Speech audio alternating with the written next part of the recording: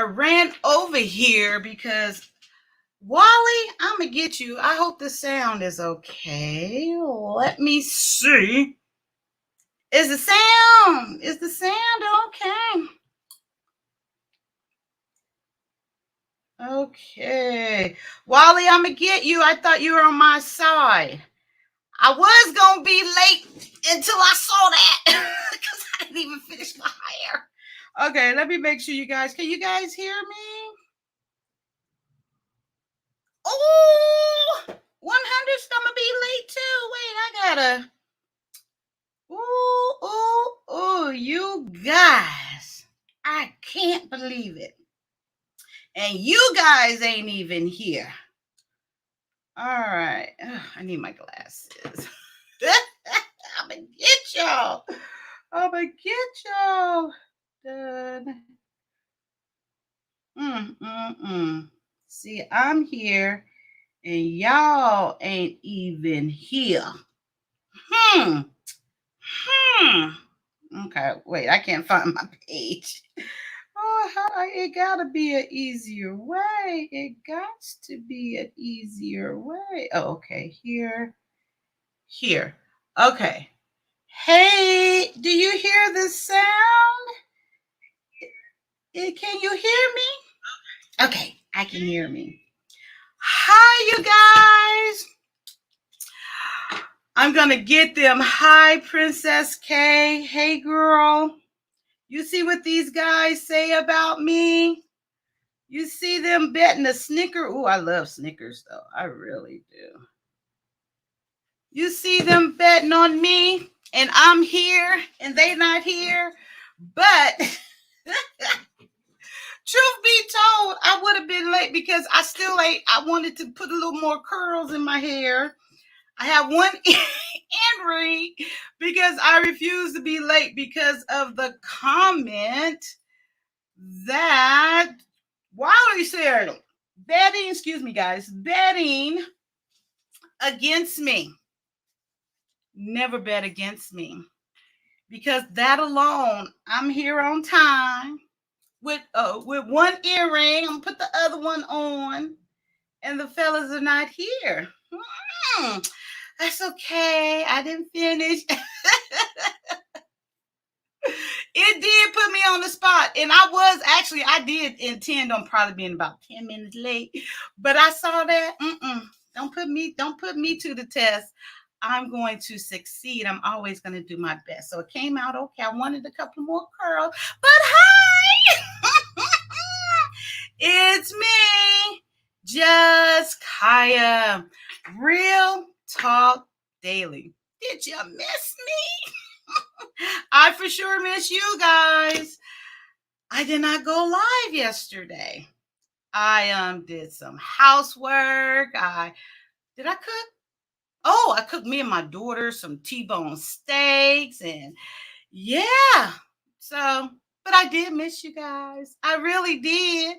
I'm glad I here now. And y'all see that comment? I was on time. So y'all make sure y'all tell Wally I was on time. 100 watts didn't even have faith in me. I want my Snicker bar. I like Snickers. I want it because I was here on time. Me and Princess K was here at 9:15 on the nose. Yes, it put me on the spot, but I's here. Hi, Lipstick Vibes. Good evening. So good to see you. Tell Dad I said hi. Maybe he didn't know he has two daughters, but he got two daughters now. Tell Dad I said hi. Before the billions, hey. Oh, you said salute chat. Okay, salute chat. I don't think he spoke to me yet, but that's okay. He here. Before the billions is here. Hi, Before the Billions. I appreciate you.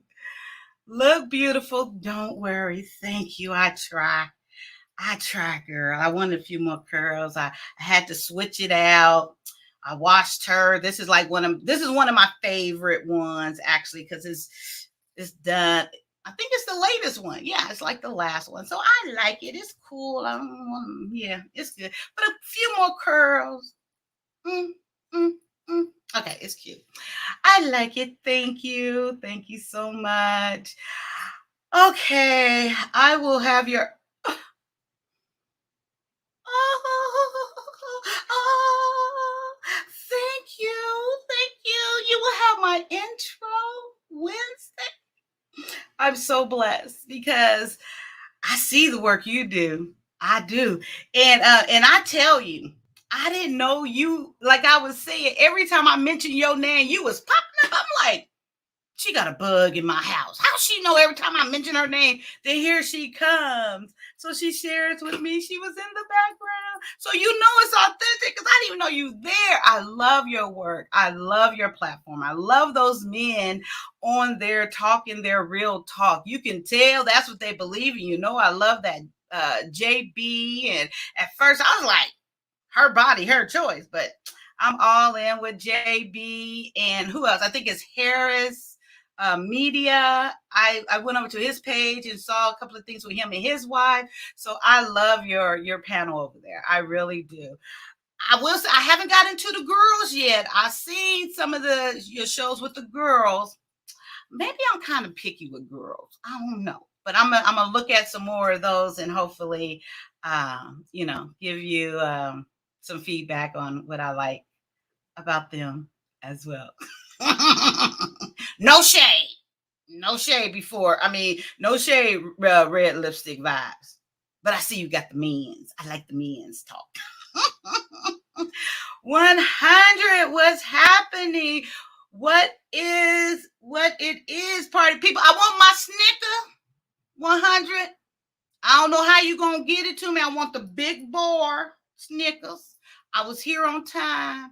I can't believe you bet against me. But a sister was here. Princess K and Just K. We was here. So she gets a Snicker and I get a Snicker. Make sure that happens. Thank you. I appreciate you for being here. I really do. I'm gonna have so much fun with this conversation today, guys, or with the topic.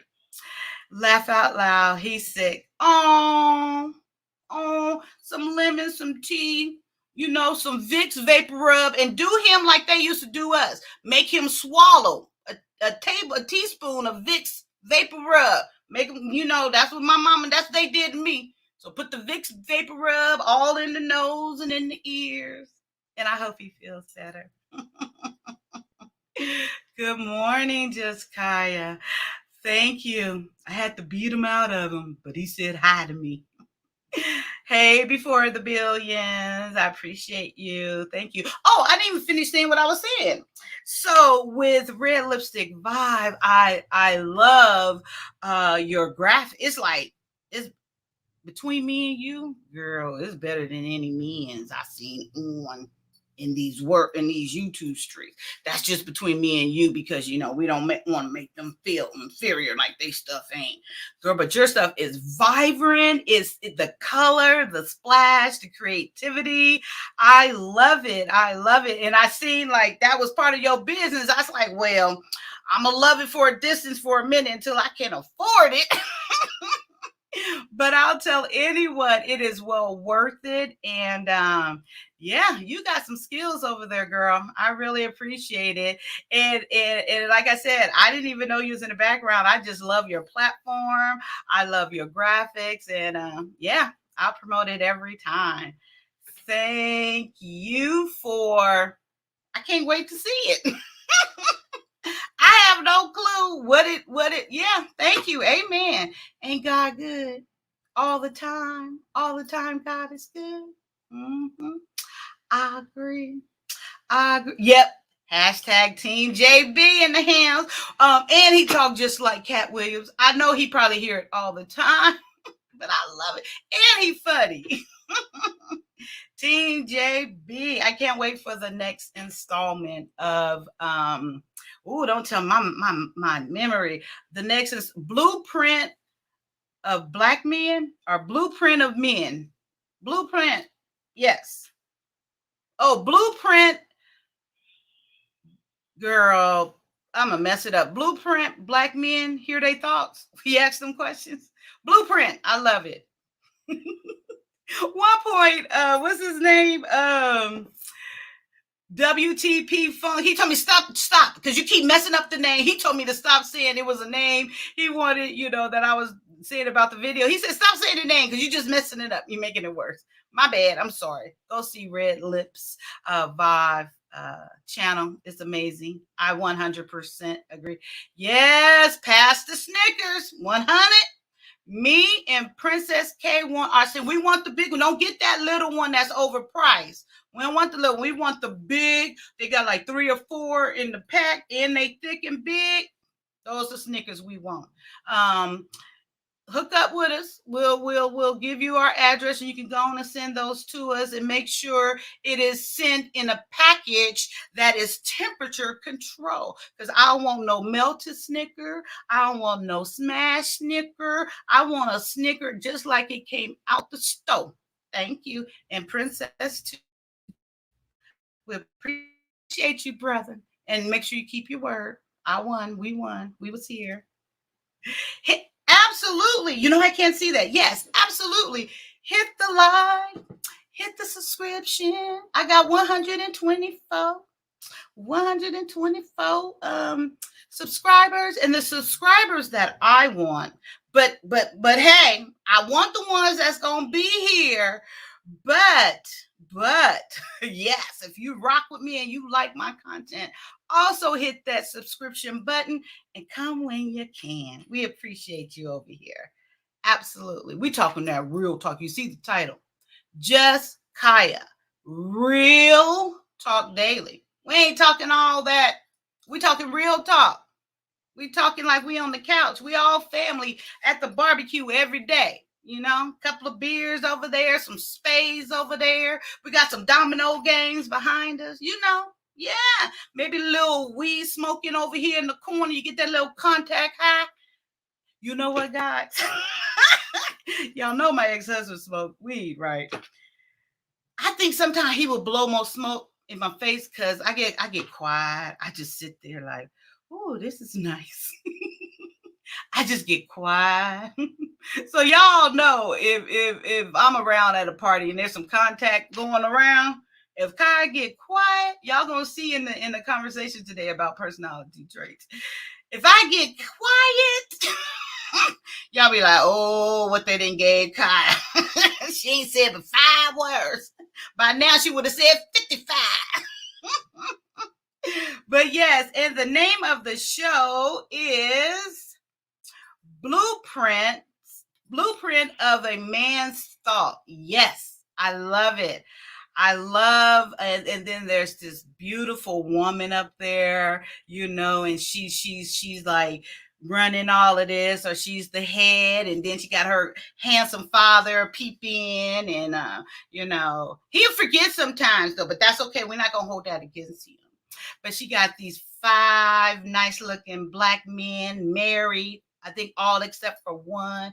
Got some good talk going over there. I wish she would do that more often if she's not. I'm sure she is. Go check her out. I be doing that because I be trying not to lie, but then I don't know if I'm lying or not because I really don't know. So that's why I go back and forth. So I go check her out. Make sure you tap that thumbs up, that like button for sure. Don't forget our Snickers in the quality temperature control bag. Watts. She got more than me. I got more likes than you. Well, I'm a woman. You know what? Oh, there's something else, guys, I want to share. That's right. No smash, no melted Snickers, no broken dreams. It's absolutely crucial to open that Snicker bar and it's ruined. Oh, cruel. It's absolutely crucial and cruel. if that bar is ruined. Yes, Lord. Hi, Vaughn in the house. Hello. I'm going to tell you guys what I was about to tell you. I didn't forget. Hi. I wanted to say, which I like it either way, but when I first started my channel, and then of course now going live, I at first it was like 84% men and 20%. So it was like, yeah, 84% men and like 20 something percent women, even though that's like over 100%, but that's what it said. But I'm sure it's because of that Kevin Samuels thing. But I'm so happy to announce I have just as many women as men. And for the most part, the men that probably came over here for the Kevin Samuel thing are new men. I have a balance of men and women. And actually, I think the women are ahead by maybe 3 or 4%. So I'm happy to say that, only because I was thinking, am I not getting across to the women? Are the women not relating to me? So I did want to share that. I'm trying to still figure out those algorithms or those analytics and stuff, but I am glad to say that my women, they get me. The men was just coming just to tear me down, not tear me down, to because they rock with Kevin Samuels, but that's okay. See, they flipped to my side because that's who I be. I'm gonna get to the topic, I promise. Hi, Vaughn. Greetings, peace, and blessings to you as well. Hey, Kaya. Hey, everyone. Mrs. Carrington. She sounds like she should be in that show. Remember the one, you guys know I'm bad with names. I keep proving, I really am. But the Bridgertons, I think that's right. The Bridgertons. Mrs. Carrington from the Bridgertons. I like that show. That show was, I don't know if y'all didn't see it. That show was good. Kaya, your camera quality is amazing. You look gorgeous. Why, thank you. I appreciate that. No, thank you, girl. So I'm still figuring out the light. So I don't look at, see, this is more my color. I said, woo, they keep calling me light, bright. So I turned down 2 lights, and then I put this light on something different. But yes, the camera is the same, and that's that Sony ZV-E10. It came out this summer, and I did some research on cameras, and that's what I went with. But thank you. I appreciate that so much. I really do. 2 are single. Oh, 2. Which 2? Wait, who? Okay, wait. The one on top, I don't remember his name, but he scared me just a little bit. No, he doesn't. He assertive. I'm gonna say that. He's very assertive. He might be one of the other single one. How old are you? No. Okay, tonight's topic, identity. How does the mind work? Right on time, Vaughn. Right on time. This is going to be a great topic. I'm going to share the 5 topic tray. Oh, okay. Okay. Thank you, girl. I'll see. No. And then I'm going to be sharing the big 5 personality traits first. I'm going to go through each of those, not in great detail. They're kind of self-explanatory. And then, of course, I will share me. You guys probably going to be able to figure it out. And then I would love for you guys to come up and have the conversation, of course. But I must do this. I really must do this first. Okay. So I was over on Sir Hell Speaks channel before I started this live, and I do encourage you to go over to his channel. However, the show today was amazing. And I wanted to personally say this because it really is the type of talk I enjoy. It really is putting out the positive talk. At the same time, it's speaking on community, it's speaking on us as a people. He was talking to Daniel Jones. You see, I had to write down. I didn't want to forget his name. I didn't want to be trying to think off the top of my head. So Daniel Jones was on Sir Hill Speak today. If you get a chance to go look at the replay, it's amazing, the way he articulated himself, the way he shared, and he was talking about being our men's being mentors, and all these good things. And then when he was talking, I was thinking that's like a male version of me. Just his, not really animated, I'm animated, but just his spirit behind what he's saying, his the way he articulated himself, the way he his expression and things he was saying. I was like, that's me, that's totally me. And I just really wanted to put that out there, like go take a look at that replay. I think you will be inspired by it. And also follow Sir Hell Speaks. I really enjoyed over there. And it's a spiritual base, I would say, but not preachy, not you still, I still think it's inviting, whether you're a Christian or not, or if you're religious or not, and all those things. But I did want to mention that. And then I wanted to mention one more thing. I have been noticing a little different talks in these YouTube streets. I'm not going to say it's because of me, but because how dare me think it's because of me? I absolutely know it's not. But on certain platforms, I'm glad to see men not on there just putting down Black women and pointing out negative things about Black women.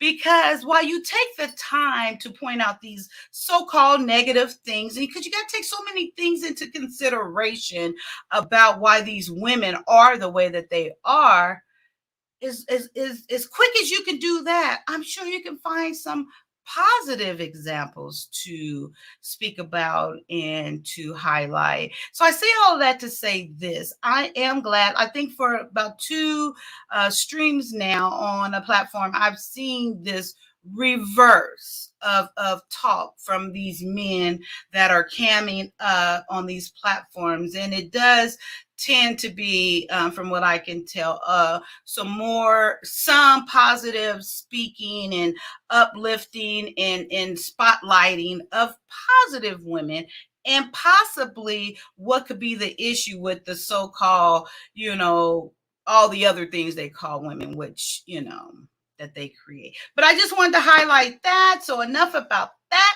Let's get into Kaya's. I'm gonna figure it out. Y'all know what I'm trying to do. Baby boy, you say, oh my mind. I'm going to get it. You say, oh my mind, fulfill my fantasies. Okay. I'm going to get better. I'm going to practice some more tonight before I try that again. I'm going to practice a little bit more. That wasn't cute. Okay. So let's see. Correct. What's the root of the problem? Yes. And yes. Okay, right. You talking about Daniel Jones, right? I think you were over there with me as well. Please go check out Sir Hell's speak. It was great. Okay, you guys. So first of all, I'm going to share my screen. Look how good I'm getting. Oh, wait. Look how good I'm getting. Bam!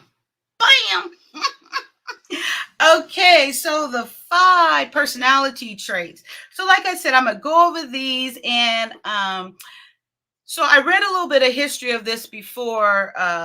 This article kind of condense it down a little bit, because there's hundreds, if not thousands, of personality traits, especially when you get into like mental things, and then how our brain and how individuality. So this one breaks down the 5 common personality traits, and I'm sure that you'll be able to find yourself, as thought like I have found myself, in one of these traits. Do you guys like my dress? I put a dress on today.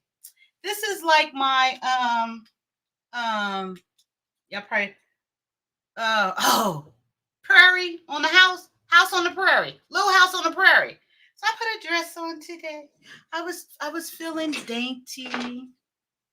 Dainty, got my little, it's hand done.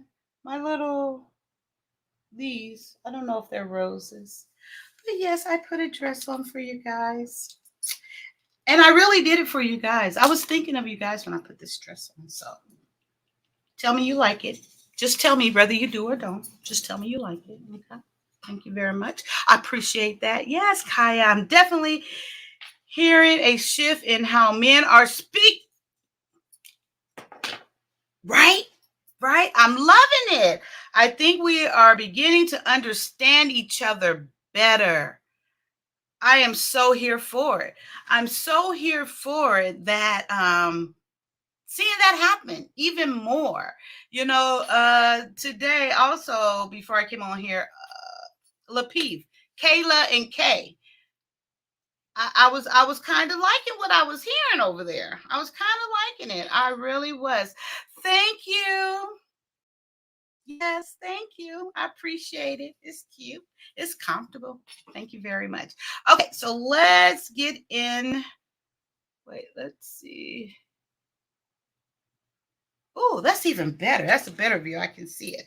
Okay, so I'm just going to read over this. It's not that long at all, you guys.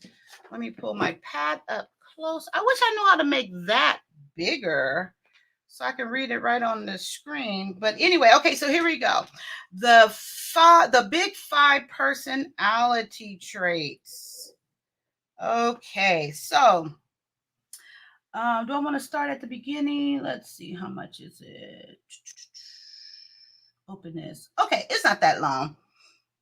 Okay, many contemporary personality psychologists believe that there are 5 basic dimensions of personalities, often referred to as the big 5 personality trait. The 5 broad personality traits described by the theory are extroversions, also often spelled extroversion, agreeable, openness, consciousness, and what is that? I can never say this word. It's their narcissism. That's narcissism, right? Narcissism. Okay, trait theories of personality have long attempted to pin down exactly how many personality traits exist. Earlier theories have suggested various numbers of possible traits, including Gordon. That's the guy I was trying to tell you guys about. Gordon Allpost lists of 4,000 personality traits. Okay, Raymond Catcher, 16 personality factors, and Hans Eisnick, 3 personality theories. However, many researchers felt that Cartel's theories was too complicated and Isaac's was too limited. I know that's not how you say it, but that's how I'm going to say it today. In scope. As a result, the 5-factor theories merged to describe an essential trait that serves as the building blocks of personalities. Okay, so here are the 5 personality traits: openness, consciousness, extroversion, agreeableness, and narcissism. What are the 5 dimensions of personalities? All right. So today, many researchers believe that there are 5 scope personality trait. Evidence of this theory has been growing for many years, beginning with the researcher of D.W. Flint's 1949, and later expanded upon by other researchers, including Norman, 1967, Smith, 1967, Goldberg, 1981, and McCraft and Costa, 1987. The Big 5 are broad categories of personality traits, while there is a significant body of literature supporting these 5-factor model of personality. Researchers don't always agree on the exact label for each dimension. You might find it helpful to use the acronym OCEAN: openness, consciousness, extroversion. I think that's how you say that, extroversion, agreeableness, and narcissism. When trying to remember the 5 traits, canon for consciousness agree. Okay. It is important to know that each of these 5 personality factors represent a range between 2 extremes. For example, extroversion represents a column between extreme extroversion and okay, we don't need to know all that. We don't need. Okay, so openness. This is the first personality trait. Okay, so you got Yella in the house. Yella, see, this is why I wanted to finish my hair. What you call them had me coming back where my hair wasn't done, but okay. So hi Yella, so glad you joined us.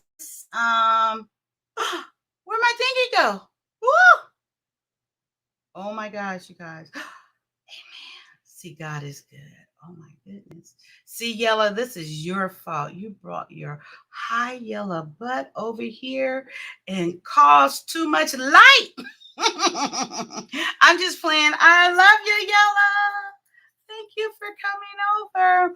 Okay, so let's start with openness. Yella, hang around so you can say what personality trait you're in. Openness. This trait features characteristics such as imagination and insight. Okay. People who are high in this trait also tend to have a broad range of interests. They are curious about the world and other people and eager to learn new things and enjoy new experiences. People who are high in this trait tend to be more adventurous and creative. People low in this trait are often much more traditional and may struggle with abstract thinking. Okay, so that is openness. All righty. Dislike. Okay, so openness people dislike change. They're low on dislike change. Don't do not does not enjoy new things, resist new ideas, not very imaginative. So they're low. These are their what cons, what they're not, particularly into.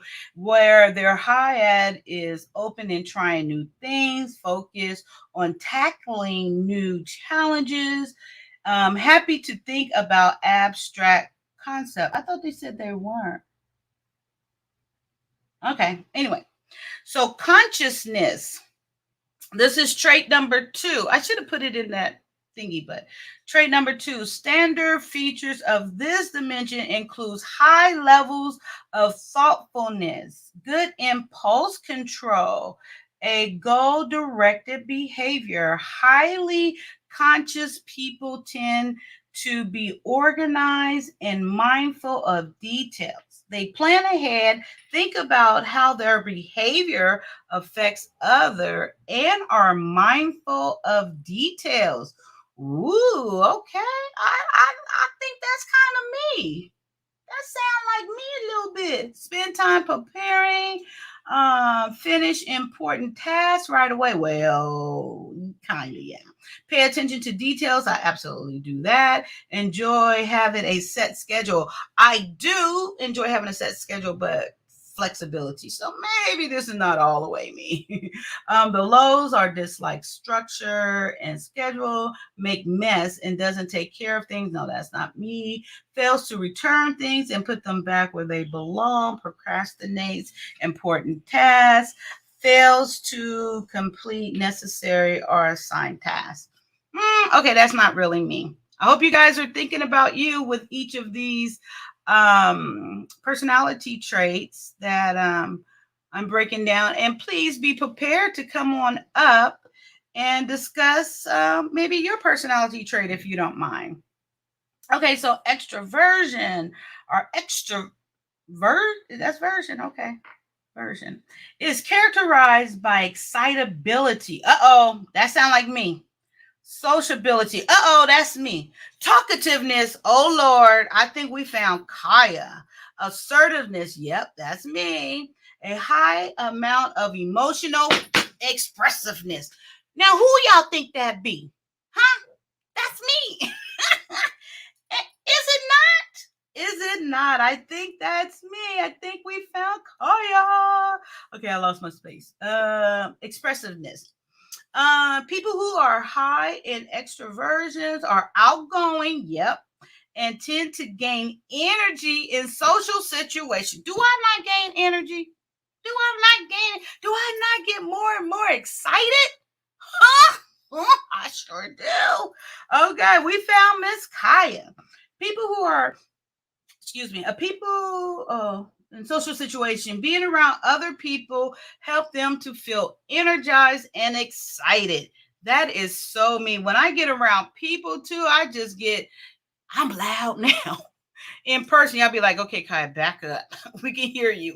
Back up. Go over there. I can hear you more better. Okay, so the highs are enjoy being the center of attention. Well, I don't know if I enjoy being the center of attention, but it don't hurt. Likes to start conversations, which I do. Enjoy meeting new people, which I do. Has a wide social circle of friends and acquaintances, which I don't. Well, now I do. My people. Finds it easy to make new friends, which I do. Feels energized when around other people. Yes. Say things before thinking about. Woo! Wait a minute.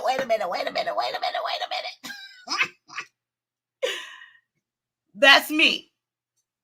Did y'all just see this? My hair is because of you. My hair is because of you, Wally. And I don't even think you hear Wally. Had me rushing. But did y'all see that last part? Says things before thinking about them. Lord, I think they've been following me for this. That is 100% me. 100. And also, I say things before I think about it because it's my truth. Everybody don't want to hear it, though. Everybody don't want to hear what you got to say. So, okay. Oh, well. The lows are prefer solitude. I don't mind solitude. Let me figure out how to get that. Okay. Feels exhausted when having to socialize a lot. Feels it difficult to start conversation. No, dislike making small talk. No. Carefully think things through before speaking. Not really. Dislikes being the center of attention. Okay, so basically the opposite. Okay, agreeableness. This personality dimension includes attributes such as truth, altruism, altruism, altruism. What is that? I don't know what that is. That's not all. Altruism is a unselfish concern of other people. Okay. Oh, I hope I didn't lose my spot. Oh, okay. Kindness, affection, and other pro-social behaviors. Hi, Sir Hill speaks in the house. Hi, I was just praising your live. Well, let me do this. Let me see if I can multitask. We can take a little intermission. Hi, Sir Hill. I was just sharing, well, not just, but how much I enjoyed your live stream with Daniel Jones. That was amazing. I appreciate it. And yes, I thank you for that conversation. And I do, and I'm going to go rewatch it again. But I encourage everyone to what is it called? Rewatch, watch. Once your live stream is done, you said watch it. But yes, I loved it. I enjoyed Daniel Jones' conversation. I said that I believe he is the male me. He is, because the way he articulates himself, he's a little animated like me and passionate, and he thinks on always seems like he comes from the positive vibe of things. So I appreciate him. I appreciate you. And I heard some things. I took some notes on you too, Sir Hill. Hell speaks. You see that? And I would love to interview you if given the opportunity. I won't be as silly, I promise. I would love to be given the opportunity to interview, because I heard some things that you kind of just snuck in there and voiced, and you might have voiced them previous. I'm not aware of it. So if you don't mind, I would love for you to be the first person, like I try out this interview type of vibe that I would like to actually record. I don't want to do it live. I want to record it. And then I would like to, how you set it as a premiere, and then we watch it together. And then at the end of it playing, we're all still live, if that works how I think it works in my head. And we chat with everyone then. Just tell me what you think about it. That's my idea. That's what I would love to do. And if so, I'll reach out to you. I'll have my people call your people. Thank you. I appreciate you, Sir Hell. I keep wanting to say Sir Hill, and I'm sorry. Sir Hell Speaks. Yes, and thank you for coming over here and joining me. Tell me when, and amen. See, that's what I'm talking about. Amen. Thank you. I will. Absolutely. Once I figure out if it could be done the way I'm thinking in my head. And if not, I will rethink it and we will get this done. And yeah, we'll talk about it. Okay, so let's go back. And I hope you were listening to, if you're going to hang around, the personality traits that we are discussing right now. And I will love if you will come up afterwards. And can I just go back over, and is it still going to be there? I would love if you would come up and maybe share your personality trait with us. Okay, but I'm going to finish. We got like 2 more to go. And then we can have a talk. Okay. So we're on agreeableness. So where we're at. So there are kindness, affection, and other pro-social behaviors. People who are high in agreeableness tend to be more cooperative, while those low in this trait tend to be more competitive, sometimes even manipulative. But what I don't understand, okay, we'll have the conversation. Now that confused me right there, but I guess not. Okay. So the high side of is what they really display is have a great deal of interest in other people, cares about others, feels empathetic and concerned for other people, enjoys helping and contributing to the happiness of other people, assists others who are in need of help. What is low on their display of personality is take little interest in other, does not care about how other people feel, just really the opposite, has little interest in other people's problem, insult and belittles others. Oh, okay. And manipulates others to get what they want. It's amazing because they're saying this is the opposite, which I get, but up here in all these other personalities, unless it's coming up, it doesn't speak of any really negative things. But okay, maybe this is it. See, I talked before. I think maybe this is it. Narcissism is a trait characterized by sadness, moodiness, and emotional instability. Okay. Individuals who are high in this trait tend to experience mood swings anxiety, irritability, and sadness. I never thought of a narcissist as being sad, but okay, I guess so. Those low in this trait tend to be more suitable, more stable, and emotionally resilient. Okay, so their high experiences a lot of stress, worry about many different things, get upset easily, experience dramatic shift in mood, feel anxious, struggle to bounce back after stressful events. Okay, so there's a kind of a range of this narcissism. Okay, so of course, the opposite, emotionally stable, they are not, deal well with stress, which they don't, rarely feel sad and depressed, which they most likely doesn't worry much, is very relaxed. Okay, let's see, what is this? Okay, so this part,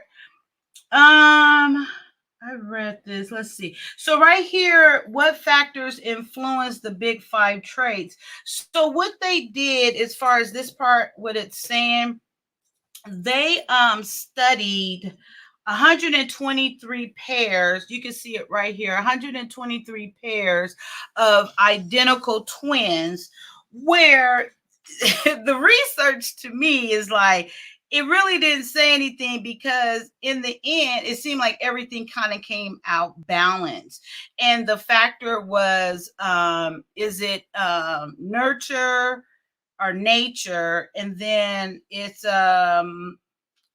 environmental influence versus biological influence, which I kind of didn't get there, because if you go on to read, it's basically like 53 to 44, and everything is kind of split between 41% and 40. Okay, so neither here nor there, but it was a research done to kind of solidify, or to make it true, are saying this is what they found.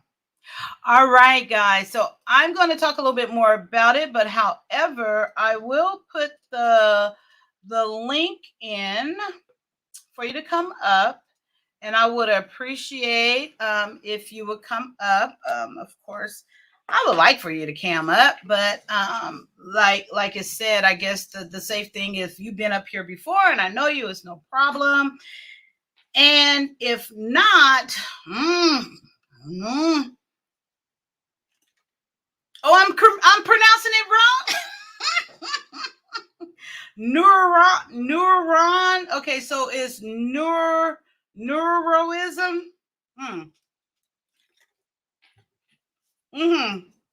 Okay, let me look up how to pronounce it. So that's not narcissism. It's neuroticism.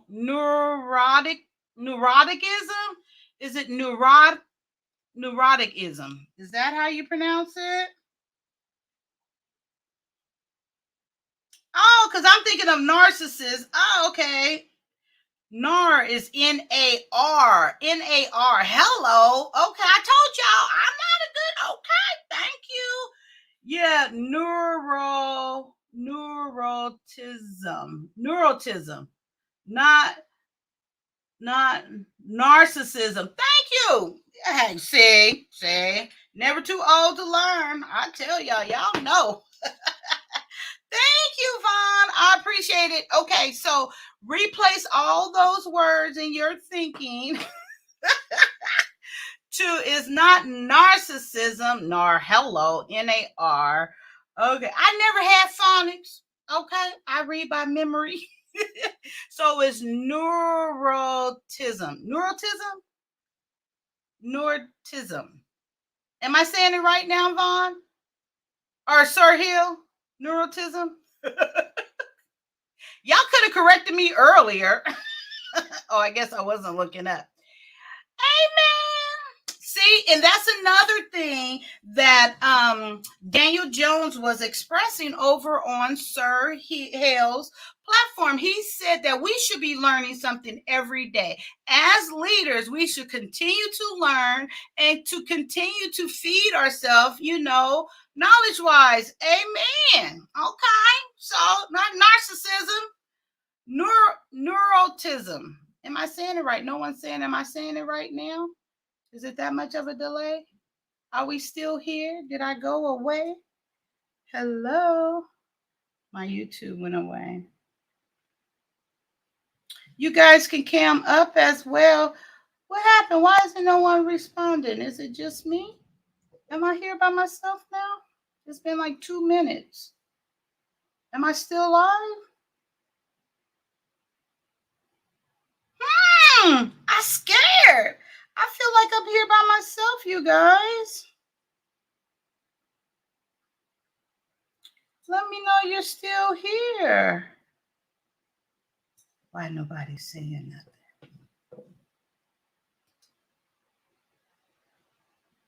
Oh, thank you. Thank you, Sherelle. I don't know where these men went. Oh, they might be hopping in and out. Maybe that's what it is. I feel like I was here by myself. Okay, so let's see. Princess K said, think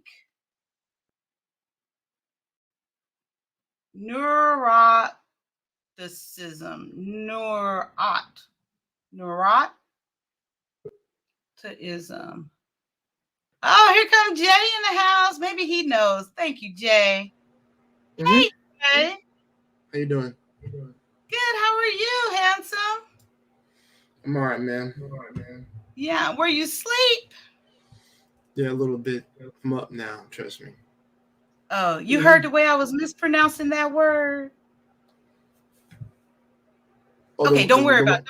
No. Hold on. You mean the one that's on the that you posted? Yeah, no, this one right here. Neurotism? Wait. Oh, it's neurotism? That's neurotism, it? Yes. Mm-hmm. Oh, okay. So I was calling it narcissism. No, not that one. Well, I know now. I wasn't pronouncing. I share freely. I never have phonics. I read and know words only by memory. You look just like Romeo Miller. I have a store in the ham. I'm gonna have to look at a picture of that man. Y'all look just alike. Miller. Hold on. You know what? I'm gonna look him up real quick. Hold on. Who? Romeo Miller.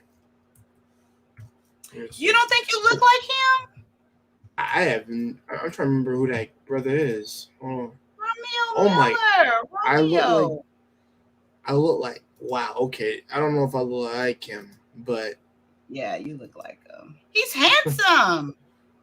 No, that's not a bad thing. But I'm like, I'm not jumping around, Sherelle. I know right where I is. Oh, you mean jumping around or jumping around with my dollar? I know right where I is. Yeah, I can't be on. Yeah, Miss, I joined yours real quick because I wanted to know what topic you were doing, and also I couldn't go to the Lapeef one right now. Right now, they're just like arguing like a bunch of dogs. So I was. Oh, so you just left from over there? No, I didn't leave. I was observing it actually. Well, yeah. And I'm like, no. Oh, well, I'm glad you came over here.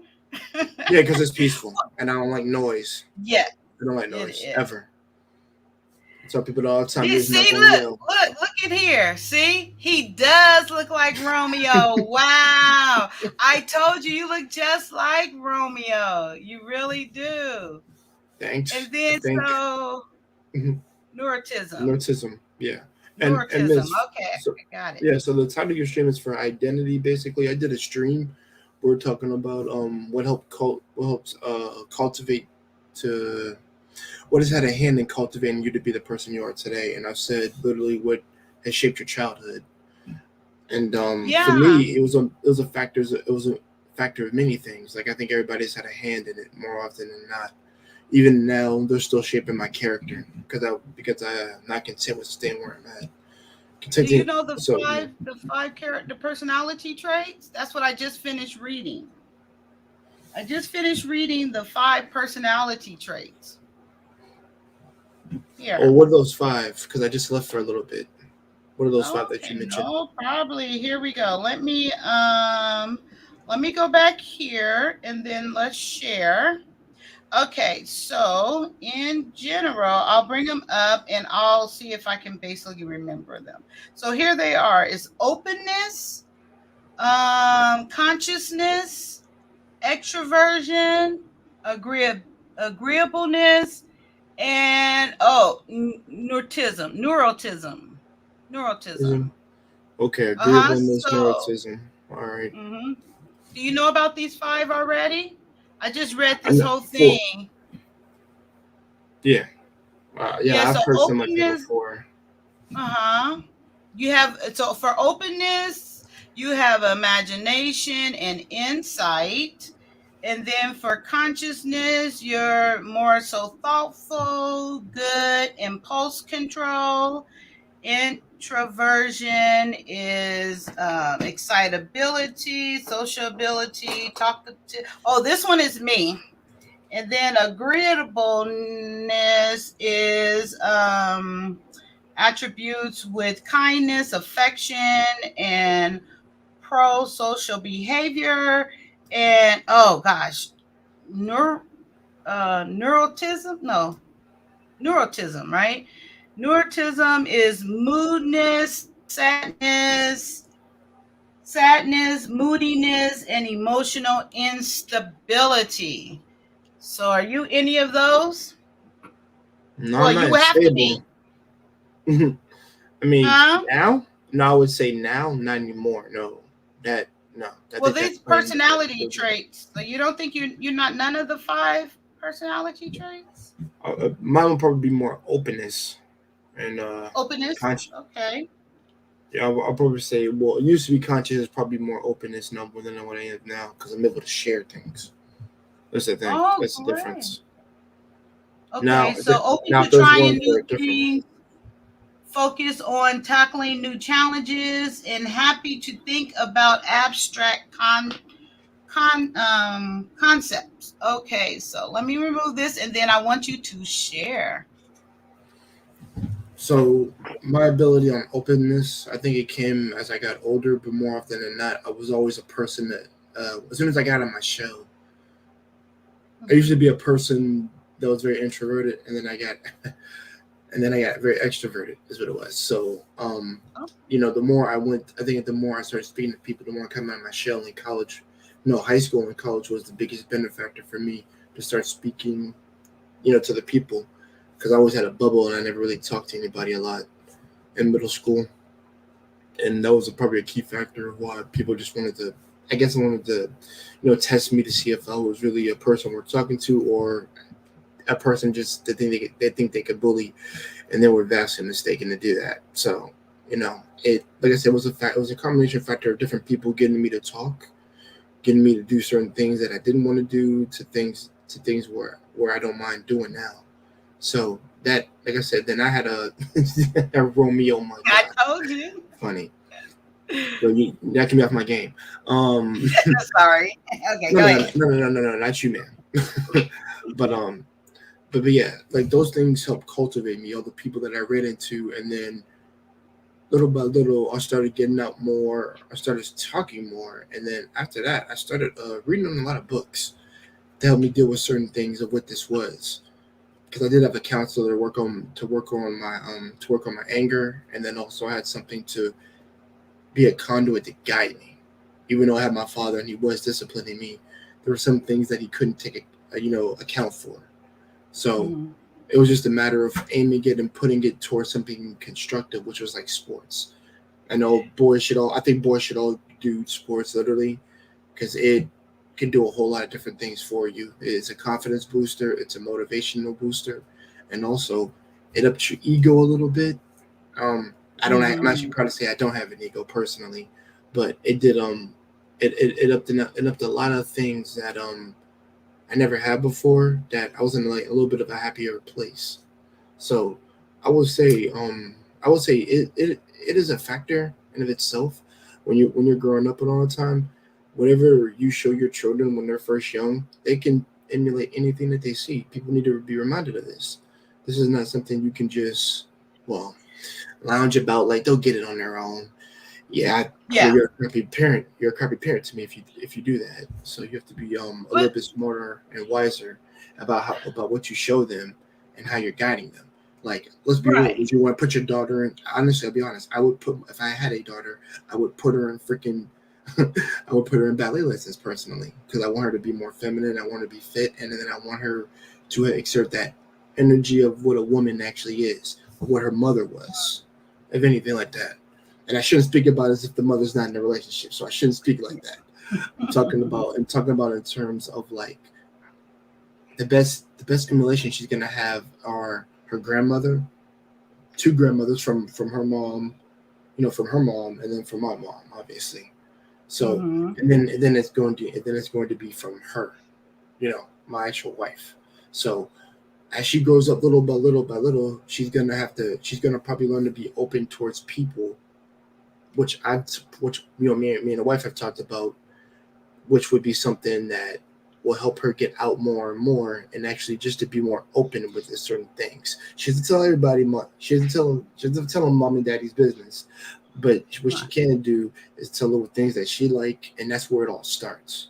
So like I said, it's like having a to me it's like planting a tree, and little by little does that tree grow.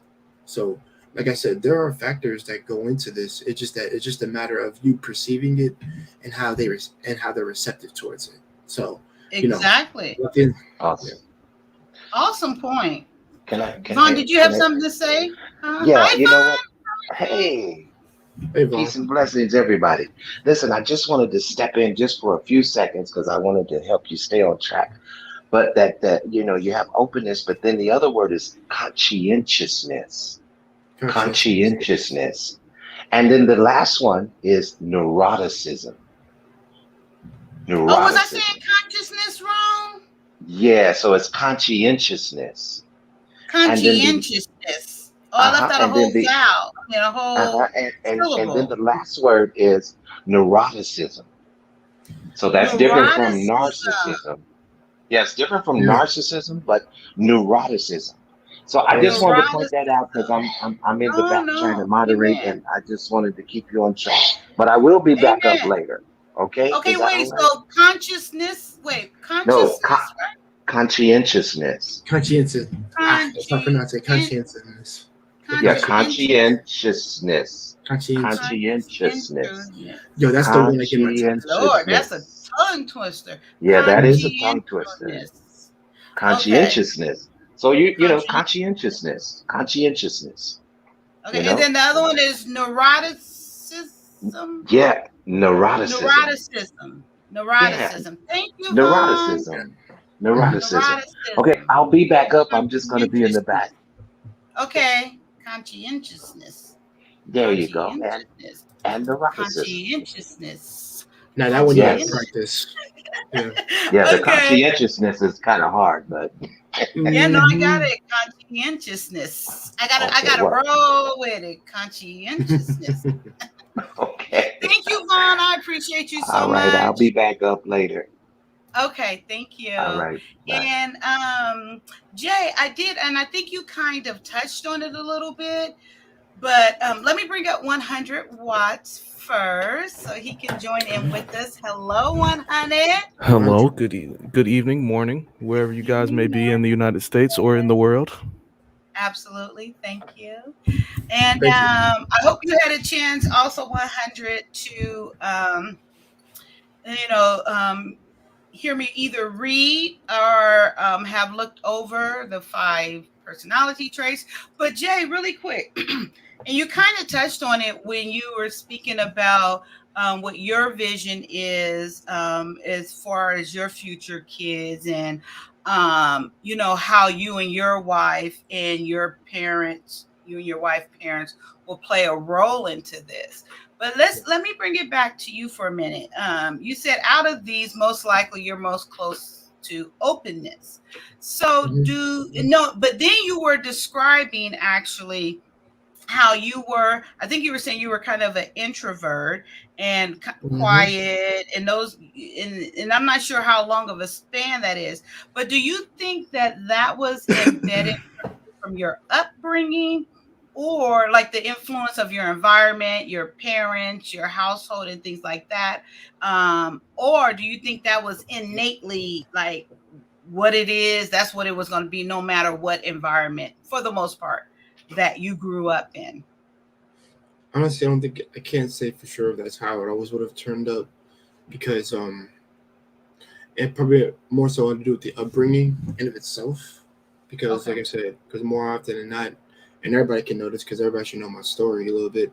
Yeah, because my adoptive parents took me in more so often than not, which was technically my grandmother and grandfather, which is why I call them mother and father. I didn't know he was adopted. Okay. Well, more so they took me on, my grandmother and grandfather. And my father, like I said, he's a former military and former technically I have two grandfathers, but like I'm saying that, but it's like they took me on, and they started raising me. They showed me things, started guiding my brain, get me out of that little dark side. Gotcha. All the things that I had, they took care of, and then I started doing the work once I got more and more. My father was more happy. What age was that about when you started, saying you're doing more and more of the work, and I guess coming out of that? See, I would say 13 up till like high school, and then it really more so kicked it. No, actually, really kicked more in high school.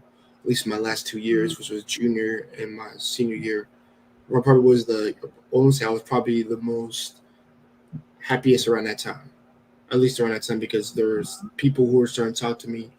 I was just being myself basically for the most part, and it's like I move with a certainty and like kind of like a sports mentality, just to be more confident in myself at that point. So it flourished, like when they say like when you flourish and you get bigger, as you get taller, and that's when your mind starts cultivating. The brain really starts cooking around in high school around that time. And you said like sports contribute to that for you as well.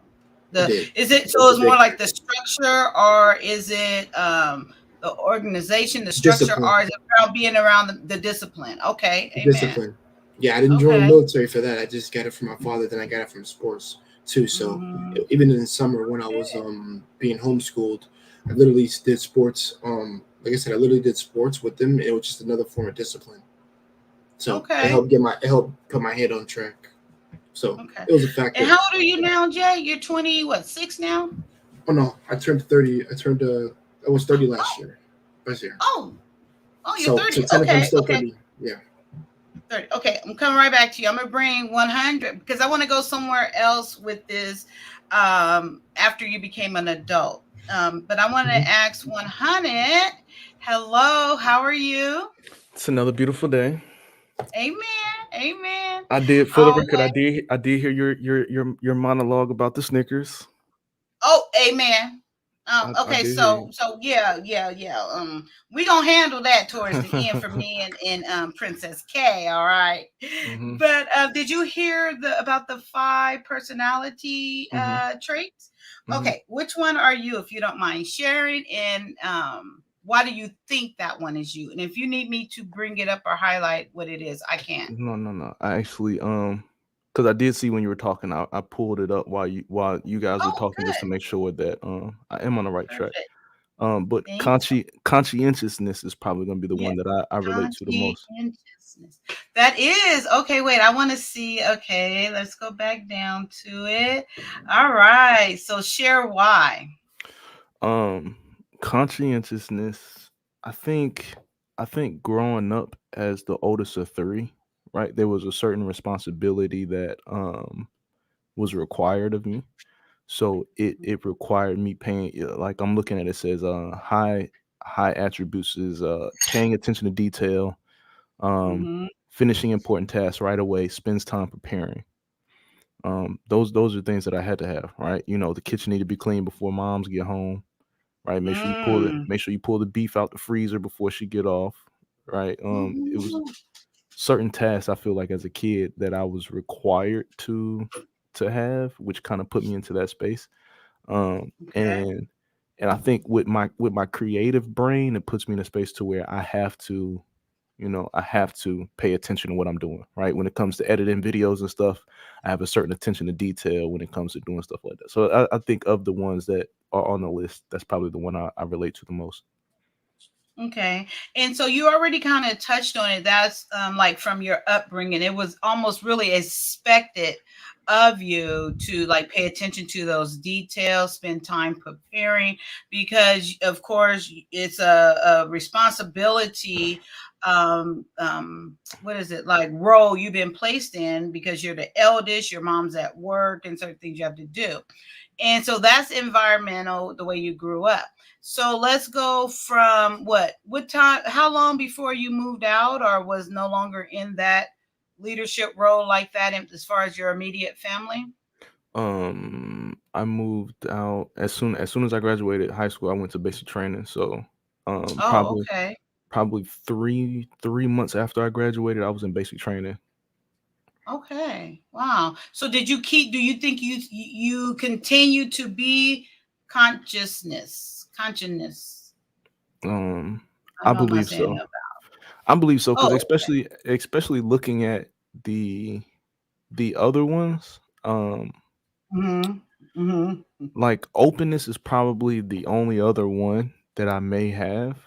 That you know, a close second, openness, because Yeah. I'm always fine with having candid conversation. You know, just Right. because maybe there's a perspective I don't know, right? But Mm-hmm. in the military, it's there really isn't a space where you need to be sharing your opinion, right? It's one of their favorite phrases is "shut up and color." I don't care what. Oh, It don't matter what you got going on. I know you had a long day, whatever, but you need to come shut do the this job. color. Shut up and color. So color, because so color meaning to stay inside the lines, Yes. or Hmm. wow, shut up and color. Hmm. I don't think I could have ever been in the military. I don't think the military is for women. That's just my personal. Please don't nobody come for me. That's just my personal view. I think that's a man's thing, but neither here nor there. Okay, so and then how long? So how old are you now? 100. I'll be 30 in April. Okay. Oh, 2 30-year-olds. Okay, perfect. So to this day, and I'm not sure if I made the question clear. So now, because I truly believe we evolve over time. I think I read a study that every decade that we should evolve. It should be changes in us. We should be growing, getting better, and becoming our best us. And that's what I'm always striving for. So both of you guys are in your 30s. And so openness and no, I mean conscientiousness. And Jay, are you still there, love? And Jay, what was yours again, love? Mine's Huh? was openness. Openness. Okay. Yeah. So now we're in our 30s. So we're another, well, you guys are in your 30s. You're another decade. I'm far from there. I did love my 30s. I will share when I turned 30, I fell in love with myself. I made a decision to love Kaya, to love me just as I was, even though I just came out of my 20s. I didn't, looking back especially, but even in that moment, I knew I didn't know a lot, but I loved Kaya. I made a choice to do that no matter what. So, okay, you guys are both 30 now. And do you believe your personality trait has evolved from your teens to your 20s to now? Well, it had to be your 20s because you're just entering 30. So do you think Right. it evolved, even if you're in the same, category, but do you think it has evolved? And if so, what contribute to that evolution? I would say yes, it has evolved. Oh, and also Mhm. before I get on answering, Yo, 100 watts, man. Thank you for having that Biggie freaking pose in the back, bro. You're making me happy as hell right now. Thank you. Thank you, because you respect the old school. What needs to be for respected sure, personally. for sure. I got Kid and Play on the other wall. The little screen small, but it's Kid and Play on the other wall right over Hey there. man, class act. You know, brother. Yeah, you man. know, my dude. That's what's up, man. I'm a 91 kid, bro. So I told you, man. I respect the old school ways. But yeah, I guess I'll just wait till she comes back and I'll just get started on that. But No, Okay, I'm yeah. here. I had to let the dogs Okay. out because they're all over. But no, I'm listening. Go ahead. Okay, so it has evolved. Like I said, there's been a lot of contributing factors, but I think it didn't really hit. And I want the brother in here to hear this, bro. It really didn't hit till I hit 26. To be honest, 26 and 27 is where I really noticed a big change in my brain to like just get it done, get it done, get it done, just get it done, do the work. Also, because honestly, a lot of people can lounge around in their 20s and not do shit. Pardon my French, but that's just really what it is. And I had that maybe for like 3 to 4 years when I entered the 20s, and I'm like, something ain't right. It's really because I think it's like, you know, that consciousness that your grandma or your somebody put in you, you know, that teaching start kicking in, and it's just like, okay, you got to really think about how you want for your future now. You really got to be smart how you move. You really got to really think about what are you striving or go towards. This is literally within my dream, literally talking to me. And I spent a whole day thinking about that damn dream, about what it meant for me, what it meant for my legacy and my family, if I want to build that. You know how people say, like, you know, when it kicks in for a woman to want to be a mother, I think it kicked in that I wanted to be a father at one point. I think that's what kicked in my brain. Even though I had an emulation of that all my life, it wasn't like goal one right at the time. Maybe because more so sports and everything else, and my father was guiding me to do you at one point. If you want to do what I do, son, then I literally sat down and had a talk with my father, literally. If you really want to have your own family, you got to protect, you got to provide. Like always, like what I was always teaching you and telling you, because I was waiting for it to kick into you, and I'm like, and family, and it kicked in at a good time before it was too late. So after him talking to me, cultivating my mind and marinating with all the information of what he was doing, and also spoke to my granddad before he passed away too. I spoke to him, and he literally sat down and had to talk with me too. Son, if you really want to do all this, you're going to do such and such. And also, you're going to be as healthy as you can possible, and really, really take your health into key. Because that's something that I didn't take my health into a key. Even though I got your grandmother, and she's probably the nicest lady on this planet, that I'm gonna have him with me on this journey that I'm on right now. So, like I said, that's really where it really kicked in, and then it started to shape me to be a little bit more, well, actually a little bit more, I would say extra tougher.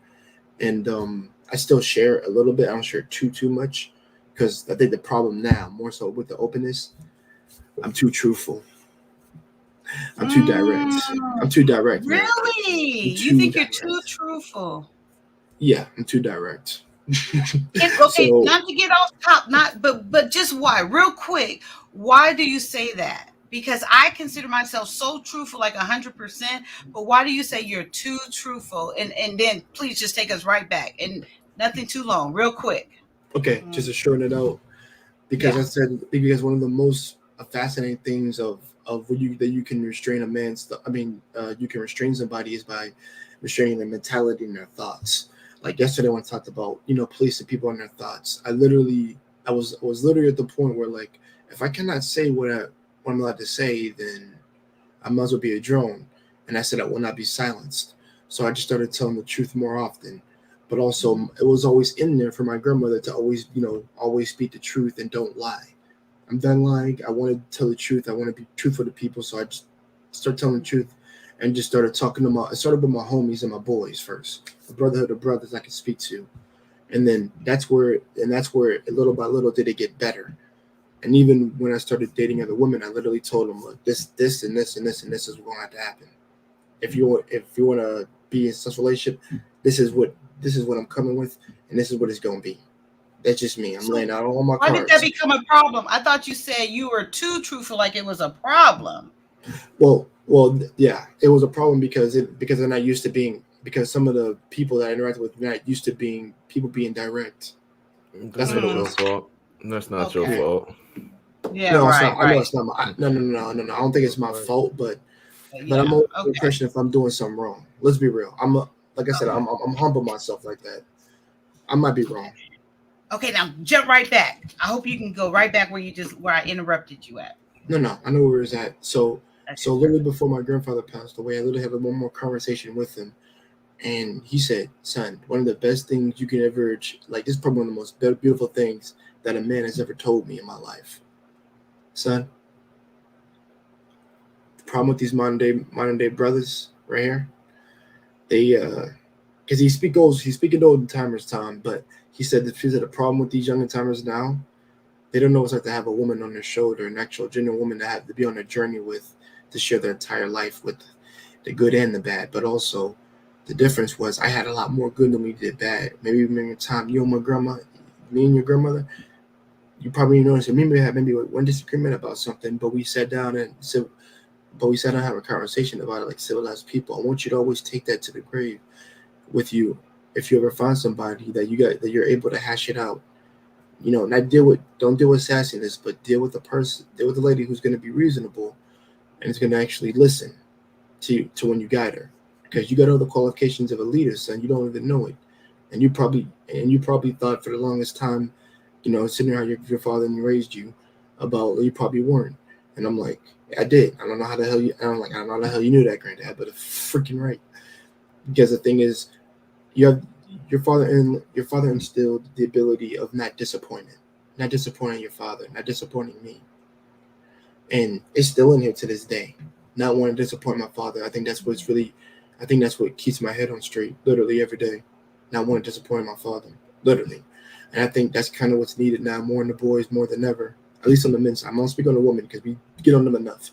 But I'm talking about the men's side. We need to Thank you. always recognize that our fathers are a key point of making who we are, and our grandfathers. And they are such a masculine, straight guide for us, that they're trying to cultivate us to be the fathers of the next generation. So it really hit me when he said that, and it marinated in my brain for like weeks. So it really got me thinking, like, if I'm supposed to be the man I'm supposed to be, then I gotta be able to show the results, and I gotta be able to put in the work. And that's where I had that worker mentality, 100 watts. That worker mentality, just do your work, my man. Don't let anything get in the way of your vision. Just knock it all out. And no, and I'm not gonna say go to a place where the white woman will come along. And if you explain your accolades, no, if she sees all your accolades, then hey, you found her. And also, I'll say this: if she literally cares about you, this is how you know a woman cares. Because this is what my grandma did.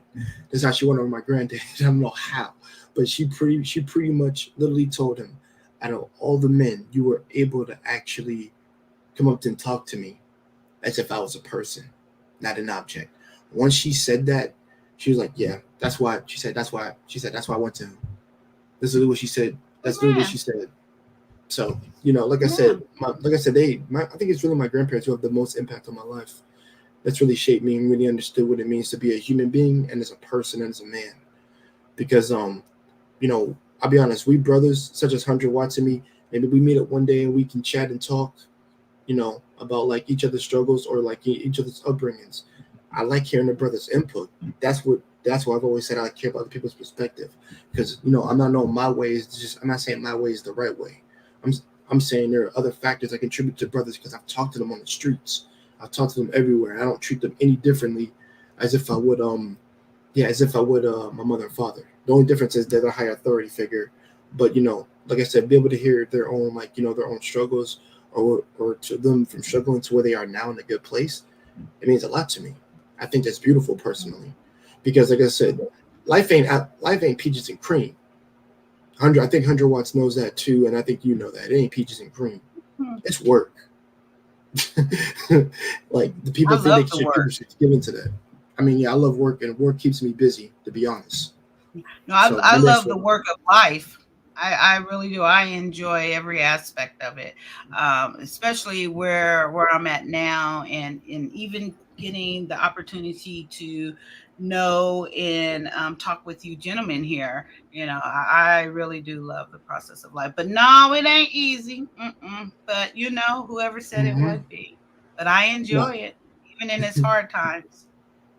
So what definitely. about you, 100? Mm, on for myself, I'll say that it was probably more or less just getting better with the personality trait that I understood that I fit into, right? Because Mhm. um the problem is it's like a lot of times people find out who they are and they want to change it instead of just Mm. cultivating where you are, right? If you know that you're an open person, cultivate your openness. Don't try to turn yourself into a conscientious person, right? Just cultivate what you have, right? And like you said, sometimes we evolve and things change and you very may become another person. It's just I think that people try to force themselves to be something else, right? Um, Right.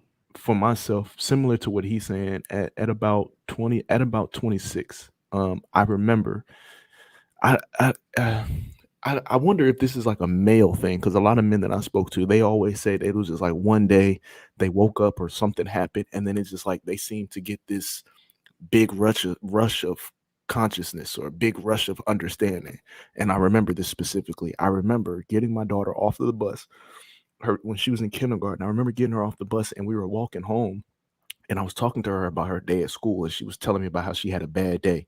And it was at that very instant, it was just like so much understanding hit me, right? Because it's not about me anymore. This isn't. I mean, even though she's been alive for a few years, it was just like that's the moment where it just finally like hit. Like it all started to make sense. Like yo, like this is not about you anymore. Like it's not about Mm. how you feel. It's not about what you want to do with your life or anything like that. This is about the example you're setting, the representation that you carry around. Like once I got that understanding, it was just about being comfortable where I'm at. Like right now, as a matter of fact, like the character trait, the conscientiousness, one of the weaknesses is procrastination, Yeah.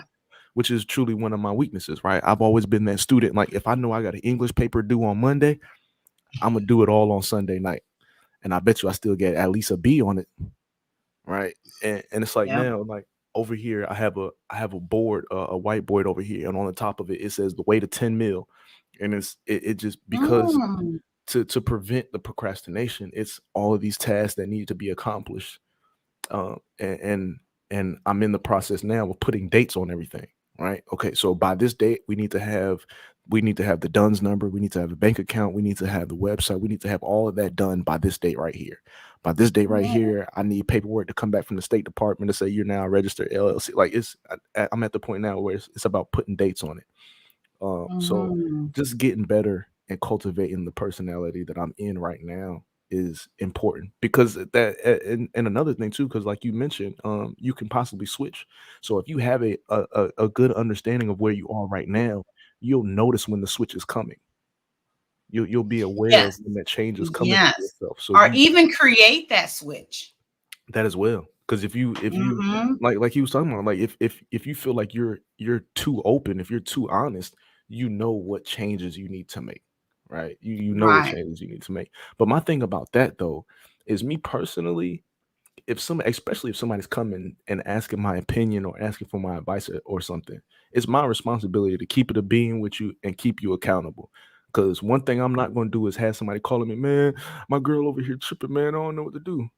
But bro, you didn't get home till 3 o'clock this morning. Why you think she tripping? You know what I'm saying? So Right. it's sometimes it's gonna hurt people's feelings. It's gonna make them mad. They're gonna feel away. Mhm. They're probably not gonna want to rock with you no more. But the one thing you never gonna say about 100 watts is that I was a yes man or I sugarcoated shit or I just let you. Nah, we don't do that around here. That's not how that go. It's crazy because I wrote a little note while you were talking about want to change it, and I did do that back. Actually, I changed it twice. Back when I was in college, I was this perfectionist. I mean, to the point to where I aced college not by studying, but I was such a perfectionist that I will rearrange and keep rearranging my notes until I thought they were perfect. And that's how I learned. I never had time to study because I was trying to get my notes perfect. So I had to change that because I was becoming obsessed with it. But more so about this personality trait, I did change. I was the agreeable one. I mean, I agreed with everything. And then if I didn't agree, I just wouldn't say anything because I didn't want to come across as though I disagree. And I was such a people pleaser, to the point to where I started looking at myself and I didn't like it. I didn't like being that agreeable. Like I didn't have my own identity at that time. I felt, because here I am agreeing with everyone and trying to please everyone. And so I made a decision and I had a nice long talk with myself. And this is no longer acceptable because it wasn't good, because it wasn't me. And I was allowing things to happen to me. I was finding myself in situations I didn't want to be in, but I put myself in those situations because I'm agreeing, and I got so bad to the point where I was volunteering for things I didn't want to do just to please. So I want to say I'll say maybe 10 years ago, almost 10 years ago, love it. Right. I had to make those changes. You're going to get there, my brother. It's all up to you. It's all up to you. And I decided to change those things. Now I had to figure out a balance, because once I stopped being agreeable, I was coming across a little. I was like, okay, hold up. Let me find my balance to still get my point across, still speak up for myself, and still want people to still want to be around me, and still be Kaya. But I do speak up for myself a lot more, and I like the growth and the change that I consciously made within myself. And like I said, I love Kaya at 30. I love Kaya even more every decade. It's like, girl, you are the shit. You are amazing. And I'm not saying it how people say, tell yourself something so you'll believe it, or tell yourself something until you become it. No, I am. This is what I am. And I don't care if nobody else say it. I know. I look in that mirror and I know who Kaya is. Now, don't get me wrong. I like it when people, confirm it and say it as well. I get a little shy, a little bashful, but I know who I am. And I think that that's most important. So, not to put it off any longer, hello, 84.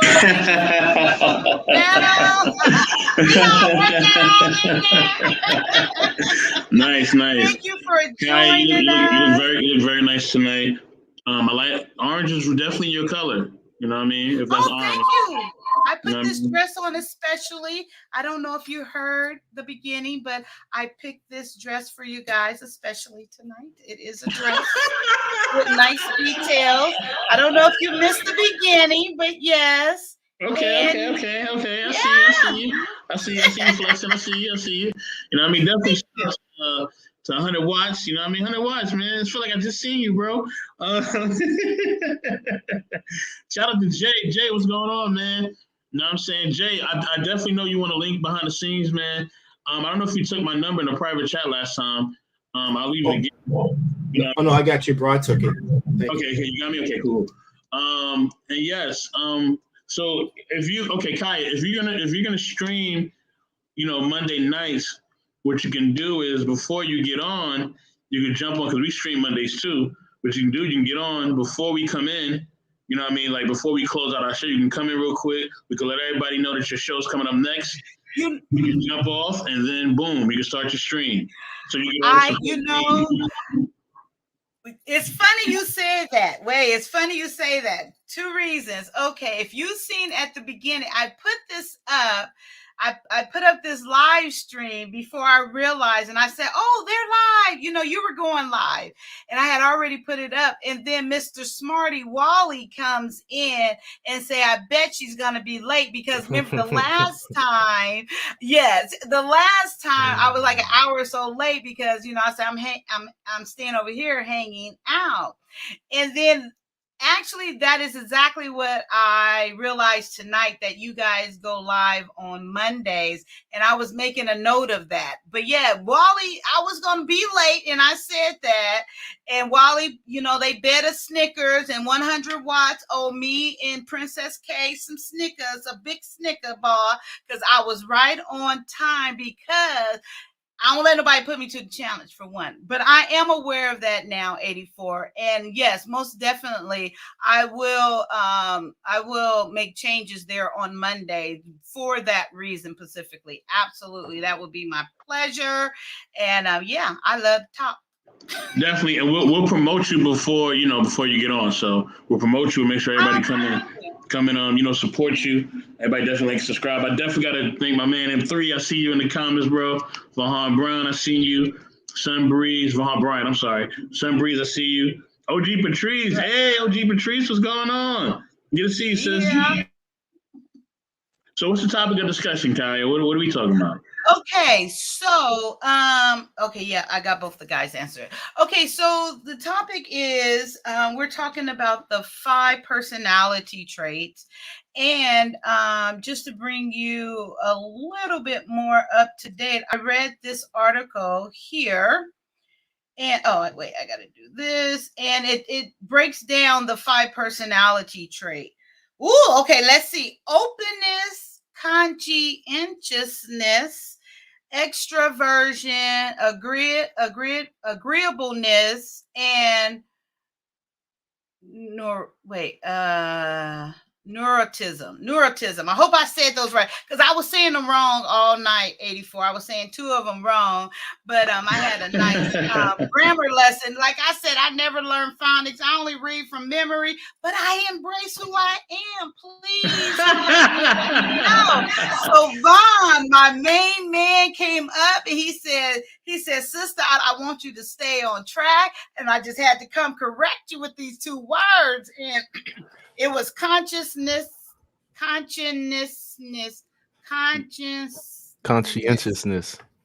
Thank you. Conscientiousness and neurotism. See, not gonna lie, that one does make me feel dyslexic. Not gonna lie. I was calling it. What is neurotism? Okay, yes, let's go to that one. I was calling it narcissism. And I was like, I didn't know this is what narcissism is. Okay, so neurotism is a trait characterized by sadness, moodiness, and emotional instability. Individuals who are high in this trait tend to experience mood swings, anxiety, irritability, sadness. Is that when you 84? I used to have that. Not anymore. Really? Yeah, I used to. So let's bring it on to you. So if you don't mind, was that in your early young age? Yeah, I would say that was like my teenage years, all the way up to like my 30s, like around 35. You know what I mean? Like 34, 35. But then after that, like after I turned 35, I started to break away from that. And wait, you're 39 now, right? 37. 37. Okay. Mm-hmm. Okay. So I started to break away from that, and I see the other characteristics are definitely ones that like I definitely have gravitated towards, because it allows you to stay just on a different vibration. You know what I mean? Like your energy and your vibration on a different high. Like, because when you have that the neurotourism characteristics, you're not working on a high frequency. You're working on a low frequency. Your energy is low, your vibration is low, so you're not really experiencing life to the full. But a lot of times the reason why you're experiencing that is because there's things in your life that you're having to battle through, and you don't know how to really handle that. You know what I'm saying? So I think, life is a journey in which you are trying to become, um, you're trying to always sharpen your sword, and you're trying to become like that true Jedi master of yourself. You know what I mean? Because you have to be your own Jedi master for yourself. It can't be, a Jedi master for everybody else. You know what I mean? Because everybody else has their own battle, their own struggle, their own whatever. You can support people and help them and love them, of course, but you need to be that for yourself first. And once you reach that level, once you reach that level of, I call it the apex. Once you reach your apex, oh man, it just feels like it's just everything is just moving. You ever walked and like you just felt like you was walking on thin air, like you just felt like just you was moving, but you wasn't thinking about the shoes you was wearing. You wouldn't think about nothing. It was just like you were just moving, and your energy was just like, yeah, your energy was just like, it was just like blooming. It was just bombing. It was like the sun on a bright, clear day. It's just like radiant. You know what I mean? And I think that's where you really want to be in life. You want your energy to be radiant. You want it to be. You want everybody to be a part of it, and you want people to basically, have it around them, so it can inspire them, it can encourage them. Because sometimes people they need our energy, right? At some points, right? So sometimes your energy they could be down. Like you ever like walk around somebody, or you say something to them, or you call them, and they're like, "Oh man, you made my day." You're like, I'm just here. Like I ain't even really even do nothing, but it's because of who you are, your aura. You know what I mean? It's just like it just shines. You know what I mean? So I think that when that happens and you're able to have that influence on people, like I've had people, people have been giving me a lot of compliments lately about just my aura and my presence as a person. You know what I mean? And I think and that lets me see that, okay, I'm moving in the right vibration. You know what I mean? I'm putting the right energy out there. You know what I'm saying? And it's not the fact that I am looking to appease them, right? I'm not looking for their approval, right? I'm just being me, but in me being me, they actually appreciate that. And that's number one. You know what I'm saying? So yeah. That is so true. I mean, everything you said is so true, but when you said, okay, so I'm not sure how long you've been listening, but with Jay and 100, we was talking about how the progression for both of them, seen, and especially Jay, from his childhood up until about 13, and then change until he goes into high school, and then he gets 26. So not necessary changes, but blocks of time to where, I guess, like evolving, like what the sports did for him, and his grandparents did for him, and then to go on to dating or getting this revolution to him at the age of 26. With you, 84, it seems like you said, since the beginning, since childhood, or at least I think you said teenagers, all the way to 35, you consistently stayed in this same frame of neurotism. And my question is, if that's true, first of all, and where do you think that came from initially? Was it your environment, the way you were brought up, maybe friends, or do you think you were born with it? This was just in you. This is what you were going to be until 35 or so. Great question. I say for me, I would say I was afraid of my light. I was afraid of my light. I was afraid of being me. And I also had a lot of trauma that was going on too. Yeah, 100 watts. It was real, baby. You know what I mean? Like I had all these things going on. It was a parent that had really scarred me and basically abandoned me. And that brought a lot of hurt and pain. You know what I'm saying? And I didn't know how to deal with that. Then I have relatives that were really close to me, family members that were really close to me that were passing away, that helped raise and shape and mold me and show me what real love was. So especially when my aunt passed away, my aunt Vaughn, rest in peace to my aunt Vaughn. Much love to you.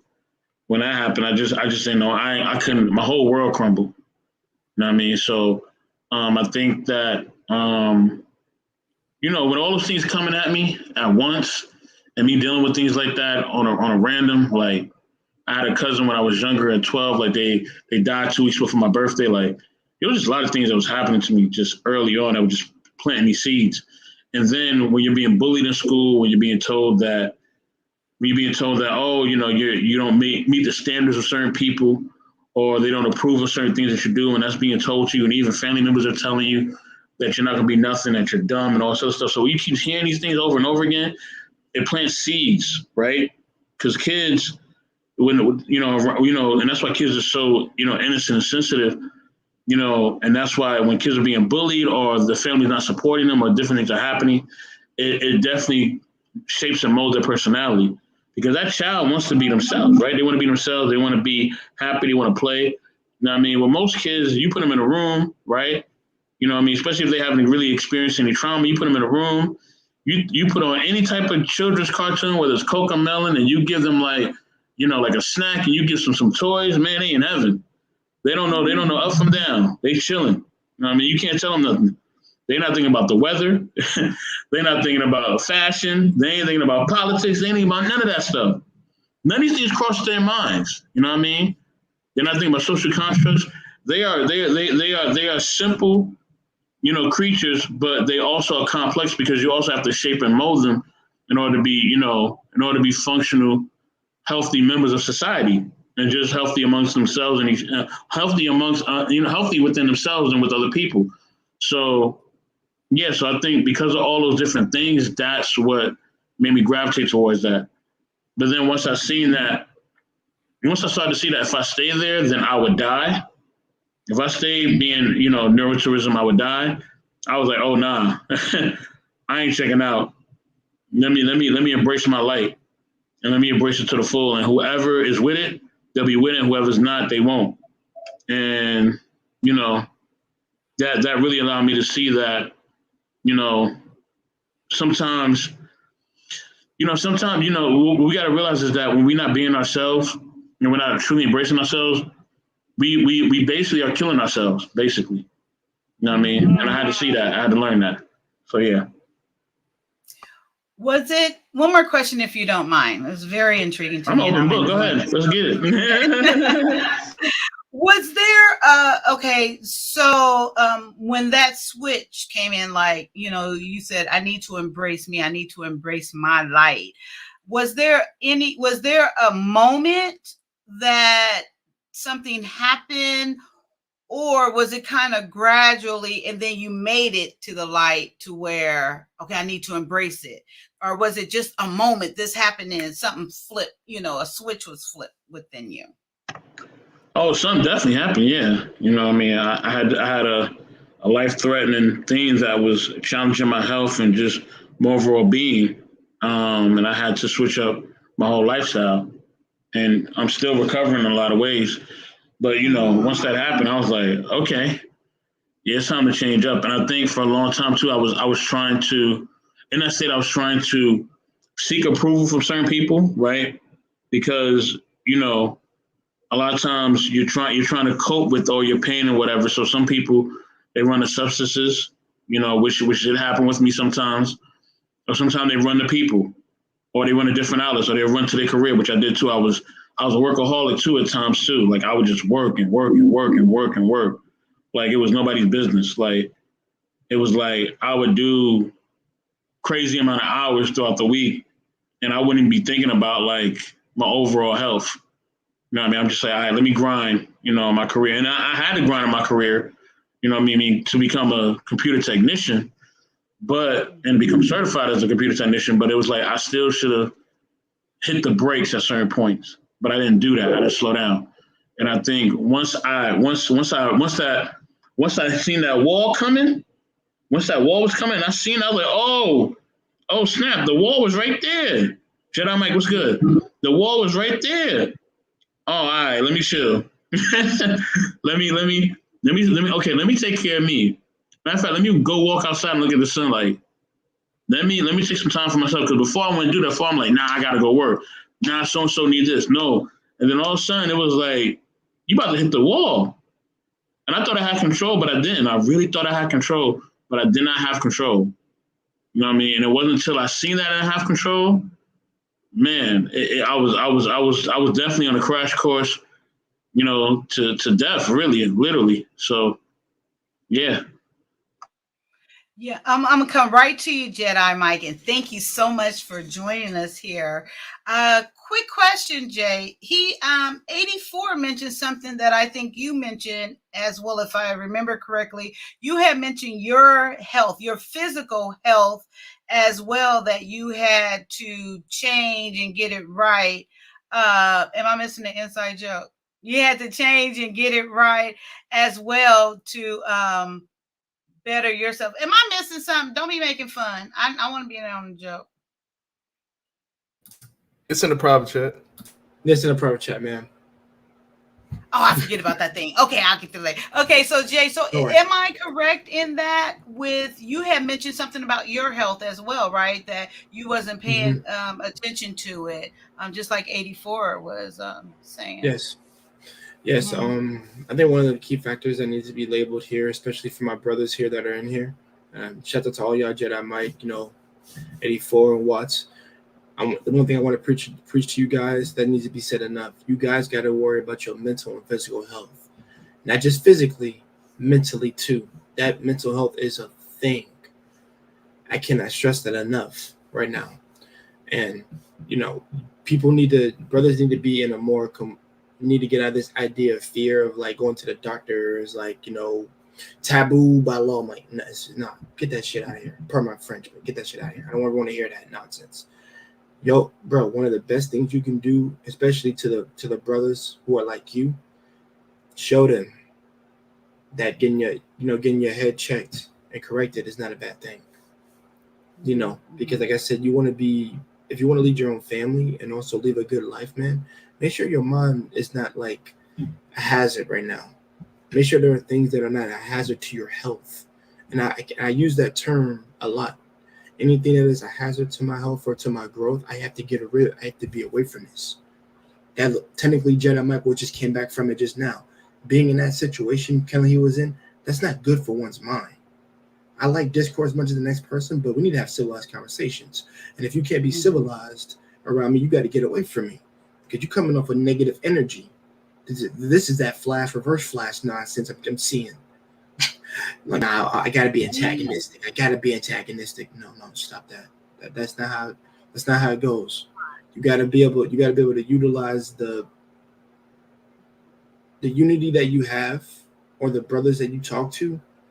They are also a conduit guide for you to do well, to help you out with some things. Old school cats to this day give me freaking lectures that I need to hear, give me things that help me out right now. I'm still learning from my father. I have more confidence in my father than I ever did. And I love it. I want to spend as much time I want to spend as much time as I do working, as spend enough time with him so I can learn all that he did, so I can implement that into my children. And, just like I said, the teaching never leaves me. And probably this is another reason why I never went to jail or anything like that. My grandma put a conscience in my brain. Maybe I don't know when she put it in, but it keeps me from doing stupid stuff. So I got to do that for my kids too. So I think, like I said, being mentally stable and, getting your mental health checked out is important for young men nowadays. Let's be real. I don't want to get R-rated, but it can lead to something not good, really good, to like the loss of your life. Yeah. So you got to be careful. Absolutely. That's why I said I can't stress it enough. Mm-hmm. That's true. Kai, may I say something real quick? I'm sorry. I just want to say that, I think on these, like that Jay was saying, like, we got to really take care of our health overall, because there's only one you. You know what I mean? And people got to realize that, once you're gone, you ain't coming back. And those same people who are draining you of your energy, they're just going to move on to somebody else, because they're being energy vampires. know what I'm saying? They're being vampires. They're gonna suck you dry and gonna move to somebody else, unfortunately. So you gotta take care of yourself. Please do. And I think on these YouTube platforms, people gotta be able, like Jay was saying, people gotta be able to have healthy conversations without always projecting and what I always bring a drama. You know what I mean? Like I was watching a YouTube platform earlier today, and like I said, like some people are fans of these different content creators. I'm not gonna say who they are. You know what I mean? And they're very popular, very, very popular. They have a huge following. And, sometimes, people in my own crew, they follow them and look at them. But I can only stomach some of these people for like 2 minutes, if that, maybe 10 minutes at best, if I'm being really nice about it. You know what I mean? I'm looking at them, I'm like, man, this is just toxic. It's not good. It's bringing my energy down. Like, I can't even stand it. And I was watching somebody today, and they was all boasting and bragging and saying all these braggadocious things, and it just made me sick to my stomach. I can't even do it. I can't watch this shit no more. Excuse my friend. I'm like, I can't watch this no more. I gotta get out of here. You know what I mean? I gotta go. Plus, I got a show anyway. You know what I mean? Let me get my nap on real quick.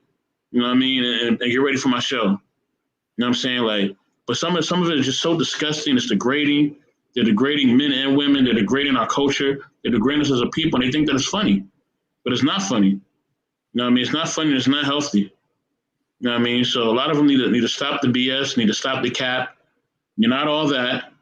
You know what I mean? Everything that you have can be taken from you in an instant. Trust me, I know. I live in Silicon Valley, which is one of the most expensive places to live in the world. None of that can help improve my situation completely with my health. It ain't going to save my health. I still got to put the work in. So, lose me with all that. I see people driving Teslas, Bentleys, Maseratis, Lamborghinis. I see it all up and down my block. Guess what? I still have health challenges. That don't mean nothing. You know what I mean? So at the end of the day, you know what I mean? People just need to get off this hype and stop projecting negativity, stop projecting your views of sometimes your failed relationships. You failed in a relationship. Or maybe somebody failed you. You know what I'm saying? Hunter Watch is dying over there. Maybe somebody failed you. That ain't our fault. Stop projecting. You know what I mean? Get your stuff together. Go get you some help. Maybe get you some religion if needed. You know what I mean? Relax and chill out. You know what I mean? What did Eddie Murphy say about Bill Cosby? He said, with Richard Pryor, he said, man, tell that dude have a Coke and a smile and shut the fuck up. I'm glad I don't have no clue what you're talking about, so I'm glad I don't. And I'm just talking about the disgusting behavior that's going on nowadays, man. Oh no, I know. It's disgusting. When I say that, no, when I say that, I mean I know we all got our own interpretation of who potentially, whatever that is for you, I guess what I'm saying. So when I'm saying I'm glad I don't know who that is for you or who that is in general, I guess I'm kind of saying it like that. Like, I'm glad I don't know. It's like I'm saying it as though we don't have a secret code going on right now. That's what I'm trying to say. There's no secret code. I'm just saying people know when they're being negative and they're putting out a bunch of drama and BS. People know that. Yeah. They know. Yeah. And the thing is, like the video you posted about your experience with a certain YouTuber, we're not gonna say who, and just how you were just drugged through the mud on things that didn't make any sense. Can somebody drop that in the back check? Because I still didn't know who this is. I can. You want me to get my suit? Wait, what? Because I've heard that like 3-4 times. Like you know Kai's interaction with a certain YouTuber. We ain't gonna say who. Oh yeah, I told you, didn't I? I mean, no, everybody speaking on. Yeah, y'all speaking on cold on wax. You know what I'm saying? I'm trying to pick more context. No. It's on my channel. We're talking about when Mr. KS came for me. When Mr. Kevin Samuel came for me on another platform, and then at first I was out there known as the lying, divorcee, horrible person, need therapy. That woman. I should never. New age Christian, all these things. But I'm like, I sat there calm because I'm like, this man don't know me. I don't know. That ain't me. So I did me a reaction video. But the great thing is Everyone sees me for myself. I'm still saying the same thing I was saying that day. It is and was my truth to this day. And it is what it is, So that's talking about as far as me. But you can go on my channel and see that as well. And lastly, I'm gonna say this and I'm gonna be quiet. I'm gonna let everybody else rock. Love you, Kai. Yeah, much love, Kai. And listen, Kevin Samuels, if you're all listening, I ain't got no beef with you, brother. Much love, much success, much blessings. I'm just talking about different behavior. That's what I'm talking about. I'm just using an example. That's all I'm doing. Yeah. You know what I mean? And yeah, so that's what I'm saying. So people just gotta they need an attitude adjustment, and you need to stop thinking that they're more than what they are. And I do want, before Jedi, and we got someone else in the backfield too. But before I go further, now don't get me wrong. From what I seen, I agree with most of what he says. I do. And I'll say it boldly, my issue is the clones of the men's that I see. That's my only issue. And it's not even an issue really, but that's what I speak up about. And but other than that, hey, it's good. I don't want no rich, high value men because I can't be that. That just ain't for me. I'm too good, too hood, too ghetto, and I'm not even that hood or that ghetto, but I am for that. Because ain't nobody I'll be up in that ball tell. Ain't nobody gonna tell me I got a waltz. No, I'm about to twerk. No, I'm just kidding. But anywho. That's a whole nother conversation. I don't even know how to twerk. Hi. Okay, so real quick, Jedi. I don't know if you came. I just want to bring everybody. Let me bring Candid Ann up. Hi, Candid Ann. Hi, Candid Good Ann. to How see you doing, ma'am? love. Thanks for coming and joining us. I love your content. Love your content. Yeah. Thank you. Okay. Thank you. I'm gonna have to check out the new stuff. So for Jedi and Candid Ann, not sure if you was here from the beginning and know about the 5 personality traits that we're talking about. And if so, like you to share if you would like. And then if not, I can put example of the 5 up. And if that's not what you came on for, speak your piece. Okay, I'm kidding. Okay, so Jedi, were you coming on to contribute to that, or were we diving into something new? Jedi. I was not at the beginning of the live stream. I was not, because I was at another live stream prior. And this is the inner thing that Joker, whatever you saw we have in the back chat. Yeah. Sherelle, a few other people in the chat right now, they know what I just went through. Oh. It was Kay and Kayla's show. And Oh, it goes okay. and actually the topic you're talking about right now is actually kind of go into what I'm gonna go into, but I have never been a long time since I lost my cool like that. And I was very disappointed in myself, right? I just hold myself to a certain standard. I don't like I said, being accountable. I just did a live stream this morning about accountability and everything. How it starts with you, i.e., the individual, right? Mm-hmm. And that's what we're here for, I guess. There's a certain way I hold myself, especially when I get in heated discussions. But it got to a point where I lost my cool and I was very disappointed in myself. And then it kept going on and on.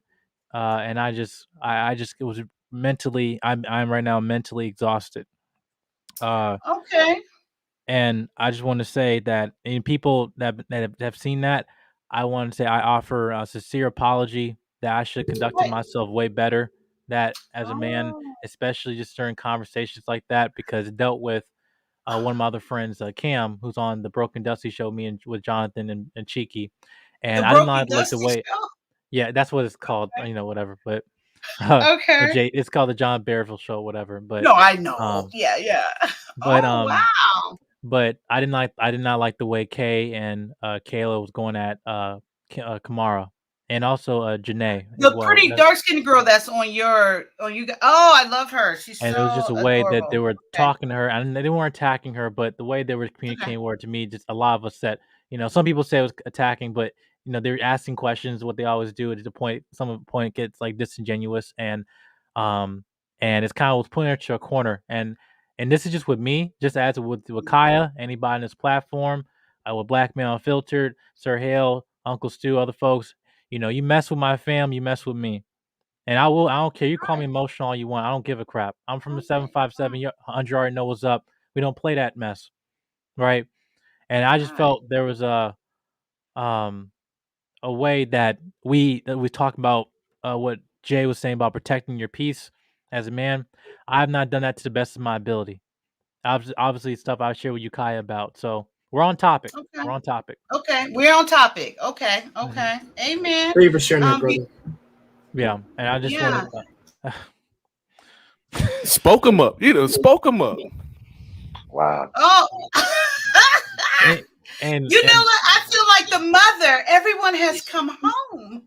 I need a little bit. I need Kaya back in for my before I went to sleep. I truly needed it.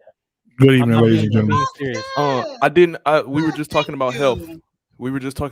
I just wanted to just one quick point, right? Because we were talking about physical health. We talked about mental health. Look, guys, everybody that's out here, especially if y'all not married, it is a brand new year. Please go get tested. Please go get tested. Please go get tested. Huh? Mental health. I think he's talking about mental health, right? No. We already talked about mental health. I'm talking about adult activity. We need to go get tested for that too. They'll get cat. Talking about the head. Go get tested. Yep. Oh wow! Hey, can I say something to Jedi Mike real quick? Oh, absolutely! Please do. Jedi Mike, I want to say something to you, brother. Yeah. I feel the same way about you. Anybody gonna come for you either? Because we are family. And we do talk, right? What you just exhibited a few minutes ago on the other live, because I was right on the panel with you. What you exhibited was that we have a lot of black women that say black men never come to the aid of black women. We allow black women. They say black women are the most disrespected, and tonight we had to protect. We had to protect a young lady from other black women. And I remember being on the show last week with Kaya, and I said that black women tear down other black women more than black men tear down black women. And a lot of people said I was crazy. But tonight was a prime example of what I was saying 2 weeks ago. When you have a woman that I'm not a young lady, she's a woman, but a woman at that age, in her 20s, early 20s, talking about how she's a servant and how she's preparing herself to be a wife and a mother and a servant to her community. And then you have two other black women tear her down because she's not as masculine as they are. I've never I've seen it before, but not on public display like that. Candid Ann, I'm telling you, listen to me. I'm gonna have to go back and watch what this was all about because I have absolutely no idea, no clue what's going on. So I'll have to go back and watch. Absolutely. I would have to look back at it again myself. It was one young lady, and then there were two. Sir Hale's in the chat. Oh my god! And I want to clarify this.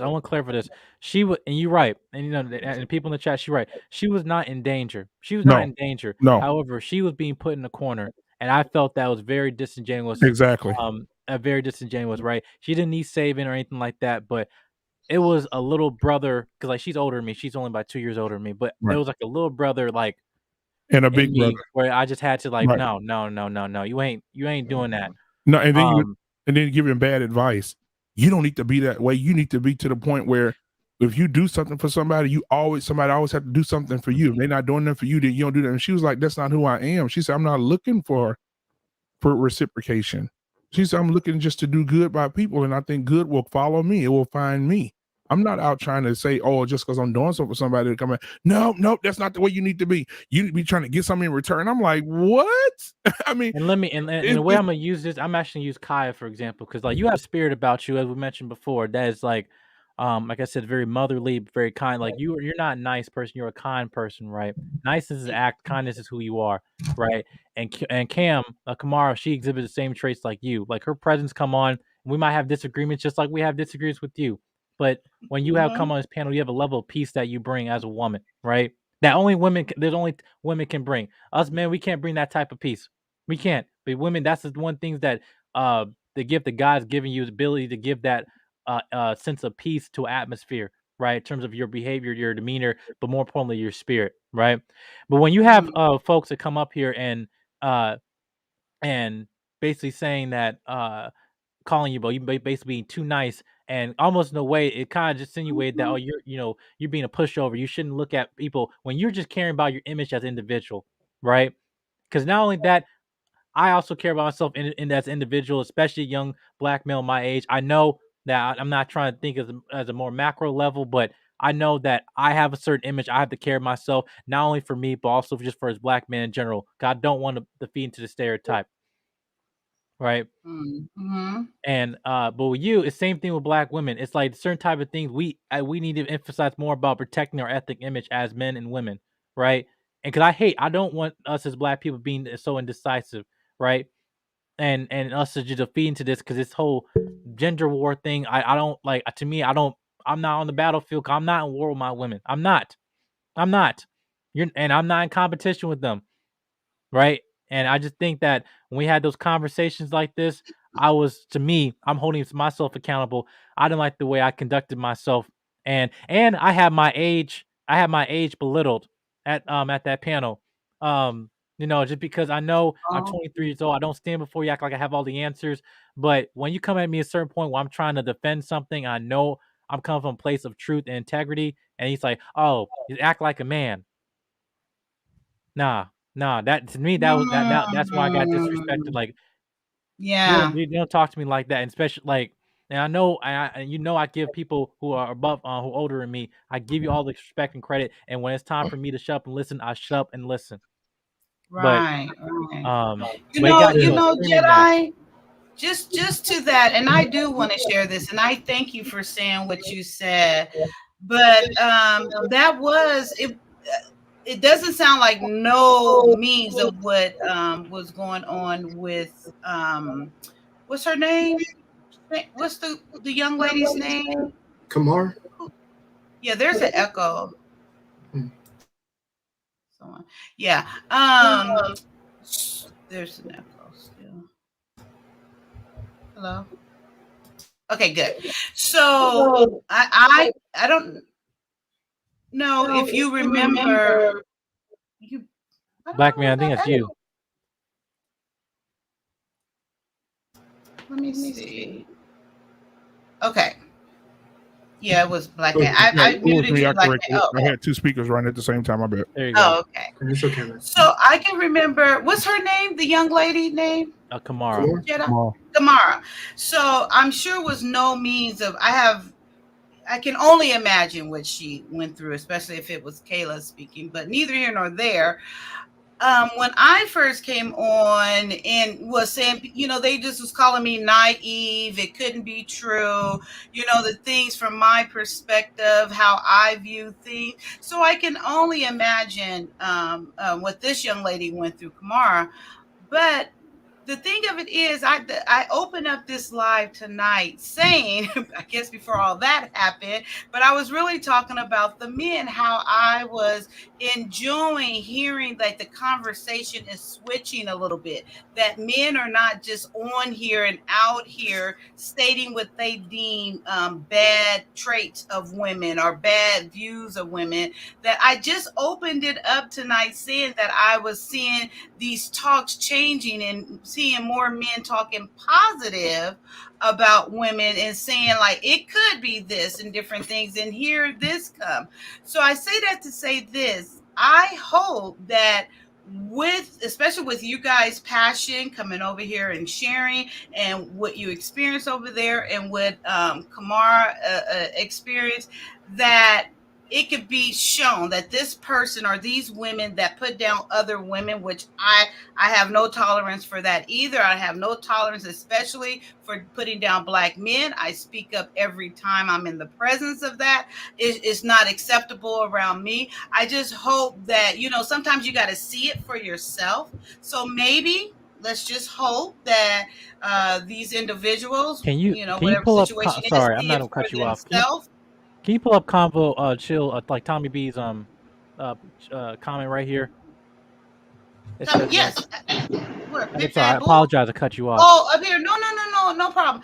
I just hope that it is shown to them and can bring change. What is this? At Sherelle, you ain't shit. I got emotional on both sides and it turned into a pointless convo. And that's what happens. It could be some good points being made, but you will miss them all because of all the discord, because everyone is saying things. And I always say, we don't always have to agree. We don't have to be on the same side, but let's have the conversation. You can only have the conversation that everybody could be heard, so. Yeah. Kaya, may I say this real quick? Absolutely. And and listen, and Candid Ann, good to see you, sister. Glad you're in the building. Great to see you. Nice microphone too.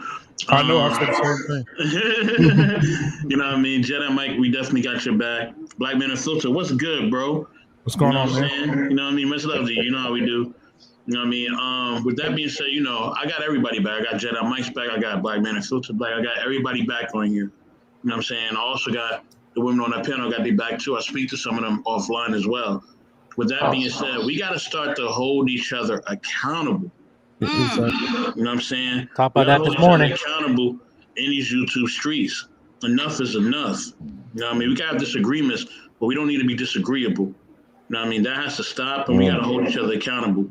You know what I mean? We got to bring all of this BS out. We got to start holding people accountable and not letting them put these toxic things out here to our community, because people really look, for us for sometimes inspiration, guidance, entertainment, and thought. You know what I mean? And enlightenment. So we can't do that if we're being toxic and we're putting out toxic behavior and toxic messages. We got to start holding people accountable a lot more often. Right, which is why I'm not here to talk about the Kay and Kay, and me and Kay, because me and Kay have a unique relationship. We talk, behind the scenes and everything. I love Kay, and I know she got my back too. But we were texting each other throughout that conversation when both of us were quiet. So we straight, whatever. But which is why you got the whole thing where it was it was Kayla and JB, and you know how JB is going back and forth in situations. So I'm like, okay, now you're right. It got basically emotional on both sides. You're absolutely right. It did. And to my point is that I'm not trying to go talk on the other side, but I just want to hold myself to a certain standard where it's like, okay, I'm holding myself accountable and making sure I should conduct myself in a better way. That's all it is, especially my age. I know I can give myself grace at 23 years young, but still, I still think there's a level of standard that we just have to hold ourselves in these conversations. And also this proves the point that we've been talking about for weeks and weeks and weeks when we have women on platforms that we're on, even on mine and this one and others that I've been on, where women say, oh, and people in the comments last week are saying, oh, y'all just bashing women, just bash women. No. We don't bash the women that are headed somewhere. Yeah. We talk about the women that ain't going nowhere. And so that's the difference. And tonight we've seen two women that potentially will be the best and greatest women just great women that can be very influential to other little girls that are growing up and going to be very influential as wives and mothers. We've seen that, and when we saw that in them, we felt the need to protect them from not just, like they said, violence. No. We spoke up on their behalf because we know the nature of these two women and the way they handled themselves, and as they were getting talked down on, and as they were getting talked at, the entire time they just sat like this. They didn't yell, they didn't raise their voices, and these young ladies are in there whole time, like they just so calm, cool, and collected. I'm like, man, these girls here headed somewhere. So we felt the need to protect them. So this puts what other people think about what we've been doing on our platforms to null and void, because we have not. We will protect those women, or we'll speak up for those who are trying to go somewhere. And I would just like to say something, if I could, real quick. Yes, please. There's definitely an art to conversation, and a lot of us have not mastered that yet. I'm the type of person, I love a good conversation, one that I could learn something from, one that I can walk away from it and feel better even about myself because the conversation was that intense. It was that informational. But when we deal with people who are always leaning toward being confrontational, this is the thing that just bothers me so much about some of these platforms. I cannot allow myself to get on there because I don't want to be in the middle of chaos, trying to figure out how to fight my way out of that during a simple, what should be a simple conversation. And you know, like I say, Jedi, I've had my eye on you, brother, and I see your mannerism and your character, you know. And sometimes we will allow people to pull us out of that. It has happened to me on many occasions. You know, we're talking about the 5 traits of a personality. And if you would allow me a minute, can I just go through those so I can share, you know, which one that I more lean toward? You know, we're talking about. Okay, great. So we're talking about openness. Okay, now openness. I am a very open person to a certain extent. You know, it depends on the trust level that I have with an individual in order for me to be as open as I could. But when the situation permits me to be open, and regardless of whatever my insecurities are, then I'm led by the Spirit. And if God said open that up and say that, then I will do that, even if it has to do with personal things, you know, conscientiousness, you know, just being woke, being aware of my surroundings, how I'm acting, how I'm treating people, how I'm speaking and talking to people, you know. And then you have the other one, which is extroversion or extrovert. Well, maybe not so much that, you know, I'm more of an introvert. I'm a little shy when it comes to being in public. Well, you know, I'm working on that one because, you know, I do want to try to start a channel and all of that stuff. But anyway, let me keep going. Agreeableness. Okay, I'm the type of person that I love when we agree. It does something to me when we can get together and be in agreement, you know. And a lot of people, you know, I'm noticing, just like what Jedi Mike is talking about, you know, there's not a lot of agreeableness when it comes to some of these circles that we put ourselves in. But I love agreement. I love that when we can agree with each other, but also sometimes we don't agree with each other. And I can deal with that as well. And I think the last one is, and I'm sorry, I'm just trying to stay on topic, if you'll forgive me. Neuroticism, right? I've experienced that in my life. Hell, I'm 60 years old. Who hasn't probably experienced that? You know, you're sad, you're moody. You know, I've been through a lot in these 60 years. You know, as a young child, I was violated, you know, by a man. So I grew up with a lot of that anxiety and anxiousness and moodiness and mood swings and being contentious. You know what I'm saying? But Sir Hill asking for the link, Kaya. I'm sorry. Sir Hill's asking for the link, Kaya. Oh, absolutely. Okay, thank Please you. continue, Mr. Vaught. I apologize for interrupting. No problem at all. So, you know, when I look at all 5 aspects of it, wow, I can say that I've experienced all of them. I don't know if everyone could say that they haven't, but I know that I have. There was one other one that when I was looking into this, and it was called self-control. And the self-control part came in when I learned, or when I became more mature. I learned how to have more self-control. And even in these conversations that people they bait you into trying to switch and come out of your character. And this is for Jedi Mike. You know, it's gonna happen, but learn from the situation. You know, and it's not because you don't have self-control. It's just because a lot of times we're so busy looking this way that we don't see that the enemy's going to come that way. And then it takes us off guard. So you got to stay on your square. and we're all human, so we can fall off of that square. You know what I'm saying? But I appreciate you all allowing me to speak. I will be coming up soon. You know, it just won't be right now, but but Candid Ann, I love you. I love your perspective. You know, you have such a beautiful personality.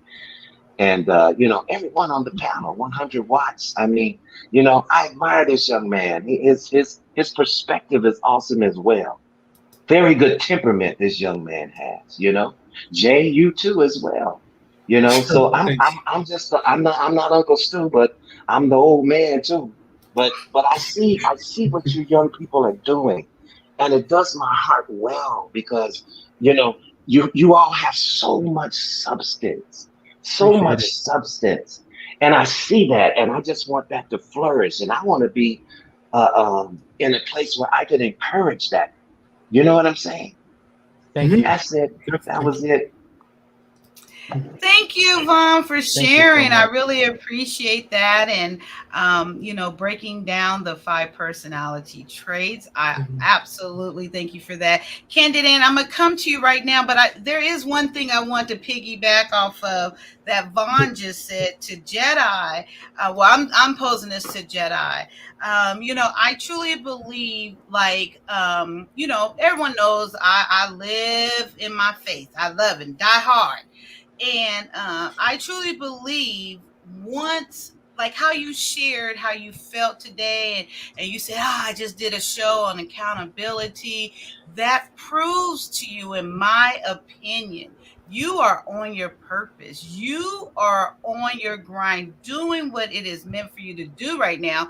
Because if you wasn't going to have impact, and if it was going to be like whatever, it wouldn't have, came up today. So I truly believe that adversary comes at you at a time on the same where day. You're right. You're Absolutely. on the same day, right? Absolutely. My mom. Yep. So I applaud you. You stay in there. You hang in there. And I would even encourage you to invite it on. Just invite it on, so at least it could be in your visual. You can stay on your guard and, as best you can. But I appreciate you, and I look forward to more content coming out of you and pushing that button. I appreciate you. Can I say something real quick? Can you go back up to Sir Hill's message, his comment in the chat, please? Because he had a real good one about good people shutting up. Haley Adams, you're absolutely right. We are in defense mode. Yeah, go up to. Okay, right here. Absolutely right. Yes, too many good people avoid conflict and chaos. We cannot change something we will not confront. Right. I agree with that. Right. And as believers, I totally agree. As believers in what we believe as believers in Christ, there was a lot of discord in the Bible. There were turning over of tables. There were wars. There was discord. There was times when God got angry and wiped people out. And we'll sit here and say, I'm all for togetherness too, but sometimes you can be so heavenly bound that you're no earthly good. Now that's the truth, right there. So you gotta be. So if your neighbor is threatening you with the mouth, or neighbor is threatening you with anything physically harmful, verbally, and then that neighbor talk, and then that neighbor finally crosses the line into your yard, you practice so much softness that you don't even have the ability to defend what is yours. Yes. We have to get to the point where we got to have a balance. Yes, we can have the conversation, but if you come for me at the right time, at the right place, I have enough intelligence to correct you as well. Correction is a beautiful thing. It's a shame that we can raise our kids and spank their hand when they go toward the stove and say, get over there and sit down. But as adults, we can't hold each other accountable because we're not being too sweet to each other. We can discipline our children and say, be quiet, or you're out of line, but I can't go tell nobody else they're out of line because it's perceived to be, oh, he's being mean, oh, it's too much discord, or it's too much. No. Some people need it. Everybody got children. Anybody got children? If you got more than one child, you know that each one of them have a different personality. You have to handle each one of them differently. One of them like them differently. Right. One of them you can talk to and be like, okay, go have a seat. Okay, you're wrong. They'll take that. But the other one may need a little bit more force. See, that's how we have to handle people. But Sir Hill, it's so good to see you, man. I see you got your Dracula collar, pop collar, with your, you got your glasses on tonight, Doc. But okay, I was gonna give you an intro. Sir Hill Speaks is in the building tonight. Amen. And one more thing, Sir Hill, like when I was shared earlier with you, how I really enjoyed not to keep taking it to Daniel Jones, but I really did enjoy that brother tonight. And when I was saying he's like the male version of me, he even did my dance. I saw him. So I had so much fun listening to that very uplifting, informative live that you had earlier. I look forward to him coming back, and and I look forward to what you mentioned about the marriage. I believe you and your wife, and him and his wife. I will be in front row. I would love to hear and be in with that live. Welcome, sir. Excellent. Ladies and gentlemen, just Kaya, how are you? to my brother Jedi, Black Man, Candid Ann, good to see you. To all the guys up here, y'all, really good to see you. I just wanted to come on and say something really quickly. And it's coming from a perspective of a guy who took this non-confrontational role in handling conflict and how it doesn't work. Let me tell you why conflict is necessary. Sometimes you have to engage in conflict from the perspective that someone needs to see somebody speaking a truth to people who can be dissuaded by a vortex of gaslighting, a vortex of deflection. They need to see people engage into that, because we know we're not going to win talking to certain people. It's not them who we're after. We're after the people who are watching this, who are wondering if there's somebody else who's understanding what's going on. Exactly. And sometimes you engage in a war or in a conflict, not to win against the person you're fighting with, but the impressionable people who are watching this. And so I wanted to encourage Jedi Mike and those who saw this, that sometimes you're going to have these moments where it seems like you go out of character.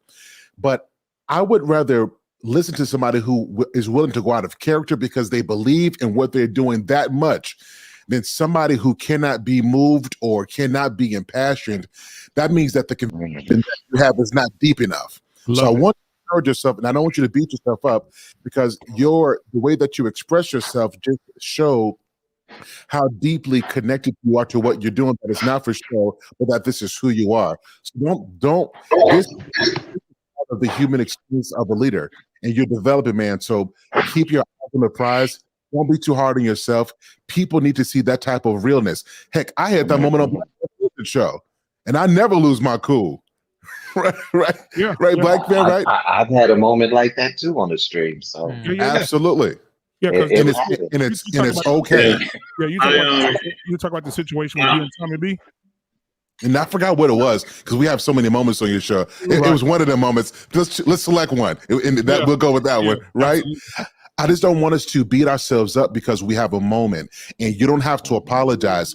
Matter of fact, I want you to own that. Yep. Because when you can own that, then you can recognize the passion in other people as well. You're doing a good job, my man. Listen, people, awesome. In 2022, we are engaging into conflict.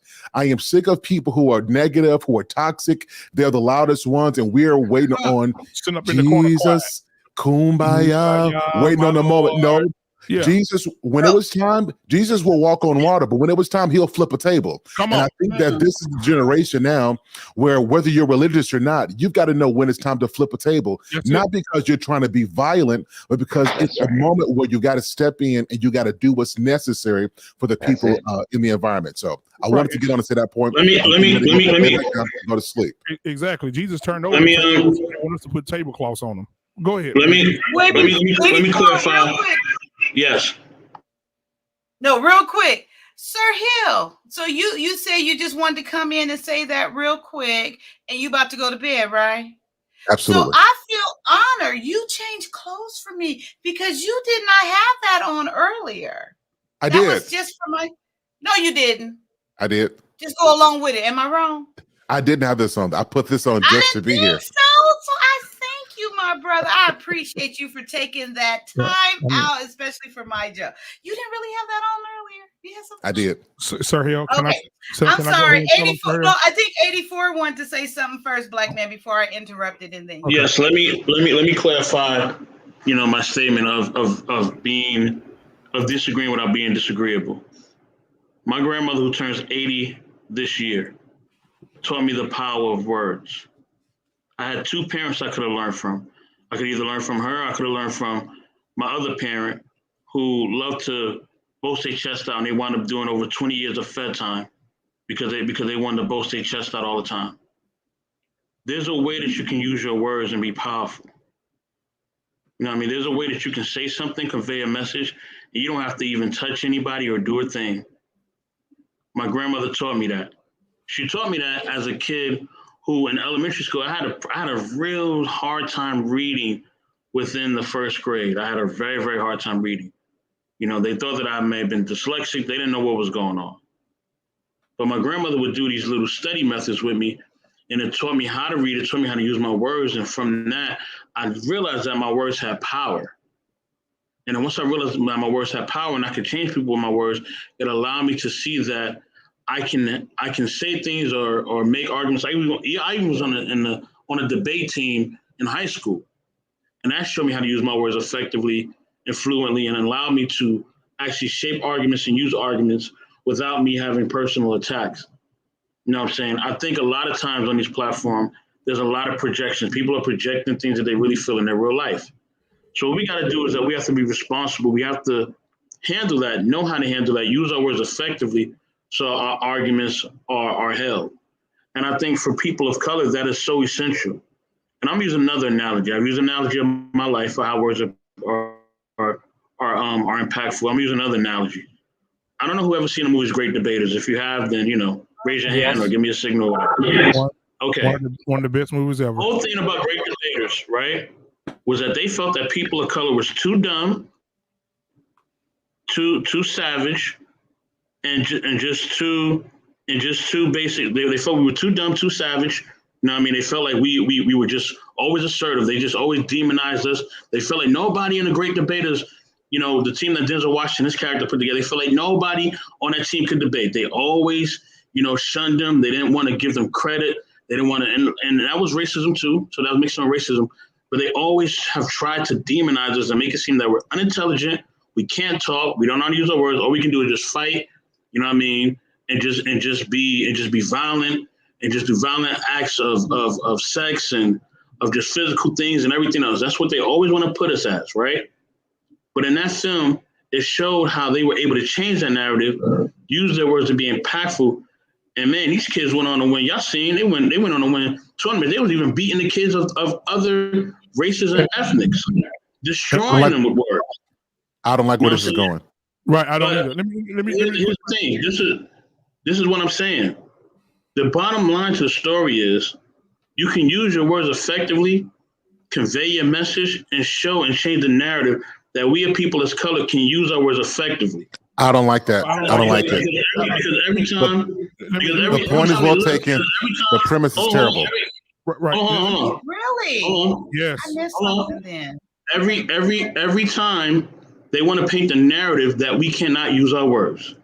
They want to paint the narrative that we are ghetto, we are thugs, we always want to fight, we always want to do this and always want to do that. They want to paint that narrative. So the best thing to do is to change the narrative with our words and basically make those words transform into actions. Let me push back for a second. You know what I'm saying? By us holding them accountable. The actions holding them accountable with our words.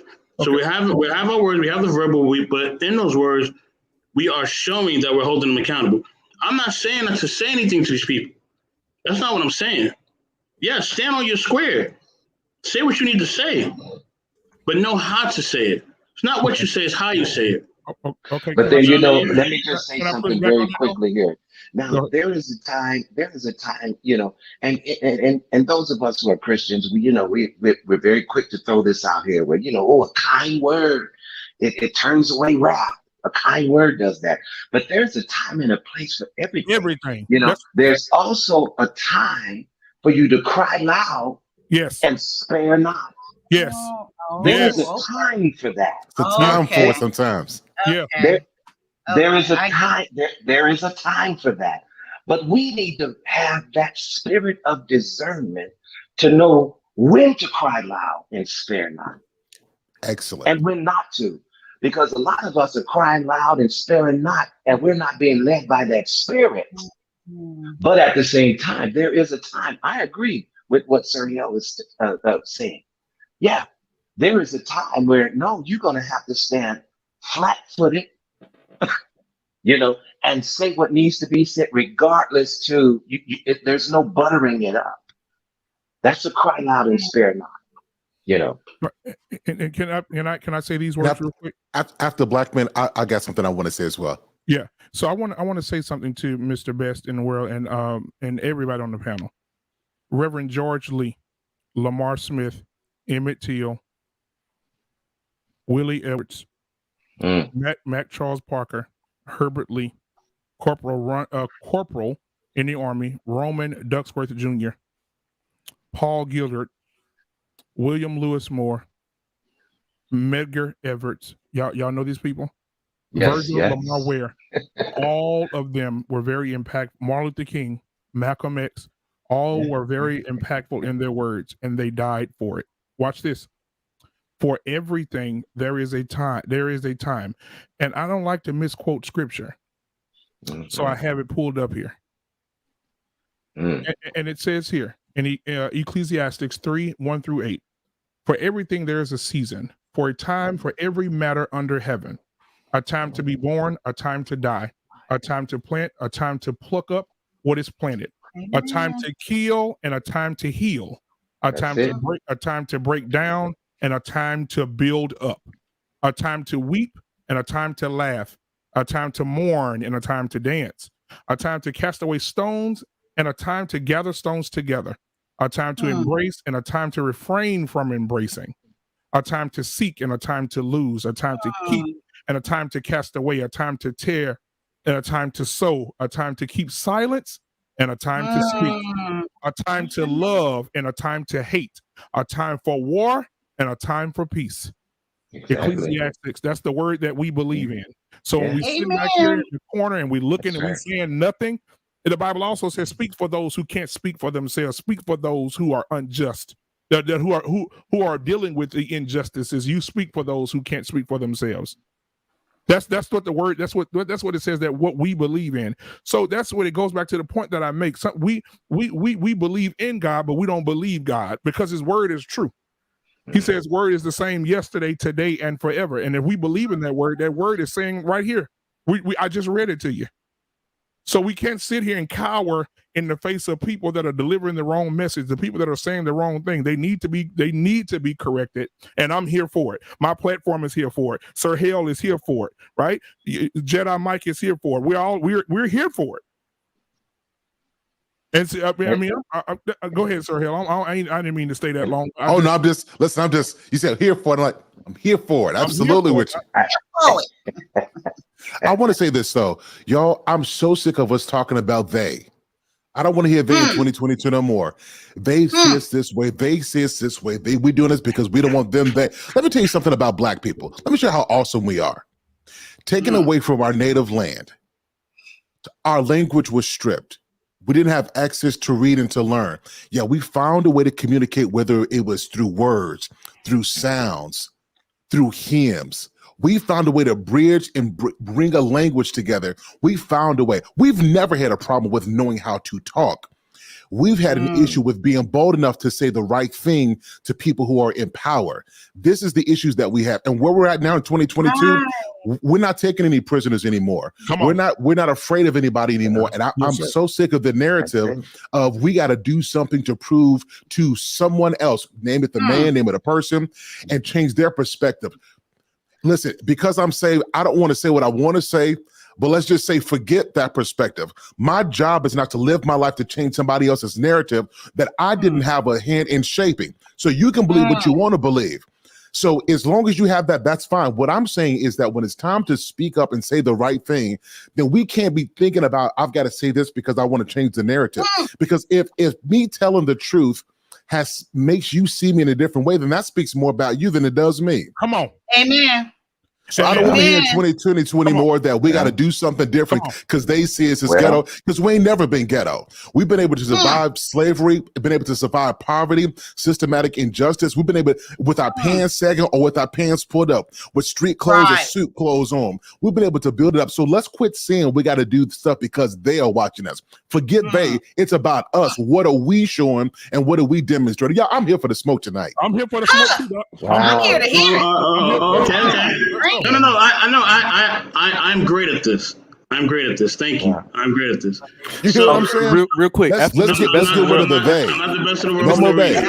After Mr. Best in the World, can we hear from the other flowers, the other young ladies that are here? You know what I'm saying? Fellas, I'm not trying to stop y'all, you feel me? But the wonderful ladies are here. Yeah, I was about to say, you beat me to it. Me too.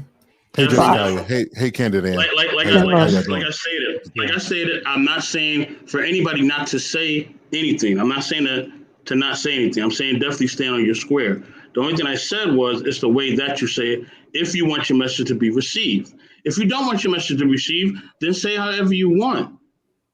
Say however you want. Because the thing is, you could just say however you want, and then the people that you're trying to impact or reach are going to take it in whatever light they want to take it.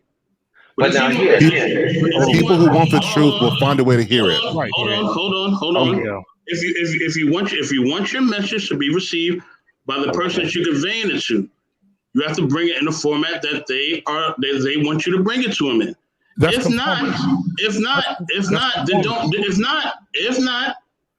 they're not accepting your energy and they're not accepting what you're trying to say, you know what I mean? Then you're wasting your time. You're just having a useless argument with this person. You're just going back and forth because they're not going to change their mind. That's you know what I mean? At the end of the day, like I said, if you feel like you really have to say this, you really have to get off your chest, do that. I'm not saying don't do it. I never told anybody not to speak their mind. You know what I mean? Definitely speak your mind. I got two scriptures. I got two scriptures about how our words affect people. I got two scriptures. But before you say that, though, there's a rebuttal to that, though. Because you said kind of quite a bit. We're not doing no conformity. Yeah. I'm not telling nobody to conform. I think he's actually saying the same thing that you guys are saying, because it seems to me like you guys are basically saying the same thing. Like you said, like when Vaughn spoke about there's a time for everything.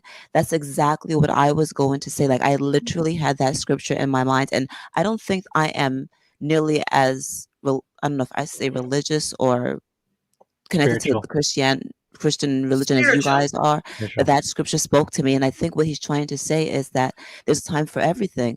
There's a time to meet someone where they're at.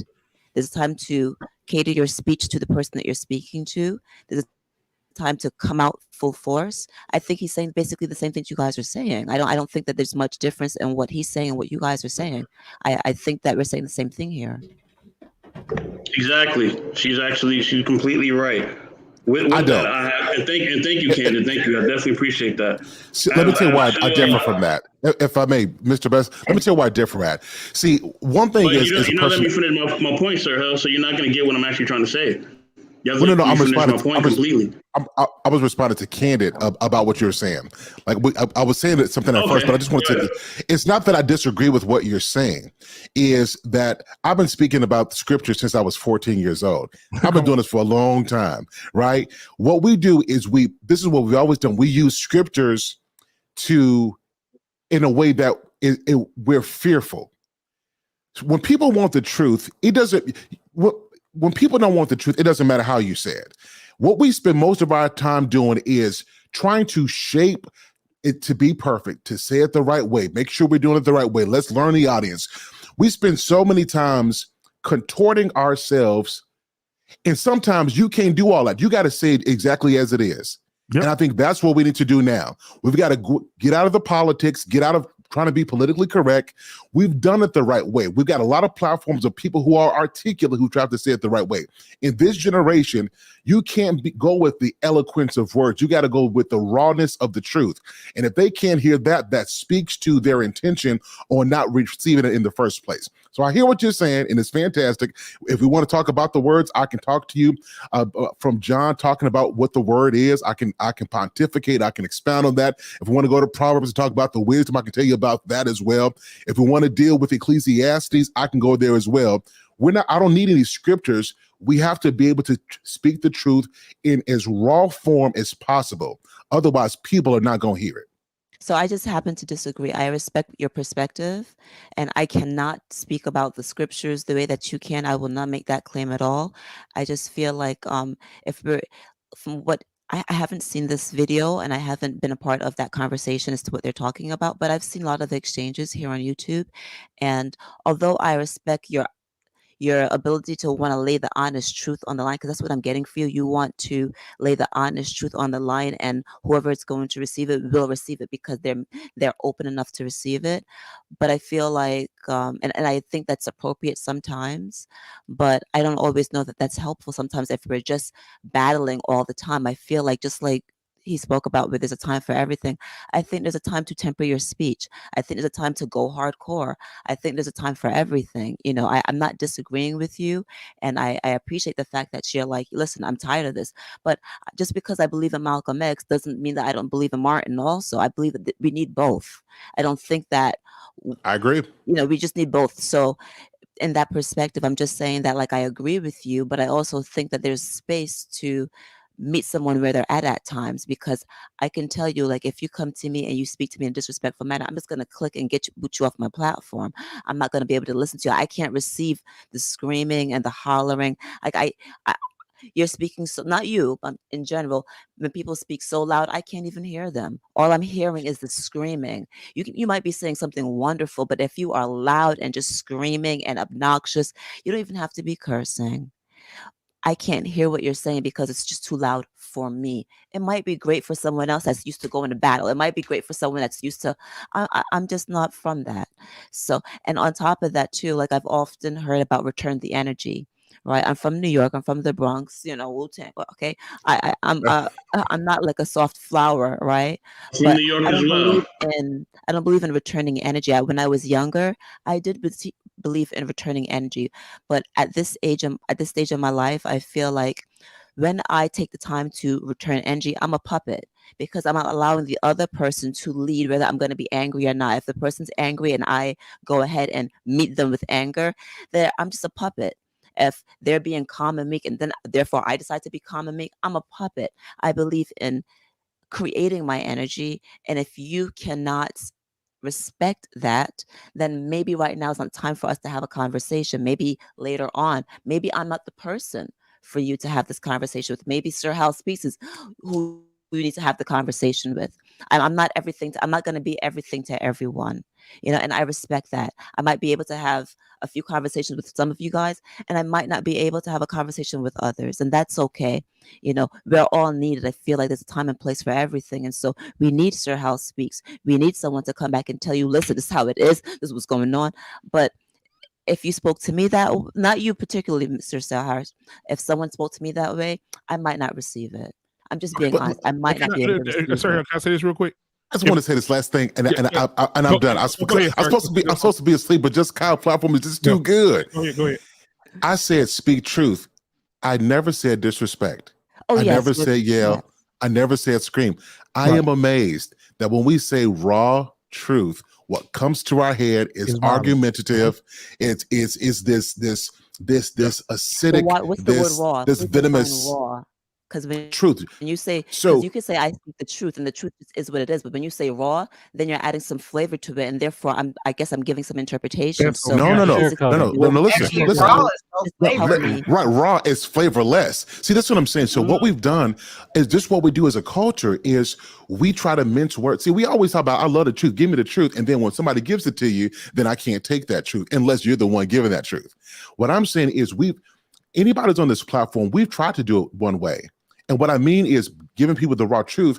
We want to leave people without excuse we want to leave them without excuse. In other words, if I tell you this, you can't come back and say, well, you didn't know because I didn't tell you. No, I made it abundantly clear in the most respectful, intellectual, intelligent, respectful way possible. That's what I'm saying. So when I say truth, now listen, I'm one of the most calmest people. You look at my platform, I'm calm. Right. So if you see me get to this point, it's because the situation calls for it. So that's what I'm saying. Be diplomatic, be politically correct, but you got to know when to get a little gangster, not gangster in terms of you being rowdy, but you got to give the truth when necessary. That's what balance is. And that's what conversations need. And Yes, see, and agreed. that's I and totally what I was agree. going to say is this: everybody loves the NFL, but only a few are able to play. So I agree with what Candid Ann said. Some people are spectators, but somebody got to play the game. Somebody got to go take the hits. Somebody got to go out and get the job done, right? Martin Luther King was a spectator to Malcolm X, as Malcolm X was a spectator to Martin.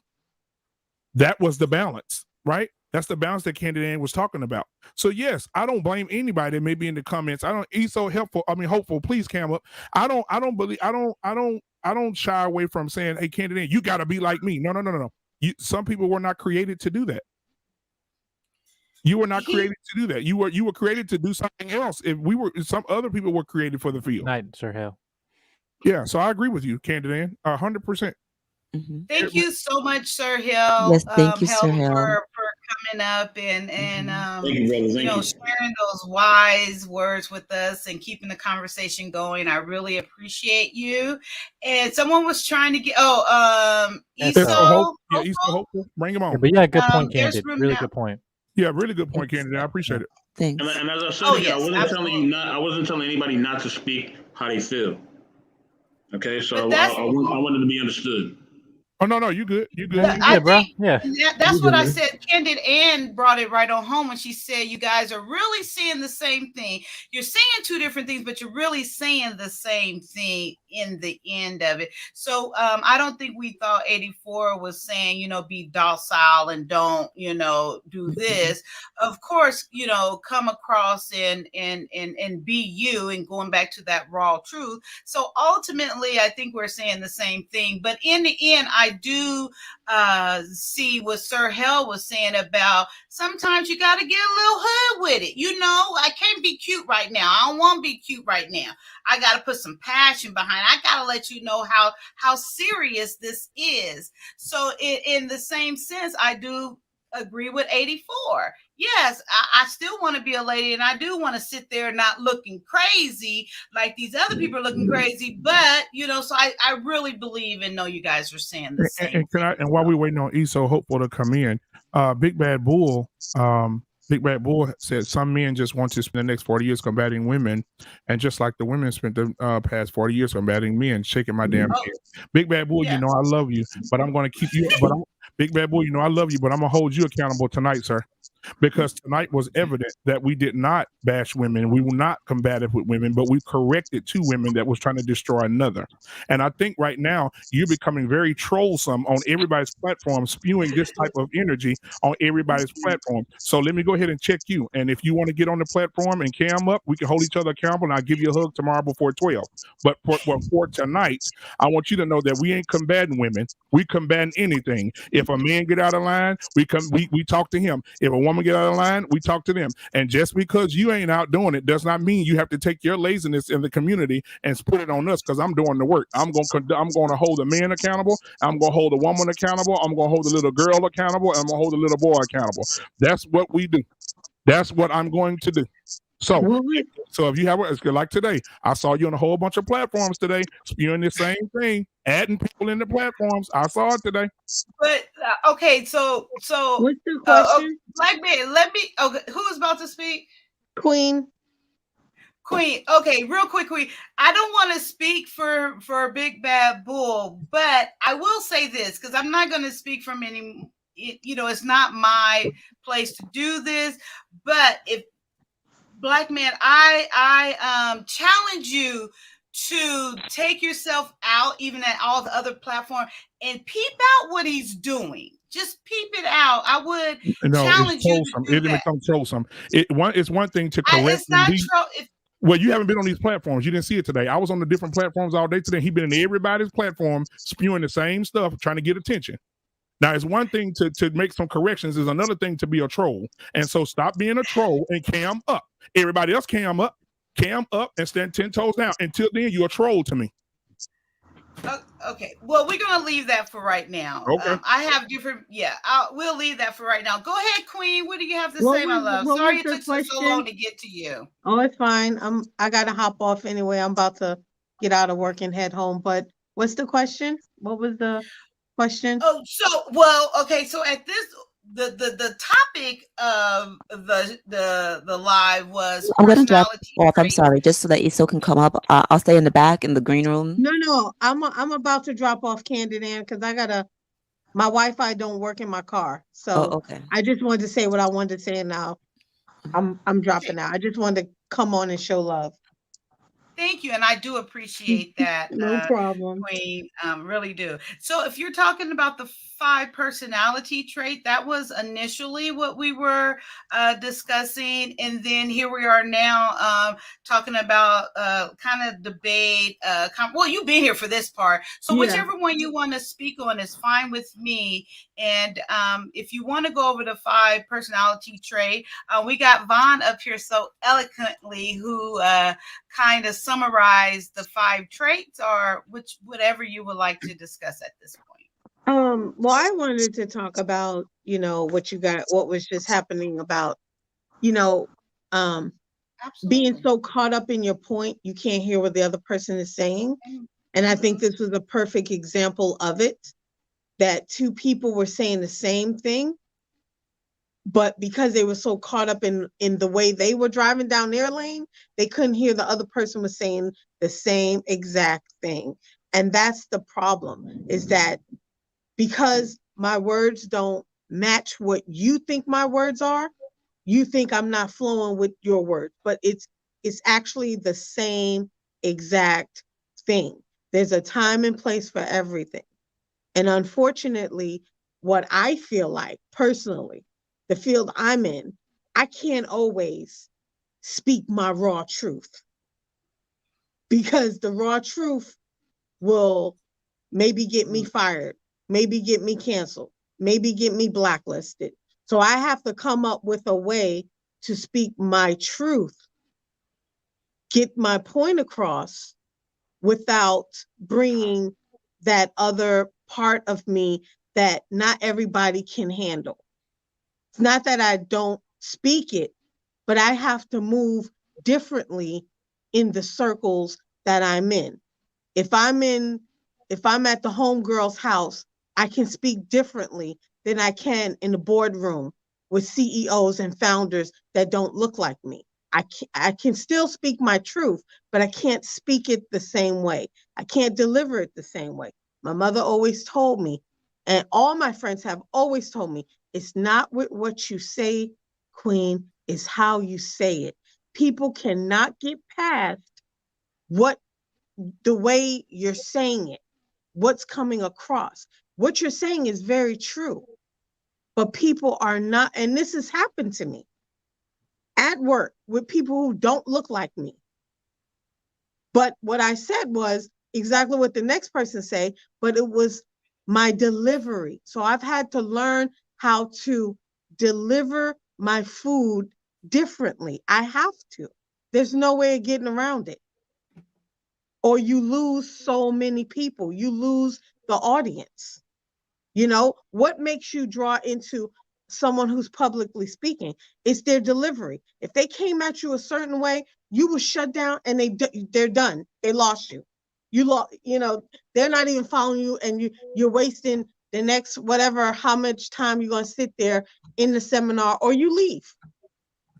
But it's, and I look at people like Maya Angelou and people who spoke, and it's their delivery. What they were saying was raw, in your face, but how they said it drew you in to listen and actually want to learn more. That's all I'm saying. Yeah, so and I think I think what just happened between the guy who left and Mr. Best in the World was they were both saying the same exact thing, but they couldn't hear each other because they were so caught up in what they thought was what the other person, they couldn't hear the other person. Queen, may I share something, please, from your perspective? May I share something, please? Go ahead. If I may, okay. I just want to share. There's 3 things I just want to share, and after that, everybody else can go. Okay. And because I'm a believer, I'm gonna share some word with y'all. Right? Proverbs 18:21. Death and life are in the power of the tongue, and those who love it will eat its fruits. Proverbs 13:3. Whoever guards his mouth preserves his life. He who opens wide his lips comes to ruin. You know what I mean? Lastly, James 3, verses 5 through 6. Likewise, the tongue is a small part of the body, but it makes great boasts. Consider what a great forest is set on fire by a small spark. The tongue also is a fire, a world of evil among the parts of the body. It corrupts the whole body, sets the whole course of one's life on fire, and in itself set on fire by hell. That's all I wanted to share. Right now, I'm glad that you shared that, and that's all wonderful, and that's all good, and that's the side dish. But the dinner is simply this: we are believers, and we believe in Jesus. Let's see, what if Jesus would have went to the church that day, to the synagogue that day, and what if he walked in, and instead of him going in there throwing tables and whipping people upside the head, what if he said, "Guys, what are you doing? Get this stuff out of here. We don't want this stuff in here. Come on, get it out." It would have been a difference. They respected him more when he came in because it angered him. He was angry, right? And he went in and flipped. The scripture says that he went in and flipped over all the tables in anger. He was angry. Even the man that went to the cross and died for us was angry because of what people were doing and how they were out of line. He turned over tables. God was so angry with us. He flooded the earth and drowned everybody. He was angry, right? If we look in the Bible at Samson, we look in the Bible at David, we look in the Bible at different people in the Bible, they were angry and they played out on their anger. And half of the stuff that we're talking about, God was in on it with them. He gave them the strength to do it. So yes, what you're saying is true, not negating that at all. However, we do have to understand that that the Bible is consistent in what it says, and it gives the balance that we're talking about. The power of life and death is in the tongue. Jesus walked into the synagogue and tore up the tables. It's all in there. We can't say that it's not in there. We can't say that. When the disciples turned into Mr. Black. The disciples turned into thugs when they came to arrest Jesus. They started cutting people's ears off. They walking with Jesus for years and preaching all over the country. But when they came to get Jesus, the thug came out all of them, didn't it? But I digress. Go ahead, Candidate. So let's stay right here for a second. Do you believe that anger is called for in every situation in which someone is incorrect? Like when you need to correct somebody, do you think anger is always the correct response? No, and that's why. That's why I think that's what he's saying here. I think. No, that's what I was saying. Everybody loves. That's basically what we're saying here, isn't it? No, because that's why I said everybody loves NFL, but only a few people can play. And so that and what I mean by that is, like me, for instance, I can walk in the room, Candyman, with 30 people I don't know. When you come back, I'll probably know half of their names. Half will be laughing. Half will be over there holding their heads, because most people are made to become what they're around. You become all things that you may save one or some, particularly depending on what version of the Bible you read. I became all things to save one or some. So some kids, some people you may have to be harsh with, and some people, the atmosphere. The discernment is within yourself. So no, you don't have to go into everything angry. No. Okay, so let's forget let's not forget anger. Do you believe that speaking to someone in harsh words or in the naked truth is needed every single time? Is it needed every time? Most of the time? Right, like you said, some people yeah. Because I believe, because I'm reading the chat and Sir Hell was saying that that's not what he was saying. I thought that they were saying the same thing. And he's saying that that's not what he was saying, and I think you agreed with him. And I'm trying to figure out, where do you find the difference is between what Mr. Sir Hill was saying and what the gentleman, which I can't see his name in the yellow Lakers icon. 84. What do you think the difference is and what the two men were saying? Because I feel they're saying the same thing, just differently. But you and Mr. Sir Hill Black believed that they weren't. So I'm trying to figure out, what do you feel the difference is between what Sir Hill was saying and Mr. 84 was saying? Okay, so if I can put it in the terms where we all can understand for a quick answer, because I know everybody else want to say something. Sir Hill was being Malcolm X, and Mr. Best was being Martin Luther King. And Sir Hill is saying that I'm tired of the things that are happening around me and I want to do something about it. And Mr. Best in the world says, yeah, we can do that, but let's try to do it use our words and our power to do it in a different way other than that. So it was that was the difference. That was the difference between the two. It was and Sir Hill's in the comments right now saying that they weren't the same. And that's what I'm going. So let me so that there's a time for Sir Hill. I'm sorry, we all agree also that there is a time, like Mr. Vaughn said, for Sir Hill's approach, and we also agree that there's a time for Mr. 84's approach, correct? Absolutely. Oh, okay. Okay. That's why we were saying that. I thought they were saying the same thing. Right. Can I say something real quick? But Absolutely. Mr. Best in the world said there's a time to stand your ground and stand on your square. So they were saying the same thing. He's saying that the same tongue that you use to praise, you also use to curse. So you have to watch your tongue, because it is a fire that will burn down a forest. That's what the scriptures is saying. Be mindful. And just because you think you need to give somebody the raw, harsh truth, that doesn't mean that they're open, they're ready to receive it. And that's you having discernment to saying, is my audience ready to hear this? If I want to reach them. If I don't give a damn and I just want them to hear it, then I'll just say it. But if you want to reach, teach, and help, then you think about your audience, think about who you're around, and you have discernment. I have to move differently. I am in a field where my race is not dominant. I have to bite my tongue and reword myself all the time. But guess what?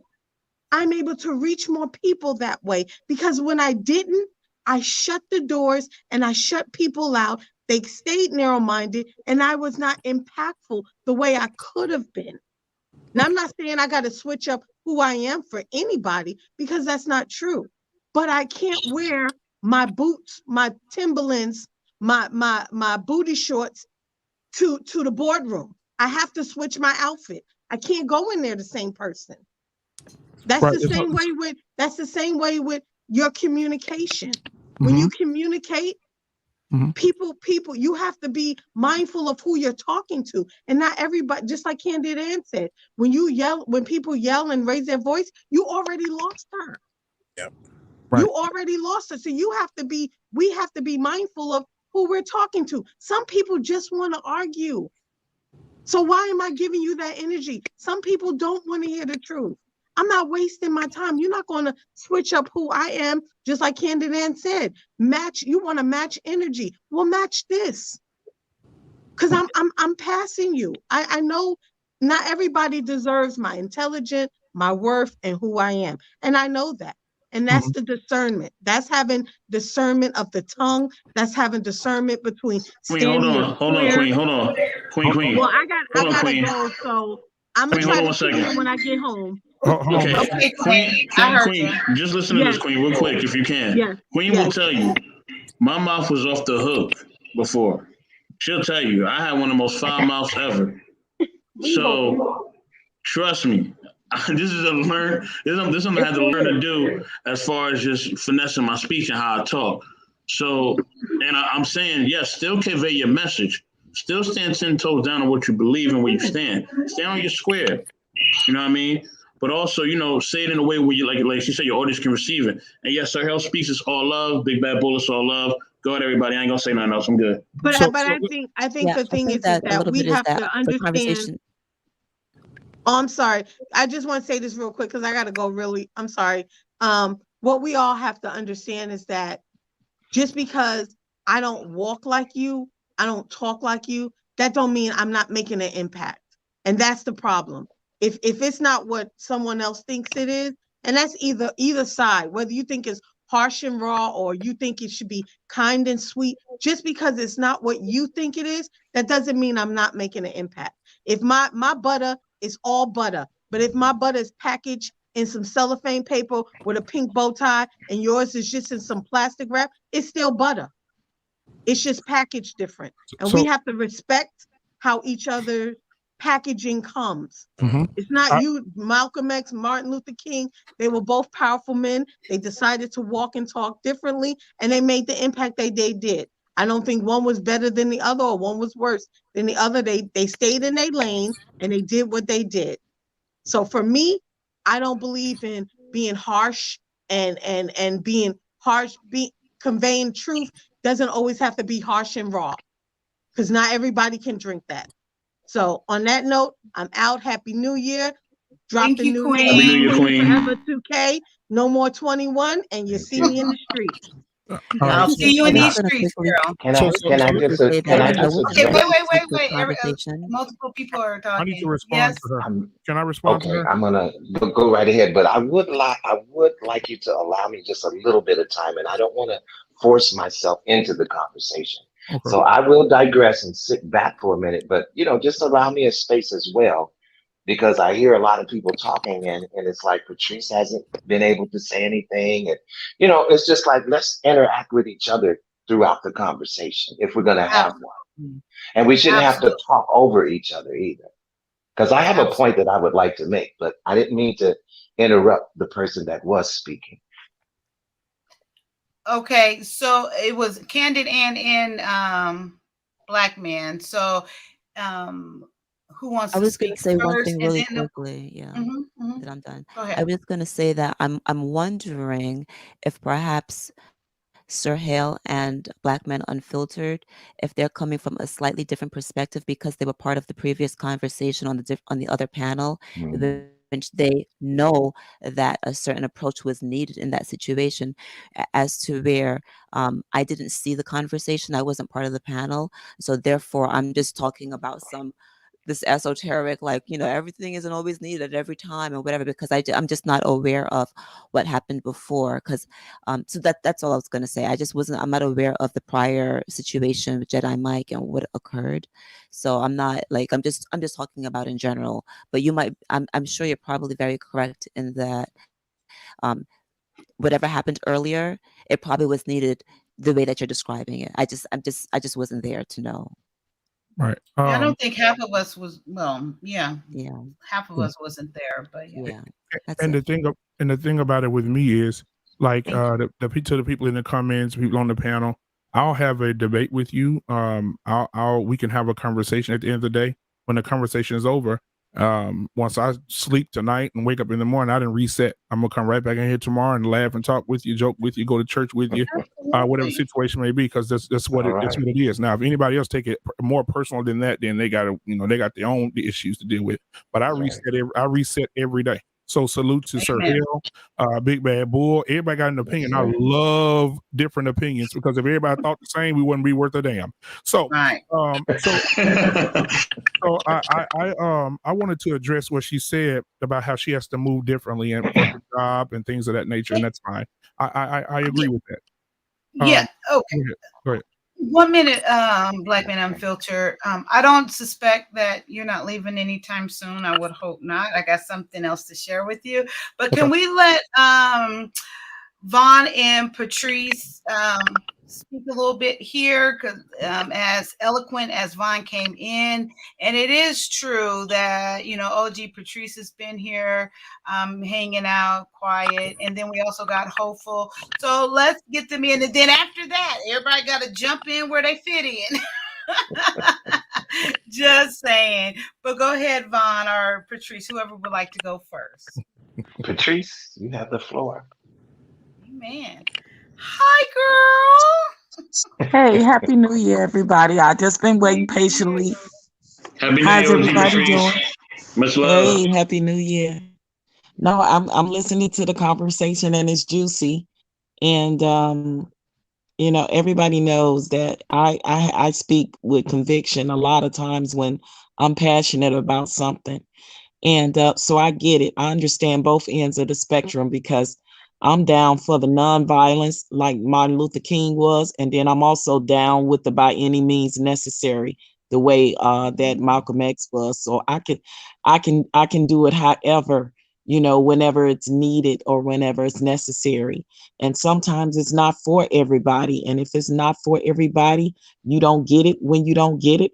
That's okay with me, because I can speak in the most softest tone, or my delivery could be so soft and so smooth, and then it still may offend someone because someone might not be ready to hear that soft, smooth, like butter truth. So you can deliver it either way, but if a person is not ready to receive it, they're not going to receive it. So, but if you are ready to receive it, they could understand both. They can understand your fight and conviction, and they can also understand the nonviolent way you want to deliver it. So it depends on, the person and how they receive it, as well as how you perceive it. That's so. I'll just sit back and listen to everybody else until I'll jump in where I can. But OG Patrice, before you do that, you've been here throughout the stream, correct? No, not the whole stream. Oh, did you hear the different personality traits? Not all of them. No, I did not. Oh, did you? Oh, okay, because I was going to ask you which one were you, but hopefully you'll hang around for a while and we'll get back. I can put them in the chat for you if you'd like. Yes, that'd be great. Thank you so much, Vaughn. I know you had it way up there, but yes, thank you. I appreciate it. I think I'm struggle streaming a little bit.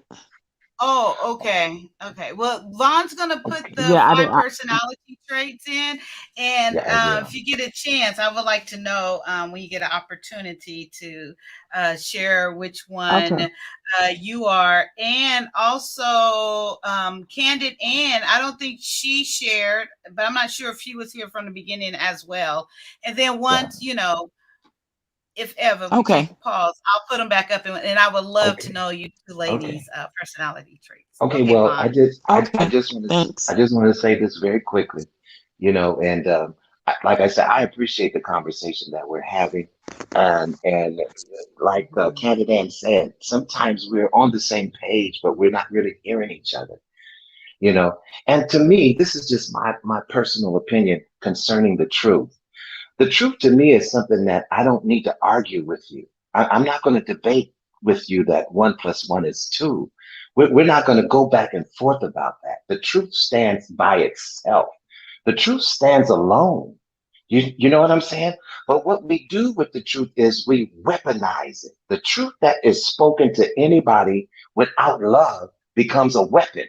And a lot of times we weaponize some of these truthful sayings. Now, when I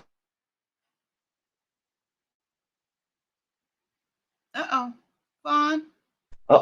I think I got cut off. Am I there? Yeah, you're back now. Yes. Are we still here?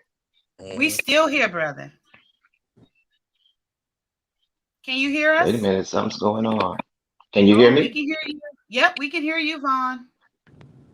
Yes, I can hear you now. Can you hear me? Okay. Yes, we can hear you. Go ahead. Oh, okay.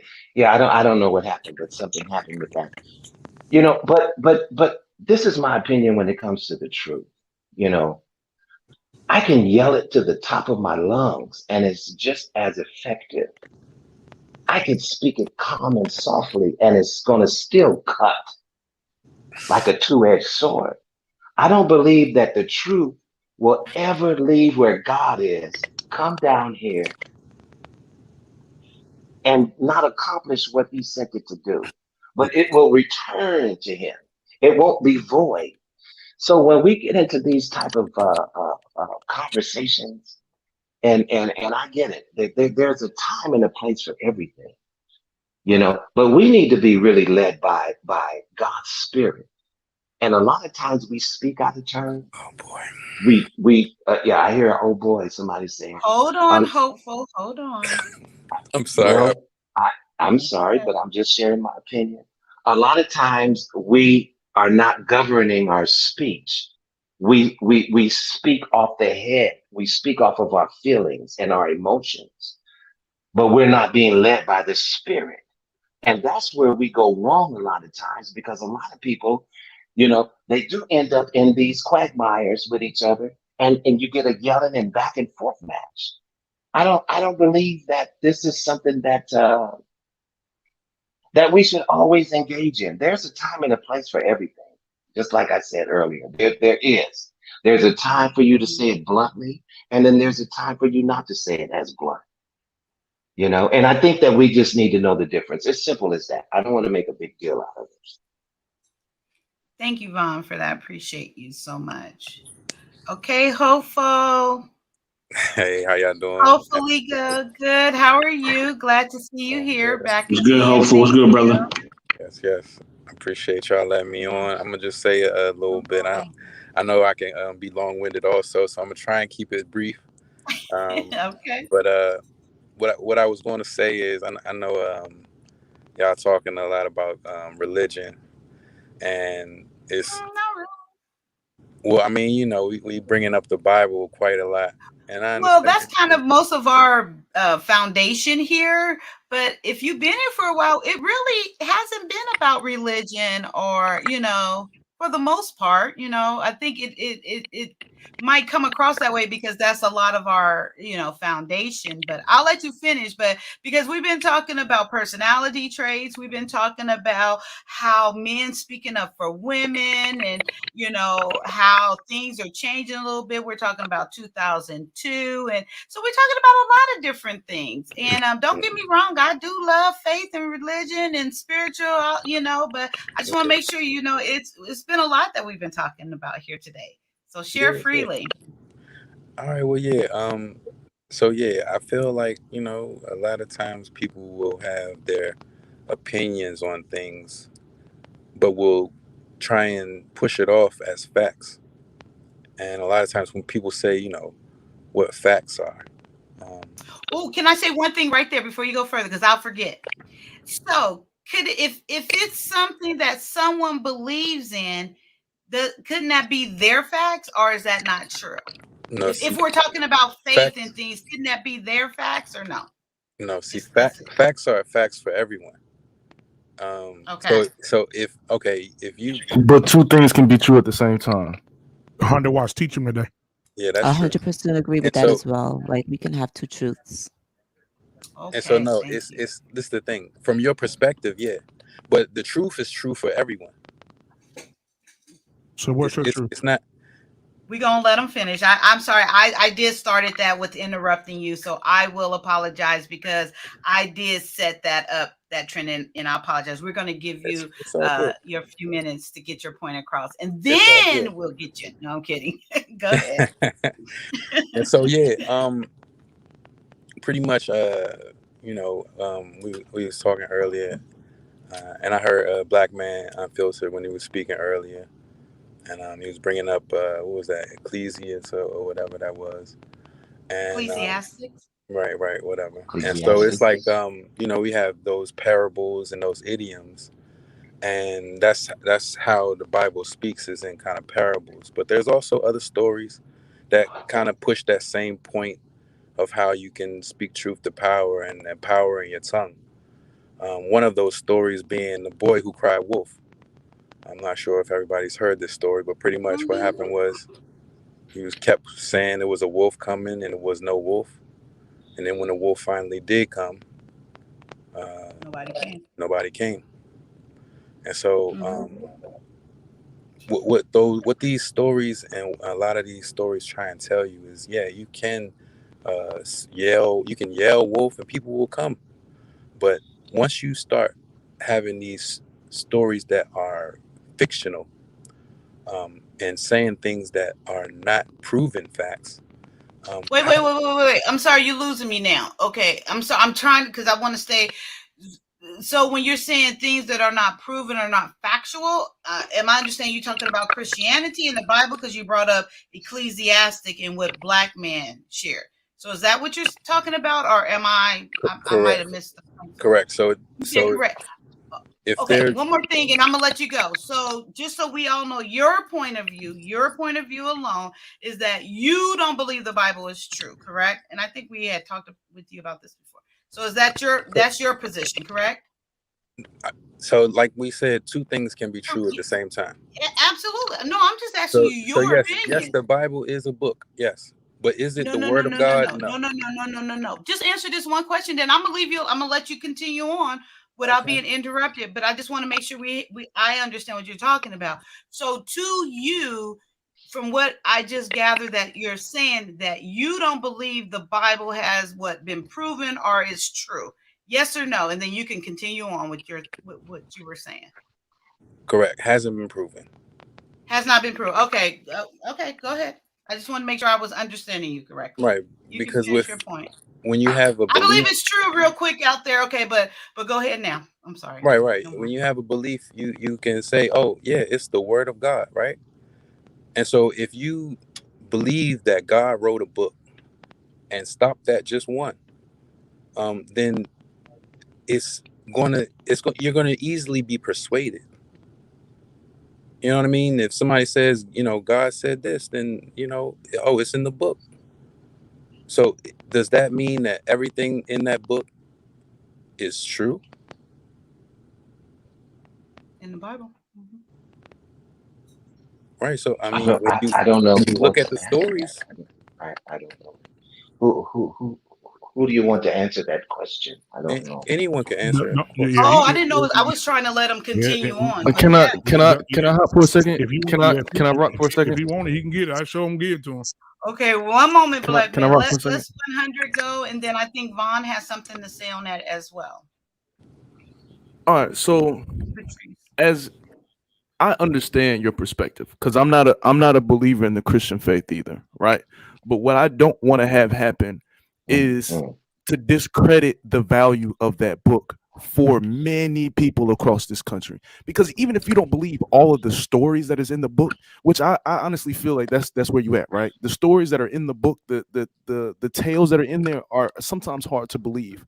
But based on the certain principles that are there in terms of respecting your mother, how you talk to other people, the respect that you have for your community, respecting there are certain principles that are in that book that people need, because there are plenty of people out here that have friends, family members, neighbors, and all these other things that are giving them perspective to have them making plenty of wrong decisions. Plenty of them. Because I done had OGs in my life telling me how going to get it, being with it is the way to go. You see what I'm saying? So I got OGs that's giving me bad information. I'm sorry. Exactly. I missed what you were saying. Being with what? So being with the shits. If we're gonna say it like that, I don't want to incriminate it. We're not trying to do any criminality. I don't want to bring any criminality, nothing. But there are, you see what I'm saying? And then the same, and we can apply that to Christianity as well. There are some pastors and preachers that are gonna be extreme on the message. They're gonna guide you the wrong way. Those things exist in every aspect of life. So to say that the things that are in that book is not facts, it's a fact that you need to respect your mother and your father. That's a fact. Agreed or disagree? Like, you know what I'm saying? Like, it is a fact that you need to be a parent to your children. There are certain things in that book that are fact. The stories, and there's also other concepts that would go along with what you're saying that would kind of disprove it. If someone is lost, let me ask you something. If someone is lost and they're receiving, I got you. But if someone is lost and they're not, and they are questioning the information they are receiving, if the information they are receiving is sending them down a bad path to either jail or death, they have to be able to get that information from somewhere else. Now, where are they going to get that information from? 9 times out of 10, it's probably going to be religion. Because once you get your life together, a lot of people end up converting into some sort of religion. And I would just like to add to that just for a second. Excuse me. I could never limit the God that I serve to 66 books alone. His word is infinite. His word is not finite. There's a whole lot of things about his word that we just absolutely don't know. We know them in part. thus the Bible, which I believe is basic. The Bible is basic instructions before leaving earth. So these are just basic instructions. There's more to God than just 66 books. His word transcends that. You will be able to find his word in many places, but you just need to recognize his voice. So I'm going to leave it at that. And I don't get into the back and forth about that, but Yeah. I get what you're saying. So if I'm just going to in leave it there. recognizing the voice, right? You have Go to ahead, realize Candy. what you're listening We're to. gonna come More than right back likely, to you, Hope. I just wanted to say that, like he was talking about. I'm not gonna belabor this. I just want to say, like I've never met Mr. Eso. Hopeful, yeah. I've never met Mr. Eso, but like there's this thing going around about like facts, like whether the Bible is factual truth or like, does it matter? Does it serve you? Does what the lesson inside the book serve you? Does it teach you anything? Does it help you to edify your life? Does it help you to be a better man? Does it help you to be a better father? Does it help you to be a better student? Like, does it matter if the story is factual or not? Like, I right? guess Take we get from it caught up what in you all want. of these ideas about it being factual.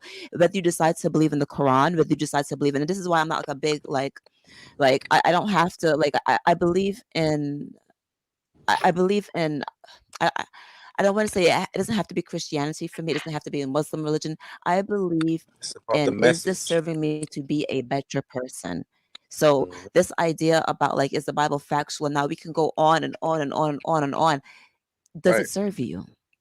Does it help you to be Exactly. a And better that's what I'm father? getting at. Does it help you to think It's better? about the message. It's not really about the book. It's about the Exactly. message. So Right. when we look Exactly. at And the messages, yes, take those great messages from it. You know what they say: chew the meat, leave the bones. How can you take the message without the book? That's what I'm missing. And I And think that's OG what I'm Patrice saying. There's wanted to say plenty of something as books. well, but Okay, I'm sorry. Go ahead. No, go ahead. I was because you saying I think someone was saying you can take the message without the book or No, something he like said that. I don't. eat the meat and spit the bones. That's what it Yeah. said. Yeah, so that's like take out of it what you want, but don't take it as a whole, or just take what you want out of it, what benefits You have to see it what as you the agree words with, of and men. then whatever else you don't, throw it out, right? No. You see it as the words of men, right? Some people will give you great advice. Yes, this happens, and there's also times where people will give you some messed up advice, and so you have to know which one is which. In the Bible, are we still talking about the Bible, right? Yeah, with anything, because we have to realize, okay, if you're thinking of the Bible as the Word of God, you're not looking at it as translated from different languages that were not spoken before now.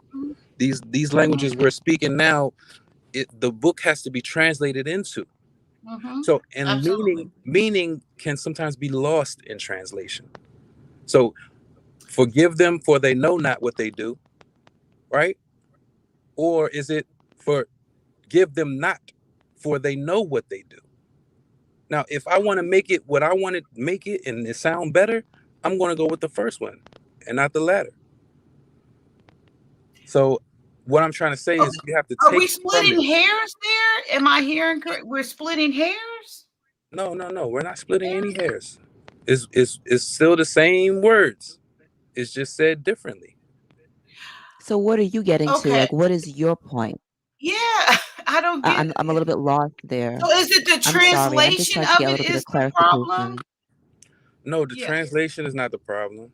The book is not the problem. It's if we only look at this book and not look at the books that they took from us and gave us this. So what happens is we got theology, biology, sociology, we got cosmology. We have all these other ideas and thought processes, but we're stuck on theology, not even theology. One small part of theology. So it bothers you when you come across people that only relies on the Bible. So that's the issue for you, because like someone like me, I 100% believe in the Bible, all its totality. I from head to toe, beginning to end, translated, not translated, I'm all in. So you have a problem that I'm not speaking of. So of these other books that you're aware of. So that's where your issue is, if we can pinpoint it, right? Because I don't mention the other books, or you feel like I'm not 100% informed because I only look at the Bible, because I only rely on the Bible, versus these other books that you just kind of mentioned. Now, is that kind of your point, or your message here, or has been? Right. Pretty much, yeah. How can you expect someone to tell you the truth if they're misinformed? Okay, so misinformed meaning because my truth, my facts 100% relies on the Bible. That's what you're saying, right? If you're saying that's facts, that's what I'm saying. Yes, we are I'm at saying a disconnect. If you're saying these are you, facts, I'm very clear.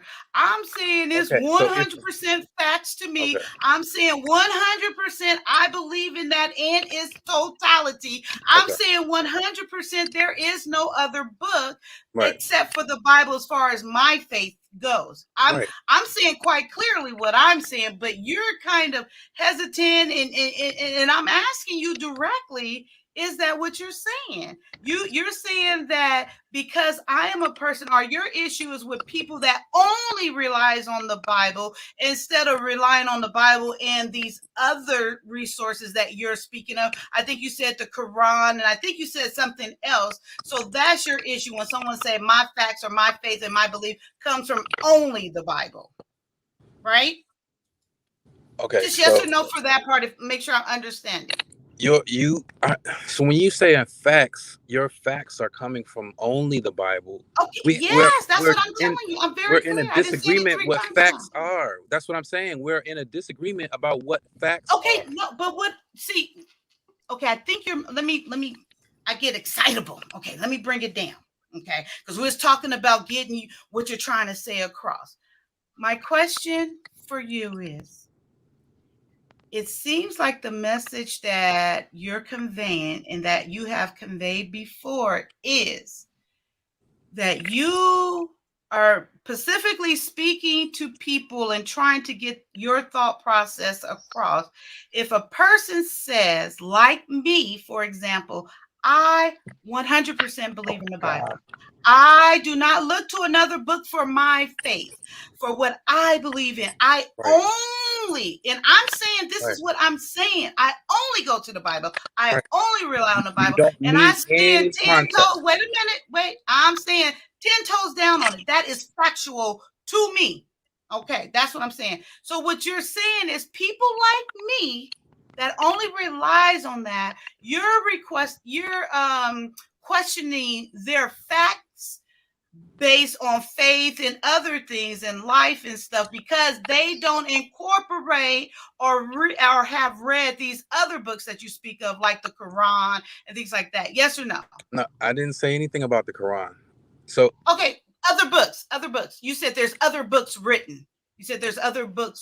We're not considering that. So is that true? Yes or no? And then you can go on what you were saying.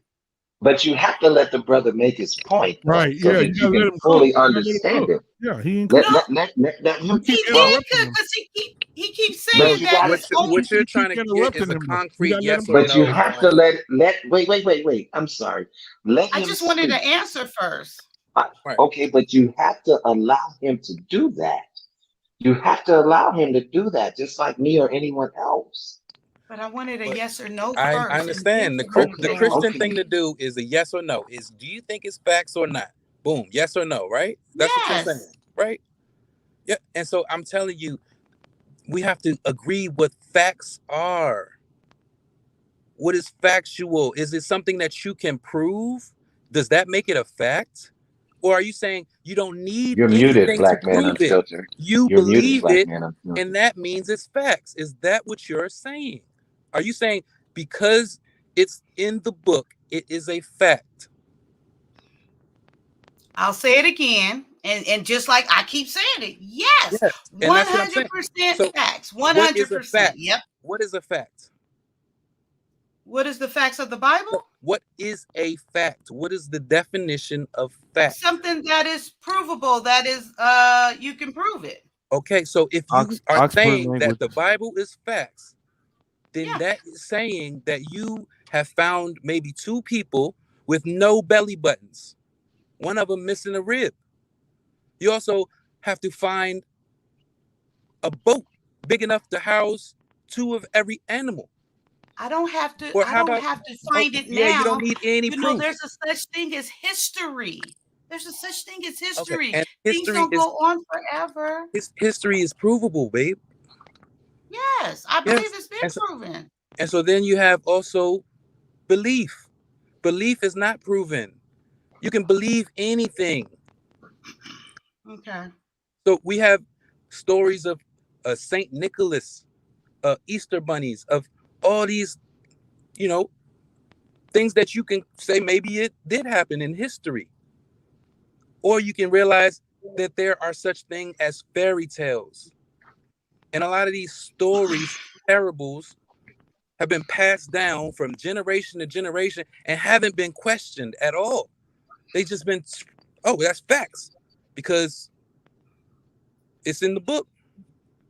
Well, I'm still not sure what we're talking about because I didn't get my question answered, but I'm gonna let you rock because I'm still kind of confused if that was your issue or not. The answer is no. No, it's not facts. So it's not factual. If I may, it's not provable. Okay, I'm sorry. Excuse me. Go ahead. Mute myself. I thought someone was gonna read off the things to me so I can know what the main subject was. I posted them in the chat, Patrice. Did you see it? I can post it again. No, I can't see the chat right now. So that I wanted somebody to say what they were and what they meant. So when you all have a moment, because the religion thing can go down a rabbit hole, and we'll be here to this time tomorrow. So exactly, I definitely don't want to go down that. You said the 5 personality traits. We got openness, conscientiousness, extroversion, agreeableness, neuroticism. There you go.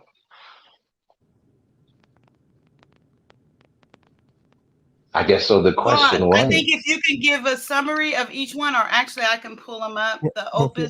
Before you do that, can I just say one thing? I want to dedicate my Wednesday to Eat So Helpful, because I don't want to keep interrupting the 5 points or the 5 characteristics. So I want to dedicate my Wednesday to you on my platform, uninterrupted, and I want to hear everything from top to bottom to what you believe, and then we'll dissect it, because what I believe is that if there's something that is established, then it is on you to disprove it with factual agreement, to say that it's not factual. And so that's just the surface of the hole that we're going to bury ourselves in. However, you don't have to say anything now. You can say whatever you want to say on Wednesday. Are you busy on Wednesday? What does your schedule look like on Wednesday? What time Wednesday? Around 8:30 Central Standard Time. Where do you live? East. So that would be what time for you? About 9:30. 9:30. Okay, hour ahead. Great. So I'll go ahead and email me your information. You can email me at I got you. blackmanunfiltered@gmail.com. All right, bet. I'll go ahead and create. Amen, Black Man. I love that. That is great. And I don't know, maybe my question wasn't clear, but if you can clarify that for me, Black Man, on Wednesday, I would Absolutely. And I see Big Bad Bull said, just Kaya Real Talk Daily. Please stop saying that you're 100% with the Bible. You divorced for no bibiblical justifiable reason. Why do we have to go? Why do we? Wait a minute now. Hold on. Black Man want us to stay here. No. But wait a minute. Why do we have to go down that? Some things are just not appropriate to say. I don't understand. I don't understand a lot of people when they, they get off in these chats and say different Ooh, and look things, at this. and they're very insensitive about what they say because they don't even know the reason behind whatever your situation was. And I'm pretty fed up with people in this chat that just keep talking and blurting out stuff about people that you don't live in this woman's house. How do you do that? Why do you do that? And what gives you the right to do that? Just because you're typing? I don't understand. That is just totally disrespectful to me. I'm just saying. I'm gonna leave that alone. But that's disrespectful right there. I don't care how you look at it. Say something to uplift someone. You don't always have to be in this chat and are always trying to bring somebody down with your opinions and your thoughts. Say something that's encouraging. Elevate the conversation. Now, this is a perfect example. Now, I'm sorry. Now, I went there and I should have done that. No, but that's No. This I is I good. love the conversation. I love it. I want to bring a point to it here. This is what we mean. This was what me and Sir Hell means. We can speak nicely, but when someone hits the nerve, we got to be willing to check them. And this that's a nerve right there. And this proved my point earlier that every situation ain't gonna be, oh, you got to do this. That thug just came out of you too. And so because you had to check somebody, this is what me and Sir Hill was talking about earlier. You just said the same thing we said. We tired. We start checking people. We need to start holding people accountable, and you just did exactly what we did. Well, I mean, to me, it's just pointless. I mean, we can gain so much from this conversation.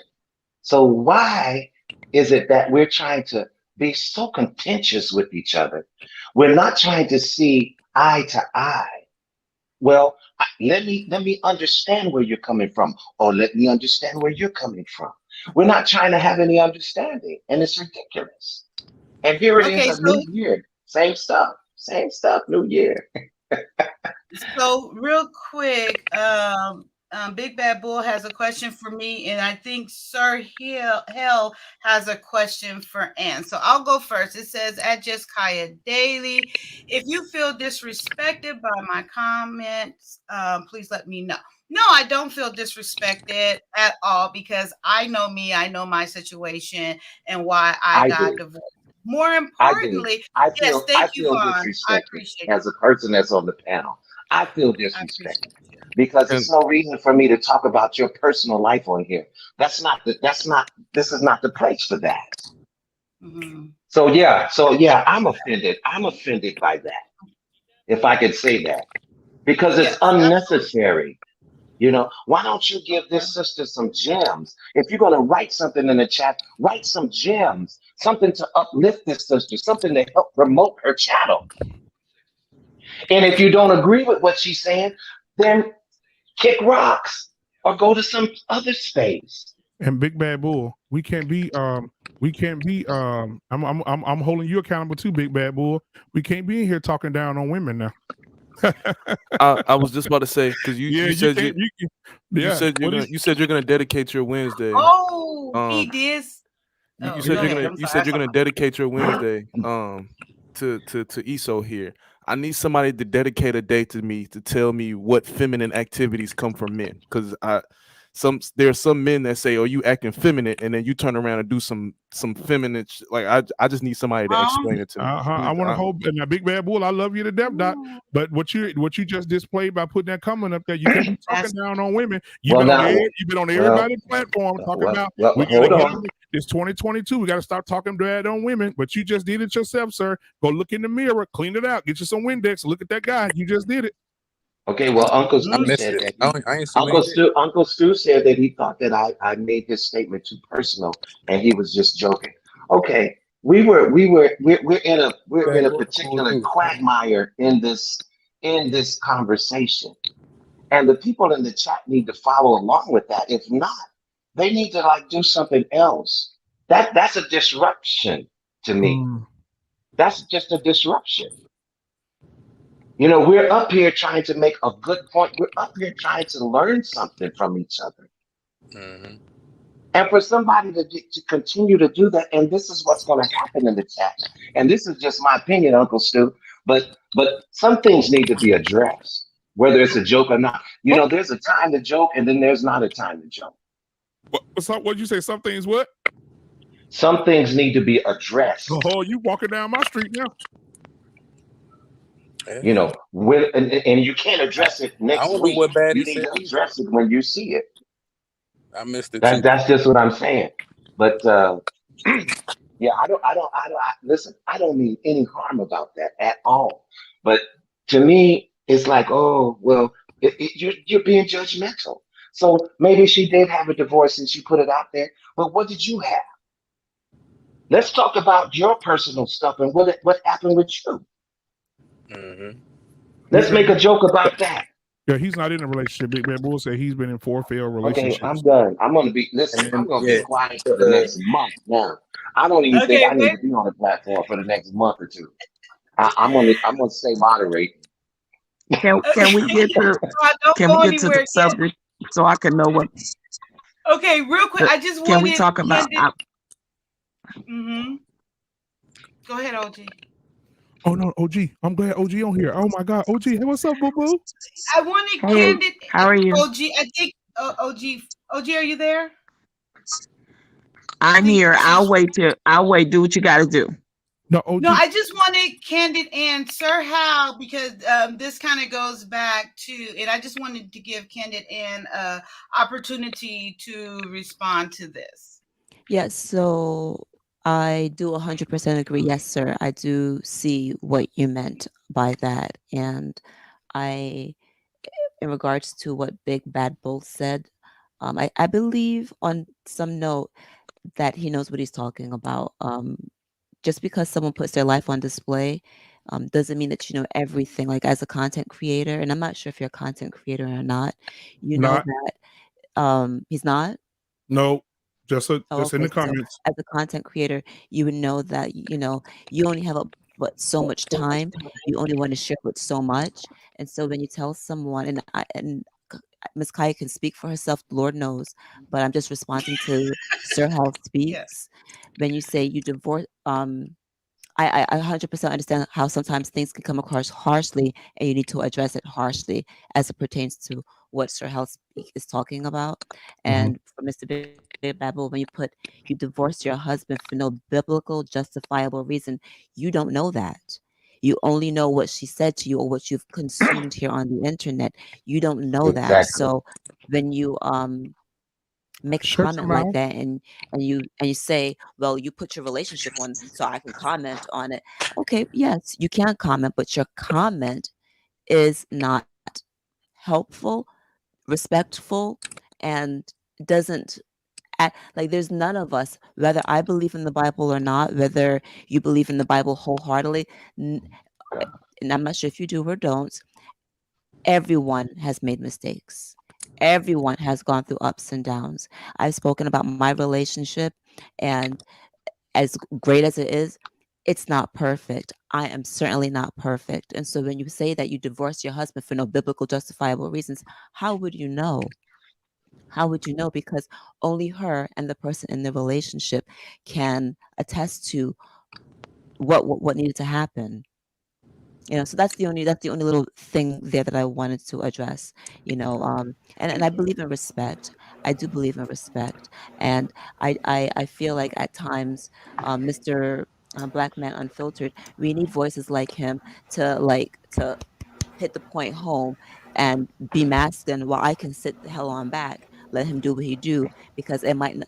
Then I can come with my feminine energy and talk to whoever might need to be talking to, right? Exactly. So we need the yin and the yang. We need some of this back and forth. But as it pertains to, I think you're not stupid. I think you know what you said, and you know that it was disrespectful, right? But Kai didn't receive it, so she's open to talk about it. But you are aware. And it is what it is. Like we're not like belaboring. No one trying to get on you or anything like that. We still love you, but it's still love. It's still love there. May I address something, please? Hold on. Something that's unrelated, real quick. Just real quick. Some unrelated. OG Patrice. OG. Yes. Hey, sugar. Listen. So Hey. I'm gonna send I'm gonna send you an email. I think I already sent it to you, maybe. But I need to say, okay, I'm gonna resend it. Hell, I'm too tired to remember. But I'm gonna put it. I put my email in the back because we didn't get to you. Are you talking about the debate? Yes, ma'am. They agreed on the 13th.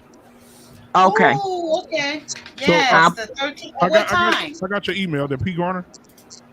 Oh yes. Okay. Yeah. Yeah, I got it. I'm gonna send you an email in the morning, but yeah, he want to do it on the 13th. Okay, cool. What time, Black Man? 8 o'clock. 8 p.m. right? Yeah. That's Eastern. Is that Eastern time? Central Standard Time. Central. Okay. All right, because I'm on Mountain Time. So okay. May I address something, please? You guys. All right, go ahead. May I address something, please? Listen. Look, I'm like I said, because I don't want no misconveyed messages being sent. I don't want anybody thinking something that's not true.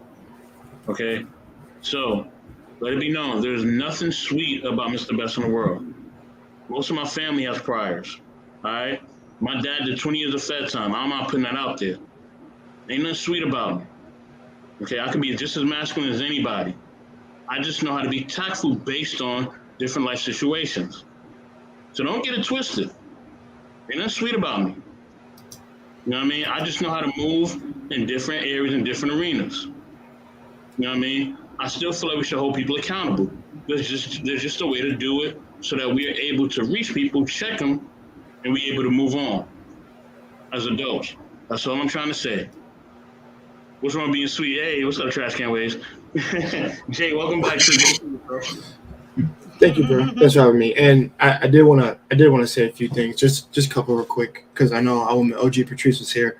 I want to say shouts out to her because me and her were on a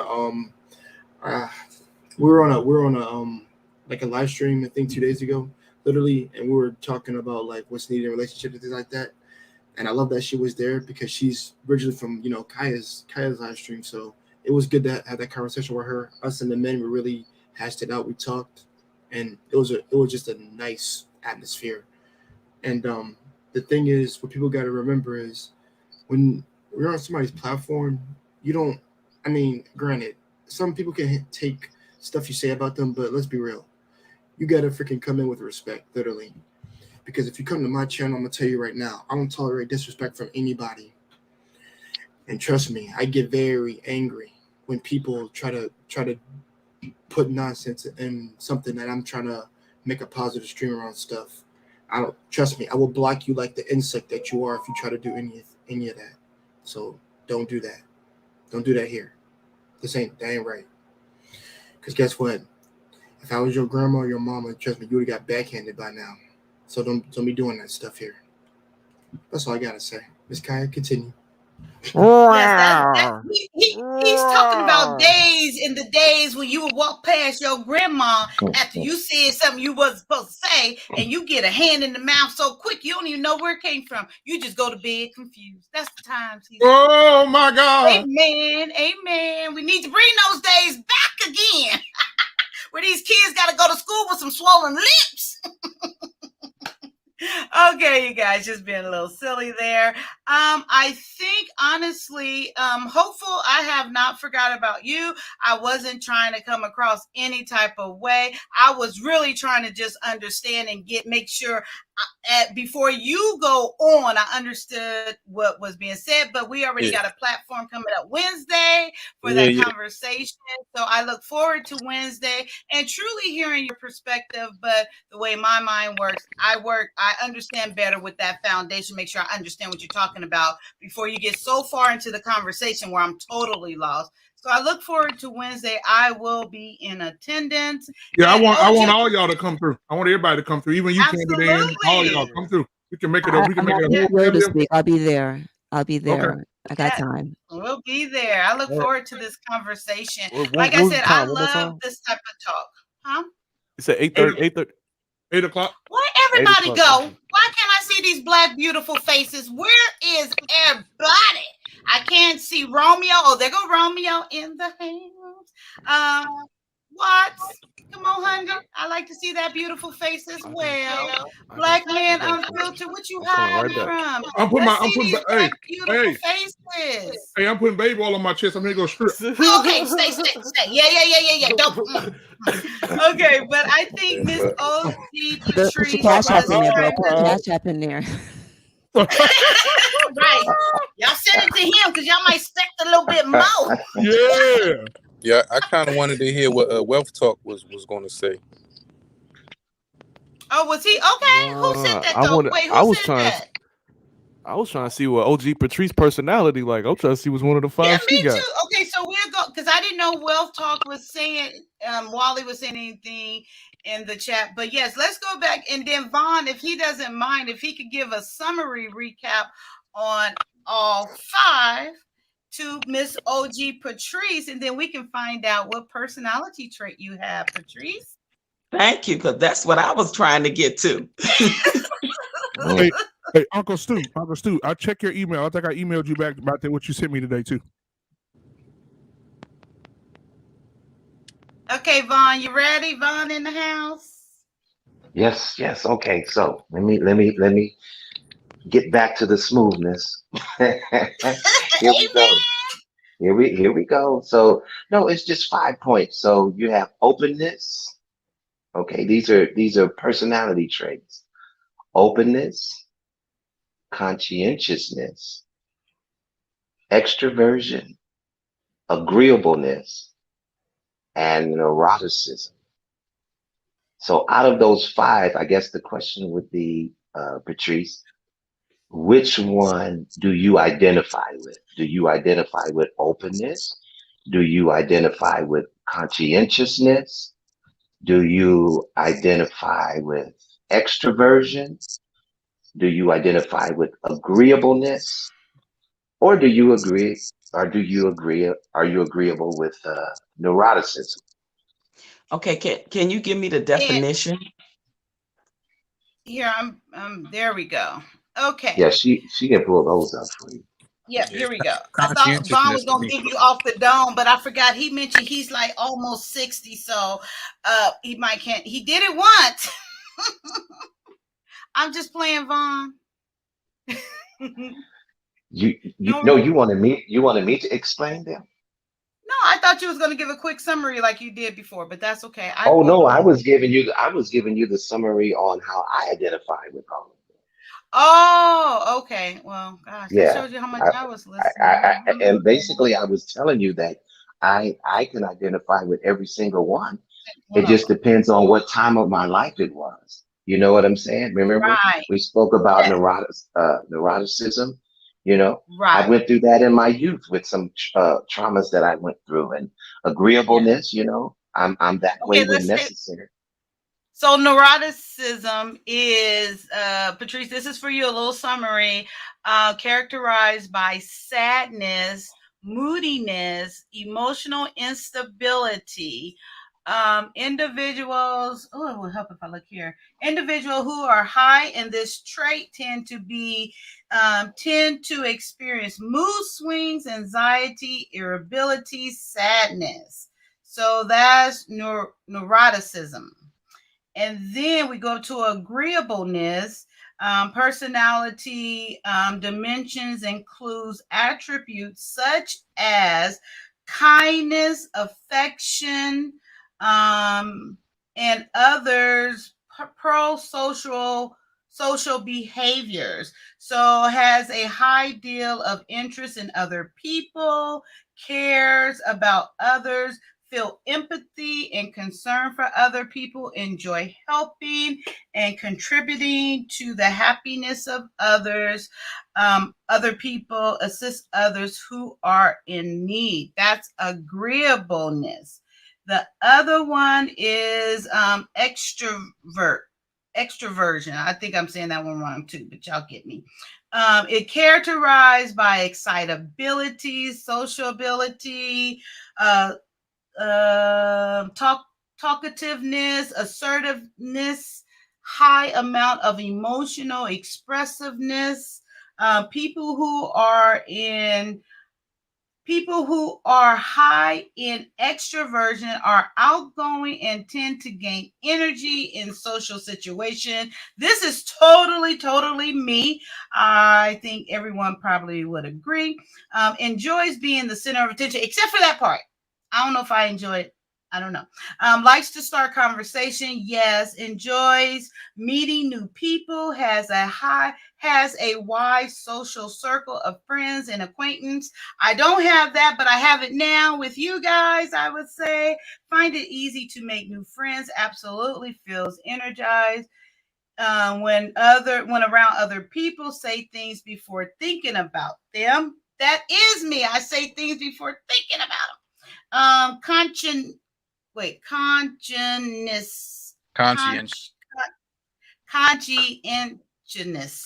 That's it, right? Conscientiousness. Conscientiousness. You have Okay, I'll say it later. You have to rogue your tongue. Inches. You have to say inches. Conscience. Well, now you got me. Okay, forget it. I'll come back to it. I'll be able to say it if I don't think about it so hard. Okay, in high levels of thoughtfulness, good impulse control, a goal-directed behavior, highly conscious people tend to be organized and mindful of details. Okay, so these people spend time preparing, finish important tasks right away, pays attention to detail, enjoys having a set schedule. And then the last one is openness. This trait is characterized by imagination and insight. People who are high in this trait also tend to have a broad range of interests. They are curious about the world and other people and eager to learn new things. Very creative, open to trying new things, focus on tackling new challenges, happy to think about abstract concepts. So we got Candid Ann and Miss OG Patrice. Out of those 5, how about OG Patrice goes first, and we will love to dive into what is your personality trait. Over. Okay, from what I heard, I think I'm a combination of 2. I'm trying to think which one more than the other. Probably, definitely openness with some conscientious, I would say, with a tad bit of agreeable. So just a little mixture there. Yes. I would say that's me. Okay, and then the next part of that we discuss is, where do you think that this was embedded in you, through your environment, your parents sort of say, your school, or do you think you were born this way?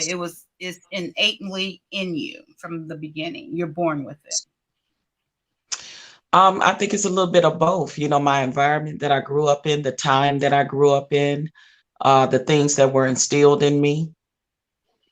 Definitely. So both. I would say both. Okay, and then there was a third part to it. I would say this is the first time that the men got a lot deeper than the women. My men's were giving me a whole lot of information, Miss OG Patrice. I just think you're over it. Maybe.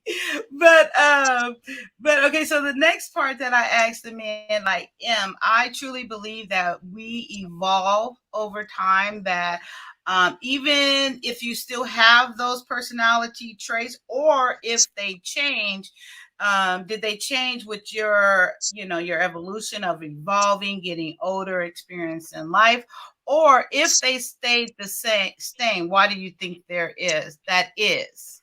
And that's going from like high school on to your 20s, then your 30s, and then so on. I says every 10 years, I believe that we evolve, or we should.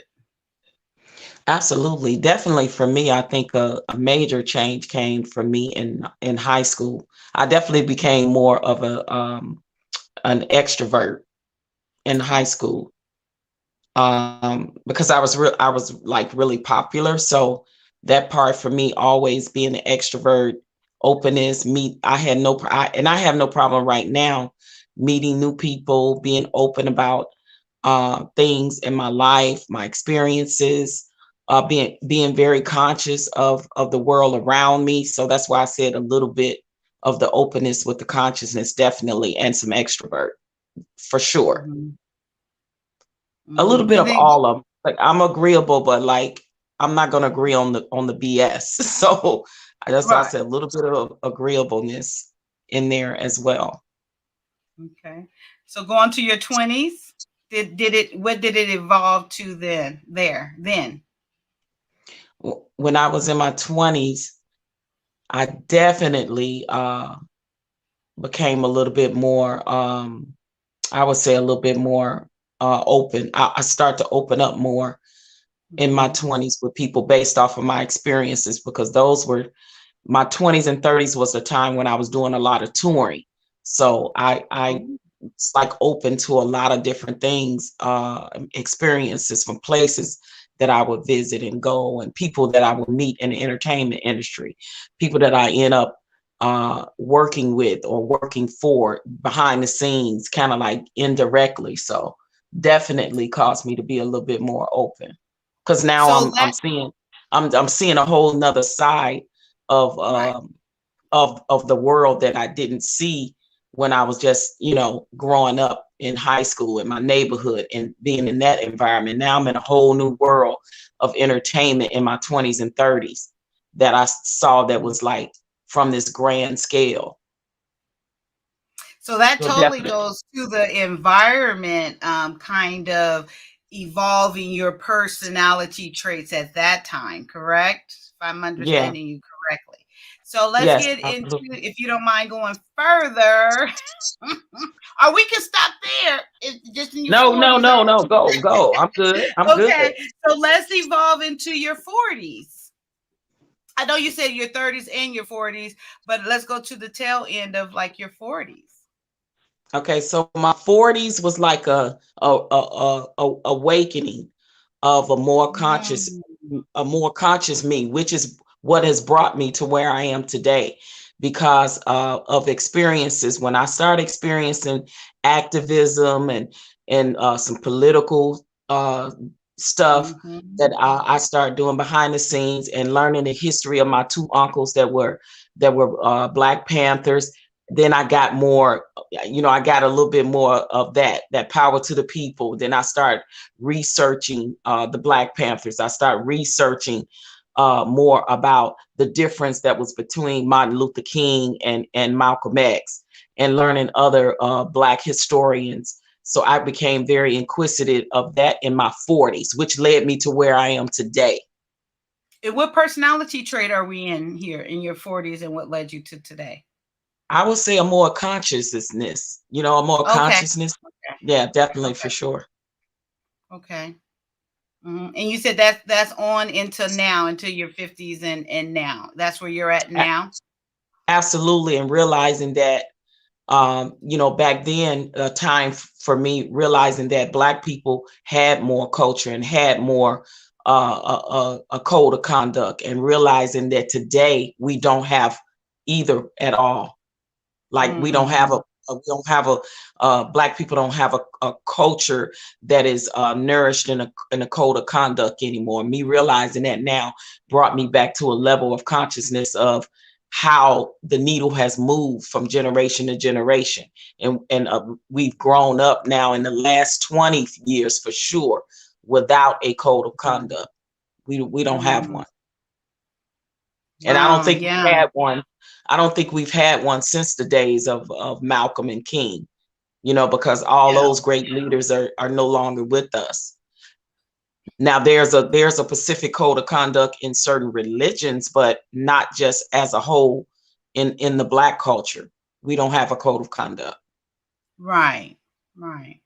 Well, thank you for bringing that perspective. I don't know who Candid Ann found in that, but we about to find out why she frowned a little bit. She doing my number. I'm like, what? Huh? Okay, Miss Candid, and it is your turn Okay, so to I'll answer share. this question as best as possible. I don't want to say nervous, but it's sometimes for me difficult to. I experience the world. This all of us. We experience the world going this way. Like from out inside of my head, I'm experiencing the world looking out. I don't experience the world looking at me. Right. So I believe, if I were to answer this question as honestly as possible, I believe that my answer would be conscientious, because I'm definitely, you know, I can say there's a little bit of openness, but I'm not always open to a lot of different things. I'm definitely not an extrovert. I am an introvert all day, every day. I am an introvert. I can be agreeable, but I don't really, that doesn't hold weight to me. Like I could be agreeable. It doesn't really matter much to me. And I'm definitely not neurotic. So I think out of these personality traits that you've described here, conscientious would be the one that probably fits me the best. However, there's another, I'm not, just a side note, there's another like personality, I think, trait thing in which I know for sure I am INTJ. It's the Briggs-Myers or Meyer-Briggs personality assessment test. And I know for sure I'm INTJ, but just to stick to your topic here in terms of what Yeah, I no, am. at the beginning, I read the whole article earlier, and it did express, there are thousands upon Yeah. thousands. And I did point that out, the different sociologists or psychologists and stuff said all these different traits in their study, but we did just come to this one to narrow it down by 5. Okay. And I'm glad you did point that out for people that wasn't here in the beginning. These are not the only 5. There's thousands upon thousands of personality traits and different things. So thank you for So I saying that. think But for me it'll yes, be keeping with these conscientious, because I know for sure, even though people think that I'm an extrovert because I'm not afraid to speak up, it's just exhausting sometimes for me. Like this whole quarantine thing, I was made for quarantine. I could stay at home all day, mind my business, and feel completely whole. It's okay by me. I enjoy interacting, but I got control over this. Like when I'm tired of this, I could shut this thing down. So not to say that like I don't need people. I think we operate better as a community. I'm not saying that like I'm the lone soldier out here. I could figure everything out. I understand the importance of community, but I'm okay for a long time being by myself.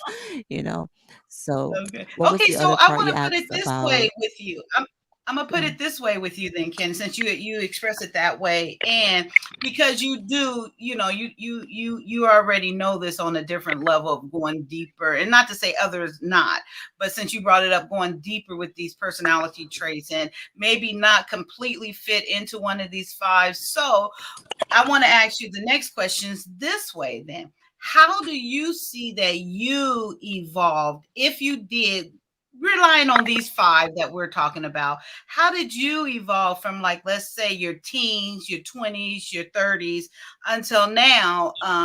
Was there any variation there at any given time? And what influenced that, you think, if there was any? I believe the core of me, if you know me from the time I was a child to now, the core of me has always been an introvert, right? I'm going to use conscientious because I feel like that's a person that sort of like it just feels more like out of the 5 selection that we have here, that's mostly me, but I'm mostly an introvert, and that has always, always, always been my personality. However, yes, there has been some evolving, and I'm trying because I struggle. I'm going to give you a confession here. I struggle with, when you're at work and people have mindless conversations. How are you doing? What's going on? How are you? Kids, like, if I don't care about you, I'm not going to ask you all those questions, right? When I'm at work, the answer is fine. How are you doing? The answer, like 1 + 1 = 2, is fine. I could be going through every single solitary thing in the world. The answer is fine, right? I struggle with, and the thing about that is that I lose out. because for those of you guys that are able to engage in conversations in which you can talk to a friend or talk to a boss and ask them about their kids and make people feel comfortable. If I don't care, I can't fake it. I can't fake it, and so therefore I feel like I lose out a little bit on making those connections that people talk about. Most work, like the most business is done on the golf course as opposed to in the boardroom. I wouldn't go to I would lose out because I am not capable of going to the golf course. I'm not capable of like engaging in like, let me go ahead and act like I care. Like I just can't do it. I could do it, but it'll take so much out of me. I would break really quickly. Maybe I'd be able to fake the funk for a day or two, and then I can't do it anymore. So I'm trying my best because I do realize that I lose out in terms of getting to know people, in terms of like just financial benefits, in terms of like giving people opportunity. Like I'm making an assessment. Is she crazy? Is she honest? Oh, hi, fine. And I'm moving on. If I find that like a person is honest, I can connect with them, then sure, I'll connect. It's like not that I can't do it, but I'm constantly making an assessment on who I'm going to let in and who I'm not going to let in, especially when it comes to work, or in my personal life. Like nobody comes to my house hardly ever. Ever. My place is not an open place where you can just come into my house unannounced. You will get shot. I'm not even joking. You will get shot. Okay. Wow. I'm not even so yeah. Yeah. At any rate, so what was the other part of that? The other part was like, have So I just I've always been that way, but I'm trying to be more open. I'm trying. Yeah, the other part was like environment. Did that impact like over if you evolved or change in those personality traits?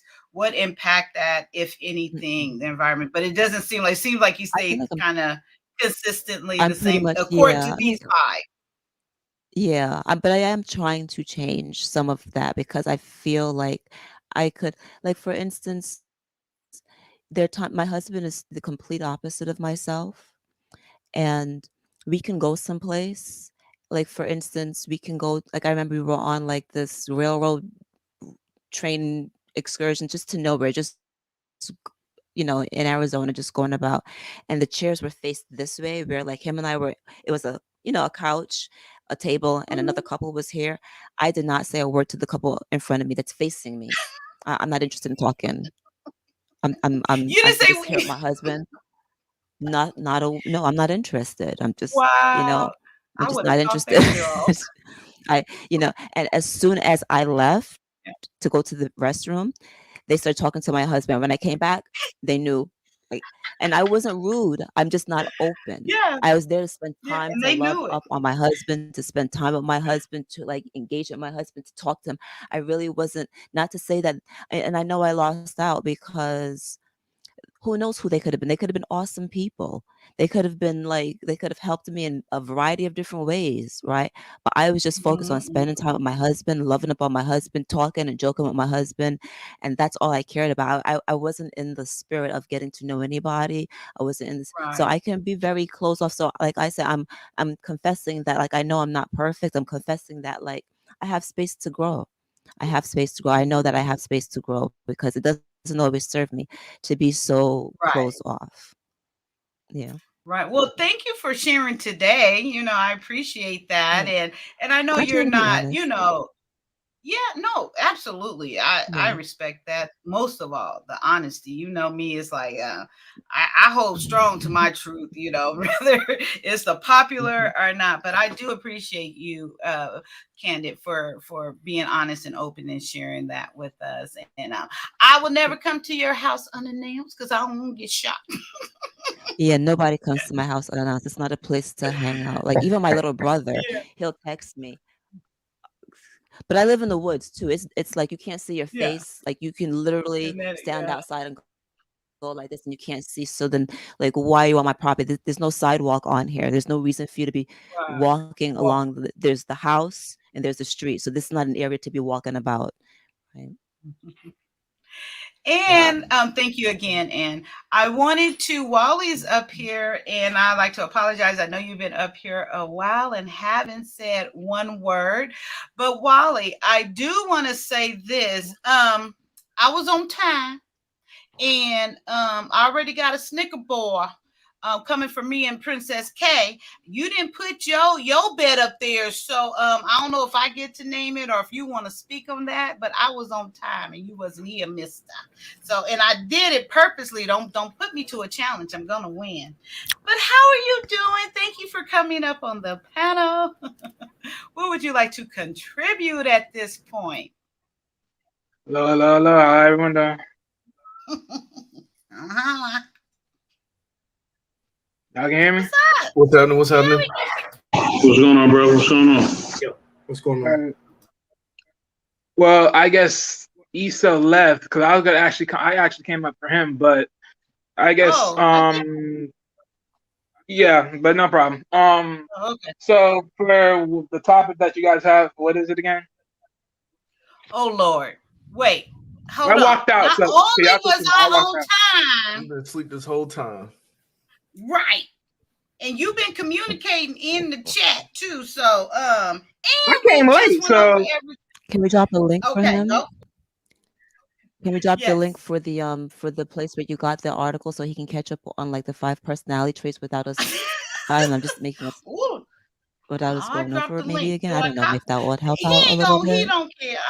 Yeah, he should have been here on time as though like I was. Walla. Nah. I was here on time. I want you to acknowledge that I wasn't on CP time today. I was on time to the second. Me and Princess K. Yep, see here. There we go. Princess K. We was here. Oh, she not. I thought she was concurring what I was saying. Yeah. So anyway, what would you like to Princess K got contribute added at into this that point? bit. No, because me and her Same. was the only one here on time. 100 wasn't here. Trash Can wasn't here, and Wally wasn't here talking all that yang. Okay, and I wasn't me here and because I was sleeping. So oh well. but I was on time. That's the point. Don't call somebody out. Don't see. Okay. Like you wasn't on time the other day. I don't hear that. Wait. No, I didn't know it was up for a live stream. In honor of hopeful, if you're not there, you can't prove a fact. So you should have been there to try to prove a fact. And I'm telling you, I was here. 100 put a Snickers on the on the line for me and Princess K. What are you bringing to compensate us for being on time and you wasn't, my brother? None. Oh, that is not a man of honor. That's okay. Last time I checked, I'm your moderator. Unless you gotta bounce me, none. No, you can So say when my I do moderator. come, I'm moderator. One has nothing to do Okay, with the other. One has nothing to do with the other. Too bad. I'm just saying. Hey, man. Anyway, you win. Okay, so you came up. So is there anything else you wanted to add, or do you really want me to go over the traits again? I'm here for you. Go ahead. Go over the traits. I'm going to drop you. I'm going to take Candid Ann's advice. We just literally did it. Literally. Uncle Stu said I was outside the room. Y'all took long. Huh? I was outside the room, so I didn't hear none of it. Oh, well, stay ready and gotta get ready. Uncle Stu, I'm surprised you didn't come up and join in. If you would like to, I would love to have you join in or say hello to me. I don't even think you spoke to me, Uncle Stu, and that kind of hurts. Oh, maybe you're speaking to me now. Uncle Stu, hey, I say it like this, but I'd be modding for a lot of people, but I only put extra work in on Salute. I only put extra work in for you, man. I don't know. That sound like Cap. Isn't that what y'all say? Oh, I got my glasses. Sound like Cap. But anyway, you guys, so let's go on. We gonna, Wally, we'll work on your personality. We already know your personality just by that display. It's agreeable. Agreeableness is your personality trait, is what we're saying at this point. Whoa, what's the qualification on the agreeable? You agree with people. You just go along to get along. No, I'm kidding. Agreeable is kindness, affection, and pro-social behaviors. Has a great deal of interest in other people, care about others, feel empathy and concern for other people, enjoy helping, contributing to the happiness, and assist others who are in need of help. Mr. Moderator, see? Okay, can I see the can you post up the article, or I'm gonna have to do this on the side? No. I will do that. I will be a gracious host, and I will do this for you. So here we go. So here is, let's go to the top, openness. Openness is what? Very creative, open to trying new things, focus on tracking new challenges, and help, and happy to think about abstract concepts, consciousness, spend time preparing, finish important tasks right away, pay attention to details, enjoy having a set schedule. Extrovert is enjoy. This is me, by the way. So this is not you, because this is me, and I don't think we're like, no. Enjoy being the center of attention, likes to start conversation, enjoys meeting new people, has a wide social circle of friends and acquaintance, finds it easy to make new friends, feel energized around other people, say things before thinking about them. Agreeable. I already did agreeable for you. And then neuroticism. I know I'm going to say this wrong. Neuroticism. I know I'm saying it wrong. Forgive me.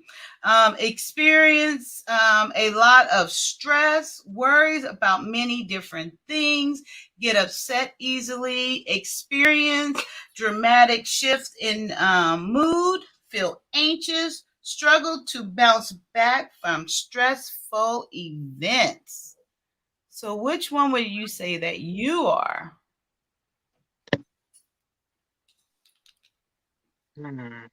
You there? Oh, I'm sorry. Yeah, I'm here.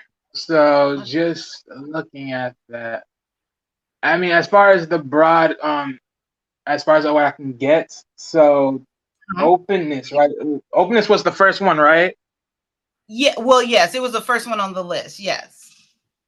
All right. So I agree with openness, but the problem is on the other side, you can't be open and yet you don't accept change. So I look at that as the middle line for me.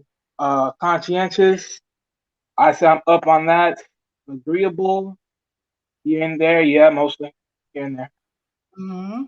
Extrovertness, no, that's here and there.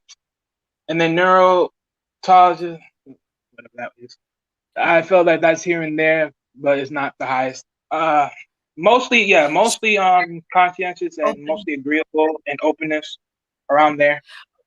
Okay, so then how you say that, do you feel or see that it has evolved as, maybe in increments of, you're 27, huh? So have you noticed that it evolved from maybe your teen years until now? Have it switched, or has it been consistently about the same between those? So, I mean, just speaking just broadly, my lifespan, I was just early on in my life, I was more of a childish person because I was just looking to have fun, enjoying the time. I think the more like once I hit like middle school and then high school, like middle school up to 8th grade, then going up, that's when the conscientious part kicked in.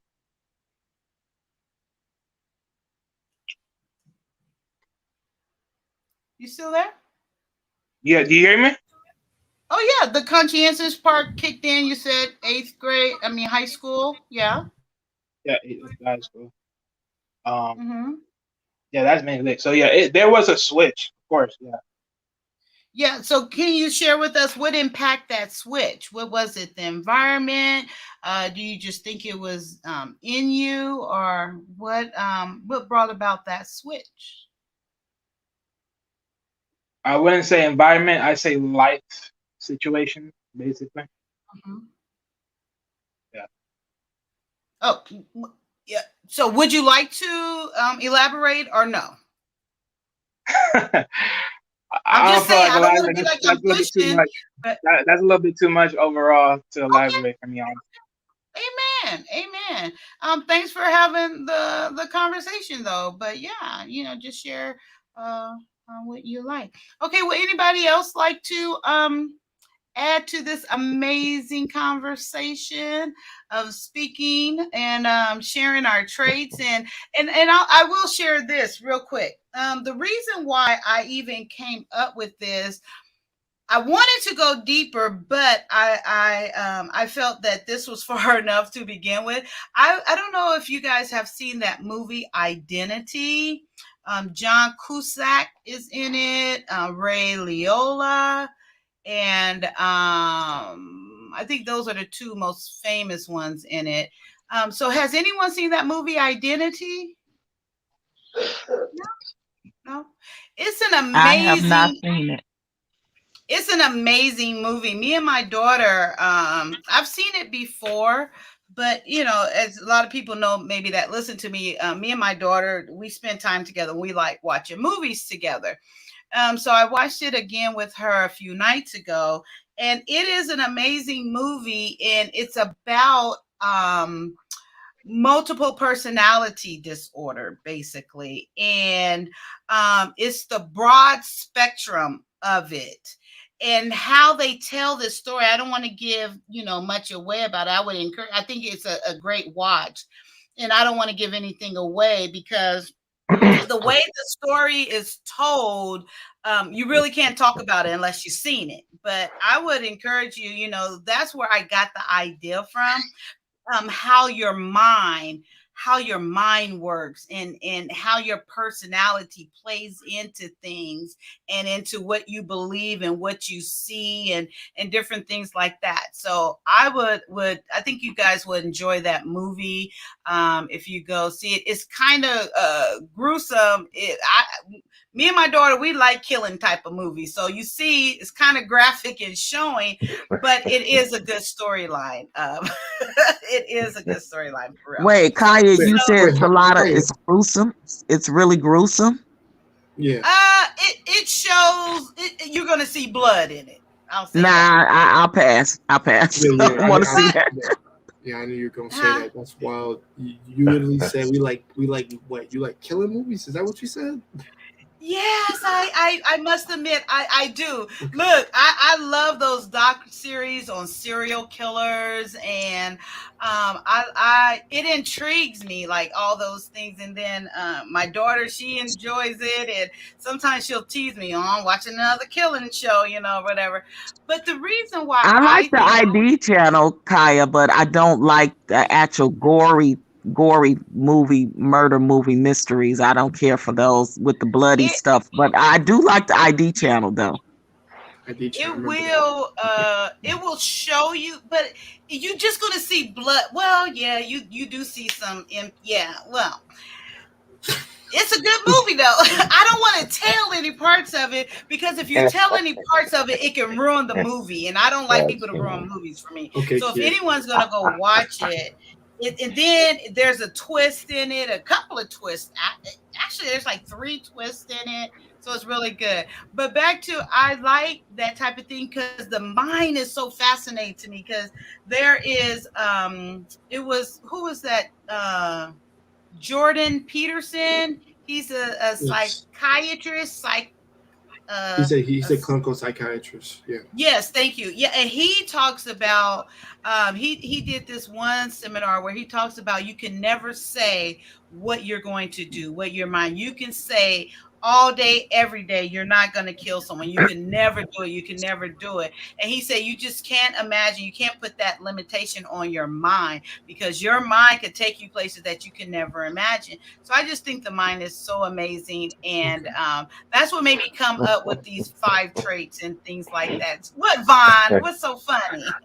I'm just laughing. That's all. Yeah.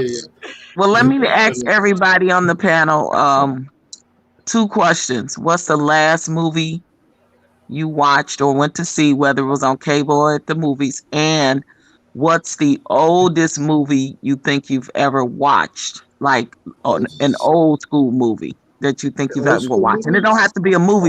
It could be, a television movie or a movie at the movie theater or cable or whatever. What's the last one you watched and what's the oldest one you think you watched? Well, I can answer that old one first. Technically, there's 2 in that because I think they had importance in my childhood. Honestly, it was the first one was probably Matilda, and the second one was Casper. Like I hold those to a degree because that had to do with a single father raising his daughter. And now that I'm older, I have a great appreciation for it. Now, newest. It's gonna be freaking cliche. I might as well say it. It was the Spider-Man movie that came out just recently, and I saw it with my friends. So that was the best theater experience, at least with them, that I got. What movie? It was that Spider-Man movie. I'm sorry, the newest one that came out. Oh, the Spider-Man movie. That one came out. Yeah. That one was very emotional and nostalgia for a lot of fans who have been kids since I was in that time, and it's just like a nostalgia. Heartwarming, and has like that family thing that could just get you together with the family to go see it. So, yeah. Okay, well, I'll go next. I just told y'all the last movie I saw was Identity, and then the oldest movie that I have ever watched was probably am I gonna get the name right? Oh, it's The Rose. The guy with the rose. The big guy. Oh, and it's about the red rose. It's about the rose. Oh, and it's a famous old movie. Okay, I'm gonna look it up and then I'm gonna tell y'all. You're probably talking about something twice my age. I don't know. Oh, hush! I am. That's why I'm asking. Let's be the. You saying the rose? Oh wait, I'm gonna look it up right now. I'm gonna tell you as soon as I find it.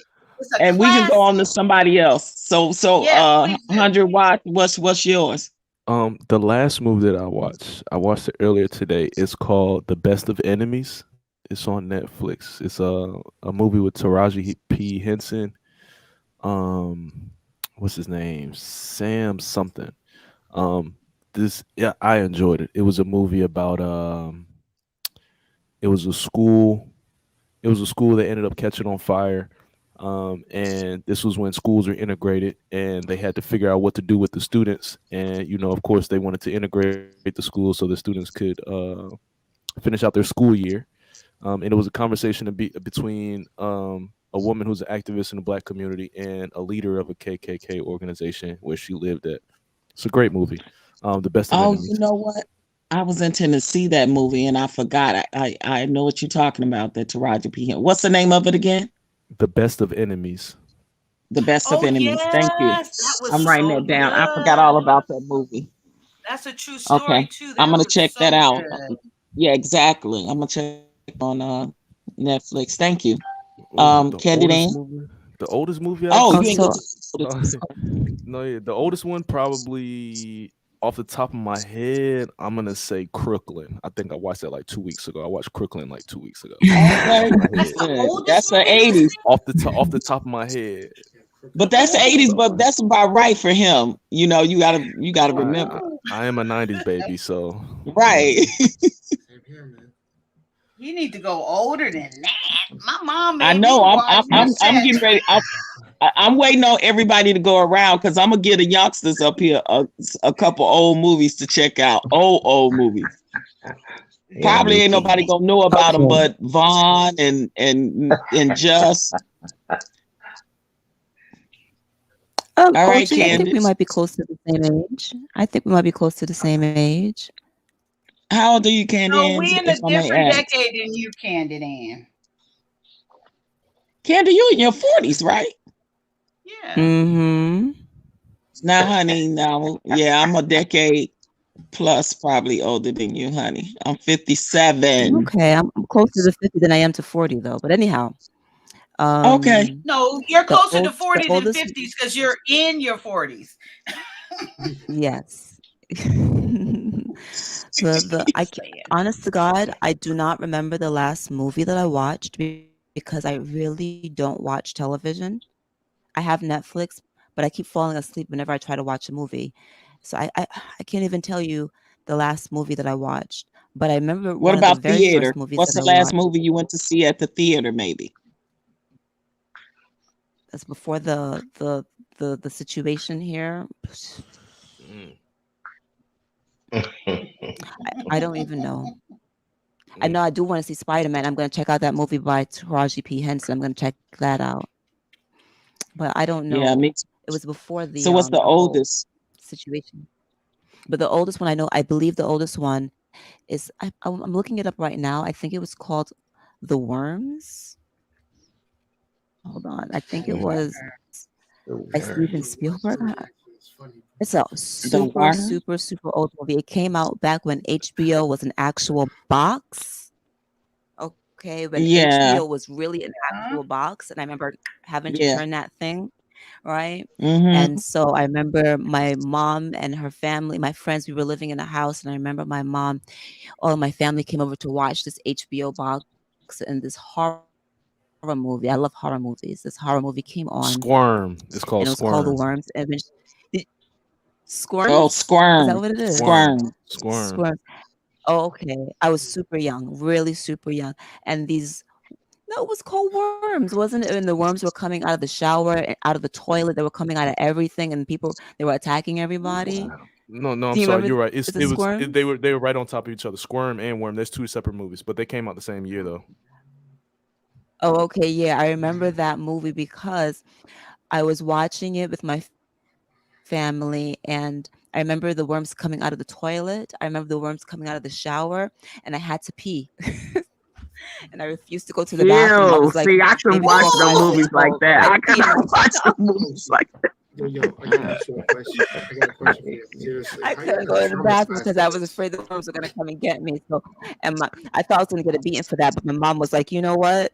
I had no right having this child here watching this horror movie." So I remember that movie very, very, very much. But I don't remember the last thing that I saw. Okay, real quickly, guys. 84? I got my oldest movie. I Oh, found what it. is It's Citizen All right. Kane. Oh wow. Oh, ooh, that's really old. Yes. Citizen Kane. That was probably the oldest I seen. Yeah, I had to Way watch it a back couple of then. times because I didn't get it. I didn't understand it. But yes, Citizen Kane, and that's the Rosebud. That's where I was trying to get the rose from. Because I've heard Wow. that before. Citizen What about 84? What about you, 84? Way back. Way You know, back. I'm really young, so I can't really even talk about it. No, I'm joking. I'm older than 100 watts, so I'm I got a little age on me. The last movie I seen was Spider-Man, the new one, Spider-Man: No Way Home. I'm saying it's not better than Winter Soldier. Okay, a lot of people saying that's better than Winter Soldier. Winter Soldier is the best Marvel movie ever made. Okay. That's that. Now, some people can argue with me, whatever. Jay Takashi probably want to argue with me about that because I know he studies Marvel movies. So yeah, we gotta have a stream about that. With that, yes sir. Yeah, let's get it. So with that being said, my oldest movie I've ever seen is either between Mary Poppins or Willy Wonka and the Chocolate Factory, the original one. Ooh, yeah, good one. Went back a little ways.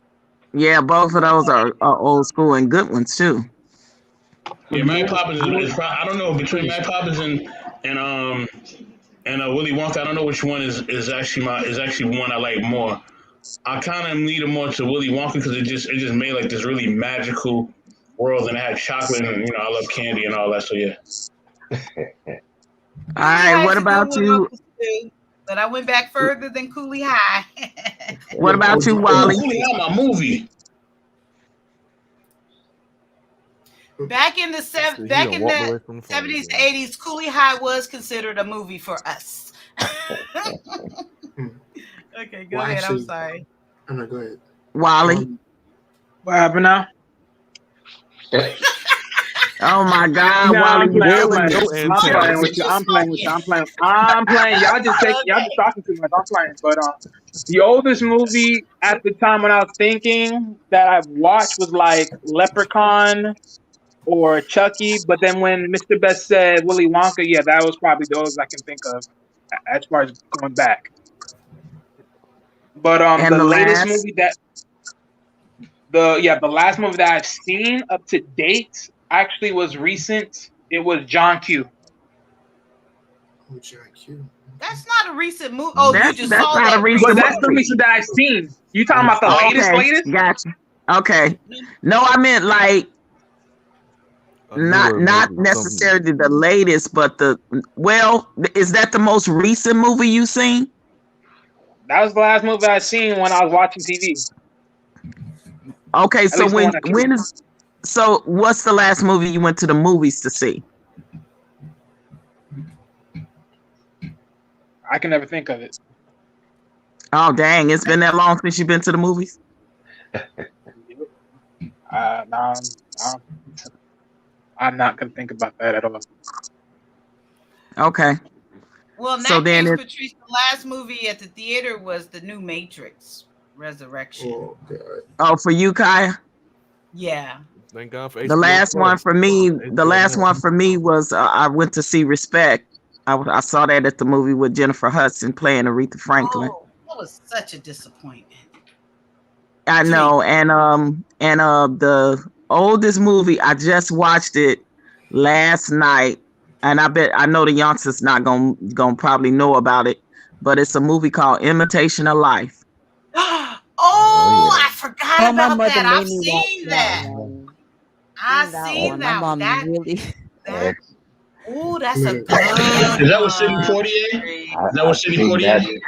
I've seen that many times. Yeah. That's a good one. I saw that one too. What year did that one come out? Is that in the 40s? 1934. They have two different versions of that movie. I'm talking about that original. You talking about that original one, right? They have Patrice? the That original black and one, white. and then they have I actually watched both of them back to back because it's two versions. The one that came out in the 30s, and then the one that came out in I think the 50s. The 50s with Lana Turner. My favorite one is the Lana Turner one, but I watched the one that came out in the 30s too because I had never seen that one. I watched both of them back to back, but the only one that made me really cry is always the one with Lana Turner in it. I think maybe that's the one I seen. The late. I don't think I seen the one in the 30s. I'm gonna have to go back in and watch. That one came out in 1959. It got 81% on Rotten Tomatoes. Awesome. That's a good thing. They got good I will tell the youngsters to watch the one that came out, the Lana Turner one I think it came out in the 50s. The one with Lana Turner is which one is that one? 100 watts. Is that the 50 ones? 59. The one that came out in the 50s? Mm-hmm. 59. So it's about a girl. It's about a girl that could pass for white, and she lived her life. She wanted to be white, but her mother was black. So sad. Oh, you all got to watch it. Yeah, and it's on like that part, right? But yeah, that's a deep movie. That movie, I was crying last night. I was like, dang it, this movie gets me every time. Okay. Actually, did Vaughn ever share? No, I didn't. I'm just waiting my turn. Yeah, I was saving you for last, buddy. So I'm just waiting here. But so the most recent movie that I've seen was the new Matrix. And I was a lot disappointed with that because I was disappointed. It wasn't as great as I thought it was going to be. Yeah. It just, for me, it wasn't.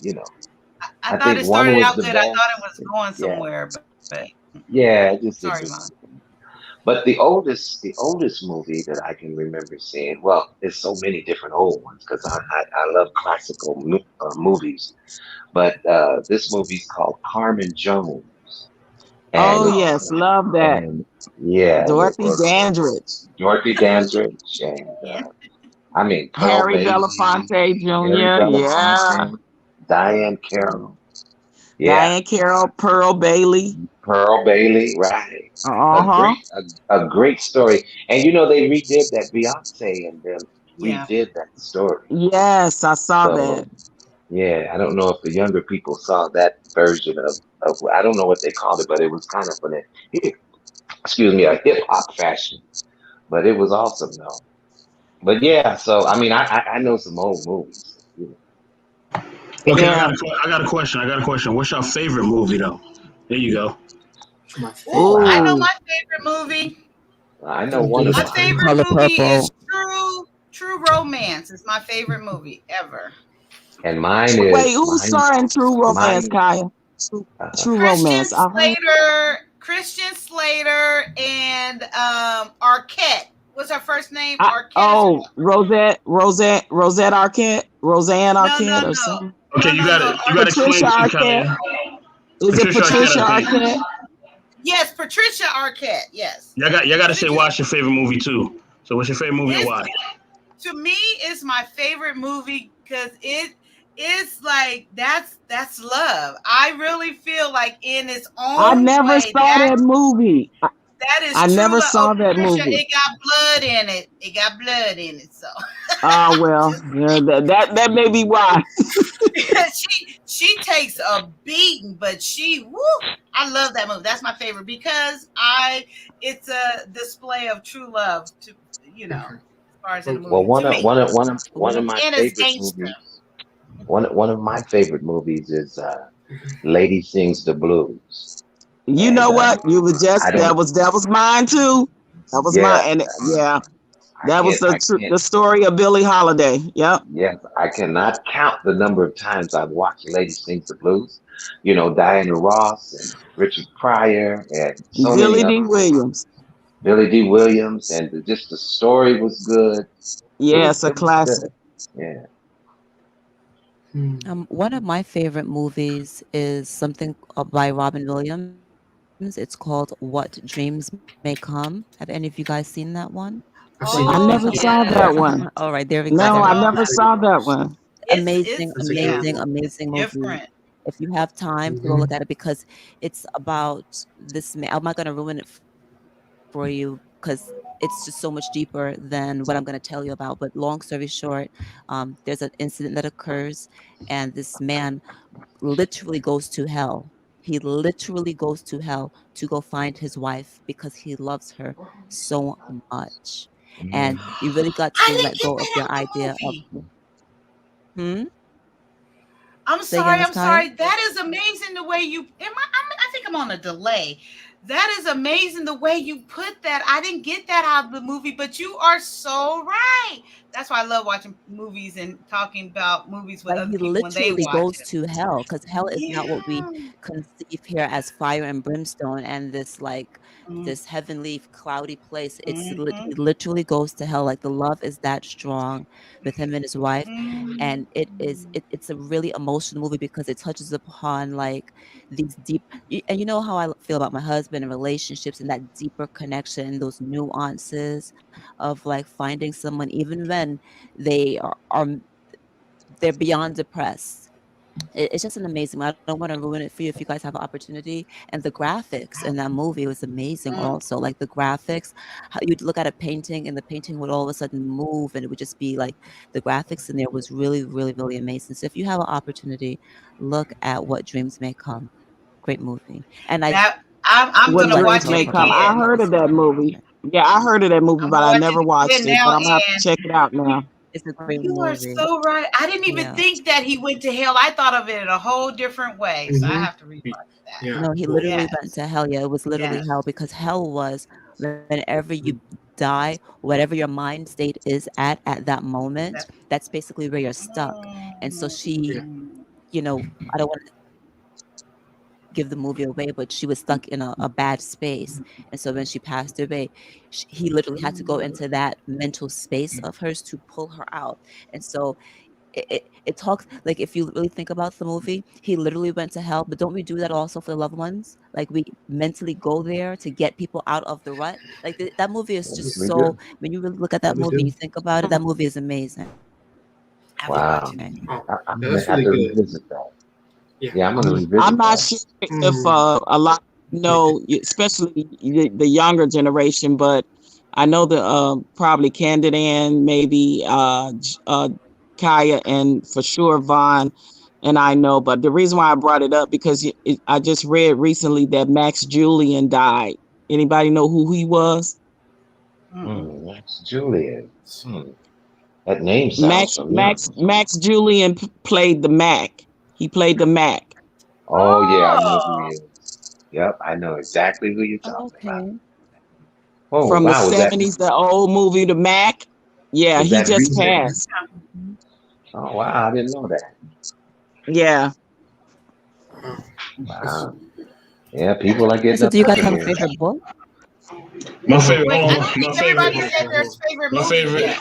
Oh, I'm my favorite sorry. movie is I'm sorry. my favorite movie is it's two. It's really a tie between two. Honestly, it's between Inception with Leonardo DiCaprio and Once Upon a Time in Everything that America, touches Robert De the Niro.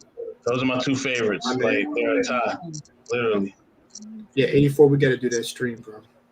I'm here, baby. Let's get it. We got to do that stream. Okay, I I'm gonna go seen next. Intercession, but I never seen the other one. Inception, not Intersection. Inception. See, that's so many. I didn't even see that one. I've heard of it, but I didn't see it. That's when the two worlds like meet or something, right? Okay, yeah, I saw that one. I like it. Yeah, yeah, man. Denzel Washington and Leonardo DiCaprio, everything they touch is gold. I don't know why. It's just gold. But yeah, that is true. Yeah, I can't say nothing bad about their movies personally. But at least for me, I guess this is me for growing up since I was young. Since my great grandmother, she used to always make us watch Wizard of Oz when we were freaking young. I can never understand it, but every time I watch That's it, your favorite movie? It's not my favorite movie, but it reminds me of her, so I do like it in the sense of that. Yes, it connects absolutely. Because I understand Absolutely. That's the 50s and 60s. It's a classic. You know. It's a classic. Yeah. What's your favorite movie, though, Jay? Jay, what's your favorite movie? Have you seen The Wiz, though? That's my question. Yeah. Honestly, if I'm gonna be honest, I don't think any movie has touched me similar to, Candid Anne when she brought up the other one that we see with Robin Williams. This is actually an animated film of the same variety, and it's called Weathering with You. Weathering with You, and the thing is, I saw it in theaters before the COVID hit. I literally saw it in theaters before COVID hit. It was in January in Florida.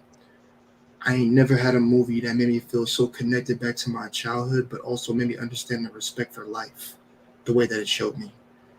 And I am definitely going to do a review on that on the stream, and I'm going to talk about that damn thing because that thing was so beautiful visually, music-wise, performances-wise. I'm like, okay, I can understand why this man is worthy of this girl. I understand. It was beautiful. I think that's probably my favorite movie so far. Okay. 100? My favorite movie is going to most likely probably gonna be Hoodlum. I like that movie. Lawrence Fishburne playing Bumpy. I love that movie. My friend played in Hoodlum. He played the ice cream boy that served Bumpy the poison ice cream. And that was one of the movies that we had on VHS. So you had to pull it out, rewind it, and then put it back in there. And like I would just sit in front of the TV and just wait for it to rewind just so I could watch it again. Right. Yeah, that movie was gangster. It was good though. It was good. That actually was a really good. Vanessa Williams, Cicely Tyson, Lawrence Fishburne. That was a good movie. Good old blockbuster days, huh? Oh, these young kids will never know about that. They don't know about blockbusters, huh? Wow. Where to give you the popcorn and all that, or? What about you, Wally? Did you give your favorite movie? Well, like Trash Can said in the chat, there's just so much. I mean, there's so much. Especially when you talk about like in genres. But if I had to choose one, just for the sake of it all, Rush Hour. Okay. I Okay. like that. That's Yeah, the first one was good. The first one that first one's always be be really good, be the best. Yeah, I did like all of those. That's silly comedy. That second one had me rolling. I'm done. Chamonly. Chamon.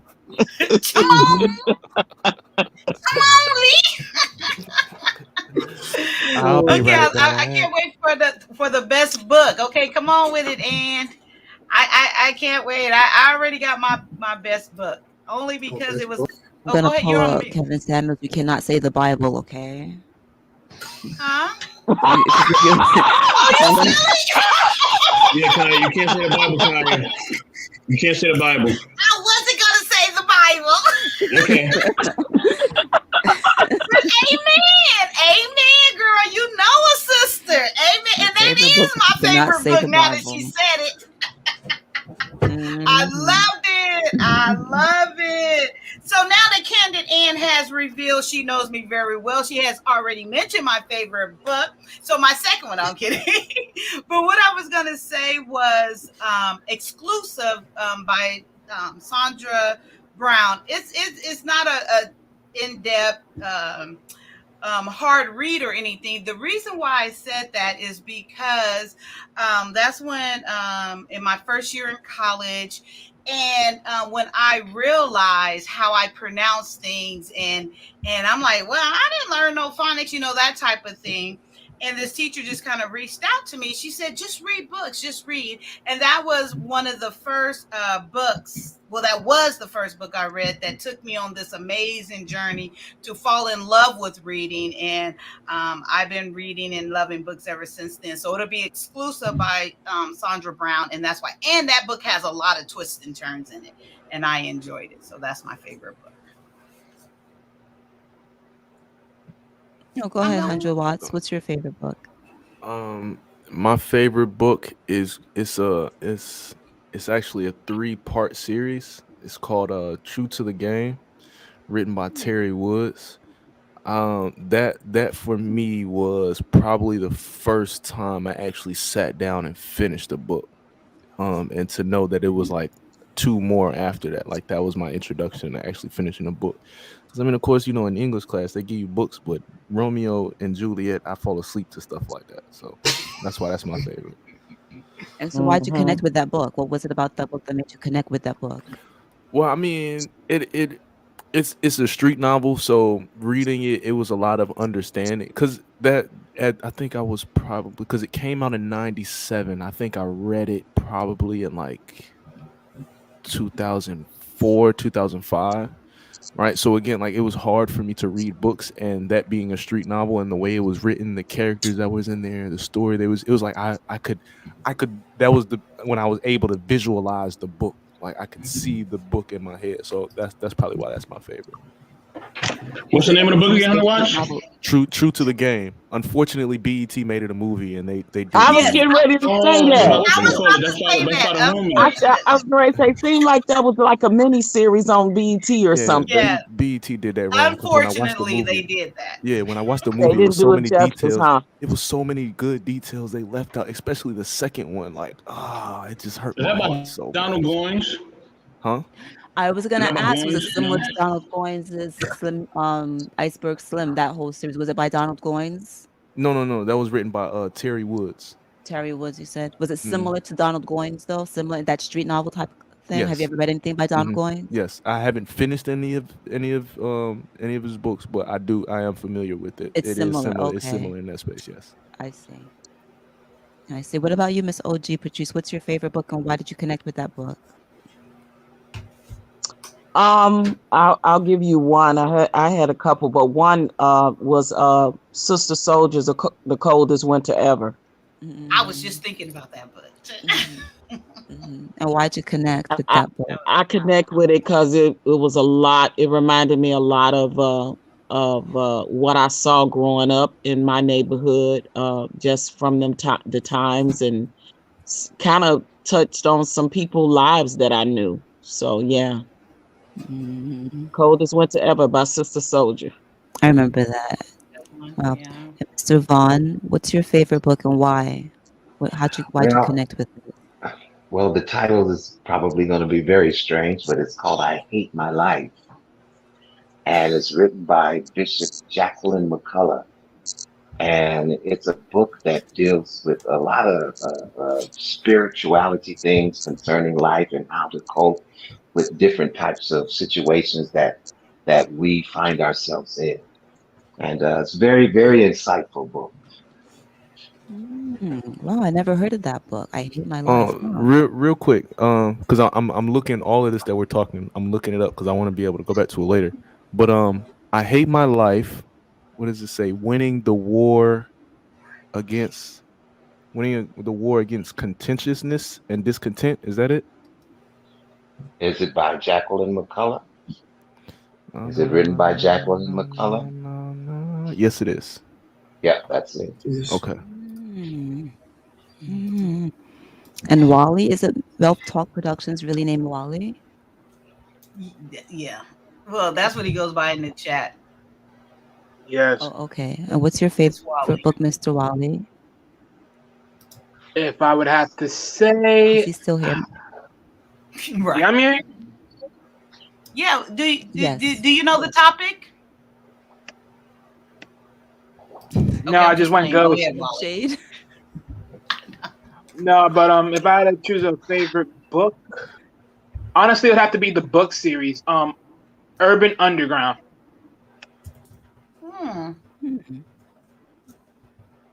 So why'd you those pick it? books are. Why'd you pick it? My boy. So Urban Underground is basically is around teens, right? And the time that I've noted this book, I think it was in high school, either high school or middle school. And then eventually I saw them books in the library and I just connected with those books like consistent ever since. It gave a lot of perspectives of like young youth and everything else for that matter. Yeah. Okay. And Jay. There was another book series. There was another book series also that I liked, but I forgot. Okay, Blueford High, I think it's called, or Blueford series, something like that. I've heard of that. I've heard of that one. Yeah, I think they're written by the same author, I think, or neither, something different. I really don't remember, but yeah, those two books are good. Those two book series are really good.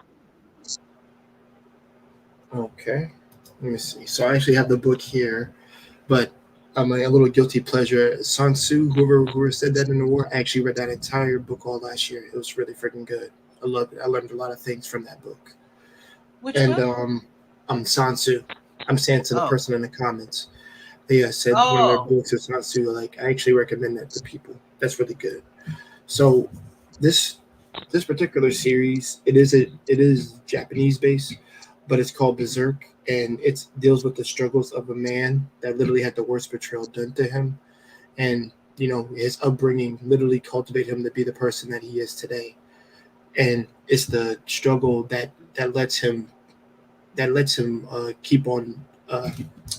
It lets him keep on going, but he has things that always, to keep him going off the deep end. He has people and allies, and it is somewhat of a Japanese comic in of itself, but it's a long series, and the writer just passed away last year. He just passed away, and this is his series. It's now, granted, Kaya will probably like it because it's all dark and gloomy, but the difference is, we have two opposing forces. Someone who's technically seen as evil but has an angelic, messiah figure, and then we have someone who is good but is seen like he's bathed in blood and demons. So the contrast is like, who would you follow, or more so, who do you resonate with more? Like, would you forsake everything for this dream? Would you let all those people, I'm not without spoiling, would you let all the sacrifices be a waste in order to complete that dream? Because like I said, it would seem like it would just be for naught. So when when a lot of people our age, or like 90s kids, talk about this series, because we've been through literature class, it's not what you think it is. I mean, yes, yes, it's not for like 15 and below. It's more for 18 and up, because this is it's like Dante's Inferno almost, to a sense, to where we take the utmost extremes. We take it to the utmost extremes in this book, but the difference is you have to realize that there is humanity in people, so you have to, like, what you would do to sell your soul for good things. So I tell people if you're like into anime, like if you're really an adult and you like adult-based themes and maturity themes in this, you're gonna have to read this, because I read this in college and it flipped my world upside down. Like, made me realize the world wasn't all peaches and cream in it, but also it showed me that, you're gonna go through struggles, but you have to allow yourself to be vulnerable in some cases. Be strong, but let people in. Because when you don't, then you turn into a monster yourself. So that's the lesson I'm getting from it. Wow, that sounds deep. Right. Wow. Right. That's what I'm going to ask you. You said if you are are you saying MMA? Say it again. If you are into anime. I thought you. Anime. Anime. Yeah. What is anime? What do you mean? Anime is basically basically, I have to correct people on that. It's like Japanese stories, folklore is done in animation. So when I said Whirling with You, that's literally an animation movie, kind of like Spider-Verse, if you watch that. But the thing is, how they do it so stylistically is culturally to their nature. It was visually beautiful. So that's why I tell people, if you do have children, or if you have let's say your daughter try to get you to watch something with her, watch one of those like Miyazaki films with her, and you can see how you can just take you out of the real world and just be basked in it. And I don't mean cartoons like SpongeBob. I'm talking about that nonsense. I'm talking about like actual stuff that's philosophical, that can take you on an adventure.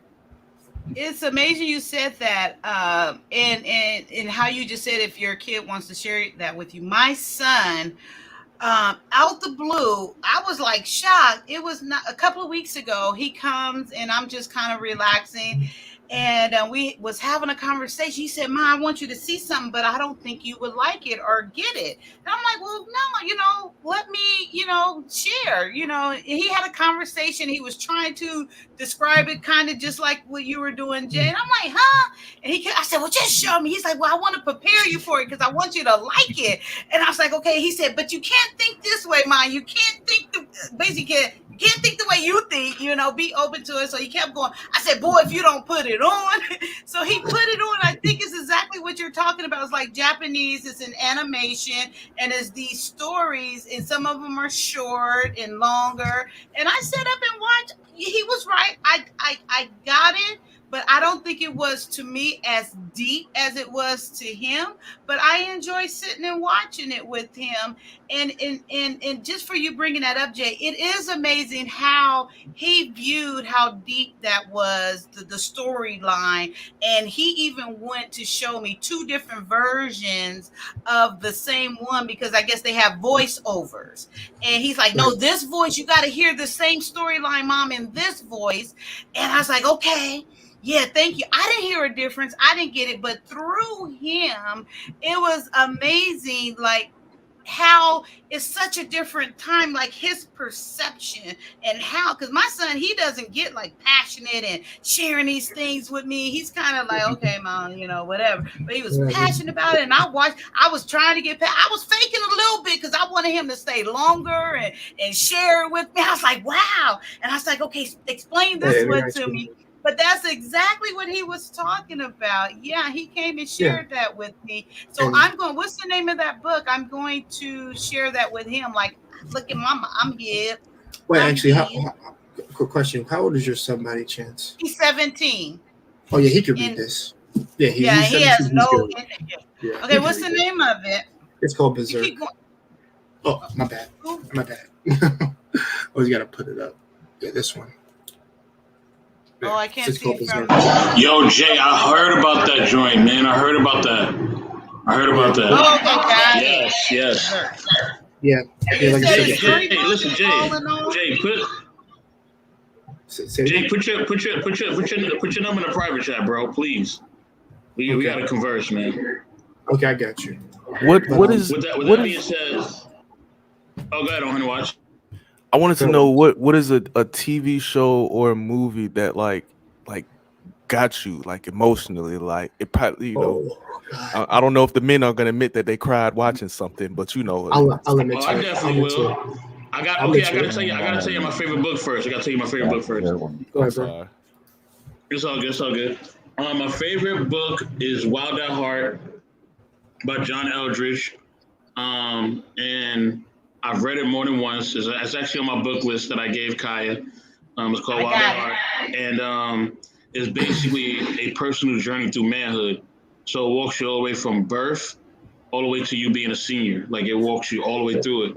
And it's like, yo, it's intense. Oh, that book sounds dope. That book sounds dope. Yeah. And it helped me to basically transition from boyhood to manhood. Because I was in that, you get in that phase being like in your early 20s, you're trying to figure things out. And it helped me to transition. Like it helped me turn that corner. Oh,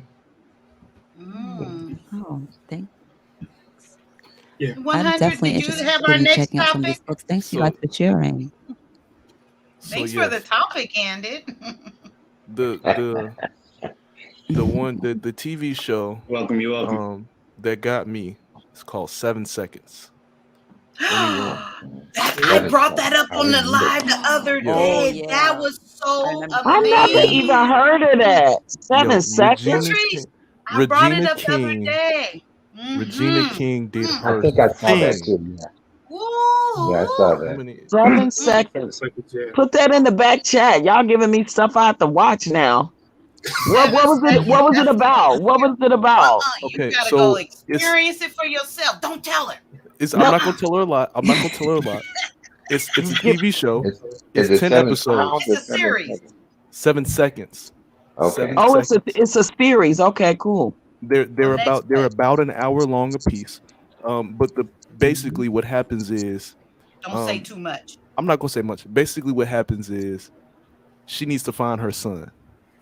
And there are very many components that pop up. Yes. And as the story starts going, oh my goodness. I'm not gonna say I full blown cried, but I did get the the water right there. You know what I'm saying? Oh my goodness! It has so many different levels. All the characters in there have their own level, but amazing series. Yes, it is. I gotta check it out. Gotta check it out now. What network? I love stuff like that. What Netflix? What network did it come on? Netflix. Netflix. Netflix. And Okay, Trash I Can, think it that's is 7 seconds, not 7 pounds. That's with Brad Pitt. Or Will Smith. Will We Smith. I are ain't talking that. about 7 seconds, not 7 pounds, my brother. Well, the 7 movie pounds is with Will Smith. that got me was When They See Us. I don't know That if one you too. saw that. Yeah, about the Central Park 5. Oh my God. Yeah, man, that one tore me up. That one tore me up. They did Yes, an right, excellent job Vaughn. with that movie, and that movie got me. It got Yeah, me. that movie got me too. I agree. Yeah. That will be me and yours. That one right there. That rage was Yeah. real. Oh yeah. I know one that got my son. I remember my son. We were watching one that and he bawled after he saw it. He was a young kid, but when he saw it, and that was Fruitville Station. Oh my God, yes. That's Yeah. another one. And he didn't That's know another that one. was going to be the outcome. And man, Yeah. Yep. yeah. Oh, the Oh, other wait. one too.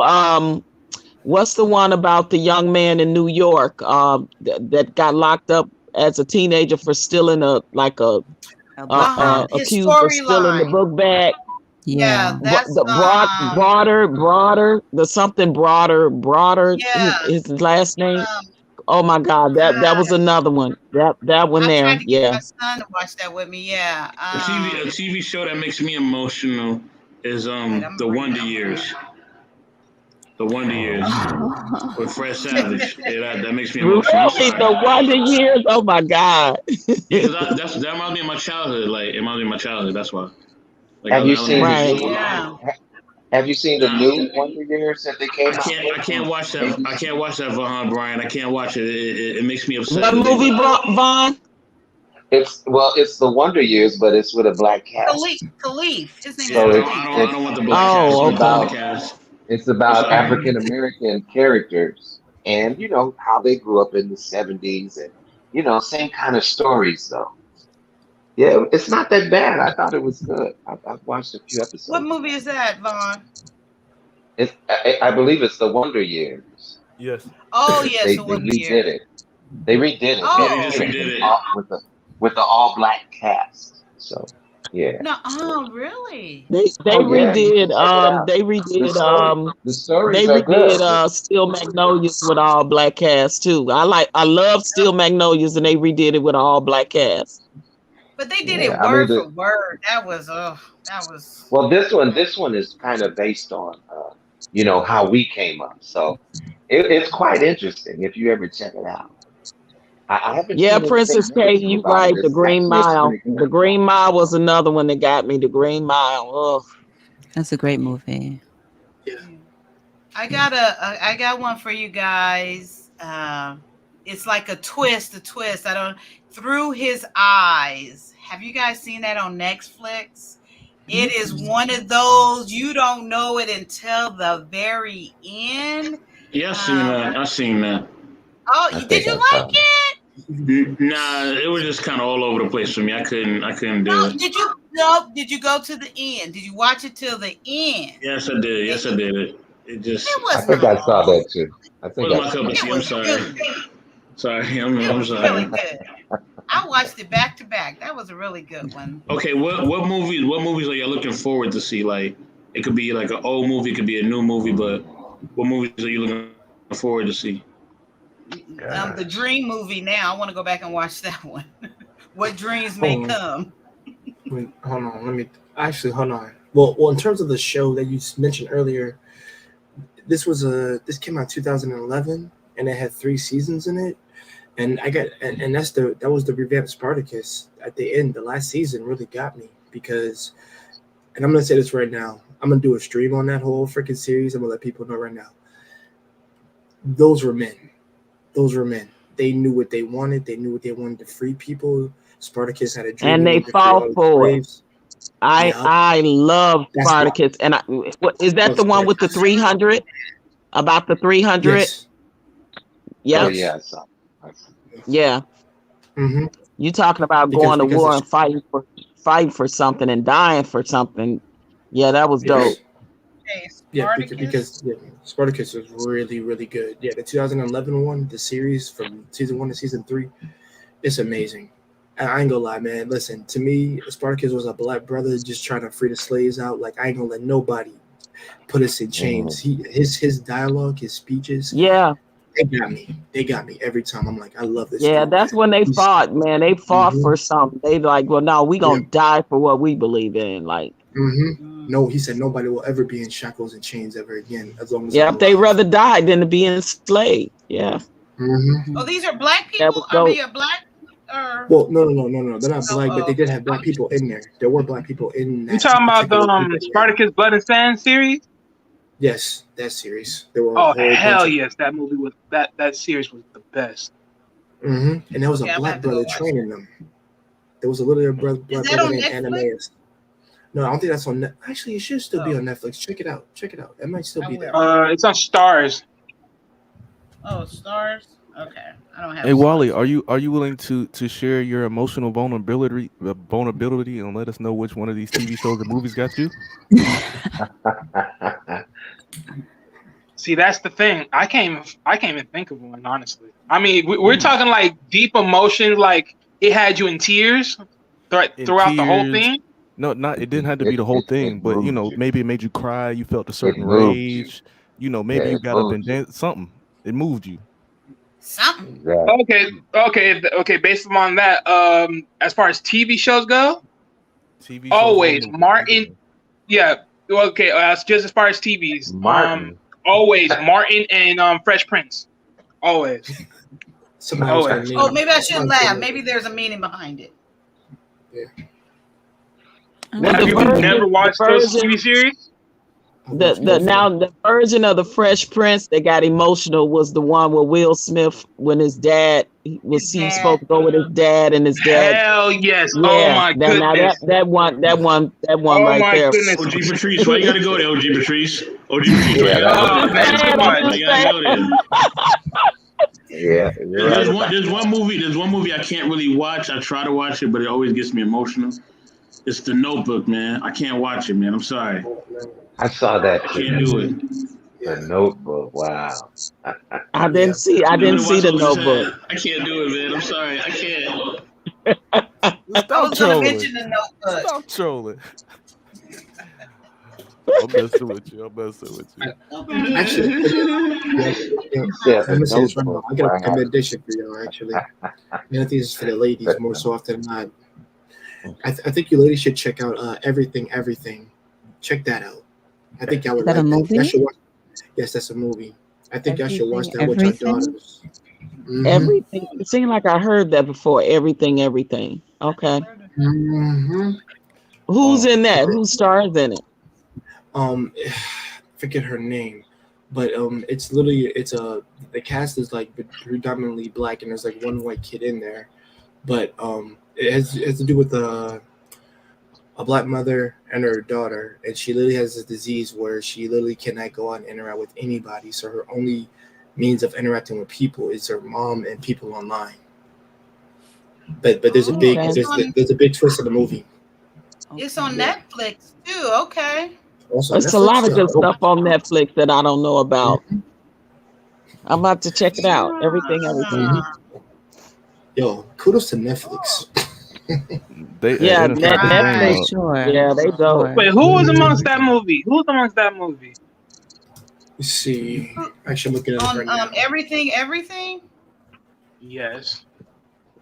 How about this movie called Apocalypto? Not Apocalypse. Nicola Yoon. That's her name. Apocalypto. Anybody saw that? Apocalypto. I heard of it. I've heard about that. Oh man, that is such an awesome movie. And you know what? It has subtitles, so nobody's really speaking in English, but I mean the movie's very captivating. Awesome movie. Apocalypto. Mel Gibson movie? No. But just look it up. Apocalypto.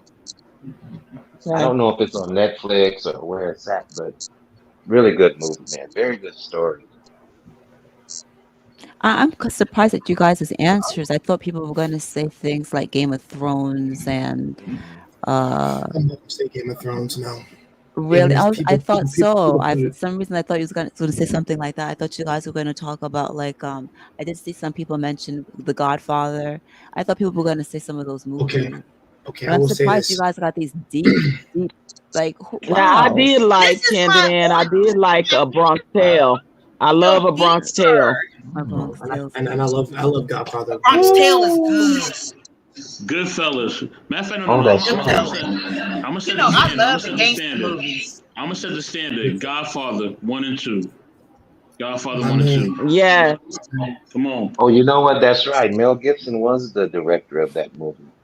This right here. Apocalypto. Yeah, you should check it out. You guys would like it. I'm gonna check that out. Very good movie. And then real quick with everything, I just read the trailer about that. That sounds like the movie, if you guys seen it in the past with John Travolta, the boy in the bubble. Did you guys ever see that back? Oh yeah. I saw that storyline, right, Jen? Okay, yeah. That's what it seemed like. It's okay. Like the boy in the bubble. And I'm gonna say mothers and daughters can actually relate to that movie if they watch it together. Yeah. 100 watts. That's it right there. Which one? Everything. That whole story, man, to have you just making me nervous now. Okay. I see it's on Prime. I'm gonna check that out soon. I'm gonna check that out. Oh man, it's awesome. Sure. Mm-hmm. So the question Mr. Best asked, I'm gonna hop this one off. Something I'm looking forward to watching is gonna be Black Panther 2. Ever since a kid, Black Panther has always been my favorite superhero. So I know that I have a certain bias when it comes to those, those comic books, the movies and stuff. So I will definitely. That's gonna be the first time I go to the movie theater since the 19. Right. Same here. Yeah, it's gonna be interesting. it's gonna be interesting to see the spin. I was kind of hoping that, since Jasmine Boseman is passed in real life, I was kind of hoping that like the movie line would be rewritten where Killmonger really didn't die and he actually becomes the king for real, for real. That's what I was hoping happened. That would have been a dope storyline, but I guess the guy that what's his name? I can't think his name. He played not Killmonger, but he played the other guy, the other warrior. Yeah, I'm hearing now that they're he's giving the him guy the role. that's actually gonna get the role of the Black Panther now. That's what I heard. Right, Yeah, I heard that. Is that movie in the making right now? Yes. Yeah, When is it? Question about the Black Panther. When is it scheduled to come out? Or does anybody know? This year. I'm not mistaken. This year. And It's plus, supposed to- they it's actually supposed to come out this they year, actually but they took dropped a it break. that he could have been in this one. Go ahead. No, it is supposed to come out this year, but they did take a break because a couple of the actors got injured on set. I got a question. And the girl that played the sister, I don't think she's gonna be in it because she spoke out about the jab, and they ousted her because she won't take the jab, and that's messed up. I think that's so messed up. The one that played The one that what's her name? Suri? Letitia Wright. Wasn't her name Suri in the movie or something? Sure. Yeah. I didn't watch. Yeah. Okay, so Yeah, they I'm sorry. Does the movie follow the storyline 100 watts or no? Does it follow the actual storyline of the comic book? In terms of the comics, for the most part, I would say probably about like 80%. There is definitely some dramatization that gets put in there, for Hollywood's sake, but I'd say about 80%. Okay. 80% of what? I missed the question. The movie Black Panther and compared to the comic books. Yeah. Oh. Okay. Well, for me, I'm looking forward to seeing a new Doctor Strange joint. I definitely want to see Black Panther, but that new Doctor Strange joint, I'm gonna definitely be in a movie theater for that. Most definitely. Yeah, man. That'll be my first time going to the movie theater as well. Okay, I feel you, man. Let me see. What am I looking? That's a hard question. I'm trying to think. Okay, I this is so unpopular, but I don't care. I'm a '90s baby. I gotta say it with my chest out. It's got to be that Sonic 2 movie because I had been such a huge Sonic fan since I was since I had a Sega Genesis console, and anytime that thing would freeze and overheat, I had to freaking restart the freaking button, and I'm like, no, I gotta see that. I'm sorry. Bro, Jay, he better turn to Supersonic. He better turn to Supersonic in this movie. He better. That would be so. I've seen the first one. If he turns Supersonic, I'm gonna jump out of my chair like a 5-year-old. Word. Living your truth, Jay. I love it. I like it. I like it. They got the Emerald Stones in this movie too. Oh, yeah, they do. They do. Oh my They do. Like people don't understand. 84 the right music there that we with have. you. I tell people, like I I've seen said, the first one, and Sonic 2 is actually my favorite video game of all time. I still play it to this day. Yeah. And wait, let me ask you guys a question. Is it true that the latest James Bond was a black woman in the movie? Did anybody see the 007 movie? I heard it was a black woman that played the role. Didn't even see it. Didn't even see it. Because I was pissed off. I was pissed off because I think they need to finally have a black male James Bond, and it needs to be Idris Elba. Oh, amen. I was just about to say that. I was just about to say that, OG Patrice. And the reason why I was going to say that to you is because there were talks of making him the new 007. There were talks of that. I didn't hear you, Jay. I didn't hear what you I didn't hear you either. No, my bad. I said there weren't talks of getting Idris Elba to play the new James Bond because they wanted him to, because he has that British, accent and he looks good and he can still play that role. Exactly. So I agree. So let me add a little conversation to this. I think it's a great, just for the sake of conversation, not that I agree or disagree, but oftentimes we talked a little bit as we're talking about our favorite movies. a lot of you guys are talking about how they redid something with an all-black cast, and we're talking now about Idris Elba playing traditionally as a white character that plays James Bond. How do we feel about white people playing traditionally black characters? Just for the sake of discussion. I don't like that. I don't like that at all. I don't like it at all. Wait, I'm sorry. Say that again. Say that again because I was struggle streaming. Candid Ann, repeat yourself, please, because I was struggle streaming. I didn't hear any of that. Is that throughout our discussion, we've been talking about how we've been enjoying a lot of different movies and how you've appreciated it because they redid it with an all-black cast, and you're like, yeah, they redid this one with an all-black cast, and and then we also mentioned just now, Jay mentioned, which I don't have a problem with either way. He was talking about how they're doing James Bond, they're doing it with hopefully Idris Elba because he's British, but however, even though he's a fictitious character, he traditionally was created to be a white man. And so I'm flipping it and I'm asking, how do we feel about white people playing traditionally black roles? I don't. You seem to like it when it's this way. I'm trying to think what incident had there been where a white character played a traditional black role. Like a white person playing like Cleopatra or something like that.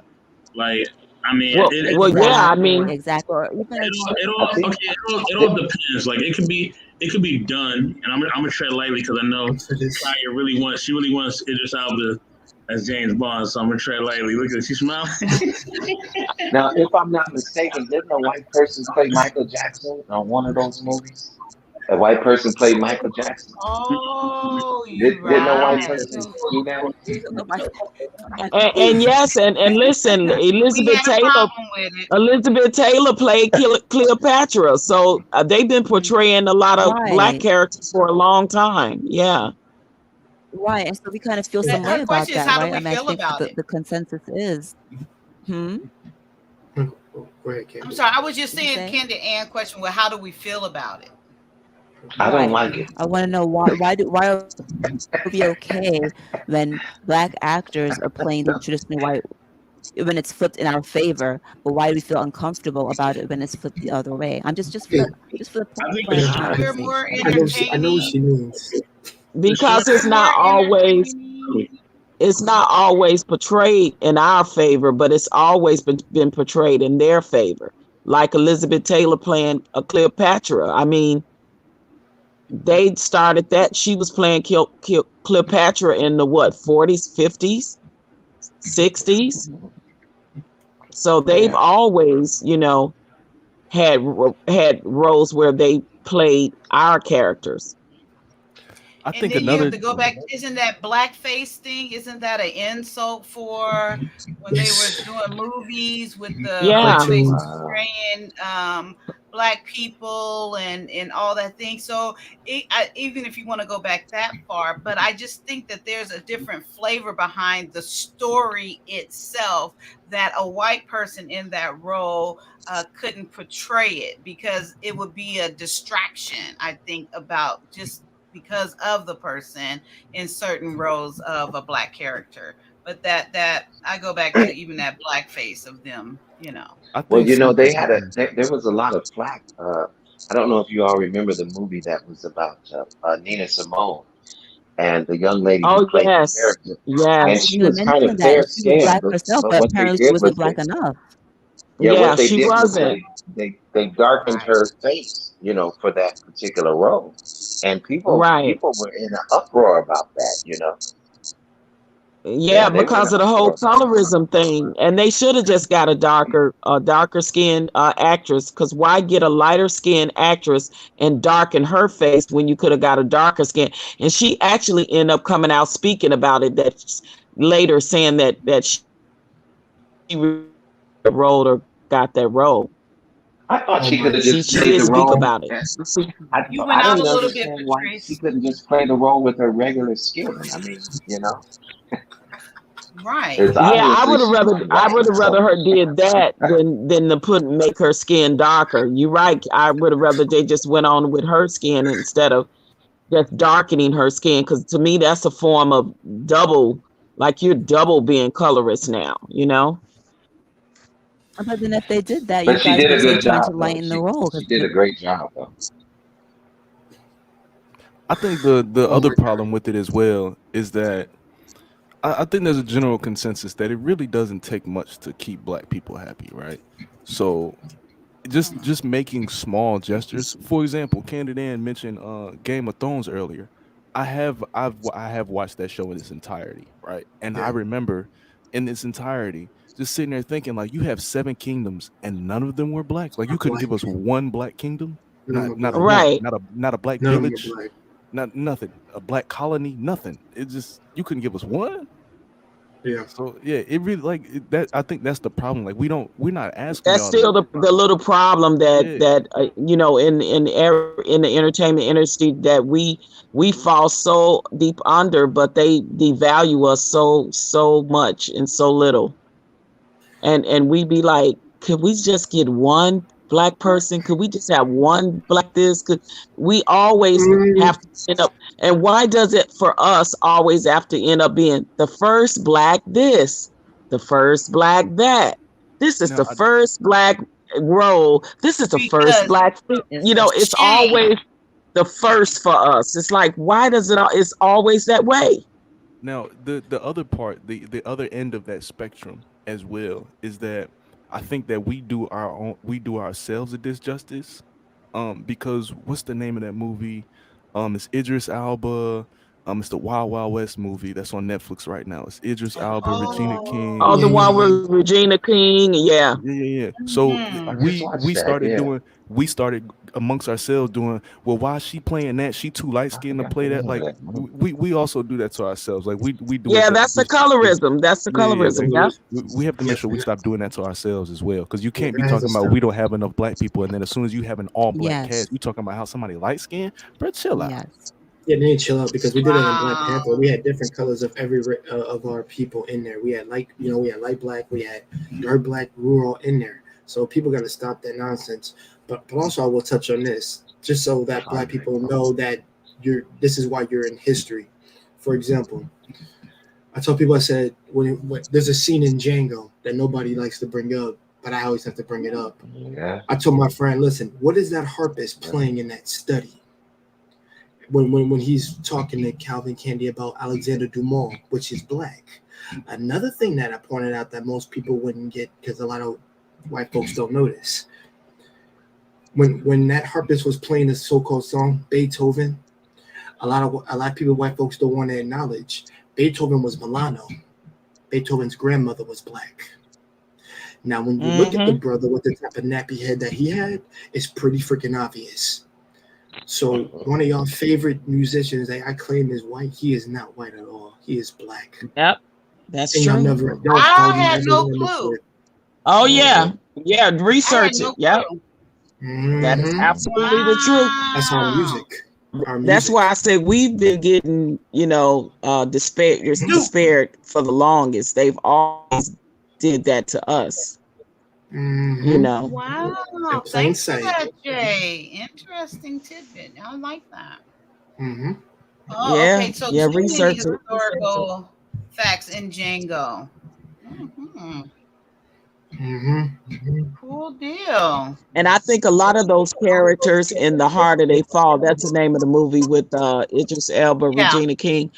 I think a lot of those black cowboys were actually like black Indians, were like native Indian people that would, because it was based off a true story. So I think a lot of those black cowboys were of Indian descent, native blacks, actually, I believe.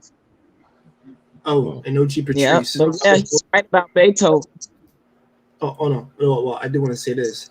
When I watched The Magnificent Seven, who's leading that whole group of boys? Denzel Washington, the black man.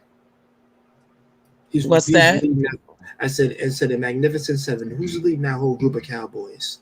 And that new iteration of Magnificent Seven, it's a black man. Denzel Washington's leading them, and they're listening. Yeah, to him. yeah. Which makes me wonder: was the original was the original characters for the Magnificent Seven, were they actually black men? Because the one that Vaughn and I know of was with wasn't it with Clint Eastwood, Vaughn? The original Magnificent, wasn't it Clint Eastwood? I think so. You Yeah, know what? I'm not sure, but I think where he so. did it. Oh yeah, it was Clint Eastwood. Yeah. Yeah, so I'm wondering now whether originals, it was a lot of black cowboys back then, guys, and was a lot of Native American, blacks back then. So yeah, it's a lot of our history always gets like whitewashed or taken from us. A lot. It happens a lot. Right. Yeah, the whole Cleopatra thing, like still right to this day, archaeologists, Caucasian archaeologists is still saying Cleopatra was a white woman. Yeah, but anyway. All Yeah, but Egyptians were y'all, black. most of y'all who believe in Jesus, still got white man, still got Jesus as a white man, and we all know that ain't true. But we ain't gonna talk about that too much, Exactly. right? Exactly, candidate. Exactly. I ain't trying to start no trouble. I'm just trying to say a lot of people, got that Michelangelo painting up there talking about this is Jesus, and we know he don't look like that. Yeah, but don't say that to some of these old grandmas. Struggle streaming. But that is so true, Candid Am. But I know I keep saying this, but this is so amazing. Like these YouTube streets, as we call it, whatever. Look at us come together, learn. Well, I'm saying for me, I keep saying it on my channel. I am here more, so I learn way more from you guys than you can ever learn from me, and I'm so appreciative of all this knowledge and of sharing with each other. I'm really grateful, and I say it every night when I in my streams. I said I know I've learned more, than I can ever put out there, and I love everyone for their candor, and no pun intended, for their candor and sharing, of yourself, because I know us as Black people grew in a atmosphere of, you don't share your personal things, you keep that to yourself. We gotta put on, we got to put on whatever that put on is. And I've never fit into that mode all my life growing up. But I am so glad, and I appreciate you guys for being so vulnerable and transparent here on this platform. I really am grateful and appreciative of you all. I'm not saying goodbye. I just wanted to say that because, I'm still here. I'm not going nowhere, but I just wanted to say that real quick. So here's another random question for you. ESO popped it in the chat. If you guys woke up tomorrow and had one superpower, what would it be? Oh God. Oh yeah, I asked that question on another panel. For me, definitely invisible, because I would love to be in rooms to know what people are saying and talking about, and they don't know I'm there. So definitely invisible for me. Only men I know pick that ability. I think for me, I would like. No, I'm saying only men I know pick that. No, I said only men I know would pick that ability. I never heard of a woman wanting to be invisible. Exactly. I mean, I'm not saying it's a bad I thing, by often the feel way. invisible in real life, but that's a different thing about a different topic altogether. Exactly. I think for me, I would want to force people to speak truth, only the truth around me. Just like that was if I had to whenever really, I just want to force people to tell me the truth, so I can know what I'm dealing with. If you're racist, let me just know. If you whatever it is, whatever your hangups are, let me just know so I can deal with the truth. I promise you, that's exactly what I was going to say. Exactly. So that was nice too. Great minds think alike. Yeah. I know for myself that mind reading has always been my answer to that. I've always been entrenched in getting understanding, just trying to understand, right? Because people can say whatever they want, but I really need to understand why you acting the way you acting right now. Because I just want to be able to understand. I don't, and that when I say that, I don't want to, because it gets misconstrued a lot of times. I'm not trying to control somebody's body or none of that. I just need to know what's going on inside your mind. That's it.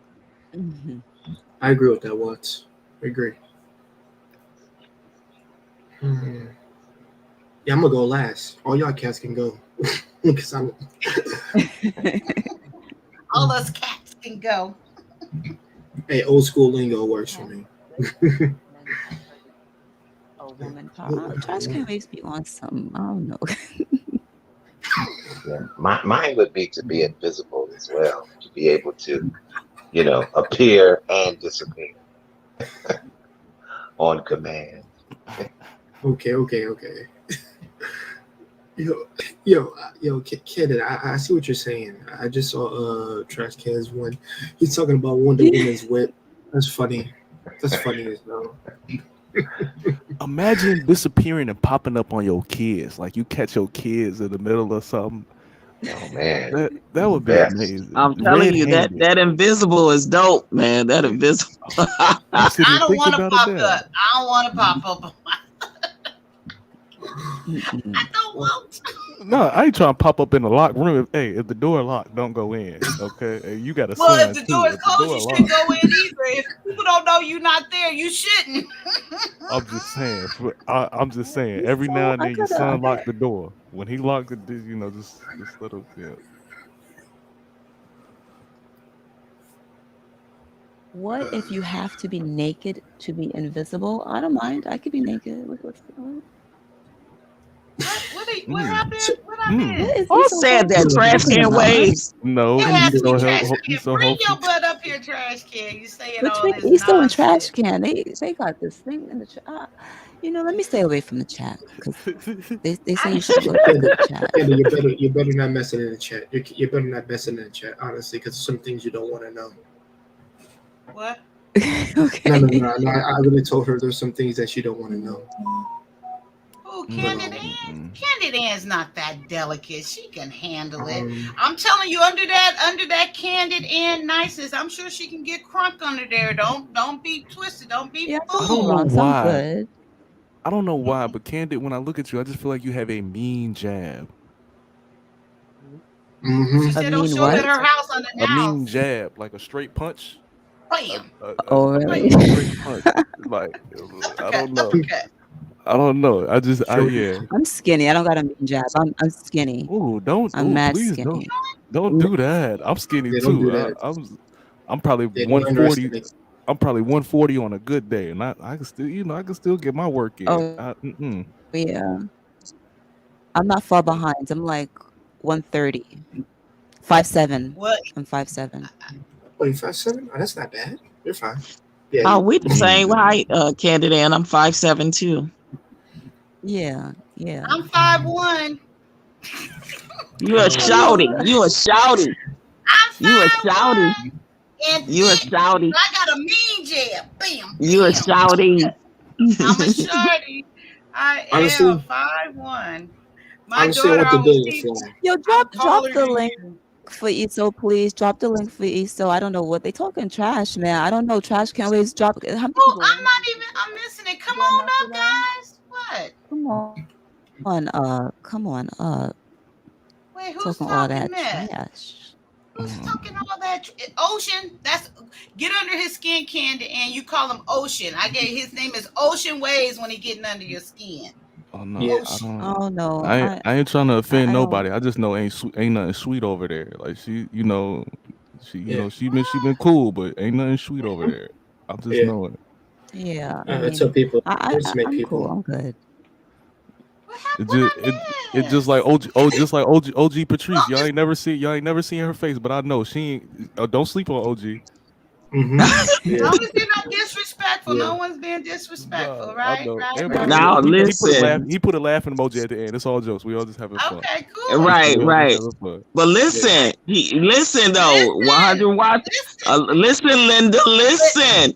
He ain't lying, cause listen, I'm a girl from the south side of Chicago, so enough said. That's all. Don't sleep. Don't sleep or get put to sleep. Keep on. Right. Exactly.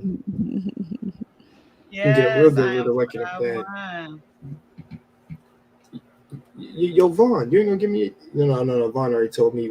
Wealth didn't say anything. I'm trying to figure out what his is. I'm waiting for y'all to stop talking. Oh, Petty Wop.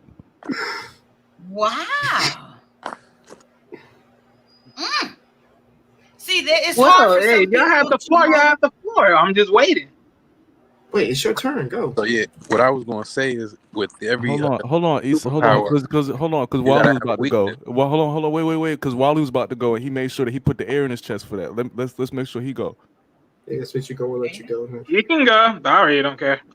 All right, full. Wait.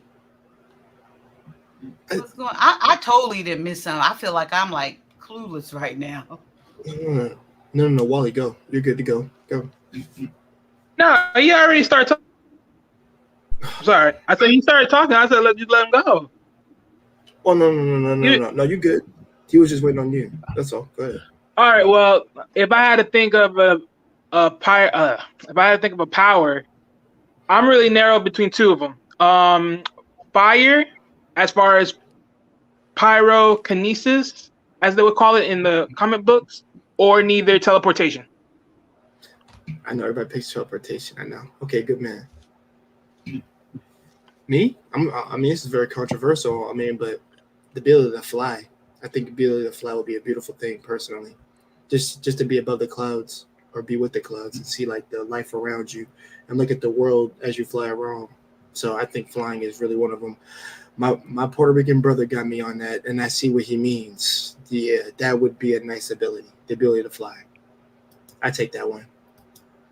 Mm-hmm. That's awesome. Mm-hmm. All right, Esso, you good to come on, bro? You muted, buddy. You're muted. No, I was trying to say that with every superpower, you gotta have like a what's called an antagonist. Yeah, or a weakness. And so I would probably say teleportation, but I was gonna say if y'all could pick like a weakness for each one, and like not your own, but somebody else's. Like so, for instance, with the invisibility, like if you can't be invisible unless you have all your clothes off, then every time you want to go invisible, you got to get naked. Okay. You have to have a booster. You have to have something to ignite that ability. Mm-hmm. Right, Hopeful? Where'd he go? So hold on, you just want to say that. Now I'm curious because like with the mind reading. Oh, and he okay. Bye. Okay. See, I guess Clarify and dip. Okay. That's a good point though. I like that. So what would it be for me and Candid Ann for the truth? We want the truth. So what would be our starter up? Like what could it be? Because that's the only good one I can think of. You gotta lose like your a limbs. true- Well, if you're a reading true- minds, For truth serum, a true serum for truth. Oh, no, it has to be an antagonist. It means like if you're going invisible, you have to get undressed naked first before you can go invisible to activate your powers. So Unless what you're would it invisible be woman. for? Oh, so you're saying true serum? You have to drink it. True serum for truth. Yeah, like a serum. Oh, I thought he meant it as something like that would be uncomfortable for you. Like, what is it? That's the way I took it. No, I think about that, like if you're reading minds, right? I feel like that would be I think the backlash would be you're reading multiple minds, more than one. Like your power would be focusing on one person's mind, but reality, the backlash would be you focus on multiple minds. Yeah. Depending on who's in the area. See, but the only thought thinking about that is like when I think about mind reading, I'm thinking more along the lines of like Professor X, right? Because he can read one specific mind, or he can read everybody's mind. Well, then that's true. But I mean, I guess the only backlash then of that would be in the mind. Like you would literally be a part of the mind, which then you get affected. So Okay. But I think for me and Candid and what our thing was, we're not reading minds. We want them to have to verbalize or speak the truth. That's the way I was. Yeah, that's the way I wanted. I wanted you have to speak the truth. Not that I want That's to why I read said your the truth, mind. sir. Okay, so you wanted like Wonder Woman with the whip. Then that means the only backlash would be the weaponry of the weapon. I don't. I Okay, said look, the truth, sir. Wonder Woman can only make people tell the truth with her rope, right? That's the only other way. Other than that, she can't do that. So you have to have a weapon. That would be the honest thing. Basically, like what OG Patrice is saying, right? Have a true serum, an injection, like that stuff. Yeah, that makes sense. Oh, I was thinking that maybe perhaps I would have no ability to turn it off. I was thinking along those lines, like if I want the truth, but I just have no ability to at all ever turn it off. Like, do I really want to hear the truth all the time? Like, you can lie to me sometimes, you know? No, that would be too extreme. That would be too extreme. Too extreme. Oh, I think my streaming went down for a minute. Okay. Well, Candid. Sometimes ignorance is bliss. Don't forget that. There's a saying in that. Lord. Indeed. Indeed, that's how I've been married so many years. But they also say intelligence is enlightenment. True. Or knowledge is enlightenment. You know what I'm saying? So I know the truth, so now I don't have to worry about where you stand. Like I know what's up, so I can maneuver correctly. There's a burden. There's a burden that comes along with understanding that. Like there's a huge burden that comes along with that enlightenment. Mm-hmm. That's true indeed. Because it's like once you know, you can't unknow. Mm-hmm. That's like what they say in marriages, like don't ask questions like about the past and stuff, because once you know, you know. And then I know I'll speak for me personally, I did find myself in my first marriage like remembering things and kind of holding it against him when I look back on it, and I'm the one who asked the question. So that's true. Once you know, you know. And actually that could be a weapon. So yeah. Just wanted to say that. Yeah. But I still promote you should share everything though. Huh? Yeah. You think you should share everything in a marriage? I do. I gotta. Honesty is the best policy, right?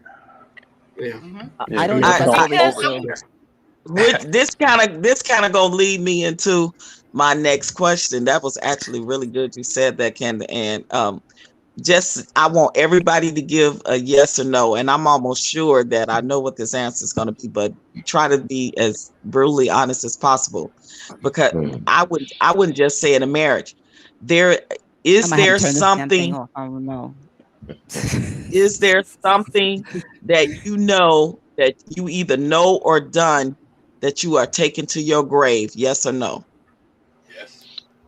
Yes. Oh, yes. Of course.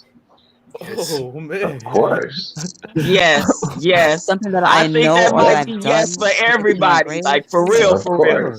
No, I can't think of anything. Me and God. Come on, Kai. Come on. I'm thinking something I would take to my grave. No, something that you are taking to your grave. No, that you are taking to your grave. No. Most embarrassing moment. I can't think of anything. Nope. Oh, come on, Kai. Come on. I promise, if I think of it, I will share it, but I cannot think of anything that I can say I'm taking to my grave. You don't have to share it if you're going to take it to your grave. No. I mean, I will share it if I think of it. I will share that. Okay, there is something I would take to my grave. But no, okay, so really listen. So there is nothing that you don't know or haven't done that you are taking to your grave. It don't necessarily have to be you know it or did it. It could be something you know on somebody else or whatever. But is there anything that you know or have done or have seen or have heard or have said that you are taking to your grave? She don't hold no secrets. I don't. Don't tell Kaya nothing, y'all. I said it on the last stream or a stream or before. I said, don't tell Kaya nothing that can't be shared.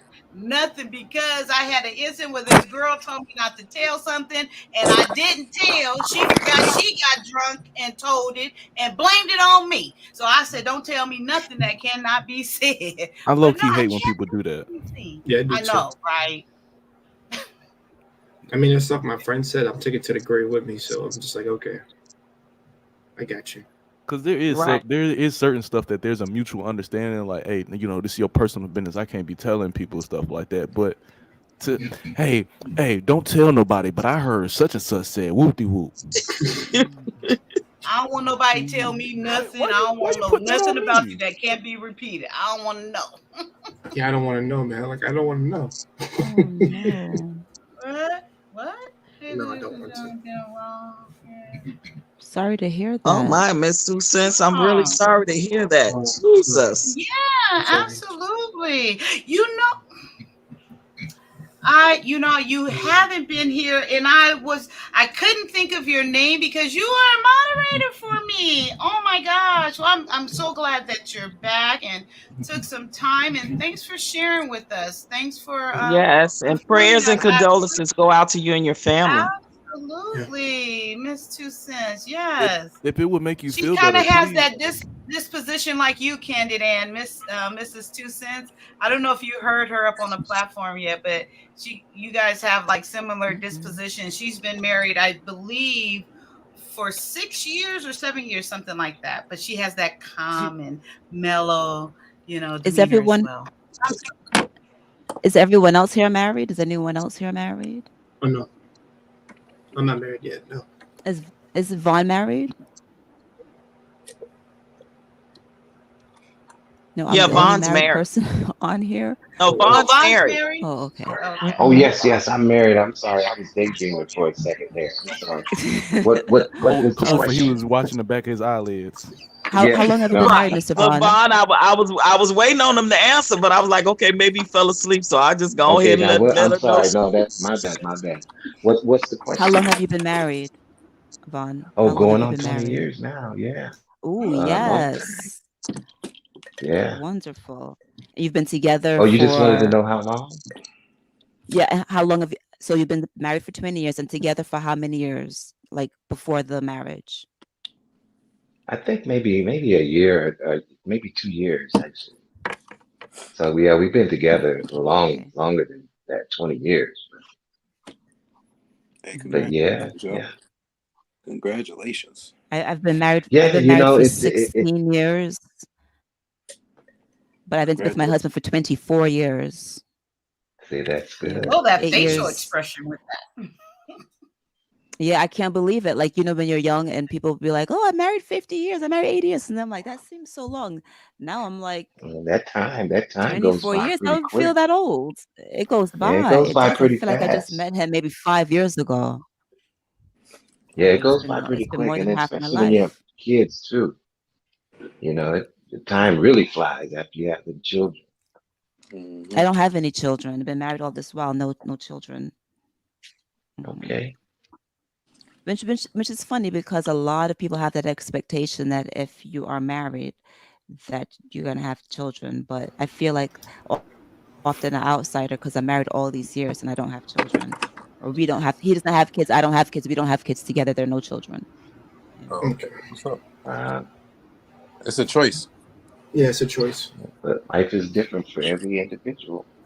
Yeah, it really is. But oftentimes when I have discussions with people, like for instance, just to talk a little bit, do most of you guys have kids? I know Miss Kaya, OG Patrice has children. Anyone else have children? I do. It was a struggle getting there, but yes, I do. I had them later. I had my daughter at 40 and my son at 30. No, OG Patrice has a child, not children. Only have one. Okay. I have one son. Yeah, your son, right? Sorry, one son. Yeah, one son. So like, girl, don't put no more on me, Candid Ann. Don't put no more on me. So you got any kids, bro? Nah, no kids, gang. Jeez, so come on, man. No, man. It's a choice. No. I'm not even saying anything bad about not having kids, but I got 3. So we got 1, none, 1, none, 1, none, and I got 3. This, yeah, okay. Okay. You got boys or girls? You got boys and girls? Two girls and a boy. Okay. Congratulations. Yeah. Do you treat your girls differently than you treat your boys? No, I do not. Good man. You treat them exactly the same? How can I say it? Well, my oldest is only 10, right? So right now, the base, the foundation of what I need for them to learn is the same thing, whether it's a boy or a girl, right? In terms of not putting your hands on people, being polite, saying thank you, yes sir, no sir. Like the base of what they need to learn right now, they're all getting treated the same.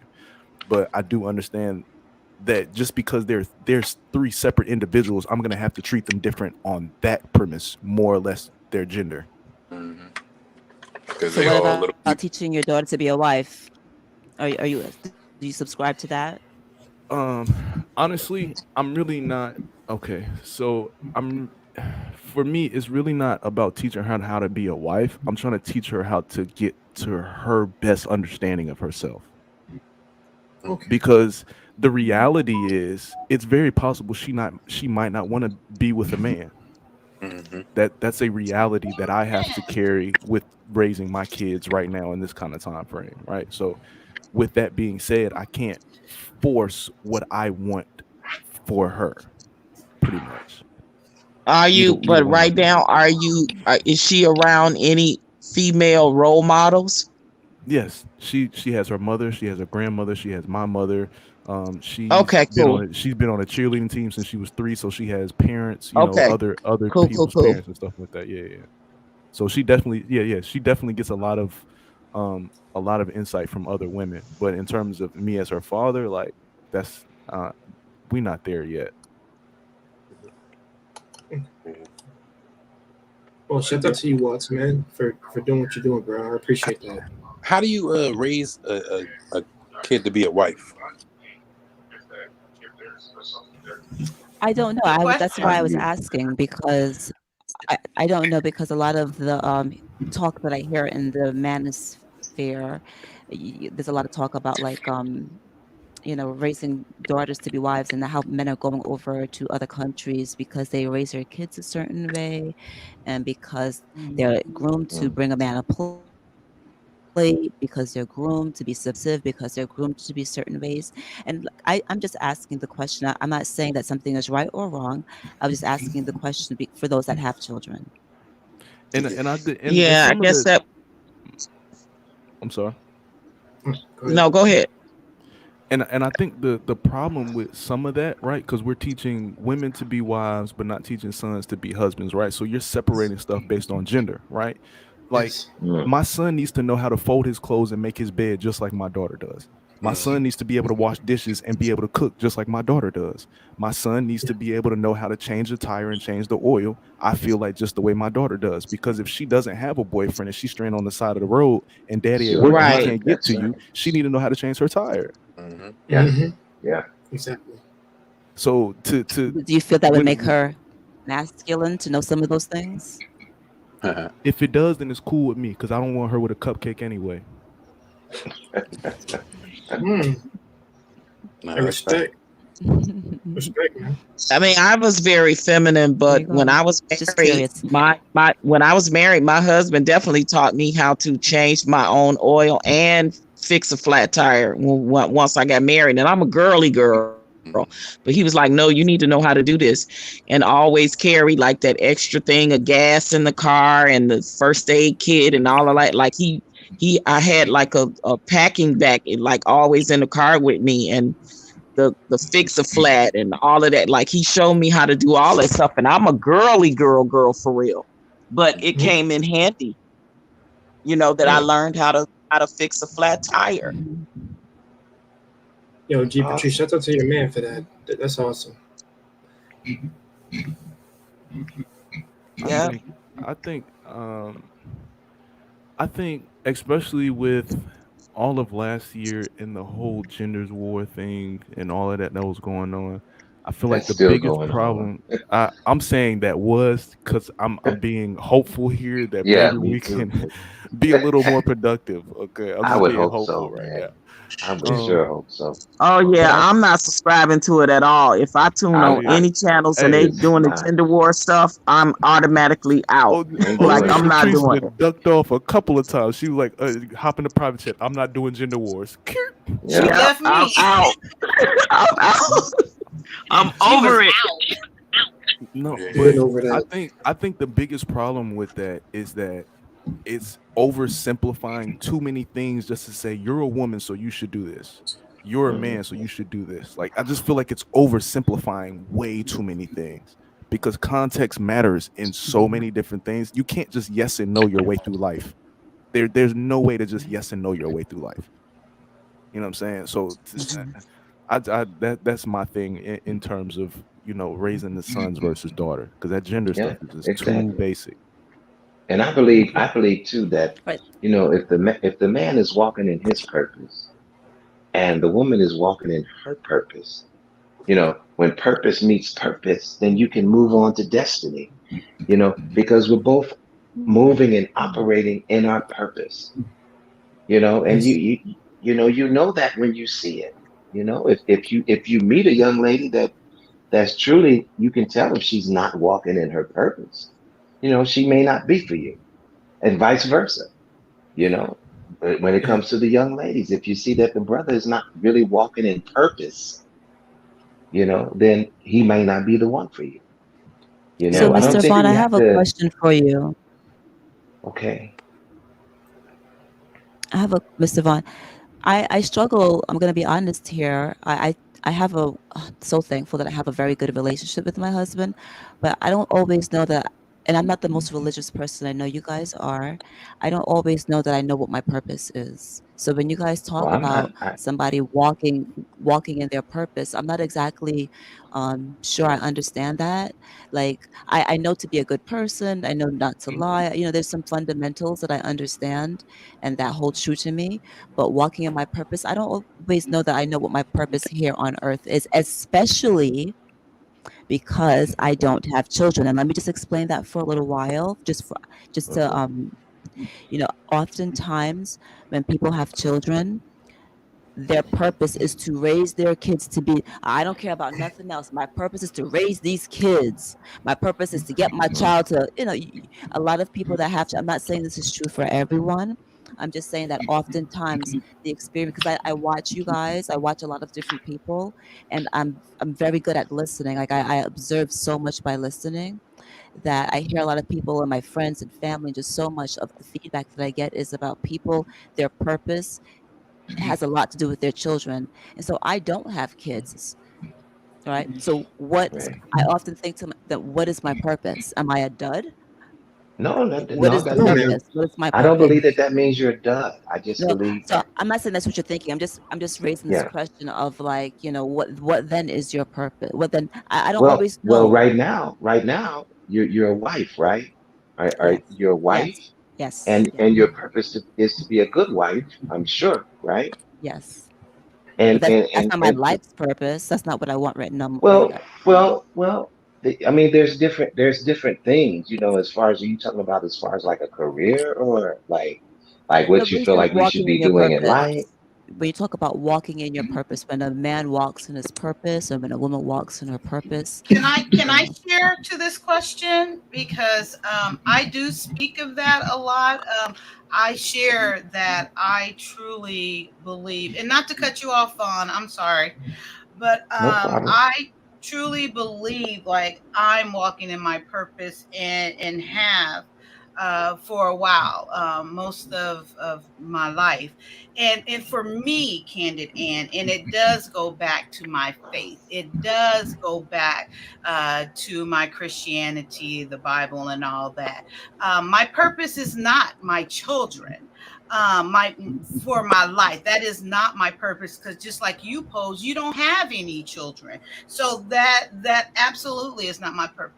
But I don't believe that a person can find their purpose without a relationship with Christ, because that's my faith. That's what I believe in, and that's what I live for. That's why I believe I'm here. So how I found my purpose is because of my personal relationship with Christ and my faith, God told me my purpose. God revealed to me my purpose.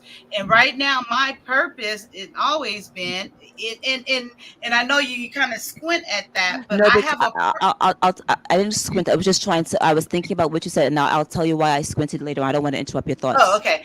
So going along with that personal relationship with Christ and with the gift of the Holy Spirit, that I'm able to communicate and have fellowship with Him. He told me, like, my purpose. Long time ago, 20 years ago, I knew the things I was going through my life, that I was going to be sharing all my life experiences. That's why He created me so open and so willing to share what I've been through, with the tough skin to deal with what I'm doing now. I totally believe He has prepared me for this very thing that I'm doing now, and revealed to me 20 years ago. I didn't know it was going to be in this form. Quite honestly, I thought it was going to be in book form. I always said I'm going to write these 6 books, but it evolved to this is, what it is, my purpose. And prior to this, my purpose was to be a nurse, doing that. But ultimately, the bottom line, my purpose is to serve other people. Bottom line, in totality, that's what I truly know my purpose here is, to serve others. And I only know that because of my relationship with Christ. So that's for me. That's how I know my purpose. That's how I figured it out. So I just wanted to share that because that is my passion. That is what I want to keep going and keep out there. And well, I was speaking in respect to. Oh, I'm sorry. Go ahead. She was going to share real quick why she squint. Yeah, the only reason why I squinted is because whenever someone tells me that Christ spoke to them, I don't know. I don't know what you're talking about. Can't argue that. I don't. Yeah, I don't. Yeah, I'm just like, what you hear having hallucinations? Like I'm being honest. I don't know what people are talking about, so I'm always just like, what? And I want to elaborate on that. The reason I believe he's able to speak. Well, I know for me, my facts. The reason why I know, because once I received Christ as my Lord and Savior, I did receive the gift of the Holy Spirit. And I believe that that's my communication intercessor, that I literally, when I say He spoke to me, I'm saying it. I'm not hallucinating or anything. Verbally, I'm hearing Him. Verbally, yes, He is speaking to me. And hallucination, visual as auditory. Okay, well, bottom line, I'm not hallucinating. It's nothing, none of that. It was a man's voice? I'm saying factual for me. For me. He talks to me.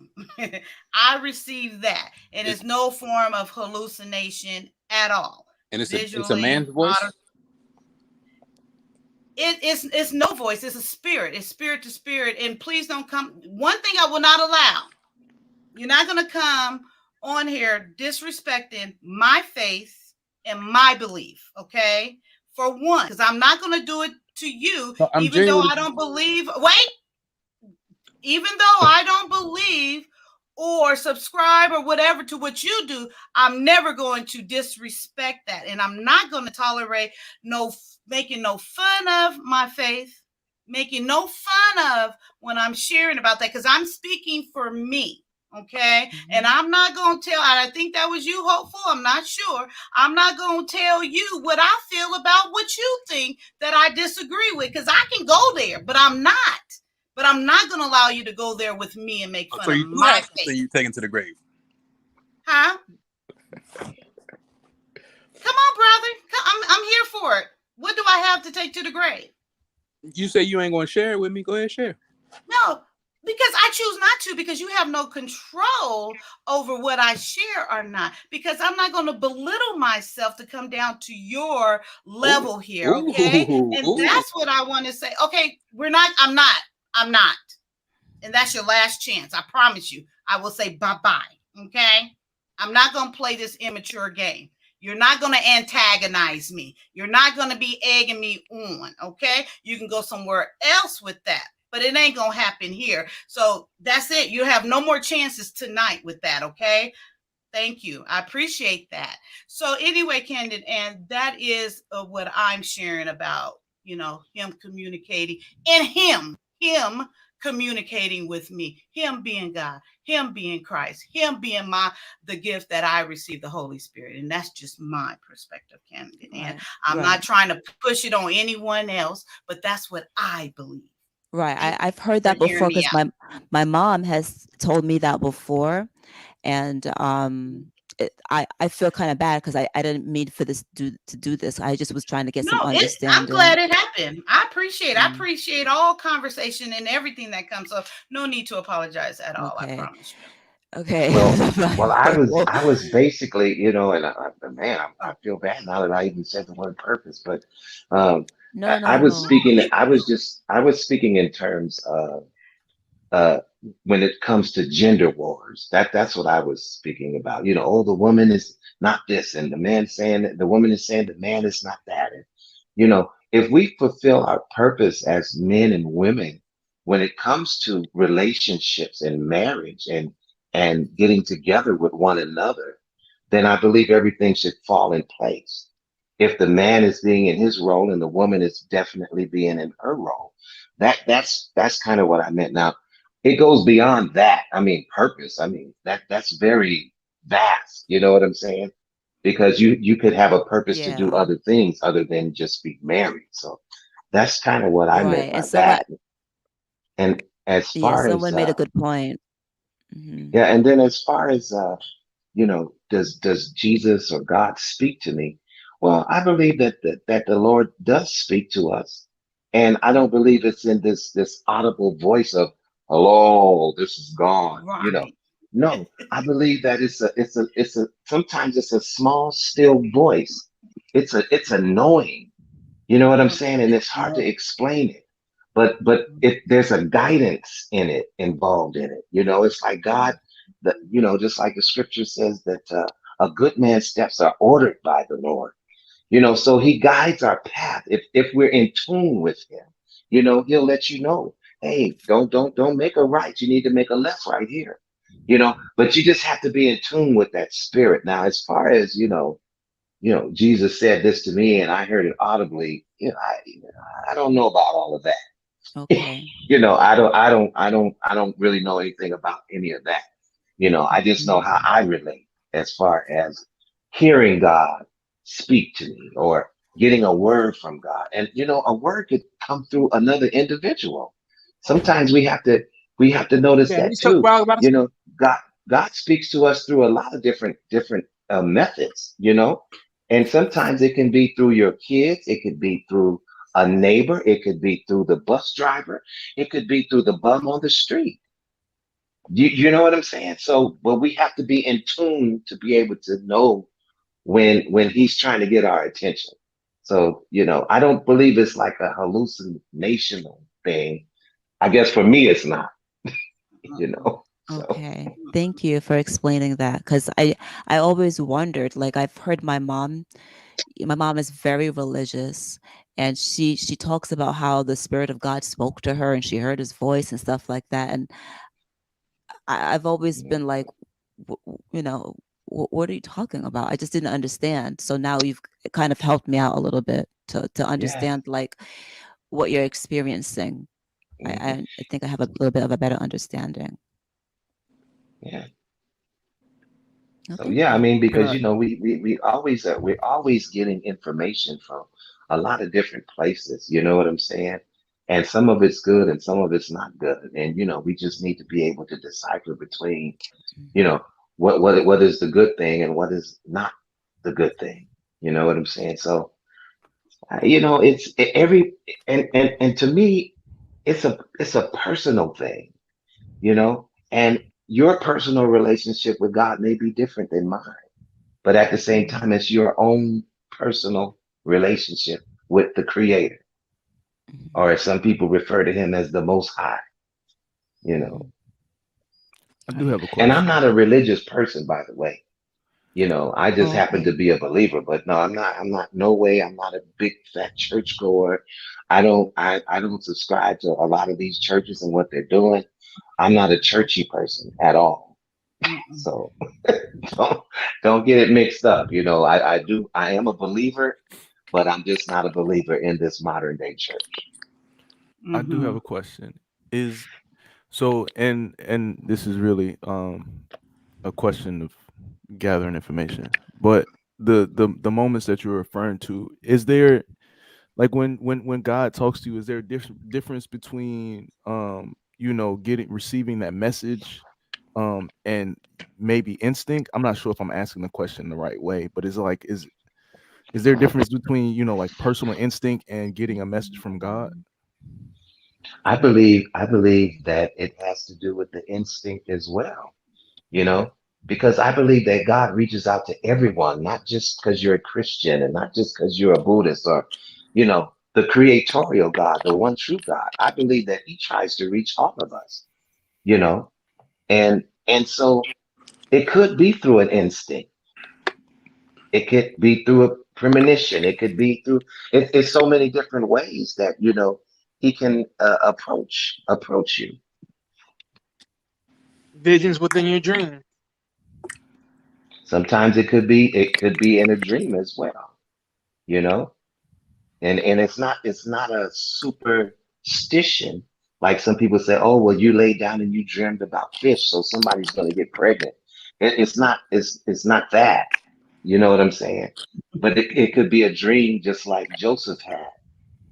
You know, the story of Joseph, if you're familiar with that in the Bible, you know, and he had a dream that he would be rulers over his brothers, you know, and God was revealing some things to him through that visionary dream, you know, or just like, and some people probably don't believe the fact of this because just like my brother, he said these are all fables, you know, but hey, there was going to be a disaster that took place on the earth, and God just happened to speak to someone and give him a word as to how he should move, you know, and his name was Noah. So I mean, it's just these stories are things that I hold on to because they have great meaning to me. You know, in other words, in spite of everybody laughing at you, still step aside and just be obedient to what God is telling and showing you to do.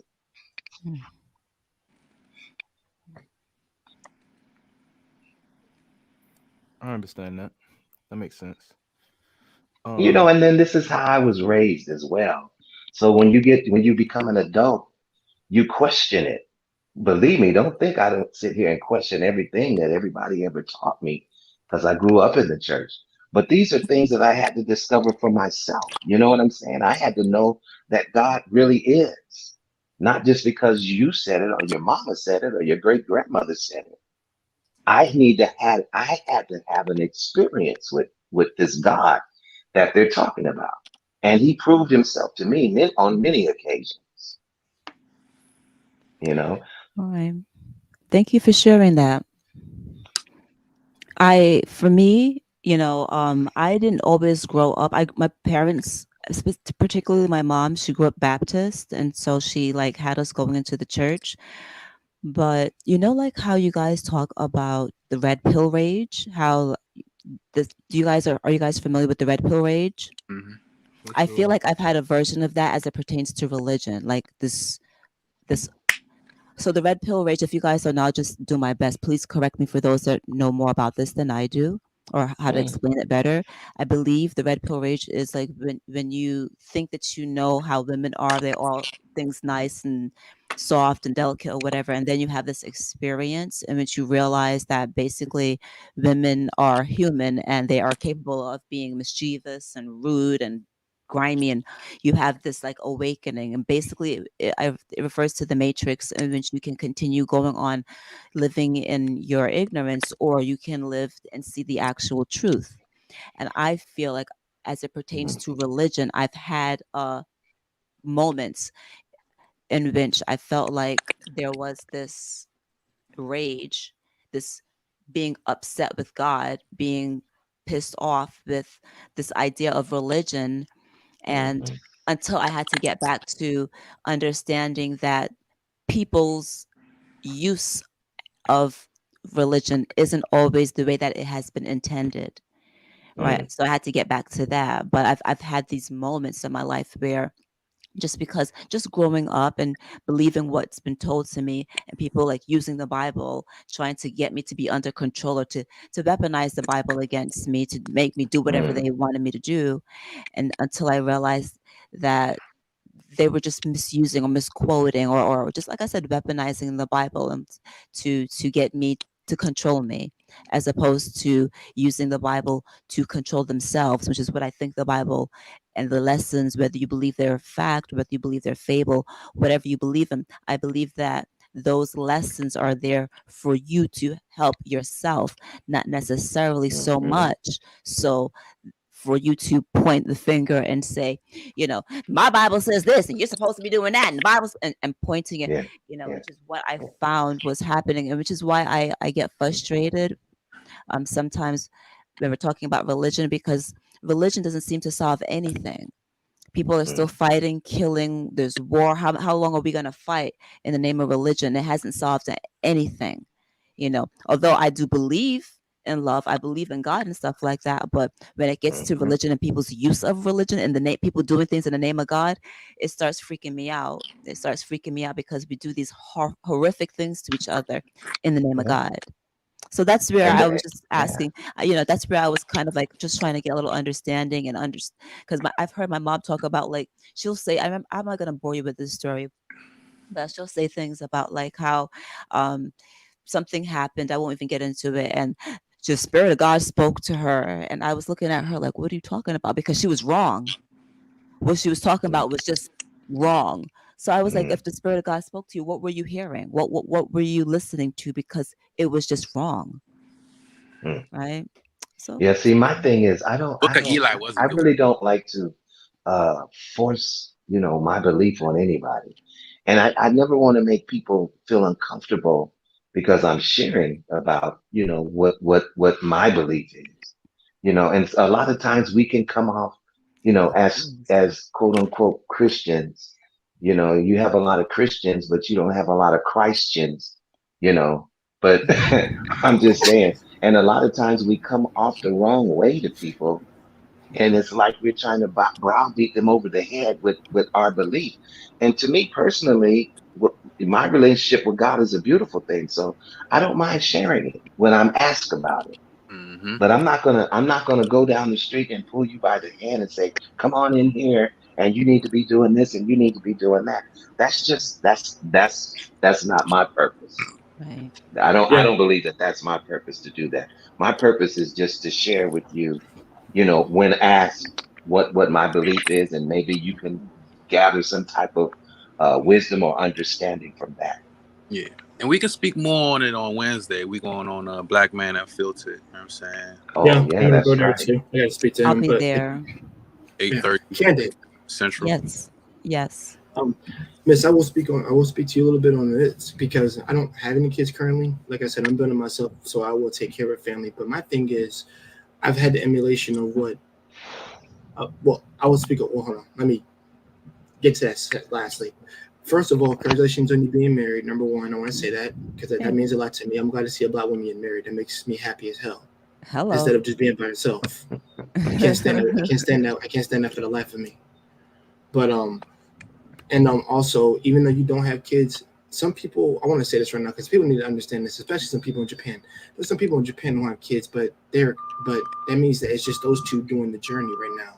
If that's cool with them, then you're good. You two are taking that journey together. Don't care about other outside influences at that point. Y'all got what y'all got. I don't care what nobody says. You got it. They ain't.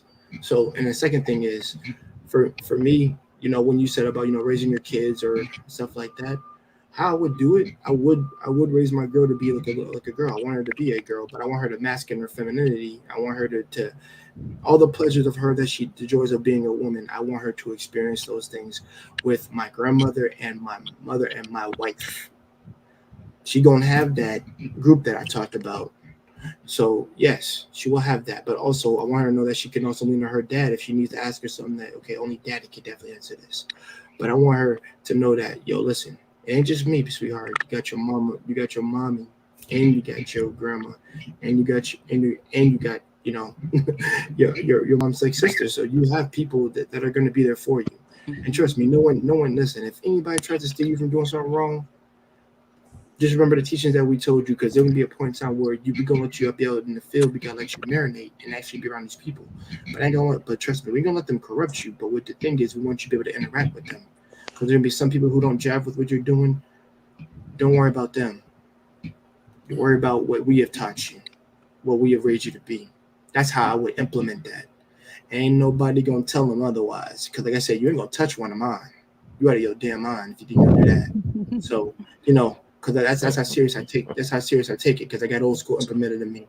So you know, it's like I said, it's a lot of things that comes into that. But you know, I'm gonna raise them like how Watt said it. I'm gonna do exactly what he said is what I'm gonna do. I ain't gonna raise them no differently. I don't care. The basic needs that they need to understand is what's needed. Ain't no one getting no special treatment. Ain't no favorite in this family. Y'all are the same. So no, they're gonna get raised all the same way. It's because that's important. Because I am not gonna put no favoritism of what dad. I don't want none of this nonsense like in TVs. Oh, daddy treated you the best. Or mommy took you to a certain place. I don't want that. None of that crap is gonna go on. That's toxic in of itself. You shouldn't have any favorites. But man, can I say one thing there? Go ahead, man. What is Watts doing? No, I was laughing at his last point. I'm sorry. That popped in my head when he said that. I just want to say there, so everyone know I do have 2 kids, and boy and a girl. And I hear what you're saying, Jay. And someone else said, I think it was 100 said earlier that he raises his kids the same. And I hear that, and I really do. And maybe this was just for me. With my kids, so my son, I had a structured way that I was teaching him, giving him the fundamentals, the basics, and you know, whatever we want to call it, the foundation. And then my daughter, I tried to do that because I'm like, oh, it worked good, you know, first round. And it didn't work for my daughter. It did not work for her. So so I just want to share that for one, because like we were saying, they are individuals. They learn and perceive things differently. So I hear what you're saying, but 100 said he's doing that, and I have respect for that.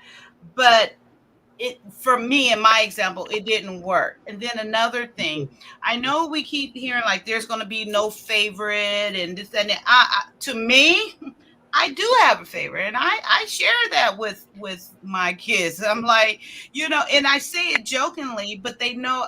But I'm serious. It's a different relationship. It's a different relationship. Like with my son is stern. Even now, he's very much alpha male. I mean, even though that wasn't something that was displayed in front of him, I would say, but he is very stern. He's stoic, and we have these, like I mentioned earlier, we have these debates, and he liked to promote these debates between me and him. He gets pleasure out of it, which is fine. I love it too because he pushes me. But there's a different relationship. And I say my daughter, she's easier. She's like me, you know, for the most part, but not like me. She's not an extrovert at all. She's shy. She's a little not antisocial, but she's to herself. She's very shy. But I do. I like my daughter more. I don't see what's wrong with saying that. I love them both, but I like my daughter more. I do. And I see Ann, but it's just being honest. So I don't see how you can like kids the same. I don't like my kids the same. Wow. For me, you are like first person I've ever heard to say that. Wow. Yeah, that's the first for me to ever hear that. That's the first for me as well. Yeah, that's the first. Yeah, I mean, There's a- hey, maybe I'm the I- only one. No, But you're I not. don't like what you're you to say. saying. I like my You're daughter not. a lot more. Yeah. My father used to make points like that, but it's based on what's going on at the time, right? If Mm. like my youngest brother Me? used to be from my experience, my father, because my father used to say something to that effect, right? Because my brother was a little unruly, right? He was a little hard headed, to say the least. You know what I'm saying? That's how the hard headed one gonna be your favorite, right? My middle brother, they like the same basketball team, they like the same football team. Whenever my dad would leave the house, he'd ask all three of us, do one of y'all want to go with me? My middle brother's the one that wants to go with him. You know what I'm saying? My middle brother's the one that sits and watches ESPN with him all day, right? So there's a relationship there, but at the same time, he's not the one that's going to take out the trash or wash the dishes or make sure that stuff got done, right? So when it's time to have fun and everything like that, my middle brother's his favorite because they can play the game together. But when it's time to clean up the house, I'm his favorite because he know I'm the one that's going to be responsible to take care of everything. You know what I'm saying? So it changes, it switches. But the point that you did make is something I realized, especially having three of them, is that the love is definitely different. It's not that, and for me, it's not that I love one more than the other, but my firstborn, there were things that I learned with my firstborn because that's my first kid. I was 19 when she was born. I was still a boy when she was born. So it was so much that she taught me that my younger two children were able to benefit from me parenting her. Right, my son, that's my second child, that's my only boy, that's my man's, that's my little homie, right, that's my man, right? So that love is different. And then my youngest, that's my baby girl, like that's my bundle, that's my baby, that's the youngest one. So the love is different. I don't have a favorite. I really don't, but I do understand how there is a difference in the affection that a parent can show their children. And like I said, especially considering how how different they are, right? Because my oldest, because everybody talking about Razor, she should be fit and feminine and all that. My oldest, she is a girly girl. She doesn't like getting her hands dirty. She like painting her nails. She likes the girly stuff. My son, he just want to wrestle all day. And my baby girl, she just wants to destroy everything. She just wants to break everything, right? So Still with a baby, her, don't know yet. no, I got you. But when I watch her, when I watch the person, because I've seen the personality in all three of them and how they develop, I already know where they're going to end up at, right? So it's like with my youngest, I can expect her to want to be involved in basketball, to want to be involved in doing stuff that people would say is masculine for a female, right? So because she's masculine, I'm supposed to tell her, "No, sweetheart, that's for boys. You can't go play basketball. That's for what? No, she can play basketball. Screw that. What? It doesn't make sense to me. That's why I have the stance of, on a baseline, everybody's gonna get taught the same. But there is an understanding that their personalities are different. One may learn by touching, one may learn by reading, one may learn by listening. But the information they get is going to be the same. The way I teach them is going to be different. Okay, that I understand. That I understand. A different approach. Oh, you didn't understand mine? No. So Well, what no, I thought. Aren't your kids grown now? Kaya, I'm not sure. How old are your? My daughter is 14. She's right here. Oh, you're 14. Okay, say real loud, Jordan. Do I have a favorite between you and Jeremiah? Yeah. Say it out loud. Did y'all hear? Do I have a favorite between you and Jeremiah? Yeah. Who's my favorite? Me. Oh, wow. Look, when we get in here in this restaurant, you better tell them you 7. You are 7 today. Well, you can't say too much about that. It's already established. So. Yeah, she said me. So when you said it, Miss Kaya, I thought you were saying like that you prefer one over the other. When he was explaining it, from what I understood was that he loves them all the same, but because of their different personalities, he's just going to tweak his teachings to their personality.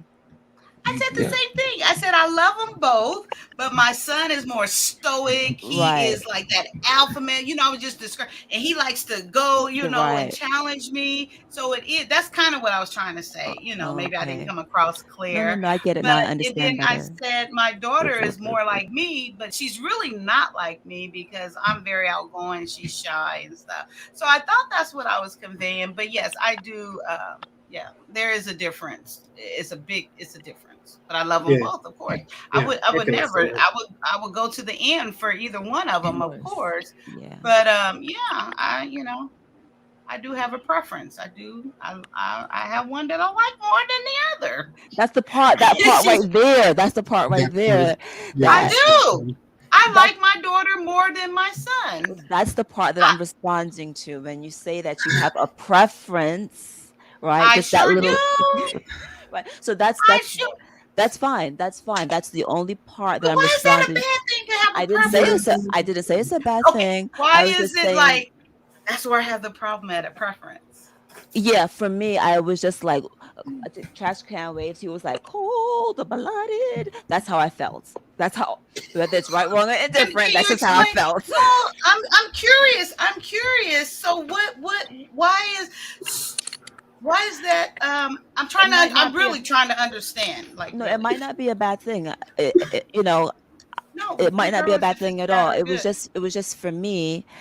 Like, I've never heard. Like, I understand that I love both of my kids exactly the same, and that I don't love them the same either. Okay, exactly. So that's what I was trying to say. That's what I was getting at. Like, from what I thought that you were saying, just like you just said, you don't love them the same, and you have a preference, or you have a favorite. I don't love them the same because they're two different individuals.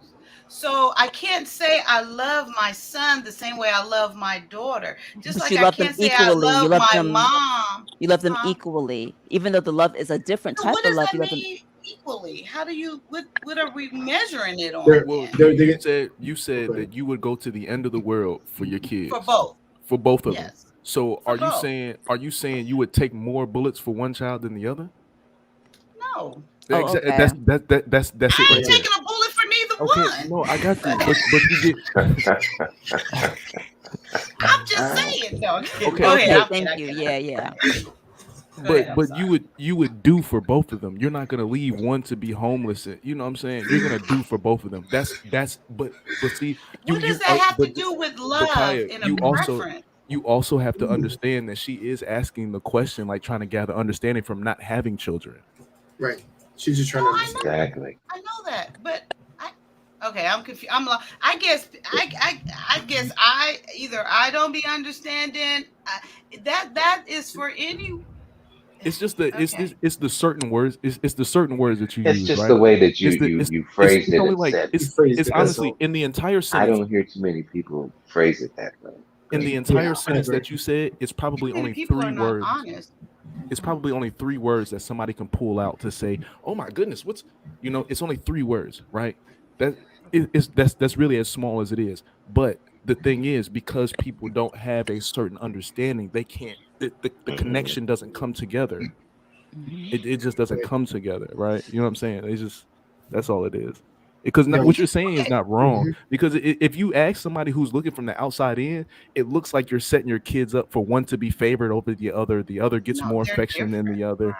The one has more of your love than the other. You know what I'm saying? It just seems like you're taking more care of one than the other. I love them. I don't love them the same. It is a different, like my son perceives and receives love a different way than my daughter perceive and receive love. They're 2 different people. I cannot love them the same because they don't even receive love in the same way, the way they understand and receive love. So I don't think that's why I said how do when people say I love my kids just the same, to me that seems impossible. But so 100 watts, the way that he broke that down, I even understood what he was saying in regards to his 3. Now I only have 1, but he really helped me to understand something. There's a different way you interact with each child, but it doesn't necessarily mean that you love one more than the other, or this one less, or this whatever. But there's different interactions with each personality because each child has its own personality. You know, what works for one may not work for the other one. So I guess I and I'm owning that. I just don't explain myself well because to me, Okay. I I'm said guilty the of that exact too. same thing 100 Watt said. I said the same thing, but I just think maybe I don't articulate well. I don't, I guess, just get it out there. So I need to work on that because I truly feel like I said the same thing he said. No, and I don't think that you said anything different than what I said, but it's just like I said, there was one sentence in particular. It's probably 3 words that you chose that those 3 words made the entire It could have misled paragraph. someone And that's to and So you my know what? directness, And- And that goes back to what we were talking about earlier, like the disconnect that people have and not listening to something like that. It could be as simple as one word in the middle of a sentence, in the middle of an entire paragraph, and now everything is thrown off.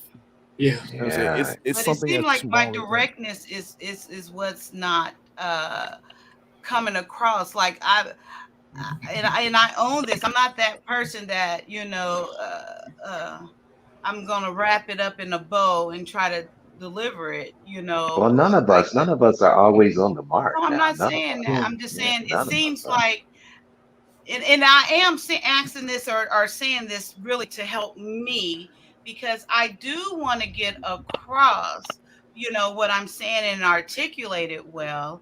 So I'm not saying anyone else did this. I'm just trying to see how I can articulate myself better and get across maybe more eloquently what I'm trying to say. But I'm still going to stay true to me, of course, but this is a learning opportunity for me because to me, I said the exact same thing as. But the great thing is, people that are in your space, the people that like understand your experience, understood exactly what you said as soon as you said it. Because and y'all and Vaughn and Candid, I think both of y'all said that you've never heard anybody say this before. Like, this is not brand new to me at all. Like, this is not, and I mean, even though I just told a story about how my father, explaining my father, but he's not the only person that I've heard this from. It's not different because as I was growing up, I've seen households where 3 or 4 children grow up there at a time, and you have one of them that's in and out of jail, one of them that's a valedictorian, the other one that's in athletics, the other one who never comes home and always out in the street. You know what I'm saying? So you have 2 different personalities. So it's just like, as a parent, when you look at that, it's like, look, man, I did everything I could, bro. I fed you every day. You had clothes on your back. You was back and forth to school every day. I put you in extracurricular activities, and you still going to jail. I don't know what to do with you, man. I'm gonna just focus on your sister because she's the one that still got time. She's the one that I still got hope with your sister. So I have to focus there because there's nothing I can do for you at this point. Yeah, I get that. I get it. Yeah, I understand. Yeah, I understand that. Yeah, I think for me, basically, my mother still calls me her darling star, and my father, I did pay off this car. I told him I would buy it from him. He said, I'm giving you this chance to get it because I know my granddaughter ain't gonna take care of that car the way you're gonna take care of it. So I'm seeing what y'all saying now when I say that, because technically, I don't know if you saw me as a favorite, but like I think you're just more responsible because you keep that car clean, and I saw you take care of your past too. So I'm giving this a chance to take it first before she does. Well, I have truly been enlightened. Yeah. Sure. And Watts, I agree with you, bro. Like that's serious, man. You may have helped me with something before I have kids. I really appreciate you for that, man. Yeah, that was good. That was really Thank good. you. I appreciate that. Hey, you Kaya, broke that down. Yeah. is it okay if I get your consent to chop this up and have a nice reactionary video? Absolutely. Say But you're not going to use the part where I kind of went left, are you? Yeah, for sure. Highlight that part. Oh no, I really just want to talk about like this parent segment that we were just talking about is really because I want to chop this up, and for my next week's episode on Sunday when I do Pops Knows Best, that's a show I do with me and my father. We go live, and we were pre-recording it and then I would upload it, but we want to start doing lives now. So I want to this parenting part right here. I want to take this out and actually have a conversation with him. Can one of the mods drop the link to his chat? And please. Yeah, I can. Are you going to do that on live 100? Yes. Are you going to do it on live? Okay. Yes. I'm going to, so this is an experience, and I don't know if She Got Thunder is listening or out there. So I'm going to send you an email giving you permission because my last live, Black Man Unfiltered was on there, and he shared something himself on my live from his platform. And She Got Thunder came up and said, you're probably going to get a copyright. And we was all, no, blah, blah, blah. So I did get a copyright for that. However, quickly they sent him an email and it got resolved. But I will send you an email just saying that. So once you get the copyright thing, so I'm saying still use it, I'm going to send you, like, I'm giving you my permission, and then they're going to send you like you have to dispute it, and you just send them a copy of my email, and that will clear it up for you even quicker. So I'm just warning you right now that it happens on lives. I found out it doesn't happen. I don't know why when you record it and then you post it when you do a reaction video. I don't know why it is that way, but just, I got that from She Stole My Thunder. She was on one of my lives and shared that, and it was valuable information because we were all like, doubting her. And sure enough, the next day I got a copyright thingy on my, on that video. I'm definitely interested in hearing more from 100 Watts regarding the parenting segment. I'm just fascinated. I'm fascinated by other people's lives, especially as it pertains to things that I don't experience. So I just dropped the link to his channel. So she already subscribed. She forgot she subscribed. I did. Yeah, man, just subscribe to you, brother. You good, man. I subscribe to you too. I want to hear about it because oftentimes when people talk about children, I feel like I can't say anything because they'll tell you like, if you don't have kids, you don't understand what I'm talking about. And so sometimes I feel hesitant to ask questions or to talk about children or parenting and things like that, just because I feel like dismissed because I don't have kids. I can't speak on a subject, but I've been a child and I have parents, so I've experienced it one way. And I think that that's very problematic, right? Because when you're not willing to receive, how the outside is looking in, if you're not willing to receive that, then because as a parent, you can think that you're giving your kids the best, right? But then somebody looks like a great example, Black mothers that used to hit their kids in the middle of the aisle in a grocery store, right? That was a normal thing. I'm going to say used to because it's been a while since I've seen it.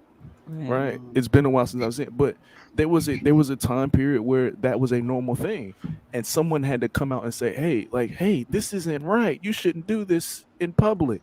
Somebody had to say that to a parent in order for them to rethink that. Now I'm pretty sure, of course, don't tell me how to take care of my kids. Let's have a Black woman. That's anybody, a Black man, Black woman. Don't tell me how to take care of my kids. You ain't I'm their daddy. I do what I want to with my kids.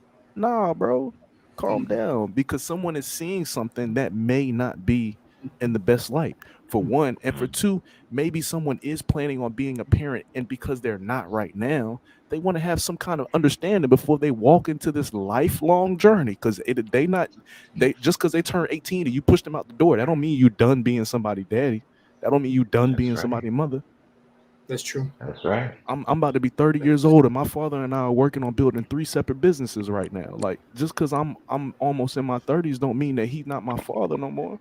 You know what I'm saying? So I do think that when people do shut that out, like, oh, you ain't got no kids, don't do that. I will give a little, Miss Kaya, I know I'm not the popular, but I will give a little pushback on that. And because before I had kids, I used to give out my opinion freely. I really did. And what I thought was best and what I thought should be done to other women. They was like, until you have kids, And I said and verbalized what I was going to do and how it was going to be, and and how it should be. it is a different world when you have your own kids. And I was at a perfect age. I was like 36, meaning I had patience. I was open to it. I was ready. I was financially ready for it, married, all this stuff. But I will say, Kenneth, and honestly, from my experience and being on both sides, because I didn't have my first till I was 36. So I didn't think I was going to have any kids, and it's a difference. It really is a difference. And if I can go back, I know I would never try to tell somebody what to do with their kids before I had kids. I would never interject myself there ever if I didn't have kids, because it is a total, and I mean, and I don't mean having your own, I mean like raising. I mean, you adopted, all of that's great, but I'm just saying, if you have not experienced that, it is a different world, 100%. And that's So just from my even though you've personal had kids, experience. that would stop you from taking the advice of someone that didn't have kids? I didn't say it would stop me. So what I said, it stopped me from sharing. Before I had kids, and I used to share what I thought should happen, how I thought But that why they would it should stop you from react. sharing? Uncle Stu Why? want the link. Because it's two different worlds. I can't even, the things I was saying, and then when I had kids, it's hard to explain. There's no way that if I can go back to then, and I didn't have any kids, and I know now, I wouldn't give my advice.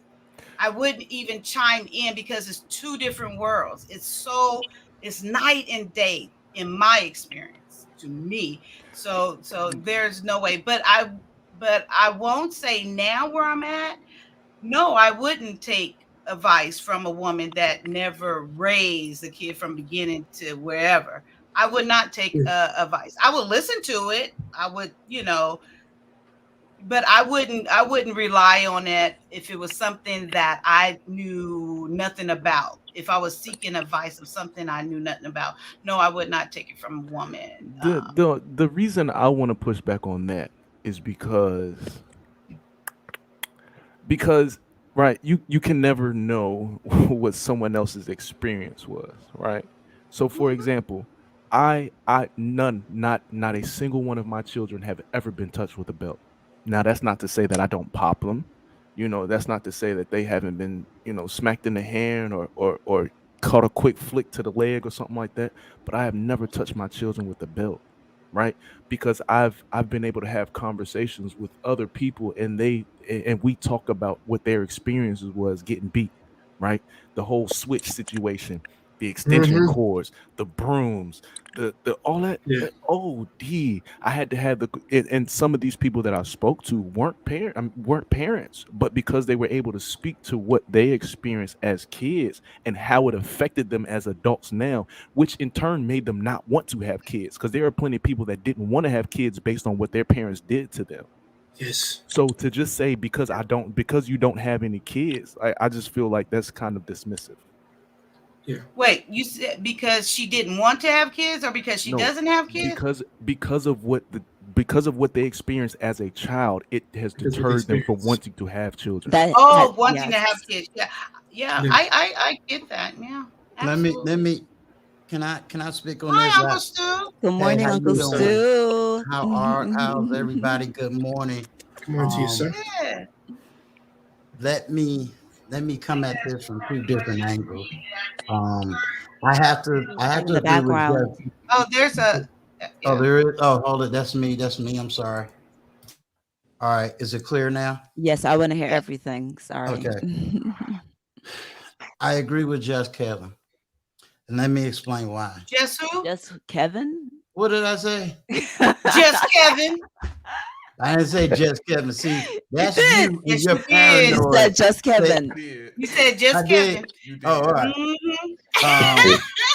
Just Kaya in the house.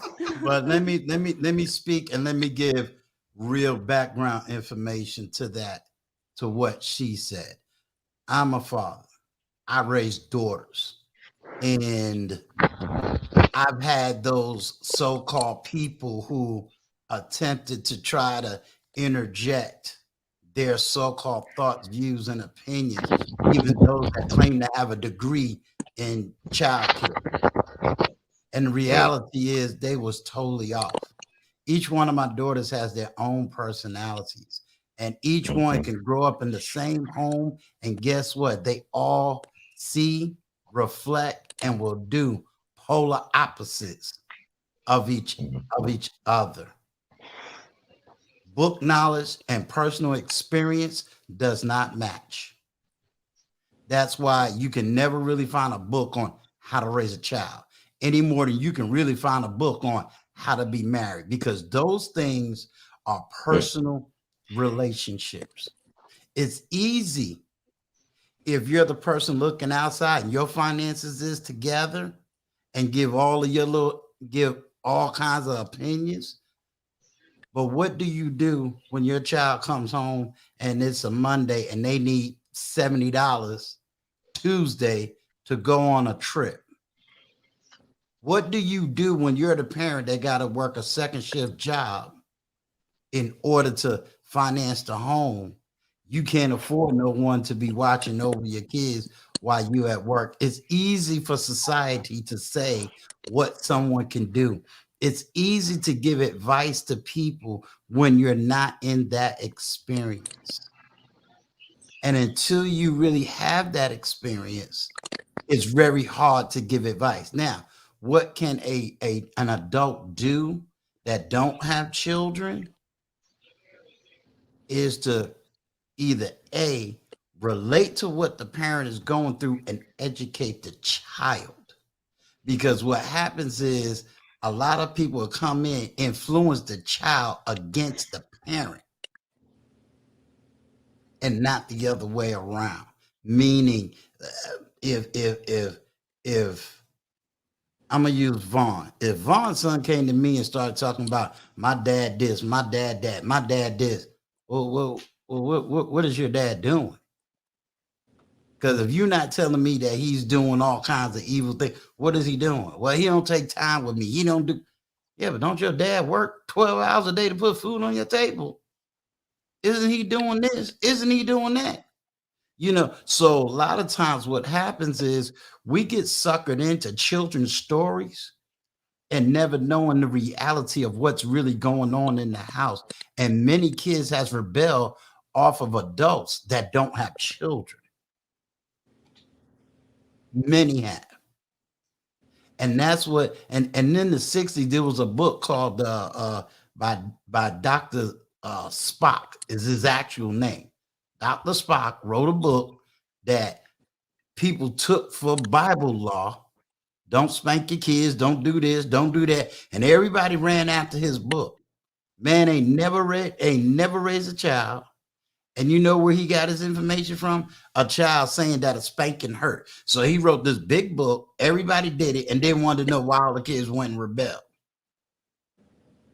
Now, there's a whole different section if you say, I'm a woman who couldn't have kids and I love kids and I want to be a part of children's lives. There's nothing wrong with that. There is absolutely nothing wrong with a person that don't have kids to educate. Nothing wrong with that. There isn't even a problem if you want to just be the auntie, the sister, the whoever. Nothing wrong with that. As long as there is balance. And a lot of times some people come with no balance. So it's easy to be on the attack of somebody without first trying to find out why do they do what they do when they do it. Now, let me give another example. As a male, it's easy for me to go after single women until I became a single father. That's a whole nother ball game when you're a single parent versus a dual home. Whole nother ball game, whole nother system when you're dealing in single parenthood. So that's why I don't fight single women so much and be like, well, you're a mother with a child and because I know that's a whole nother lifestyle. I understand the duality, and I understand, everybody's in the shifts and the factions. But this is one of the reasons why I try to, what is it? Rearing a child and reading a book about children is totally different. Yes, absolutely. And I think some of the issues that I see is that you got these people who says, well, I went to college, I got a PhD. You 35 years old. How you gonna talk to me? Ain't nothing in a book got my experience. There's in a book you can read. In my time, in the 80s, they told me I was supposed to be a dead black man because of the generation. Guess what? I supersede statistics. I supersede the facts. I superseded any book that anybody ever written, because a lot of people write books for an agenda. They don't really write books for elevation and understanding. So it's not a negative thing. And it's not saying, she said it right. If you said to me, hey, let me give you my experience as a child. Let me tell you what my parents did. Let me tell you how it made me feel. Now, gave me insight. Like when I went through my divorce, I had a teacher to tell me, hey, the worst thing you could do going through your divorce is trying to separate your kids, meaning telling my kids, oh, your mother did this, or my ex-wife saying your father did this, and and trying to pull them. Now that was great insight, but she was coming from the inside of what it felt as a child when she was a child of divorced parents, which made me as a parent make sure I didn't do that. That's great insight. I'll take that all day long. You understand? If let's say 100 watts came to me and said, hey man, when I was 18, I really wasn't ready to be out in that world. I really wish my parents would have gave me another 2-3 years just to get certain things together, because life ain't the same. Might make me have a little bit more compassion and say, okay, well, maybe I don't need to be pushing my son out at 18. Maybe I do need to give him some skills, some knowledge, some of this, some of that, and let him stay till he's 21, 22. Based on that information, that's good information. But if you start talking about how to discipline, how to do this, how to do that, how to do this, you're a bad parent because you didn't do this and you didn't do, I'm gonna push back on that. So I think it's about who's giving the information, where this information is coming from, and exactly do that person have the experience. It would be easier for me to take certain knowledge from OG Patrice, being a woman, being a mother, having someone who raised a child, to tell me something, or just telling me something, or Vaughn telling me something, because they raised children. So there could be a certain level of experience they have. It's just like we always say, a lot of women is running to other women who's been in broken relationships, trying to learn how to have a healthy relationship, but they ain't never had one. And then they're trying to figure out why they ain't got good relationships. Because look at the source. Now, I'm not saying, using as a paradigm, if you had a woman that says, I've been through divorce, let me tell you the mistakes I made in my marriage so that you don't make it, so that you can have a healthy marriage, then that's usable. Can I ask you a question up? Sure. So would you say, would you agree or disagree with me saying that Candid, even though she's not a mother, can still provide me some sort of information to help me be a better father to my children? Give me more context. Okay, so an example that you use, so discipline, right? This is where I'm going to agree with you 100%.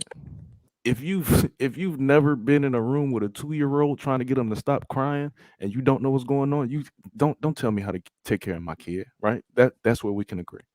But if we're talking about something like how I talk to the kid, right? If we're talking about what my child looks like when she leaves the house, right? She can't provide any valuable information in terms of either one of those two situations. Are you talking about more or less of a woman trying to tell you how a woman should dress or should look? Is that what we're talking? Because see, that's not discipline. That's I know, but that's what I'm saying. Discipline. That's a little bit, but see, again, in that context, she's not telling you how to parent. She's teaching you as a woman what a woman should look like and be like. She's teaching the feminine side of what you can't teach in the masculine. It would be equal for if let's say just had a male, then I step in as a male and say, hey, let me show you, or let me be a part of the male life to teach him man stuff. That's a little bit different. That's not telling you how to parent. That's adding to the other side of what could be missing. So that's not necessarily parenting. So you understand what I'm saying? So okay, I got you. So outside of discipline, what information should a parent be giving another parent outside of discipline? What is the difference between showing my child how to be a man, showing my daughter how to be a woman? What is the difference between that and me parenting my child? The word parenting is huge. You're using discipline. Discipline is different. But I'm talking about outside of discipline. Okay. Outside of discipline, you got everybody as an educator. There's a difference between being an educator and discipline. And you got to understand there's a difference between those two words. I'm going on the words you're saying. Discipline means rules and structure. I think what he's trying to get at, how rearing that child. Oh, there's an echo. In 100, let me know if I'm wrong, but I think what he's saying is outside of discipline, what else is there to this parenting, to whereas you can't take insight from someone that doesn't have children? I would like to answer that. So outside of discipline, and I was talking about a totality. Like, for example, you can't come like a woman that doesn't have any kids couldn't give me insight on how I have this child that has what is that called? Croup. She couldn't, give me her opinion and be like, Kai, I think you should do this, this, and this. And I know that's broad, but she's a nurse, so she probably kind of know what. But in general, couldn't tell me how to do this because you haven't experienced that child having croup. But you're coming to me from what a book said, But if you can come to me because you got to add some twist and turn, I tried this with my child when she experienced croup. Things like that, or diaper rash. Okay, we can go older to toddlers, how they're so stern at times, how they're so stubborn, and nothing you do or say gets that child out of that. But this other parent that experienced that can come and tell you, maybe you want to try this, and this is what I experienced, and give you some insight so you can kind of merge it into, am I experienced that? Is that what I'm seeing out of my child? Versus someone who's never had a child, where they're coming to you, maybe more so with Uncle Stu say, they're coming to you textbook. But it's nothing like that personal experience that other parent bring to you. Just like I'm gonna go to whoopings because I've always said there was people, oh, you can't whoop and you got to do the time out and the time out. This was from someone who never had any kids. Okay, I tried that time out. And I called that woman very briskly and told her that didn't work. I whooped my son and it got together quite quickly. That timeout didn't work for me, and it's things like that they just give you that personal experience, that insight, things you could incorporate into raising your child and understanding what you're going through versus just giving you. And when I was talking about me, I was telling people, you need to do this. You need to try this. Don't hold them so much. That's why they cry so much. You spoil them. You're doing this, but I should have never imposed my my thoughts on that before I had children, I believe. Okay, so I just And, want and to, I just go want to, ahead. I'm gonna jump a little bit, but pull me back in because I know I'm jumping a little bit, right? But I find this conversation to be interesting because as a woman as a person who doesn't have children, right? What I'm receiving is that I should not interject or put myself in the place of parents. And I might not be using the perfect words, so please forgive me if I'm not using the perfect It's just words. be too candid, and please Right, just that's okay. understand that some people embrace it. I just Oh, want okay. to put But that what out I'm receiving in general is that parents in general, because you're not the only one that I've heard this from. What I'm hearing is that non-parents, people who don't have kids, don't understand what it's like to have children, and so therefore should not interject in the parenting of kids. However, to jump a little bit, it seems to me that when men are on the internet talking about how to have successful relationships and got 3 divorces between them and their fiance, it's okay. I'm jumping. You pull me back into the parenting. I'm just jumping. But there's men on here, relationships on here. We know who these people are, right? People that I like. Because I disagree, please know that because I disagree with 1 or 2 or 3 aspects of someone does not mean that I don't love their content. I don't think they're a wonderful person, or I don't support that brother and I don't support that sister. But Okay, that I'm go not back this to what Uncle adversarial Stu person. said. But Uncle hold on. Stu said you can offer that insight from your experience when you get to that point. But why? So if okay, so for instance, Mr. Uncle Stu, you know I love you, right? If you're saying that, if we're going along the idea that non-parents who have not experienced parenthood should fall back a little bit as it pertains to giving advice to parents, why then are we not holding that thing true when we're talking about, I don't want to say names because I really don't want this to be because that's not my intention, so I don't think it's worthwhile to say names, but there's people that we know giving advice how to be a wife, how to have a successful marriage, and have got 2, 3 divorces. So how are you giving? And I'm married for 16 years with one man, 24 years together.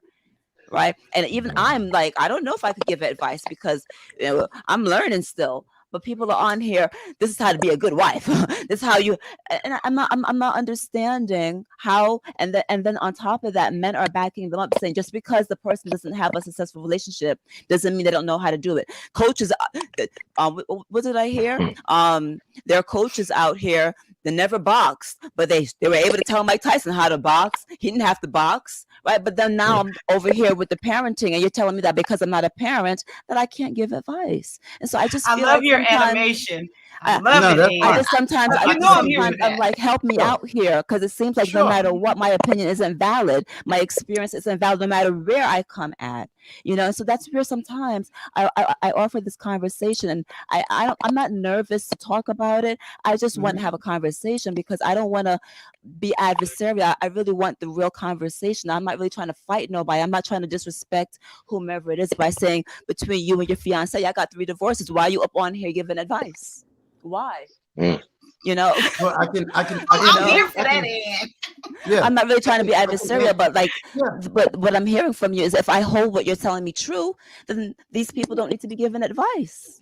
Let me let me answer to both sections. I can answer the relationship and the parenting and Mr. Watts. Let's go from the latter and take it all the way back. Okay. Let's deal with the relationship. Let's deal with the argument of the coaching. Let's deal with the argument of the marriages and divorces. I did say to you earlier, I said, there's a difference between a man or a woman who may have been through various relationships, failed relationships, and argumentatively is giving advice based on the errors of their ways. Yes. How do you relate to that? Narcotics Anonymous, AA, those are ex-alcoholics, ex-crackheads, ex-whatever, giving advice to others to teach them how to live a clean and sober life. So we can use that as that. Second, there's another stage of giving advice, which is a spokesperson. So let's say, for example, Mr. Watts has talked, but every time he talks, he always cusses. But I'm understanding his language. I'm understanding how he's cussing, but he's telling his experience. Jay, he speaks straight hood, but he's telling the same story as Mr. Watts, but he's saying it in a whole different way, right? Okay. And say Wealth Doc Productions, he stutters, but he's saying the same thing they saying, but he stutters. And they come to me and they say, this is what we going through. This is what we feeling. But you don't understand anything these three people are saying. So now I come up and I say, let me explain what Mr. Watts is saying. Let me explain what Jay is saying. Let me explain what Wealth Production is saying. This is what they are saying. I'm not saying that I agree, disagree. I'm telling you the argument. I'm the one with the 3 divorces, but they're the ones telling me their story. So if I'm saying and have been saying I'm just using this as a scenario on my platform, I am only here to represent the voices of what I'm hearing. You can't confuse the message with the messenger. And that's where we kind of get messed up. We're looking at the messenger, but we're not really hearing the message. And then when someone like myself, who's been divorced, married, got relationship, got a healthy relationship, and begin to give the same advice, you cannot now say, not you, but I have been accused of, oh, were you talking like the divorced man? No, I'm talking to you from my experience. And you're still confusing me with the two genres. Then that tells me there's a strong cognitive dissonance that is no longer on me. It's on the individual listening. To bring that back to a parenting situation, if let's say, for example, you're working around parents, but you're noticing a pattern of unsuccess, then you might say, I've been dealing with these 3 parents, and I've noticed that they've done this with their children and that with their children and this with their children. And the results was that all their children went to jail. You might want to try the opposite of what I have observed. That's your observation based on your now interacting. That can be received because now you've interacted with experienced parents that did not have the best of results.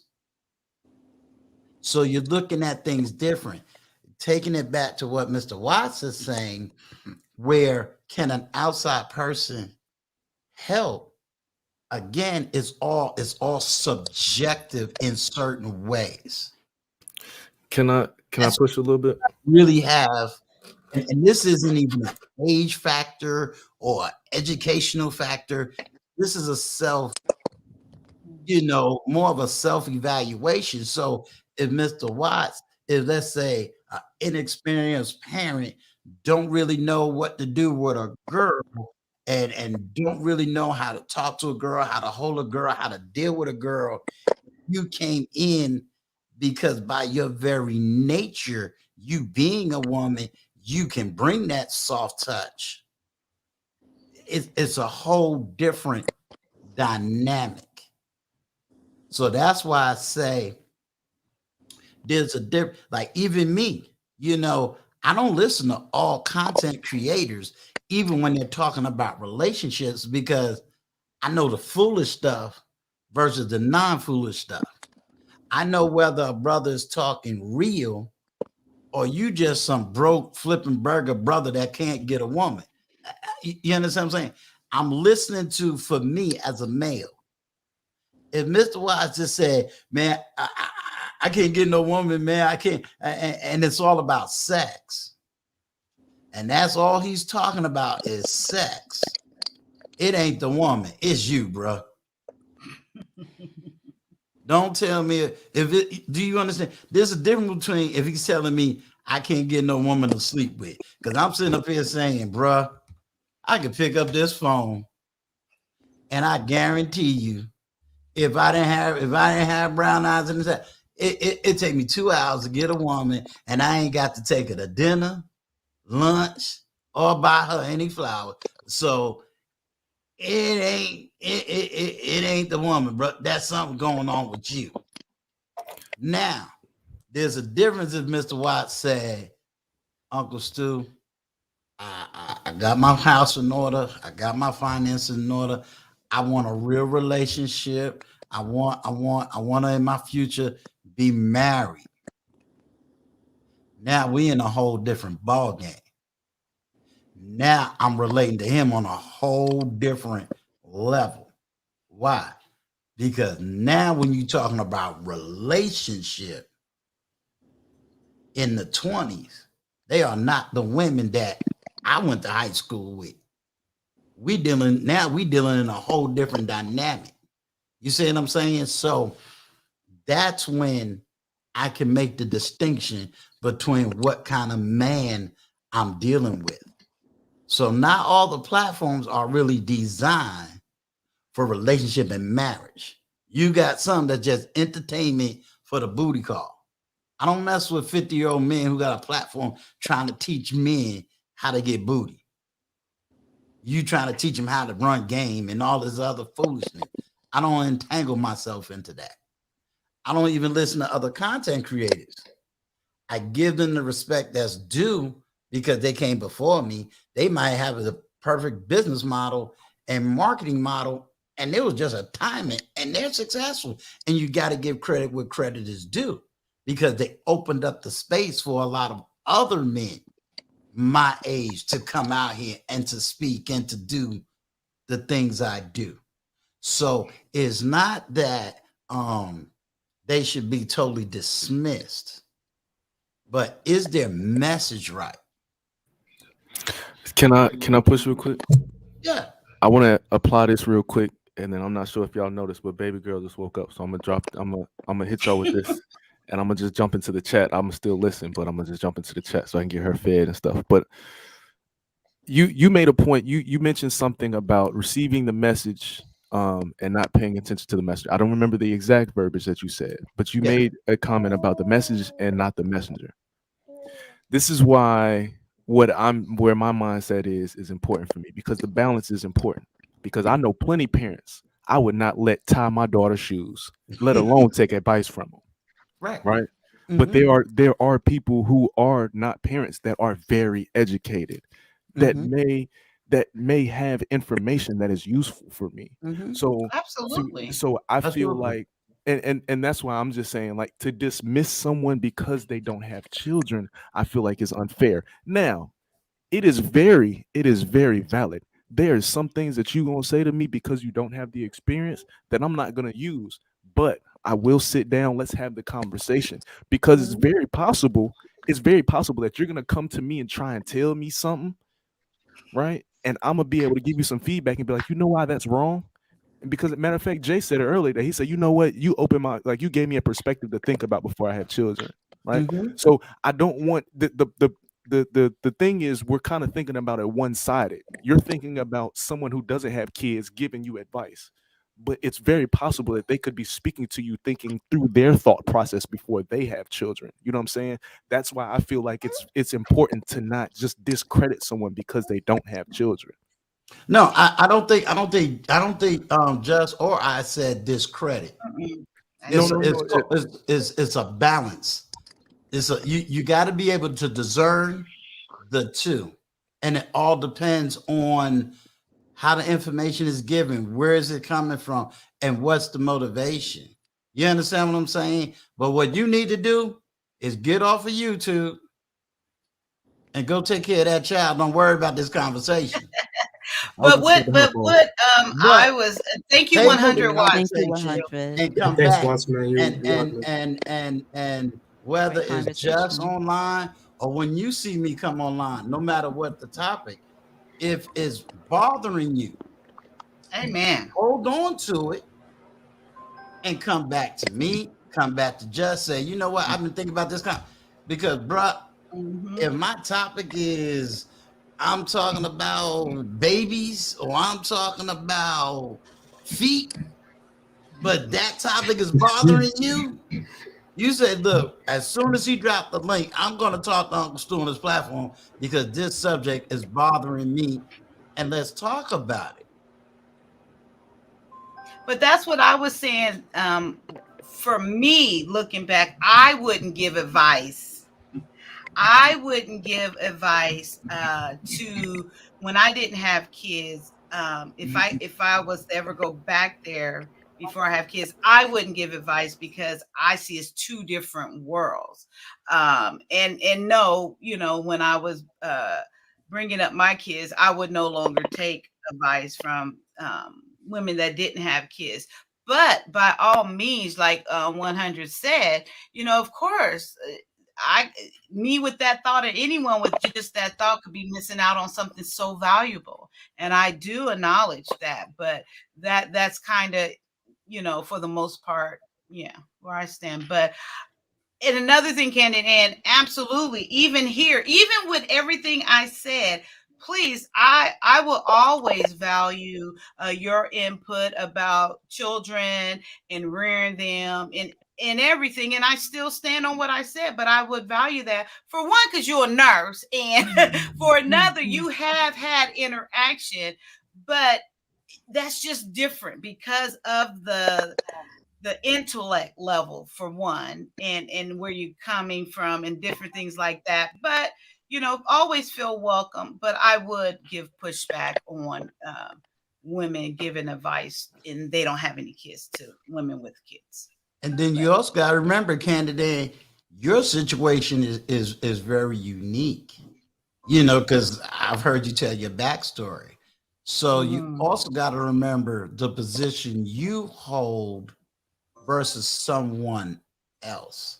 See, so you kind of, you know, you're a nurse, which means you deal with stuff that on average, the average person doesn't even deal with. You know what I mean? Like when you knew about the death of my son, you was able to step into that situation and speak to that situation. You see what I'm saying? And bring comfort and healing into that situation without necessarily having direct experience, but your indirect experience, no one was going to give you pushback on. You know, no one was going to say, well, because you didn't go through this, you can't speak on this, and you know what I'm saying? You was able to come in, step in with love, step in with compassion, step in with understanding, even if you, because one thing that I always say to people, you can come with love, you can come with compassion, but unless you've been through it, just don't say those one words. I know how you feel. You never did that. You came in with everything else, and you was able to come in your own authentic self. And because of that authenticness, you know what I'm saying? It was like, oh yeah, we just received her. She's one of the family. You understand what I'm saying? If you know, if Just came to me about a situation from an adult level, I may not have had personal experience, but I could say, ooh, yeah, that's a tough one. Just knowing that compassion alone is big to any parent. So let's say you came in and you seeing an overwhelmed mother. You may not know how that feel, but just saying, ooh, because of certain things that you're going through, don't take it personal. I realize I'm not ready for children. Or I realize this. Or, you know, when my parents was going through this is how I was made to feel as a child. And you give voice to that. Yeah, you can awaken a parent not to do something, not really understanding that. You know, like I tell parents, you'll be very surprised what your kids see and hear when you think they don't see and hear it. Mm-hmm. Mm-hmm. So you can't really cover a whole lot of stuff, you know. So remember, you sit in a unique position. So you're different than the average. You're not just giving an opinion because you're an opinionated person. You're moved with compassion. That's totally different. And I know it from personal experience. So I can speak from how you spoke. No one knows the backstory. You know what I'm saying? No one knows what you came in and said, who you spoke to. I know the true backstory. So that's why I can defend you if, say, someone said, well, Candid, no. I know Candid Ann on a whole different level. So let me speak to that. Let me speak to who she is. Let me speak to where she's coming from so that you have a better understanding. Right. I appreciate that. How I received that. But I've only been a nurse approaching 5 years now. It doesn't matter. And I'm not saying that to be funny. No. You're talking about my characteristic. You're talking about who I am. That has nothing to do with the nursing. Nursing is the academics. Right. You see what I'm saying? But who you are as Candid Ann. Right. No college degree can give you. Right. But this is the thing, is that if I'm dismissed as a non-parent before you even get an opportunity to really know who I am, right? I respect the fact, like, listen, I feel like we all have opinions and I don't always have to give mine, and I certainly don't. There's lots of things that I see on the internet, especially as it pertains to men talking about Black women's natural hair and this and that, and that I could get on here and really speak to, but I don't feel like it's worthwhile because I don't feel like I'm going to really enter a conversation in which it's going to be a true conversation. It's just going to be a matter of two people, and it's not worth it for me. So I'm getting to the point of just trying to say that for people like myself that don't have kids, I'll just be back. Let me back up. Let me just speak for myself. I have often felt uncomfortable trying to speak to someone because I've often heard, if you don't have kids, you don't understand. And to some degree, I 100% respect that. But I think maybe I should not even talk.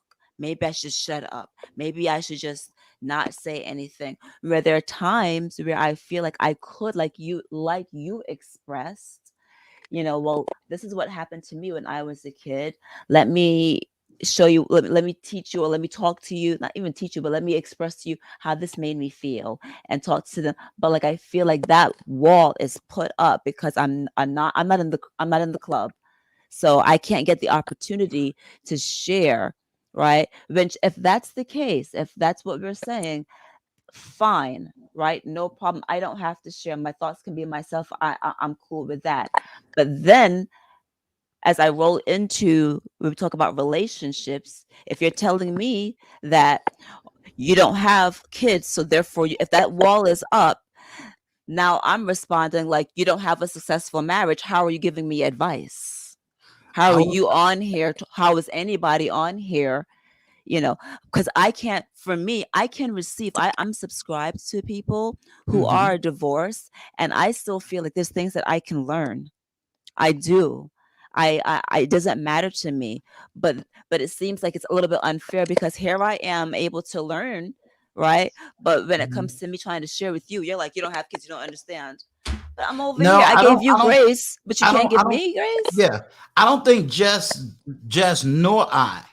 No, not you guys. Yeah. Would just throw up a wall, and I don't think any sensible, and I'm using that word very strongly, sensible parent would just throw up a wall and just dismiss everything you gotta say.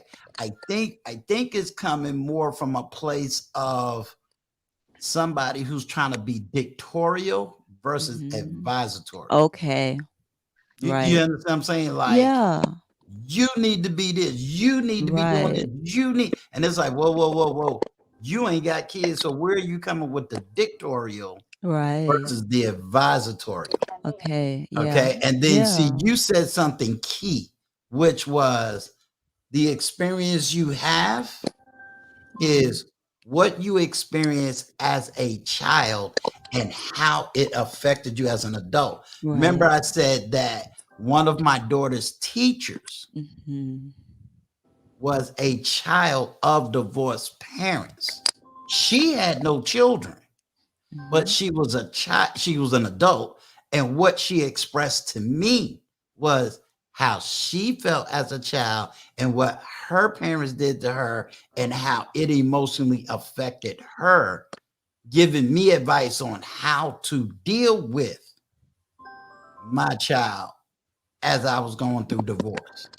So it gave me insight as to, okay, if I'm feeling this way, let me make sure that my daughter is 200 miles away and I'll scream, yell, and fuss and holler with my homeboy on the phone. And then when I'm with her, it's, hey, I'm okay. And that way, there's none of that split, that emotional split. So it's where it's coming from and from what heart. You know, it's just like that projection. You know, I can't necessarily run out here and project my pain, anger on you because of what I went through, you know. So that's why I always say I listen to a lot of people, but it don't mean I take in a lot of their advice. But I also try to figure out what is this person saying? Why are they saying it? Where are they getting the information from? Right. You see what I'm saying? Yeah. I can easily go and get a degree, a PhD, and run around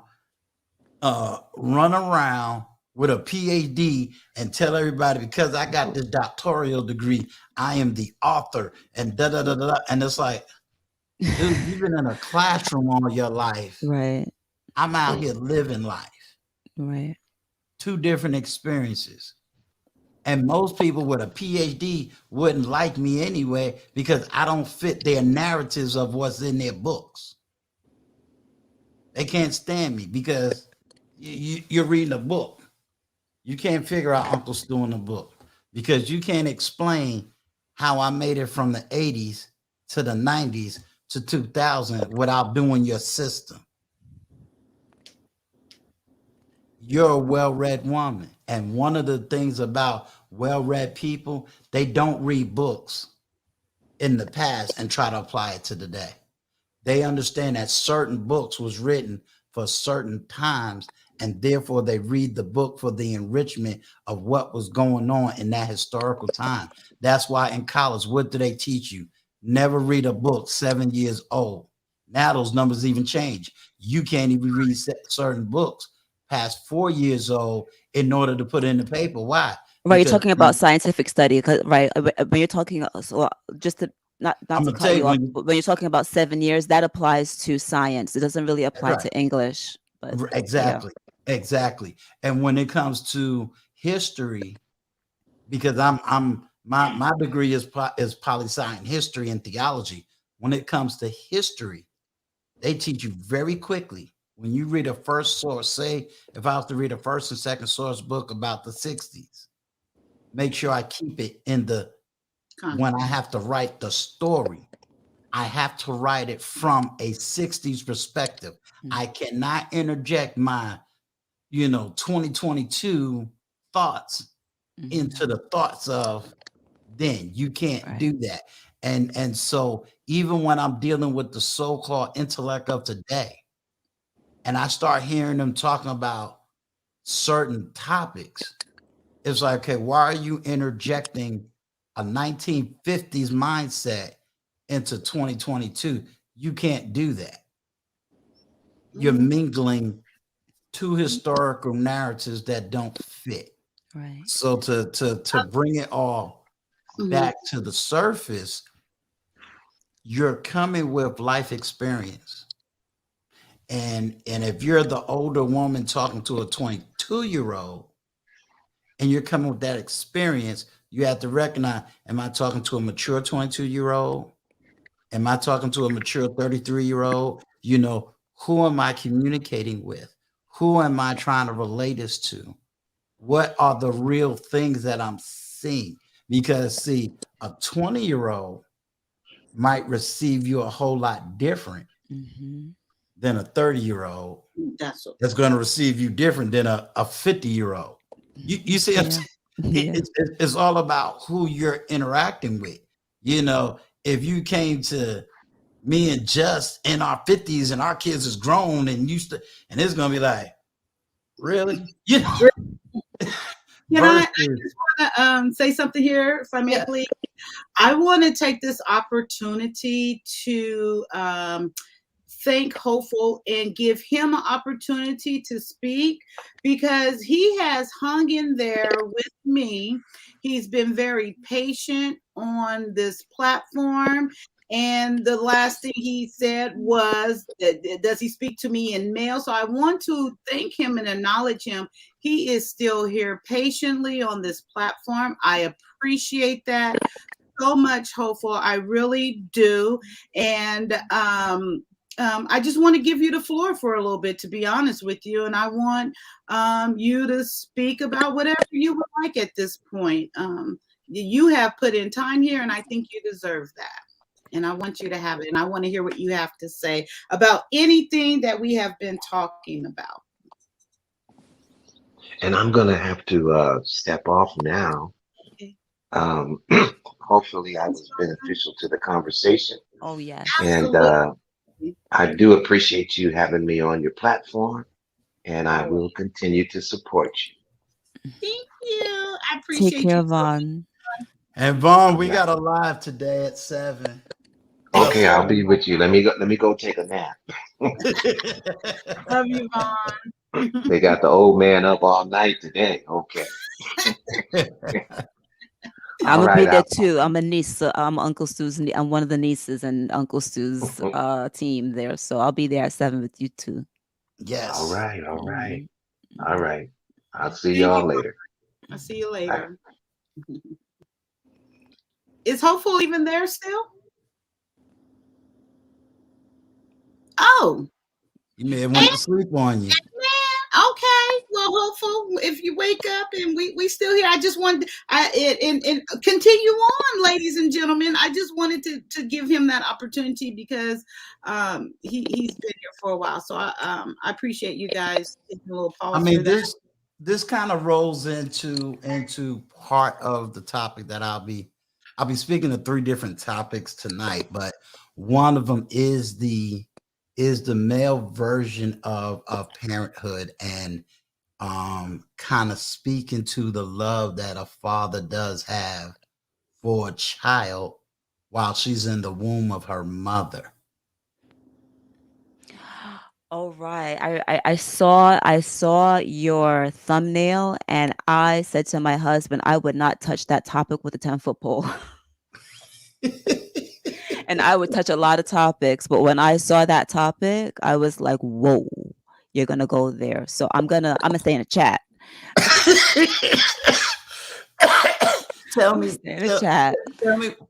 Tell me why you wouldn't go there. Okay. Give me your first. Put Jess on what the topic is, so that way she, you know, because she might actually take a nap and say, "Oh, I'm jumping on that one." So from what I saw, because I saw, you know, I'm subscribed to you, and so what I saw the thumbnail, I'm not gonna cheat. I was gonna cheat, but I remember I remember being a pregnant lady, and it was something in regards to who has the ownership of the baby in utero, something along those lines. Right. And so we're touching upon possibly abortion here and a man's rights to decide whether he wants the woman to have the child or not. No, that's what I got. Okay. No. What the subject matter is, of course that would bring you in, but in all actuality, the subject matter is about the love that a father has while that child is still in the womb and how it's affecting him when the mother dismisses his mental, physical, and emotional connection to the child. So what's go. his what's his physical connection to the child if it's in the mother's body? It is a deep emotion that a lot of women and a lot of men can't even express. Now I asked There- about physical, not emotional. What's the no, physical I connection? didn't mean physical. I meant that emotional Oh. connection. And some men can actually feel. I felt every one of my children. It's deep. It's deep. And this is one of the reasons why I feel we got to have that conversation, because what in the video that I'm going to show, there's a lot of women, young women, and probably older women. I mean, only Jess can speak to the female side, that believes, hey, I had this child, it's my child, not our child.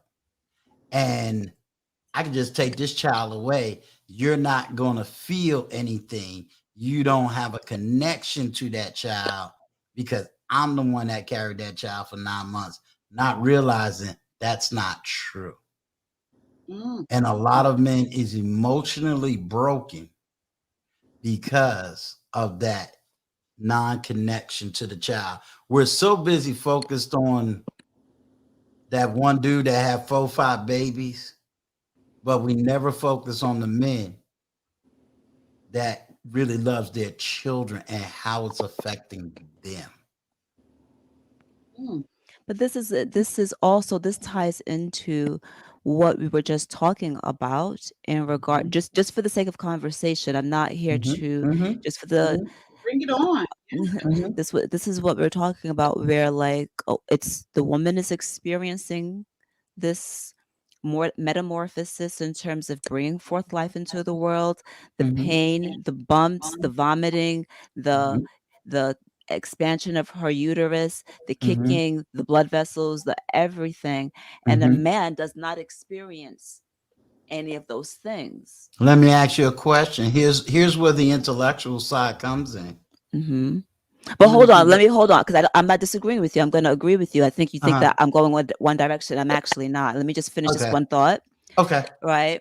So this woman is going through this, and the man isn't physically going through it, but you and I agree that he is still connected and has emotions and feelings towards his child. That's where before we were talking about the non-parents and parents, and I'm thankful that you clarified it, because I agree with you there also. And I love talking to you because I feel like you and I, when we get together, we have these conversations that are just like, they go there because we're able to talk. But when we talk about parents and non-parents, how you're able to talk about like how non-parents can also contribute to giving advice or sharing or whatever, because we do also, even though I'm not a parent, I do also have experience or emotions or whatever that we talked about. I'm not being verbally as good as I should be right now, but that's where you and I connect, and I feel that way because I feel like it's a disservice in both cases. I feel it's a disservice in all cases, where just because I'm not a parent, that I can't offer anything, that like you're not a parent, you don't understand. I feel it's a disservice not to, even though I am married and I'm supposed to be the minority or whatever, and I hope that's not true, but I hear that it is, right? I hope I can still receive information from someone that's 2-3 times divorced, because I might not agree with everything, but they still might have information there that I will take and think, like, you know what, that's good advice. I'm still able to do that. And just like you explained, a woman is going through this process, but men are still feeling emotional connections and offer value to this process. So you and I connect a lot there, and I hope that people are able to bring their guard down just a little bit, to understand that just because the woman is, yes, she's physically going through most of this, that it doesn't mean that men are not having a connection also. Now, listen, then if I was on your platform, which I don't know if I'll have brave enough to come on there tonight and talk about this, I'm sure other women might say, Angela doesn't know what she's talking about because she doesn't know what it's like to have a child. How could men have a connection because she never went through it? She don't like. I can already feel the pushback. I could already feel the pushback that Can I might say happen, right right? there, real quick, Ann? And I really Yes, want to say this. yes. I will hopefully encourage you to stop worrying about the pushback. I hope that I can say something to encourage you. Still give your opinion. I feel even the way I believe, as far as non-parent giving parent, advice. I truly believe you have a lot to offer, even with me still believing that. So I will encourage you, stop worrying about what other people say. Oh, she ain't got no kids, she ain't whatever. I would beg of you, let that go. Be you, be bold, get up on those platforms and say what you feel. And say your thoughts. Like you said, it's going to touch somebody. It's going to inspire someone. So I even challenge you at this point to go on there at 7 p.m., be engaging and give all of your opinions boldly. And I'm gonna hold you accountable for that. Well, no, I'm not signing up for that. I ain't signing up for ish. Something to say, and I think a lot of women, that is just my narrow way of thinking from what I've been through. And I do say a narrow way of thinking because that is my stance, but that's a very narrow point of view. You know what I mean? I will encourage you to go up there. A lot of people want to hear what you have to say. Well, I thank you for that. I thank you right. for that. The only thing is the only reason why I choose at times to engage in some of these panels is if I can have a conversation such as I always have with Uncle Stu. I'm not wasting my time coming onto panels if it's just going to be a conversation in which it's just going to be butting heads and I don't learn anything and the person doesn't learn anything. Like, I'm open to you helping me to learn. And if it's just going to be I know about this and you need to be like that, and I'm not open then to like having a conversation. That's why when Uncle Stu invited me onto his platform to have a conversation, I agreed to it. But I could tell you that like if it was someone else or when conversations happen and I'm here sitting down just where I'm at right now, I don't click the link because I realize it's going to be fruitless. So even we'll see what happens. I mean, I sometimes I learn a lot. It's going to be on your panel, so I know that I'm welcomed. But I'll see how I feel about like how the conversation goes. If there's anything I feel like I can even add, because I don't feel like just because we all have opinions, I don't always have to share my opinion. So if I feel like I can add something of value, then I'll click the link. If I feel like I'm just talking, because to be honest with me, respectfully, sometimes I get a little bit annoyed when I'm watching shows and people click the link and they don't even know what the topic is about, because I feel like it distracts from the conversation, or they don't have anything to add to the conversation. So if I don't feel like I have anything to add, I'm not gonna click the link. Yeah. But see, in this perspective, look how you was able to intellectually take physical science and then say, I never recognized that men have an emotional connection. Why? Here we go again. How many people is writing a book about what a man feels or what a man thinks? All we know is, men ain't got no physical connection, so they just ain't got no connection. So dismiss them. And I think that what's happening is God is allowing me to give voice to the voiceless in ways and in places women with an open mind can begin to understand. Yes. So when you say, and I'm using a prime example of a female who said this, so you're hearing her voice, not my thoughts and views or opinions. But I think that when people really understand, hey, men do really love it. We got to stop talking to these 10%ers. 90% of these men really do love their children. And that is a difference between me loving my child and me loving you. Those are two totally different relationships. And we tend to keep mingling it Then when you got a system that perpetuates it, now you got a society that's destroyed by it. Because if fathers was just in their kids' life, let's take the mother-father relationship out. If fathers was in their children's lives, our homes would not be as destroyed as we see, because it's more about the relationship a child has with their parent. One of the patterns that I've noticed over and over and over again on my platform is the men that made it out of the so-called hood or deep, dark poverty situations all had an active father.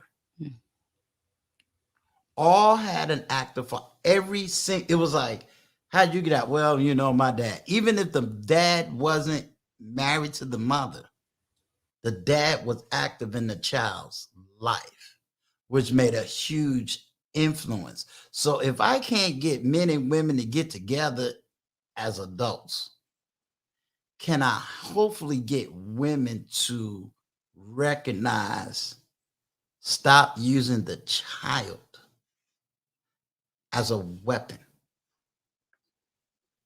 You know what you're doing. And if I can get other women to say, women, stop. Stop. You know, if some 20-year-old got on her platform and like, yeah, my baby daddy this and da da da da da da, she could stand up there as an adult and say, stop. I'm not going to let you crap him out. You're mad right now. We get it. You're upset right now. We get, but it ain't got nothing to do with that child. Stop using that child. Now, I'm going to tell you, I'm coming from personal experience. My sister is doing it. And it hurts me every single day. My nephew's 8 years old. I can already see the projection of my nephew. And he ain't growing up in no hood, none of that. But his mannerism, his attitude, I'm like, if she don't stop, he's headed down the wrong direction. Because see, society don't care about your mama and daddy. They don't care about if you was with your daddy, not with your daddy. They don't care. You're going to follow some rules and regulations out here. And if you don't, you're going to jail or you're going to another place that you may never want to go to. So we got to stop that part because there's a lot of stuff we can stop without even worrying about a court system. So even you not having a child, yeah. Profound. It just registered what you said. We can stop a lot of things or change a lot of things without the court system. Absolutely. Right. Mm-hmm. So it still needs your voice because you're coming in higher level thinking, higher level emotions, higher level intellect, and still having a conversation. Where Jess may come in and say, ladies, stop. Right. Right to the point, direct. Right. Stop. Stop. I don't have all the elegant words. Right. But guess what she can also say? Stop. Ladies, if I would have did this at 40, I wouldn't be here at 50. So if I can prevent you from doing something, because I say it all the time on my platform. Have I made mistakes? Absolutely. Have I made poor judgment? Yes, I did. But if I can help you not to make those same mistakes and judgments I made, then I'm doing better. So I feel I can speak to, hey, I know how it feels to be separated from a child. I need some men that maybe just needed another man that can say it so that they can be open to sit down and say, hey, this is what I felt when I wasn't with my son, or this is how I felt when I wasn't with my daughter, or this is how I felt when, and to get those men to express those feelings, those thoughts. Then I could take those feelings, those thoughts, and I could say, hey, Nielsen Counseling, I'm dealing with a lot of men that is going through this. As soon as I get monetized, I can say, hey, I'm getting in a professional psychiatrist. We can set up a Patreon so that some of y'all can talk to some professionals on how to deal with this. Because a lot of things men are saying is out of a pain that everyone is denying them the right to say. It's easy for me to say, get over divorce, because those are emotions that we can easily get over. What we can't get over is I lost my child in the midst of divorce. Now she's feeding this hate, this pain. That's why I tell people, I don't believe all of these studies that everybody want to throw at me. Oh, he just walked away. Oh, he just did. Oh, he did. No, I don't want to hear those conversations, because there's a whole lot more behind those numbers, and those numbers are politically motivated. That's how policy is pushed. That's how laws are pushed. That's why these men are on YouTube screaming, hollering, fussing, kicking. And what everybody's confusing is, well, this is new to me. Yeah, they couldn't say it upstairs. They couldn't say it on your job. They couldn't say it in the school system. So the only place they finally found that place to say it is in Black media, in YouTube. Right. We got to recognize our platforms, our media. It's on Black media. It's the only place they've been able to voice it. So when you're hearing it, it's like, well, what the heck is that? I never heard that before. So that's why I said, for me, I'm able to bring it in a language that it can be received, but I'm saying the same thing as other men.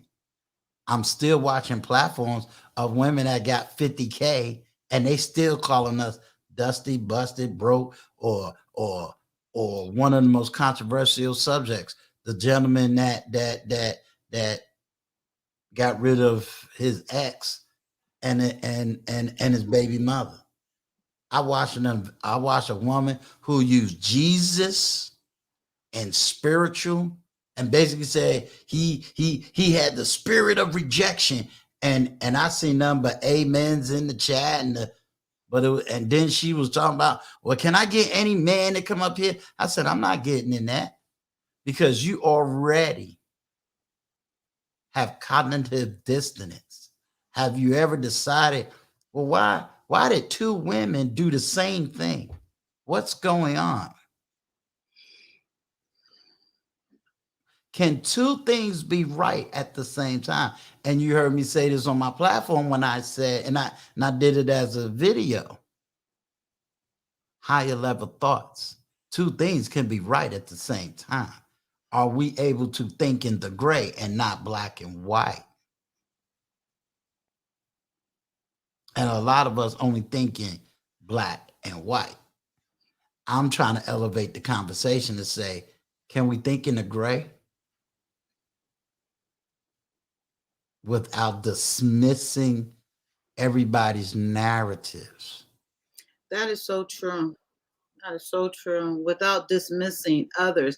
That's what I always try to say over here, just because, I say what I say, and I always try to bring it back to me. This is my opinion. These are my views. And I would always, of course, respect that, ask people to respect that as I choose and would want them to be respected with their opinions and views.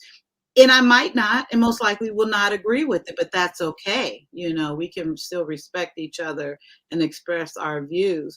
But for what you just shared, though, what you were talking about, the gentlemen, all of them were nurses in that, and Candy Ann actually shared about her encounter with him. So did I Oh, just? you had a real encounter with that gentleman? Yeah, Candid and did. Yeah. You're on mute, love. You're on mute. It was Yeah, scary. Uncle Sue, y'all don't be knowing. Like, there's a lot of things that I don't talk about, and I'm gonna work. I No, have that's PT. fine. I have PTO time this week, so I really, because I'm talking all over the place. Let me get to the point. Yes, I don't know Raj. However, as a nurse, I'll just say this. I have been interested in being a CRNA, a certified registered nurse anesthetist. Out of all of that's a terminal degree. There's no higher degree as a nurse. There's nothing like you're done. Like you could do something else, but Right. you can't get any other degree. Like, you can't top. There's no more to go. It's a terminal degree. And so, as you can imagine, there's not that many CRNAs, right? Right. And Black ones at that are even a smaller percentage across the United States. I mean, so therefore, long story extremely short, I went to a conference one day in which Raj was a panelist. And I was explaining to Miss Kaya that there was an outburst by him. There was an outburst. I won't get into it here. It's all right. Yeah.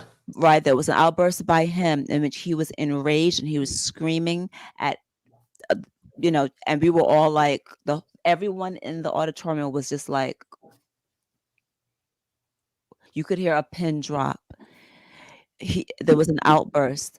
And so after that outburst, he was loved by the community. People were like, oh, that's just Raj. That's Big Brother, because I was just like, whoa. And in addition to that, I remember walking up the stairs right next to him. This conference that I've been to, I don't want to mention it because it was No, ran don't. like a military operation. It's a wonderful conference. I would suggest anybody, I'm not going to say it because the woman that runs it is amazing. And I have nothing but wonderful, wonderful, wonderful things to say about it. And she was incredibly crushed because this is a mentoring program and she knew all three people because she's helped mentor them. Right. And so I remember walking up the stairs side by side with Raj and having maybe a 1 minute conversation, not even a big conversation, just a 1 minute conversation about, nursing. I just became a nurse or was a nursing student. I don't even really remember. I think I was a nurse. I was a nurse at this point. But I remember having a conversation with him, just a short conversation about nothing. So when I look at the news and I see this face, I'm like, is that the guy that was at the conference? I have a quick question. Yes. My quick question is, when he did what he did, time-wise, this is what I'm thinking. Time-wise, was it in between this timeline that we're talking between divorce? I don't know. Yeah, I don't know because that conference that I went to was years ago. It was back in 2019, I think. Yeah. The conference that I went to.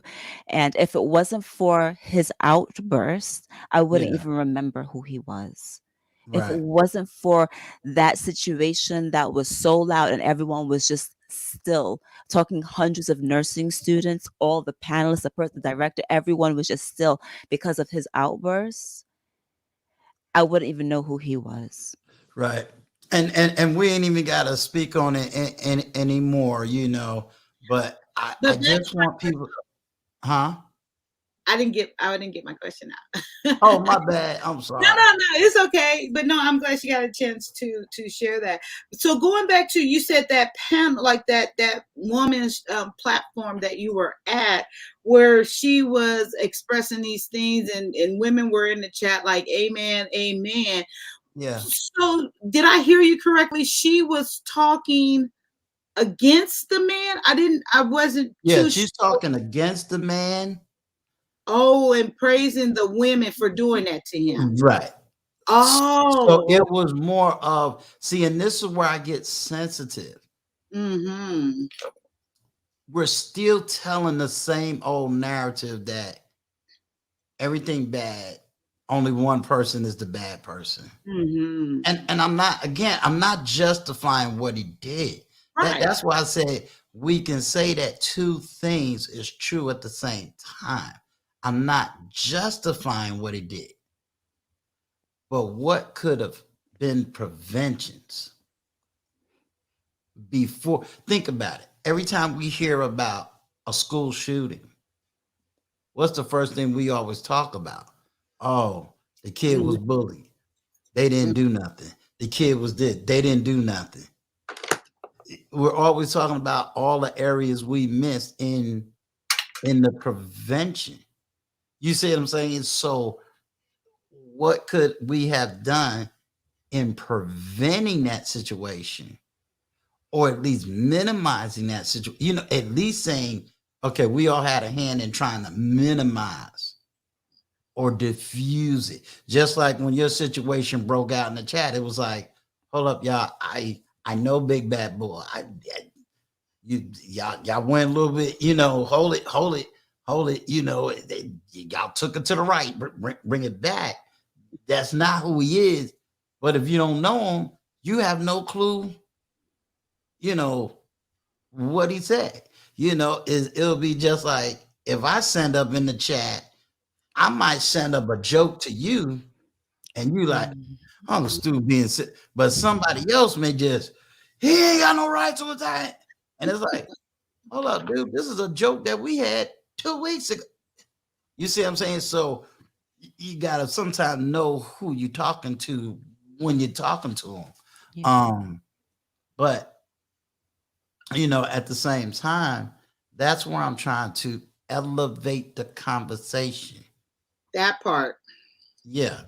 That's what Big Bad Bull does too, but people don't get, you know, where he's coming from. He really is, and he was calling himself a troll tonight. I found out what a troll means is like diverting the conversation. So maybe he is a troll because I see it as he's trying to go deeper, go beyond the surface and elevate the conversation and come with, we heard you and we have been hearing this, but now come with some solutions, come with some alternative things we could try. So that's the way I see Big Bad Bull. Well, see, that's why Good Morning Talk Hell, that is why I'm taking this night conversation to a whole nother level, and you can help me in taking it to that higher level, because I'm still trying to find the right vocabulary and voice to say, this is not a talking point platform, but I'm going to take it higher.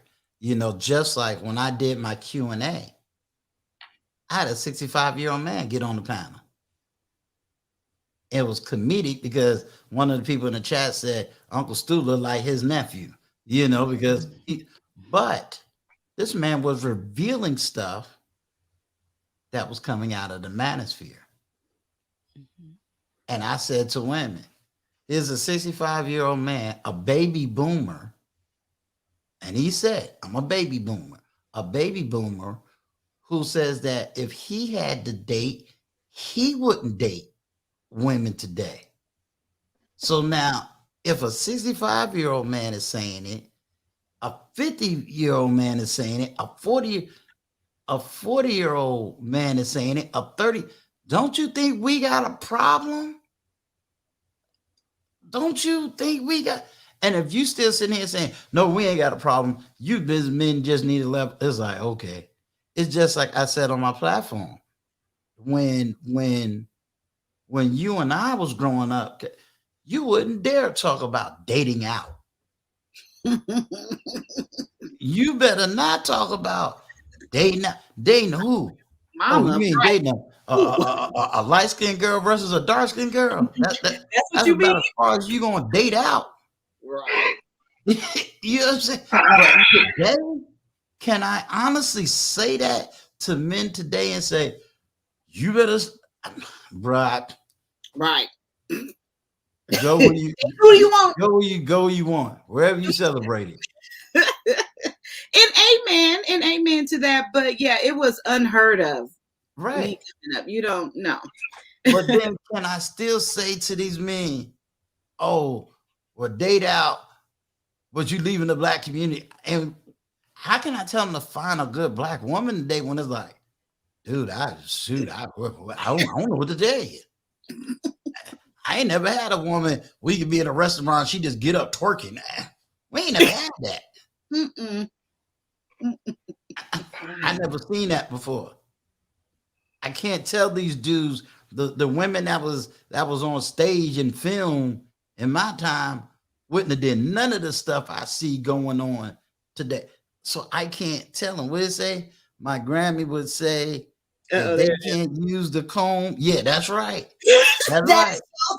That's it right there. What does that mean? Don't bring them home. If they can't use the comb, you gotta have some. In other words, you gotta have black hair. Other people could use brushes. They can use brushes, straight hair. So that was a black terminology that was said that if she can't put a high comb in her hair and this, that's what happened. But you know, I can't say that to these men. And then when I'm listening to them, I'm going, well, yeah, you're right. But then when they do that, why are they belittled? Why are they called out their name? Why are they not even black anymore? Why, you know? Go ahead, Wally. We hear you. You got something to say? No, I'm actually yawning. Sorry.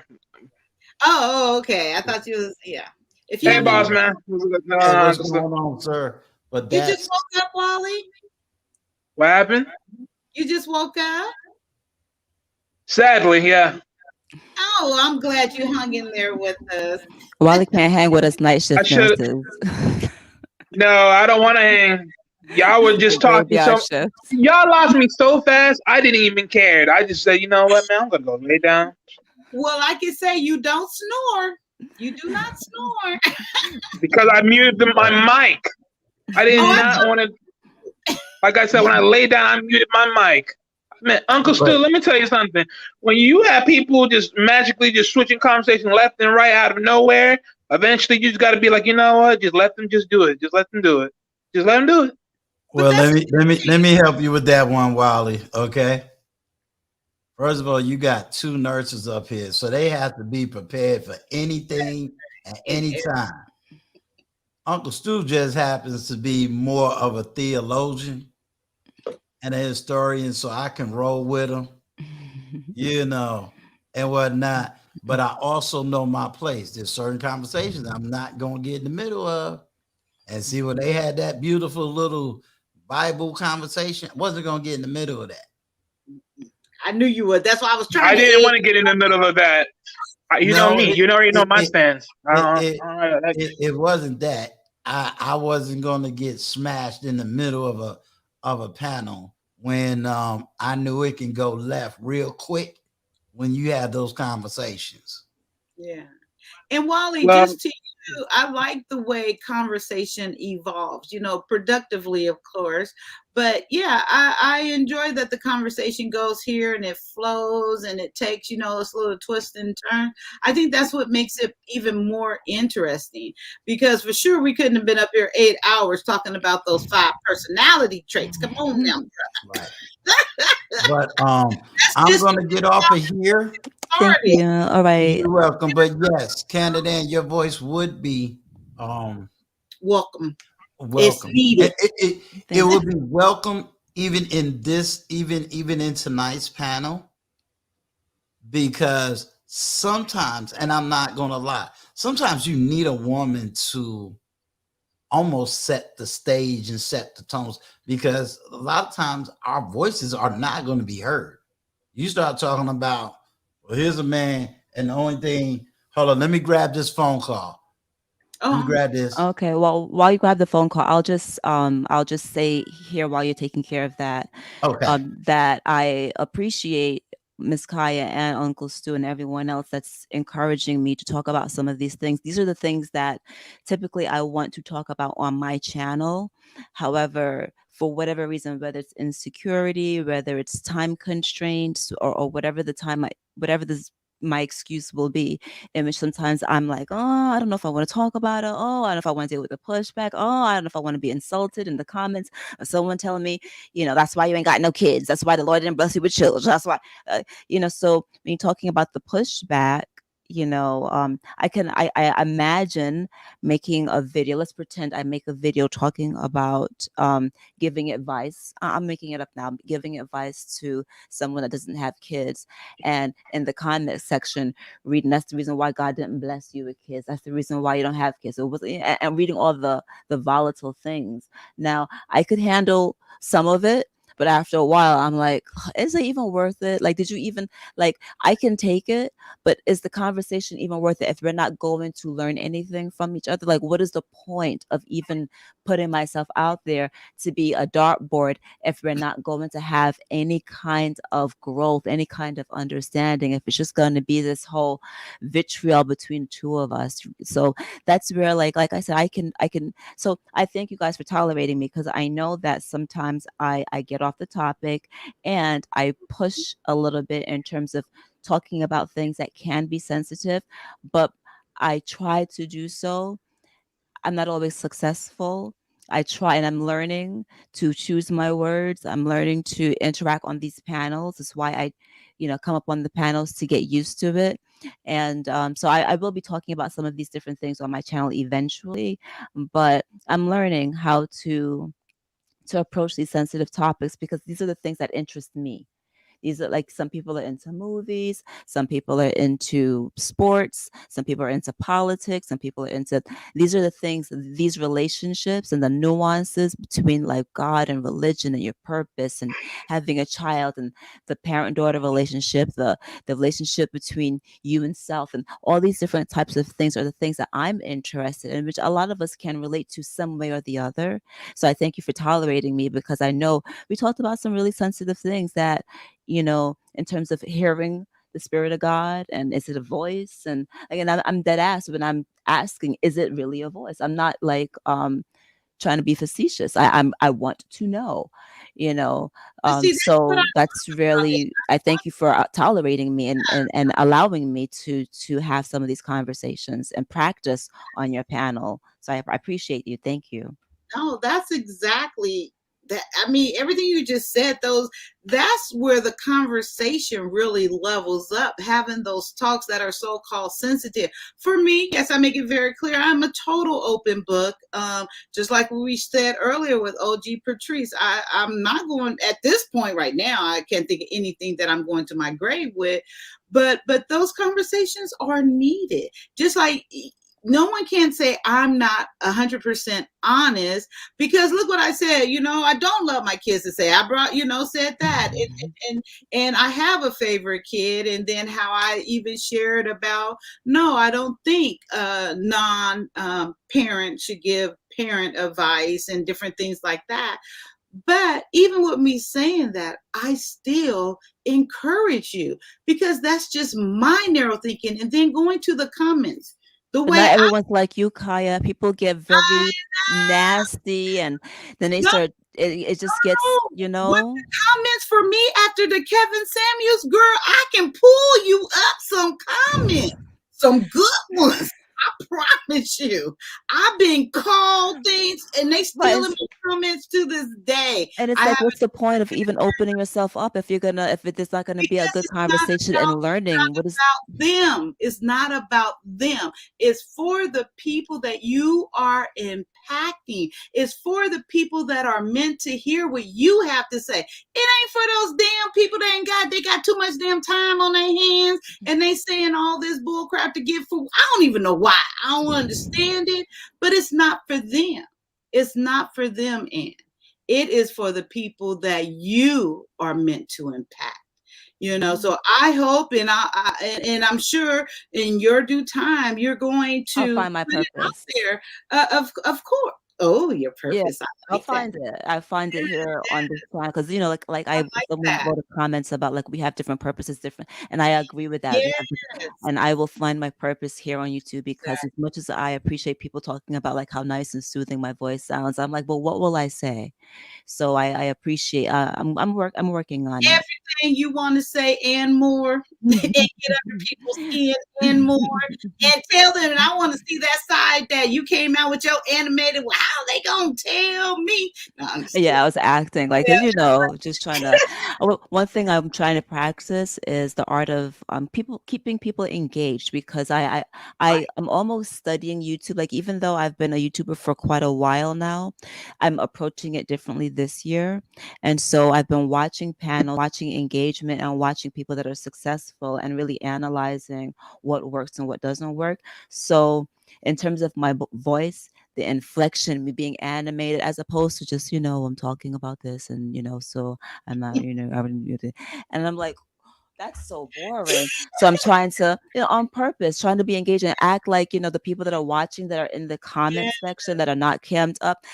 I know, like, when I'm watching some of you guys, when you guys are entertaining, I'm at my desk just like laughing, and I'm talking, and I watched Mr. Black Unfiltered, where Black David, how whenever he talks he does like this, and I just fell out laughing because he's so expressive. And so I'm learning, I mean, not to say that I'm not expressive on my own, but I'm learning to just even add a little bit more flavor for the sake of telling the story, for the sake of edutainment, so I'm watching, learning, studying, and stuff like that. And it's in you, and then I'm excited to see that, because of course I hear what you're saying. It's totally in you.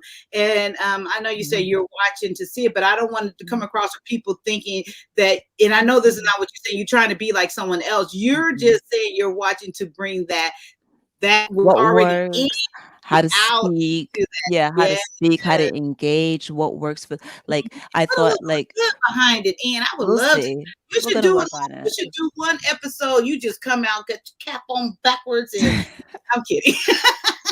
I'm working on it. We're working on it. Definitely this week I'll be doing something, because I have PTO this week. So I just gotta decide what I want to talk about, because some of the things I wanted to speak about, I spoke about right here on this channel last night, whatever. Go live?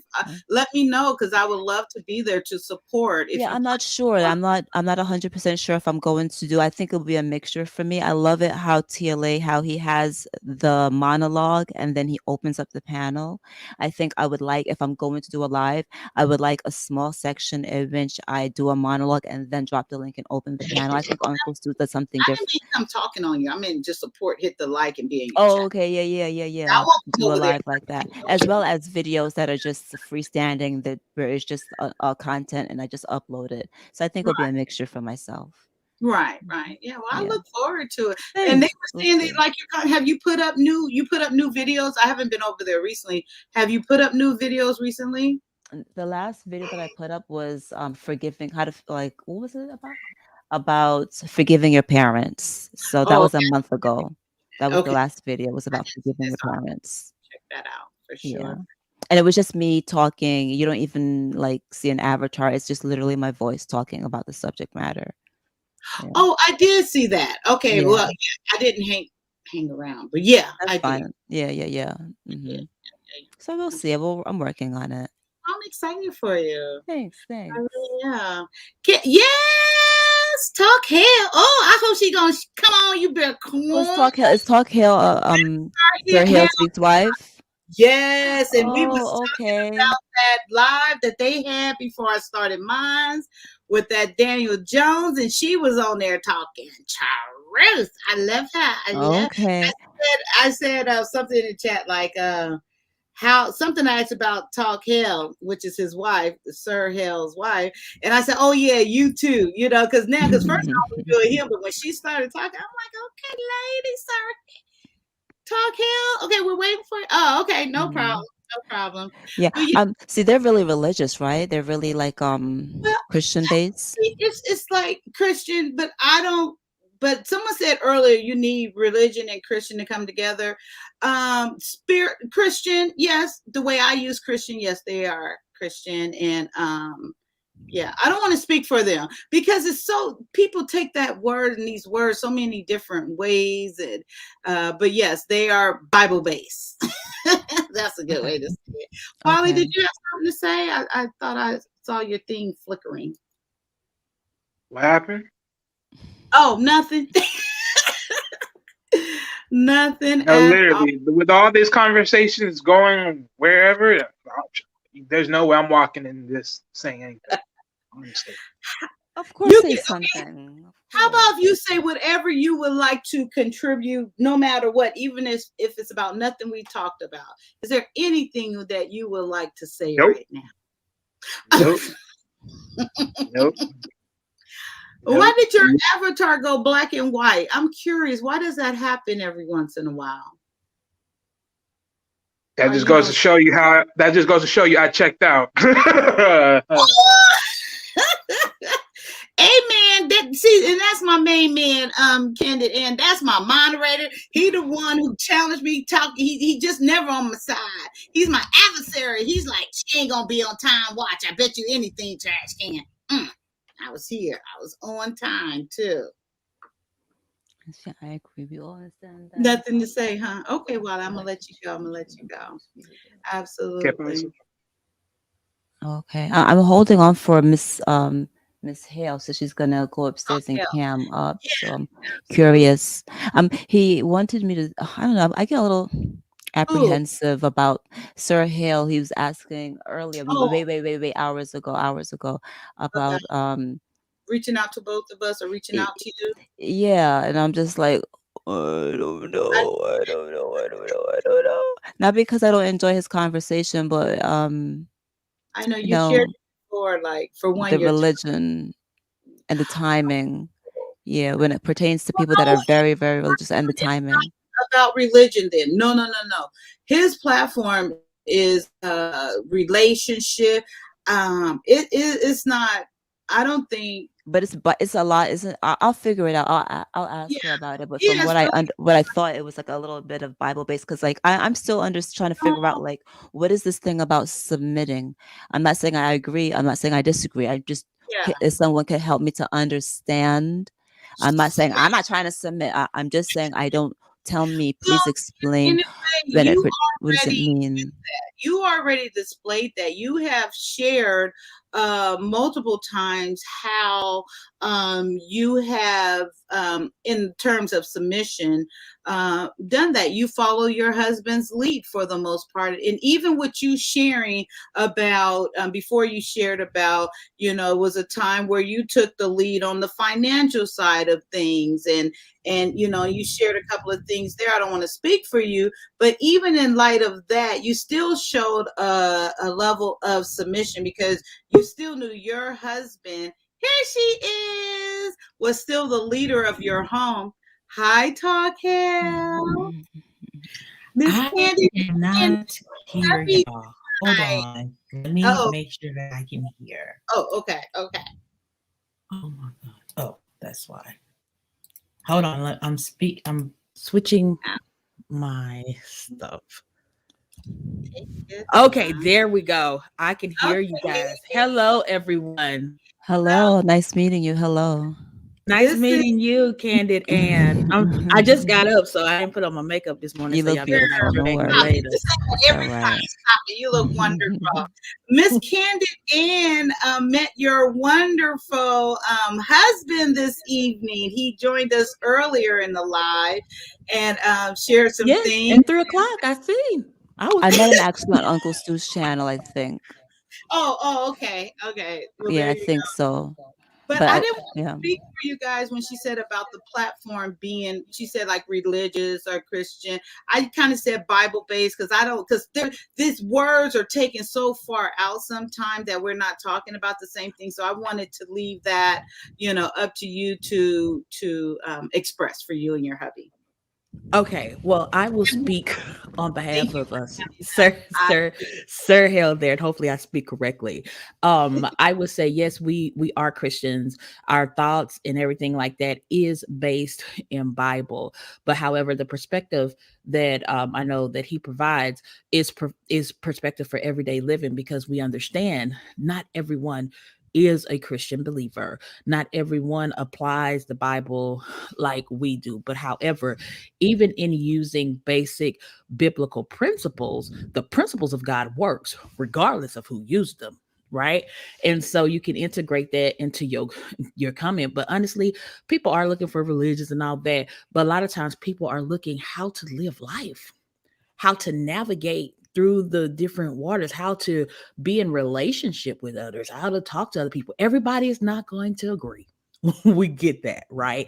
And I remember when you was talking about, you said something about, well, it's the comments, people always say something. Trust me, people have been saying all types of, they're going to continue to say all types of stuff. A lot of people, they're not bold enough to get up. They're not bold enough to get up and say, hey, this is what you need to do. And the fact that you're cammed up, you're talking, you're going to always have trolls. You're going to always have people who have an opinion. Let them have it. I mean, it's like okay, this might not be the most Christian thing to say, but my mama would say, everybody have an ass, right?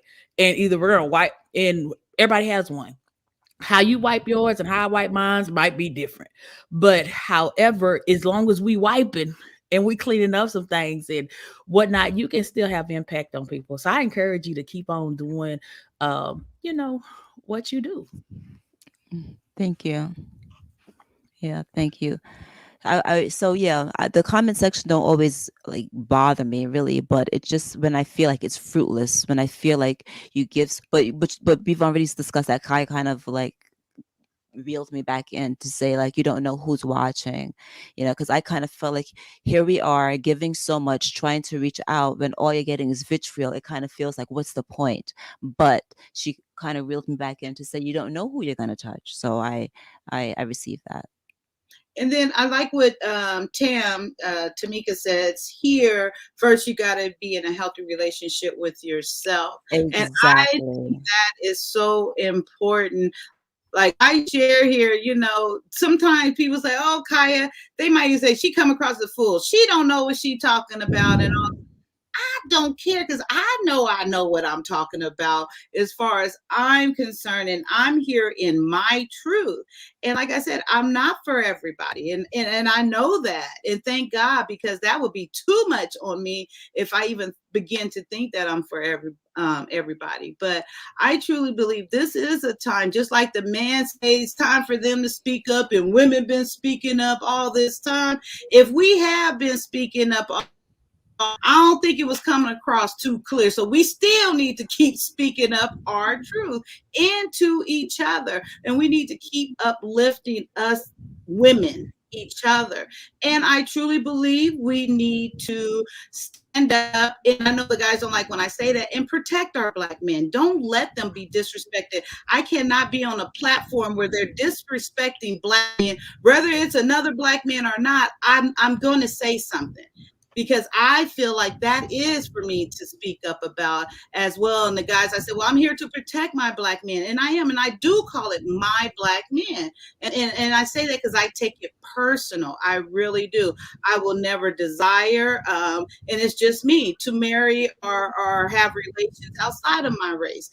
That's just me. I'm so connected with the Black man. I don't think any other race can even relate to me to begin to truly understand deep down inside of me. And that's one reason why I stopped saying this, but I told my son to pass that, I would greatly prefer that he married a Black woman, intentionally a Black woman. I stopped saying that because he asked me to stop saying it, so I did.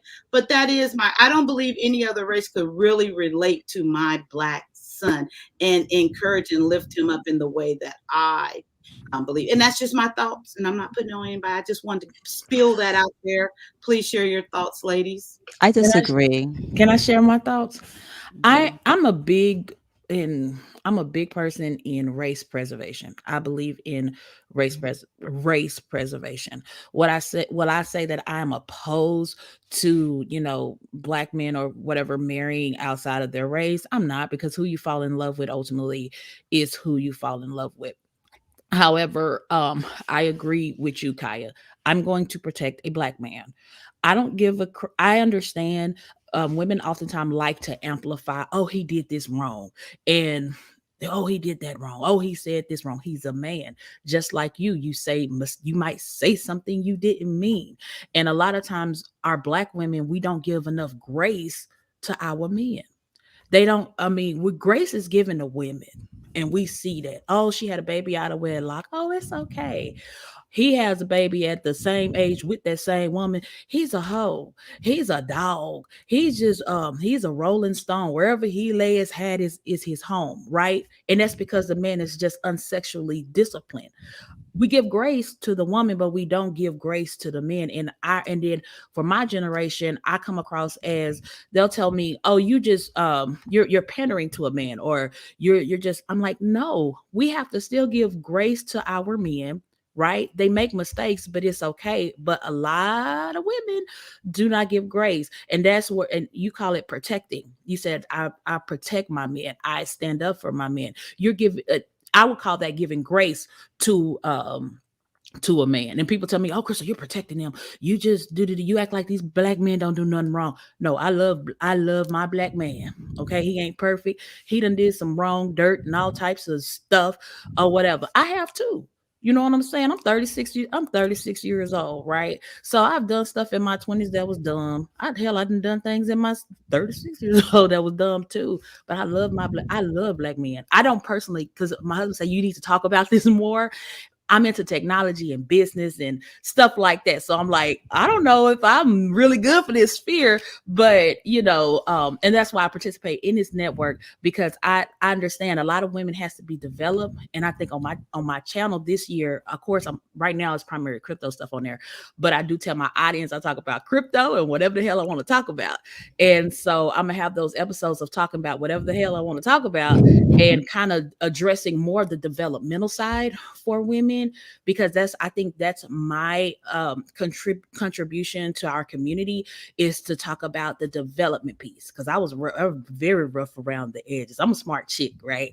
But I was very rough around the edges, and I think my contribution to the community would be more on the developmental side. I ain't finna start no debutante program, but that's kind of where I see my impact going. But I do believe we need to give grace to our men. And I love my black men. I will fight you for talking crazy about a man. I don't know if I agree with the two of you guys. Although I am married to a black man, whoever loves and respects me, I don't care if he's black or not. It doesn't matter to me. I just happen to be married to a black person, and I love him dearly. It's hard to even think about being with somebody else that's not him. It's just kind of hard for me because it's been so long. But if somebody loves me, respects me, cares for me, protects me, and also receives my love, someone that I can also love up on, that wants me around, that smiles when I enter the room, that makes me breakfast when I'm not feeling well, and that wants my breakfast when I'm making it for them. I don't care what color you are. I don't care. And I could also tell you that my husband right now doesn't even believe in God, right? And I know for a lot of you guys, you'd be like, I got to marry a Christian. He got to believe in God. He's going to lead the household. How are you following a man that don't believe in God when you believe in God? I believe in the virtues that my husband displays. My husband respects me. My husband is honest. My husband, he's not he walks the walk. He's not someone that just does lip service like a lot of pastors and preachers that'll be telling you all about the Lord, but then they're doing dirty on I don't worry about that stuff. So for me, it's really about the character, and I don't care the package, as long as I'm somewhat attracted to the package, it's okay by me. So I know I differ a lot with you guys, because I know oftentimes a lot of black women, especially, I don't know, I have friends that will not even engage in a relationship with a man if he's not Christian, because he's supposed to leave Christ, he's supposed to leave the household. Me, I'm married. I've been with my husband 24 years, married 16. And I'm with someone that doesn't believe in God. That's why when I'm entering these conversations about relationships, and I know that you're Bible-based, what conversation do I have for you when I'm with someone that's, in your opinion, possibly unequally yoked? I'm not saying you said that. I'm just saying it's often said that's unequally yoked. What do I have to add to your panel when you guys are a Bible-based? When you guys are a Bible-based I don't want to be contentious. I just want to live my life and offer, conversation, and we could talk about this and we could talk about that. But I'm not fitting to fight somebody about the fact that my husband doesn't believe in God and yours might be. And for someone to talk to me about like, well, you're gonna go to hell, you're equally yoked. We're not having this conversation, like, because I'm still married. Real quick, and I'm going to talk hell, and I haven't really had a personal conversation with her, but I can truly say, and I can believe I'm talking for me and talk hell, and I'm going to let her have it after this. But you can come here with that. You're never going to get judgment from us in that sense. Oh, you're going. If you don't do this and do that. No, we are here to have the conversation.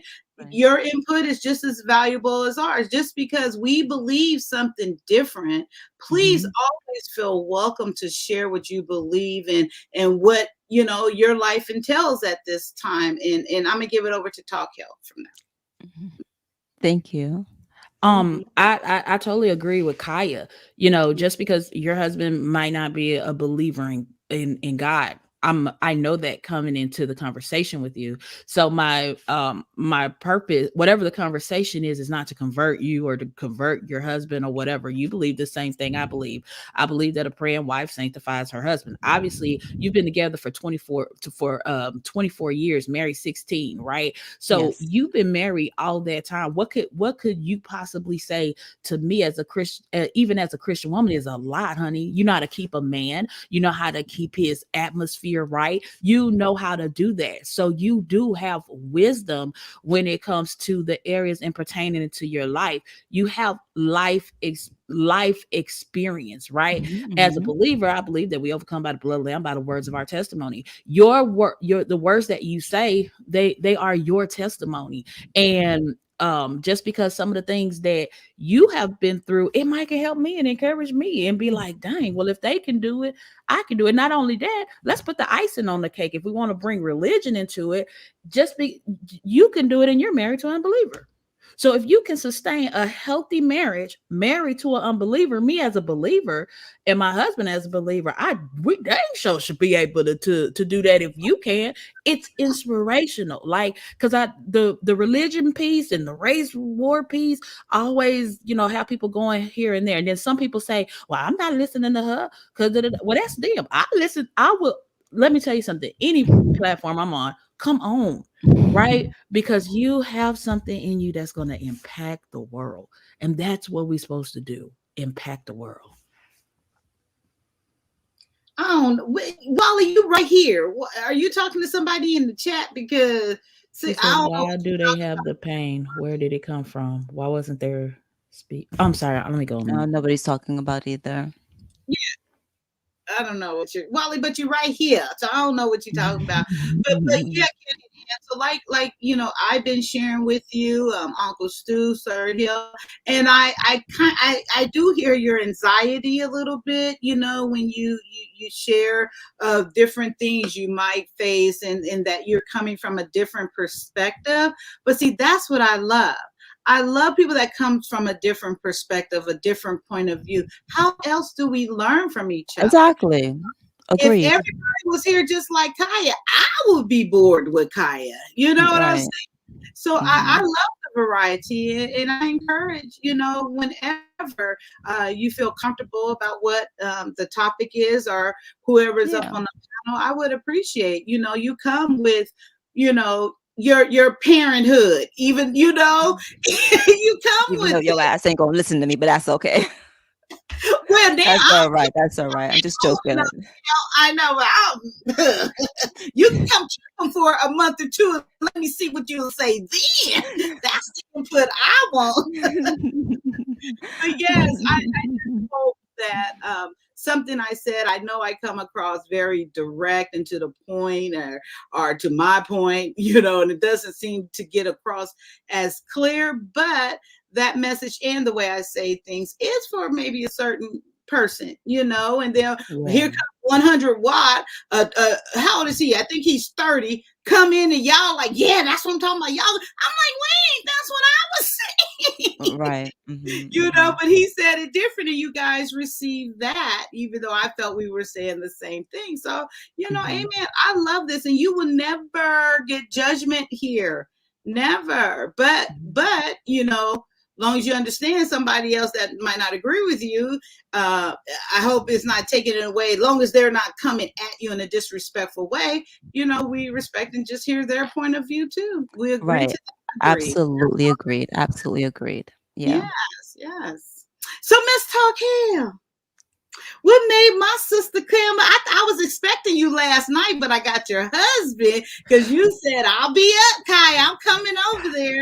I did, and what happened was I went to sleep. Now, if I get up at 4 and I don't take naps, and when my children are here, because they're here right now until school start back, but normally when my kids aren't here, I'll take a nap, and so I'm able to stay up later.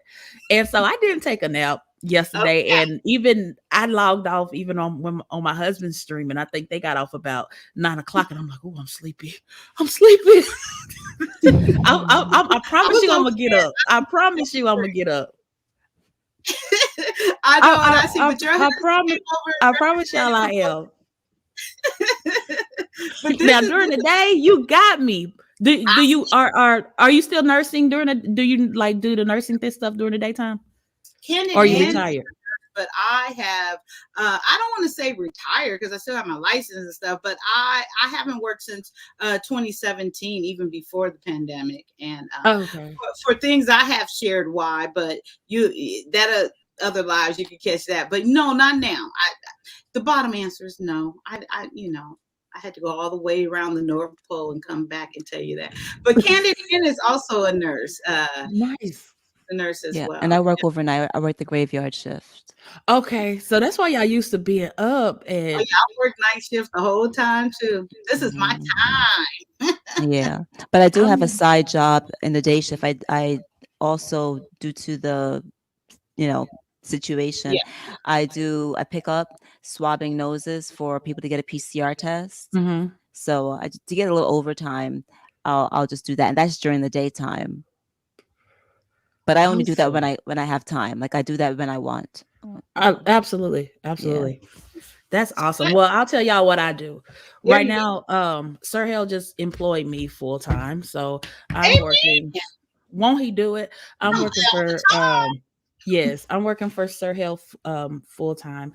However, we do have a business that I've been running now for the past 8 years, where we do podcast hosting, WordPress hosting, stuff for like small business and content creators, so they can have their own platforms and things of that nature that we've been doing now for the past 8 years. Also went to school. All right. I have a degree in digital cinematography, a bachelor's degree in digital cinematography, and a master's degree in marketing. Right. And I also like to educate, teach. I'm a crafter. I have a lot of different things that I really like I love to do because I'm a creative. At heart, I started YouTube about maybe 7 years ago, and you'll see my channel. Sometimes I log in under Noobs Inc. because that's my monetized channel. And it's basically how-tos and crafting and different things like that. And this year when I kind of started talking about life and crypto, I was like, oh my God, because on YouTube, you got to be very specific in your niche. And so I got like 3 channels because, one, I'm talking about marketing. On the other one is crypto and lifestyle. And then of course my crafting stuff. That's my baby. That's my big channel and everything. But I've been around the way for a little bit, and I'm actually enjoying more kind of some front end stuff, but really working behind the back end and all that stuff. That's what I do, y'all. I love it. I absolutely love it. I wanted to say me and you need to have once a week. We come up and do us. Hey, I'm down. I'm gonna put my email in the chat for you. Please do. Because when you was talking earlier, I'm telling you was giving me life. I loved it. And the things you were saying, it's like we're light, but we're not, but we really are. But we not. Right, because I see like you had one day you had your gear on, like, I'm gonna pray for you. I'm like, that's my type of chick. She got my type of stuff on, right? I was telling my husband, and he was like, you know what? Y'all probably more alike than you probably think. And I would love to connect with you, just Kaya. Yes, absolutely. I look forward to it. So we must talk about that. That'll be a great thing. And also, I wanted you to tell me, what is the crafting channel? Because I don't have that. What's the name of that channel? Noobs Inc. Noobs. Noobs is basically a short. I got it from my kids when I was like, what are people who don't know about crafting? They don't know what materials to get, supplies to get. They might not know how to do certain things. My son said, well, Mom, they're noobs, right? And then where Noobs Inc. actually came from was that it's from a process called sublimation, and that's the process of like converting your printer, and then you print the stuff out. It's heat activated ink, and it goes on stuff, right? So anyway, before the pandemic, there wasn't an ink vendor in my area. Like, we used this one ink vendor that's located in Georgia. His thing is called Cosmos Ink, and we were using him. But a lot of times he was new, and like he'll get a big load, but he would sell out. It would be like totally sold out, and I'm like, dang, we need some ink here. And so at that time, they didn't have like an affiliate thing. Oh, I mean, they kind of did, but I was like, it wouldn't been profitable for me personally, per se. And so what I did was I went and found a manufacturer that focused on sublimation ink. And I told my husband, he was like, girl, you always doing something. I said, no, but ain't nobody doing it. And so my silly self, I took $1,000 and I went and I said, oh, I'm gonna buy me some ink and I'm gonna put it on Etsy. Next thing you know, my ink didn't move for a whole month, right? Because nobody had never heard of me or anything like that. Pandemic hit. All the ports got shut down. Hear what I'm saying? Amen. Won't he do it? And the ink just it started going and going and going. And then people locally was like, hey, can I get some of your ink? I said, but y'all don't use my ink. They like, no, that ain't good. And so I basically white labeled some ink that I got off of Alibaba or whatever. And that's where Noobs Inc. come from. And then I did a lot of sublimation tutorials and stuff like that. I was already into silhouette and making customs because that's what I did. And I remember my husband was getting a certification, and I'm like, dang, I'm gonna make our own shirts, because at the church we always had something going on. And it was like, okay, I'm spending $20 a shirt. And now you telling me these people making good money. I went at that time, I think I spent about $800 getting all the stuff, got the stuff. In 6 months, we made $24,000 just off shirts, right? I got the receipts to prove it. Off t-shirts. And then I was like, I can't be cutting this vinyl and stuff like that. And then that's when I got into screen printing. And we kept adding different services to the business. And I end up having like organizations, businesses, schools, stuff like that. They signing contracts. And I'm like, I didn't even know anything about signing corporate contracts and all that stuff. But at the certain time, they write the check. I send the shirts. I get my money. I go. Right. And I'm doing this all from home. Right. People didn't even know what I was doing. They was like, oh, they thought something was wrong. Oh, I feel so sorry for you. Because we stayed in the hood at the time, but we was in the hood making big bank. I'll tell you that right now. And then of course it was shocking when we moved from my husband calls the projects, but when we moved from the projects to now we're in Frisco, Texas. Okay. And then Frisco is one of the top growing cities in the world, right? So you go from I don't know how to compare it. What area are you in? You're in California, right? Kaya's in California. You're in California. Yeah, you froze a little bit. Yeah, you froze a little bit. I see it down there. Yes, I'm in California. So it's like going from Crenshaw to Beverly Hills. Oh. Okay, so it's a big difference, right? So totally big difference in where we go. And then not only that, like I said, my husband was doing what he do, I was doing what I do, and we was making it work. And everything. And like I said, when the pandemic hit, it was out. Thank you, Lord. God was good to the locals. He was real good to the locals. But Yeah, I don't want to be on my soapbox, but Me he too. been good to me. About too. Yeah. Am I still freezing? Not now. You're good now. But yeah, that's what I say. When all this came about, it just brought life to like go in and live. We were talking about live your purpose earlier. It's like go straight into it, go forward with it.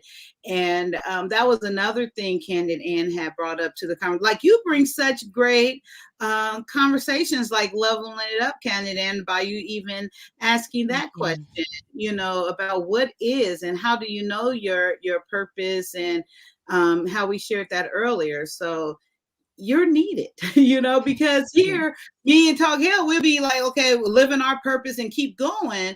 But if we don't have someone here to ask that question, we think everyone is understanding what we're talking about. And I keep bringing you in as this is the first time I didn't talk to Talk Hill. So Candid Ann, don't think I had just adopted her and we're like besties now. So I'm just saying, I'm just speaking for her, but please correct me whenever I'm wrong.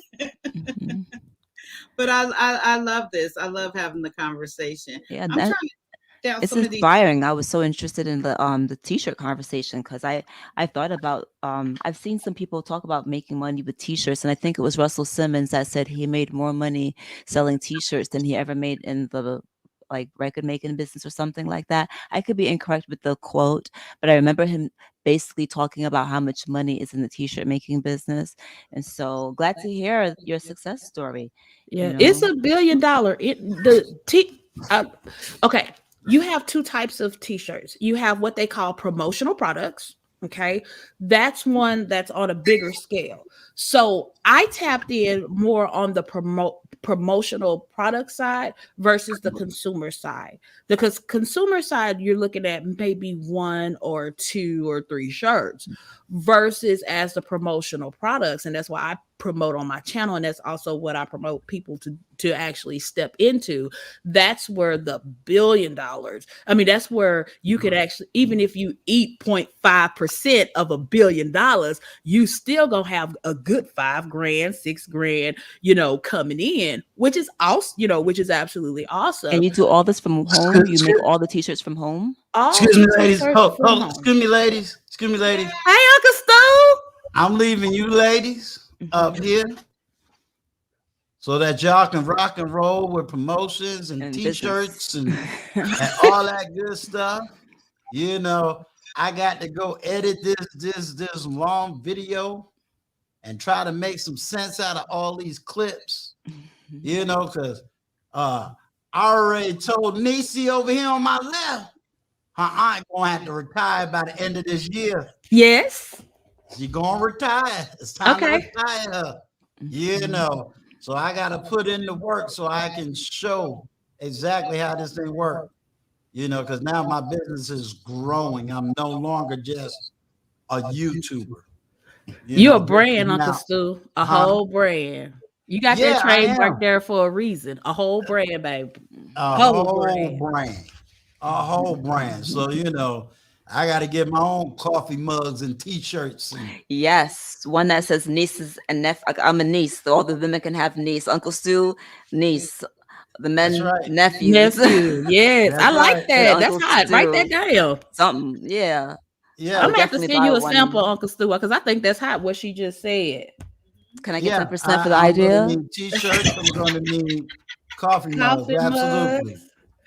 Man, say. Because a lot of people really don't understand my brand. My brand is a little bit more elevated because my conversation is elevated.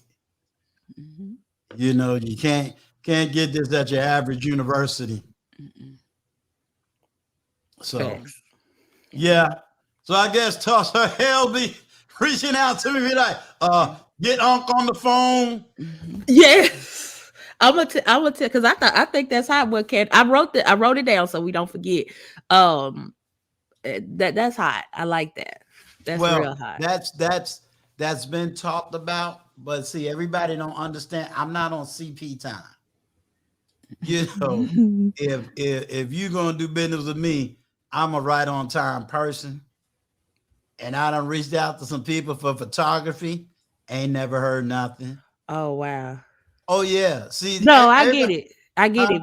I said I Yeah, I I get keep it. telling everybody, don't. You know, Uncle Stu ain't po-po. He may not be rich, but you know, He good. That's all I like to say. I'm good. Yeah. You know, I tell people all the time, I'm good. Trust me, I'm good. You know, Red Lipstick Bob, if you're still in the chat, I need you to email me ASAP. I'm building a team. Her, I don't know what you call her graphics and everything's are amazing. Yeah, she's awesome. Because I just got off the phone with my right hand man. You know, that's why I said I had to get off the phone. And we want to expand the platform. We would love to send, you know, I'm getting women that do want to be married. But and it's like, okay, I can send them to another platform, but at the same time, you got to have balance. So it's like being the pastor. Mm-hmm. I'm ministering to the men, but I still need a Naomi that's under the pastor to make sure we're all hearing the same thing. Does that make sense? Mm-hmm. Okay. Mm-hmm. But I'm going to get ready.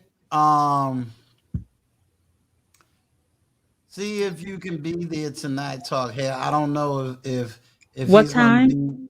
What time? 7. Okay, I'll stop by at 7 because I know Sir Hale is on at 8:30. He's on at 8. Okay. 8:30. Yeah. Okay. It's Because 8 or 8:30. But I'll definitely stop by. Okay, because the topic is going to be a little heavy. Okay. The thumbnail may look like I'm talking about abortion, but I'm really talking about is men who are and what they actually go through when a woman is pregnant and that they are connected to the child in the womb. Oh, that's and good. a lot of men can't express it, and there's definitely no books out there on it. But I'm going to speak about it from personal experience. Okay. And sometimes, even if you can't be there long, sometimes just to get, like I told Candid Ann, just to get the woman's voice, tone, just to say, I can see this connection Uncle Stu was trying to have, you know. Gotcha. And when Jess wakes up, because she be having them young kids long live streams, you know. You know, she be up all night doing her little nursing on the live streams for her to be able to come up there and say, listen, I don't care what y'all thought about me, whether I need y'all to know as a mother, listen, we got to stop. Right. We got to stop, ladies. We got to stop the hurt and dragging this crap on for 18 years. We got to stop, because we no longer going to be throwing out these statistics about how bad men are when we know those numbers are skewed and corrupted. That's I agree.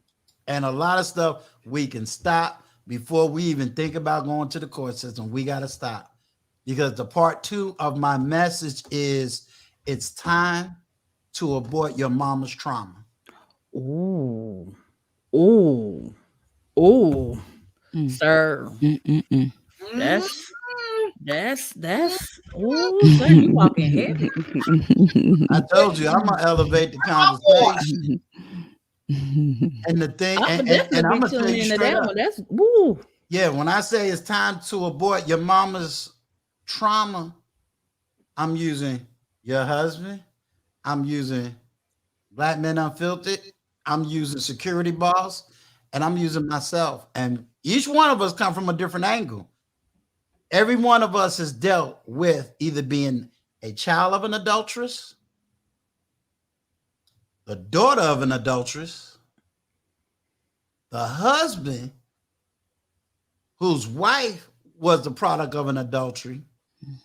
I raised a daughter. My ex-wife was the other woman. But it's time that we take all this trauma that we birthed in us, nurtured, birthed out, and living an experience none of us got. It's time to abort your mama's trauma. Oh man. Wow. And nobody can take that because if you ain't got experience, you have no way. And that's my next lie. Wow. So you know I'm getting everybody gonna come in on that one. Yes, sir. But it's to Yes, let sir. everybody know the game has been elevated. Hey, hello. Game is elevated. All the way. All the way. All the way. All the way. Love it. I'm here And I'll for let it. everybody know. T-shirts, coffee mugs is on the way. Amen. I love it, Uncle Stu. I can't wait. Well, make sure you there tonight, because like I said, I need, even if you can't stay the whole platform. What time is it my time? I know you said 7. Well, I think you're 3 that's hours 6 behind me, o'clock. right? In California, 3 hours behind, right? Okay, you East Coast, right, Uncle Stu? Yeah. You Eastern. Because I'm So 1 7 hour o'clock your behind you, time. right. That's 6 o'clock my time. That'll be 4 o'clock Kaya's time. Right. Okay, I'll be up. I'll set my alarm. Yep. Absolutely. And Miss Tam, you're absolutely right. But we're not just gonna deal with the trauma. We ain't gonna be doing all this hallelujah, tapping you on the forehead. We're gonna really deal with it. That's We're gonna awesome. show y'all what the church should have been in the 90s and what it's gonna be now. Yeah, they Love lied it. to y'all in the 90s. We about to be truth to power now.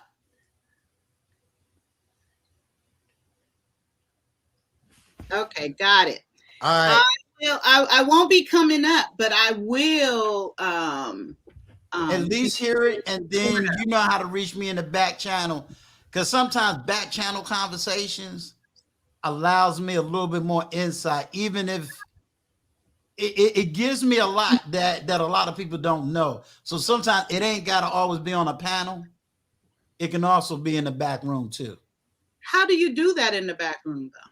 In the private chat, he's talking about. No. I know, but I thought You have can my email. Don't you have my email and phone number? Oh, amen. Okay. Hello. Oh, I can Right. text you during the show. You can text me during the show, or if you see it and you say, well, I'm gonna catch him in the morning. Hey, Uncle Stu, let me talk about that live you did last night. Oh, amen. Amen. Gotcha. That's Okay. what, sometimes that's what Sir Hale will do. Sometimes that's what Intentional Millionaire does it every morning. We talk about the live, the good, the bad, the ugly. Was it successful? Hey, this topic came up. Let's think about putting this topic out there next. Or let's try to get this person back again. Amen. Okay, I hear you. I hear you loud and clear. I try to give back in a different way. The same people that helped me to go up because my numbers are up, I'm trying to get those same quality people to help their numbers go up. Right. You see what I'm saying? So if let's say Hale is talking and you only got 300 subscribers, but got all this knowledge and wisdom, and y'all need to hear her on my platform so that you could go subscribe to her platform.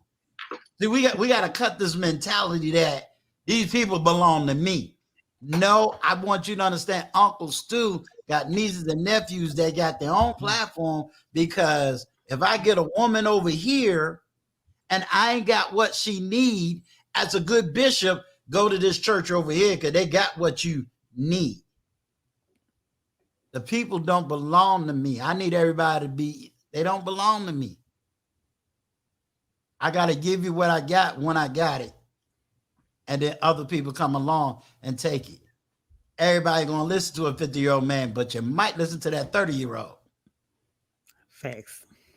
Yes. And I'm not doing everything 30-year-olds do because I'm not 30 years old. So that's all it is. Then I'm supposed to be on y'all platform Thursday. So y'all got me up at 9 p.m. on my time. I'm and just hang out with y'all at 8 o'clock your time. Stay out of here, yeah. And then it's supposed to be about deep thought. I'm not a deep thinker. Nah, I was just joking. I hear All you. right. I'm just trying to get all this light out my face.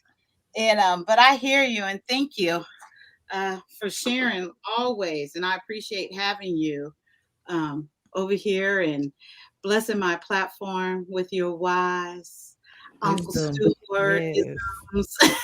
Yeah, most likely Because I'll be there she also. just don't Probably like even in when the me and chat. Trash Can Waves is up here at the same time. When we up here at the same time, she get mad because she can't get no sisters up here. You know, No, I had Mystic up here, and she was not even on my side. I said, I ain't got nobody on my side.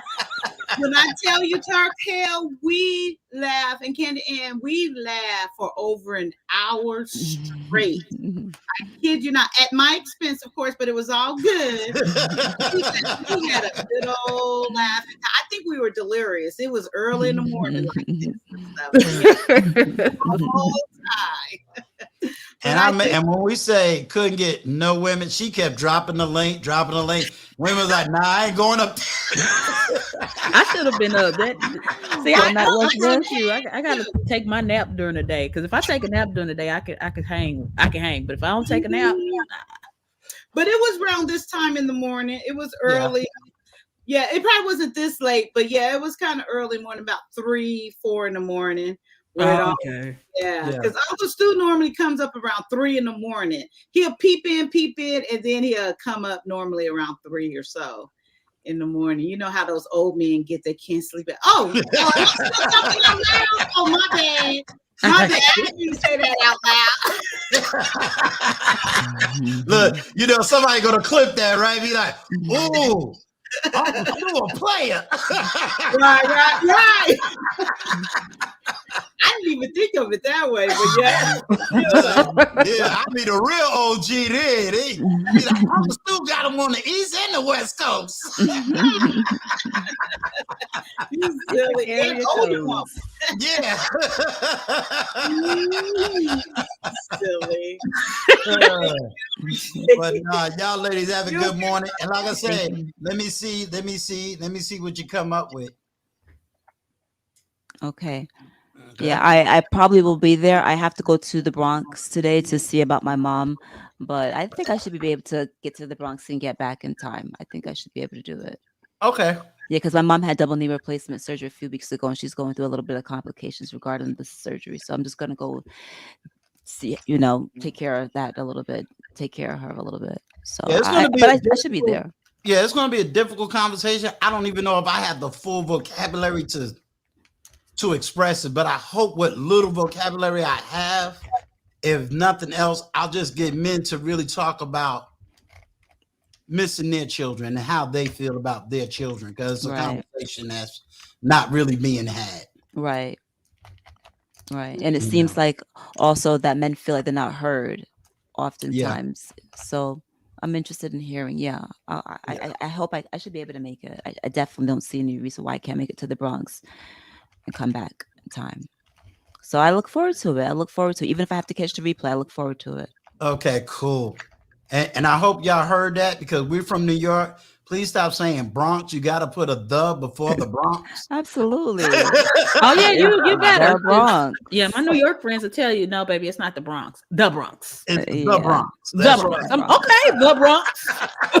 Okay. Anything else you could say Manhattan, Brooklyn. When they say, don't say Bronx, because then we know, we're gonna get you. The Bronx. Yeah. The I'm Bronx. about an hour and 50. I live in Connecticut. You'd asked earlier where I'm at. I'm in Connecticut. I'm about an hour and 15 minutes away from the area that I'm going to in the Bronx to see my mom. And she's fine. Just to let everyone know, she's fine. She had the surgery a couple of weeks ago, but when you're recuperating, she needs me to wash and braid up her hair. She's complaining about her knees being cold, so I gotta buy an electric blanket for her legs. Just little, stuff. Just stuff. So We'll definitely have her in prayer. Yes, You know, please. if you say pray now, you know, Yes, just know. please. Uncle Stu will say pray, and we be praying right here. Oh, live. I'm like, we want to pray. Let's go in. No, Prayer is my language. just keep her in your prayer. Last Just keep her in time prayer. she said that, she said, Yeah. "Oh, Uncle Stu, just make sure you pray for Big Bad Bull." I said, "Oh, okay, let's pray right now." Right. We ain't waiting. Right in. Yeah. All right, Yeah. y'all ladies have a good one. Take care. You have a Take good care. morning. Good Take morning. care. Good morning. Yes. Mhm. Oh, my bad. I was still waiting for the prayer. I thought she said, No. Just keep her in prayer. That's all. Just keep her in prayer. okay. Yeah.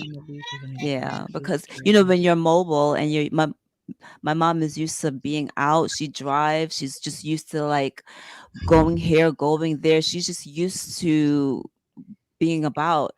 So, not only do we have this whole situation, this global situation, but on top of that, she's got double knee replacement surgery. So,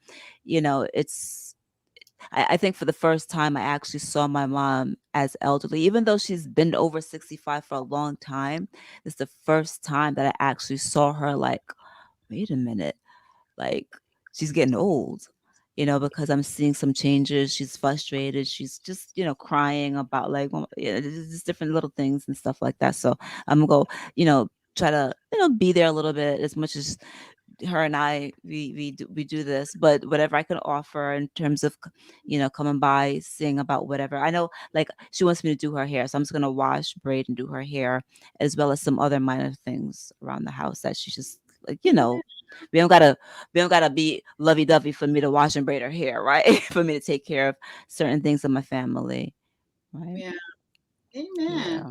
That's a blessing too, to have, for you to actually go back and help your mom and take care of your mom versus saying, I'm just gonna put her in the home. Mom, you're gonna have to go she's through mobile. the rehabilitation. Listen, I have some old videos in which I threatened her to put her into a home. I threatened her. Oh, my mom would have a fit. Oh, she did, but we joke about it in a jokingly manner. So but she's from the islands, so if anything, she wants to go back to the islands. Okay. Yeah, she's like, you ain't put me in no home. But now with her complications, it's funny because she's always spoken about like going back to the islands, and now she's thinking that she might not be able to because of some physical complications. And whenever I don't know, I won't get into it. It's a whole different thing. But yeah, we'll maybe I'll talk about it one day. Just like seeing your parents as like when you recognize that, oh my God, they're like aging. Like we've always had the 24, 25-year gap, but now I'm like, wait a minute, like she's old. Never saw my mom as old before, but now first time ever, stepping into like she's a senior citizen. It's different. Oh yeah, and then you can use their. I joke with my mom all the time, and I say, "Girl, come on, you get senior citizen discount, baby." and you're right. You don't realize how how much they age. My mom had me when she was like 21, so we're 21 years apart. But you start to see things, especially with their health, or next thing they start maybe forgetting some stuff, or you like, Mama, and they like, no, baby, I don't forgot. I don't recognize that person, and it does something to you. But thank God that they're able to, still function, move. Because my mom, she moves around. I'd be like, Mama, come stay with me. She's like, I'm good. Yeah. I used to tell her, I will always tell her I'm not going to put her in a home or anything, but I used to tell her, I said, but I'm going to drug you real good. The right medication, the right combinations and stuff. But, my mom has passed away now, but I used to tell her that. I said, Mama, you never going to a home. Don't worry about it. I said, you're going to be very comfortable. Sedated. Yes. A little bit of bug. Just a little Ativan. How you know? Girl, I had to give the B52 to one of these fools just the other day. Yeah. You know what the B52 is, right? Yes. Oh, okay. Yeah. I had to B52 them up because they cranes in the house. Yeah, I'm not trying to get hit. You know, one nurse I read in the report got bit. It's like, well, you sound like that sound like them autistic children when they be biting or they just crazy. It's just a variety of different reasons. Like because of HIPAA reasons, I can't really get into that particular situation, but it could be for a variety of different it could be for a variety of different reasons why it could be a reaction to medication, it could be because of dementia, it could be because of delirium. You could have someone that's literally 25 years old and just being in a hospital environment, become delirious. So it's for a variety of reasons. Crazy. Could be because they crazy. Yeah. Could be because of that as well. Or it could be an adverse reaction to medication, like sometimes steroids, or sometimes like some of these medications that they're giving you to help out. Like you might not know until you take it that it is like my cousin had an adverse reaction many years ago to a medication that ended up in Bellevue just for like a couple of days. She had a episode in a restaurant. And my aunt is someone that, my cousin, well put together, flew up. It's just, I would not, if I talked to you about this person, I would not believe. She even talked about like wanting to write a book because to her it was so like eye-opening how her mind from taking this medication temporarily just was not connecting with reality, and she ended up taking off all of her clothes in a restaurant. They had to call the police. Like she had an episode, and so for a variety of different reasons, thankfully she, they had to put her in Bellevue for a little while, and when the medication got out of her system, she's back normal. This has been like over 15 years now. Never took that medication obviously again, but you never know what can happen. I get it because I remember when I was in my husband briefly talked about it, but when I was pregnant with my third daughter, I developed this condition called gynecomastia. That's when the pituitary gland in your head, it switches on and you produce prolactin, and so your boobs, it grows, and it doesn't stop growing until like you deliver, right? Wow. And so at that time, that was in 2000 and what's that? 2000. My baby was born 2010. 2010. Well, I was the 74th documented case in the United States. We had doctors coming from Chicago, from New York, all over the place to actually see this. And thank God that's what I let them take pictures of my boobies, and that's what paid for my $1 million bill because my bill was over $1 million. But anywho, I was on all types of medication. They tested me because they didn't know what it was, and they tested me for 34 different types of cancers. And thank God I didn't have any of those cancers. And the only reason we actually found out was it was like babyticker.com, one of them baby things that I had put in my condition. And there was a lady, she was a doctor, and she said, can I call you? You might not believe I'm a doctor, but I'm gonna send your credentials, I know exactly what this is. And then once we found out what it was, that's when, everything was solutioned. But I was on classy medications, all types of stuff. They had me on Norco 4. I took Norco 4 every 2 hours. Were you in pain? Was it painful? Oh, my boobies busted open. Oh, okay. Like I'm from the video over here committee, so I don't know what you're talking about. Well, you see the girls now. You see the girls now. The girls right now are size 8. I started at a 34B. Whoa. I went all the way up to a K. Whoa. Yes, like literally my breast tissue went all up my arms. I still I have to have surgery now to get those stuff removed or whatever. But I'm comfortable with my little H's now. I ain't have to have no surgery, but I was a beast. The little H's? Yeah, these. Well, compared to K's, I think she's saying. Yeah, compared to a K, but I started off as a 34B. You get what I'm saying? So I was in the itty bitty titty committee too. So because people they see me now, they like, girl, yeah, you got boobs and curves. I said, girl, it didn't start like that. Oh, whatever. But I understand being on and I shouldn't even watched it, but I was on Norcos in the hospital in a controlled environment. And I was watching Chainsaw Massacre or something. I should have been watching that movie. I swear to God, I turned off. I was in the hospital for 7 months. Okay, Wow. I turned off the TV, and I swear to God, it looked like the walls.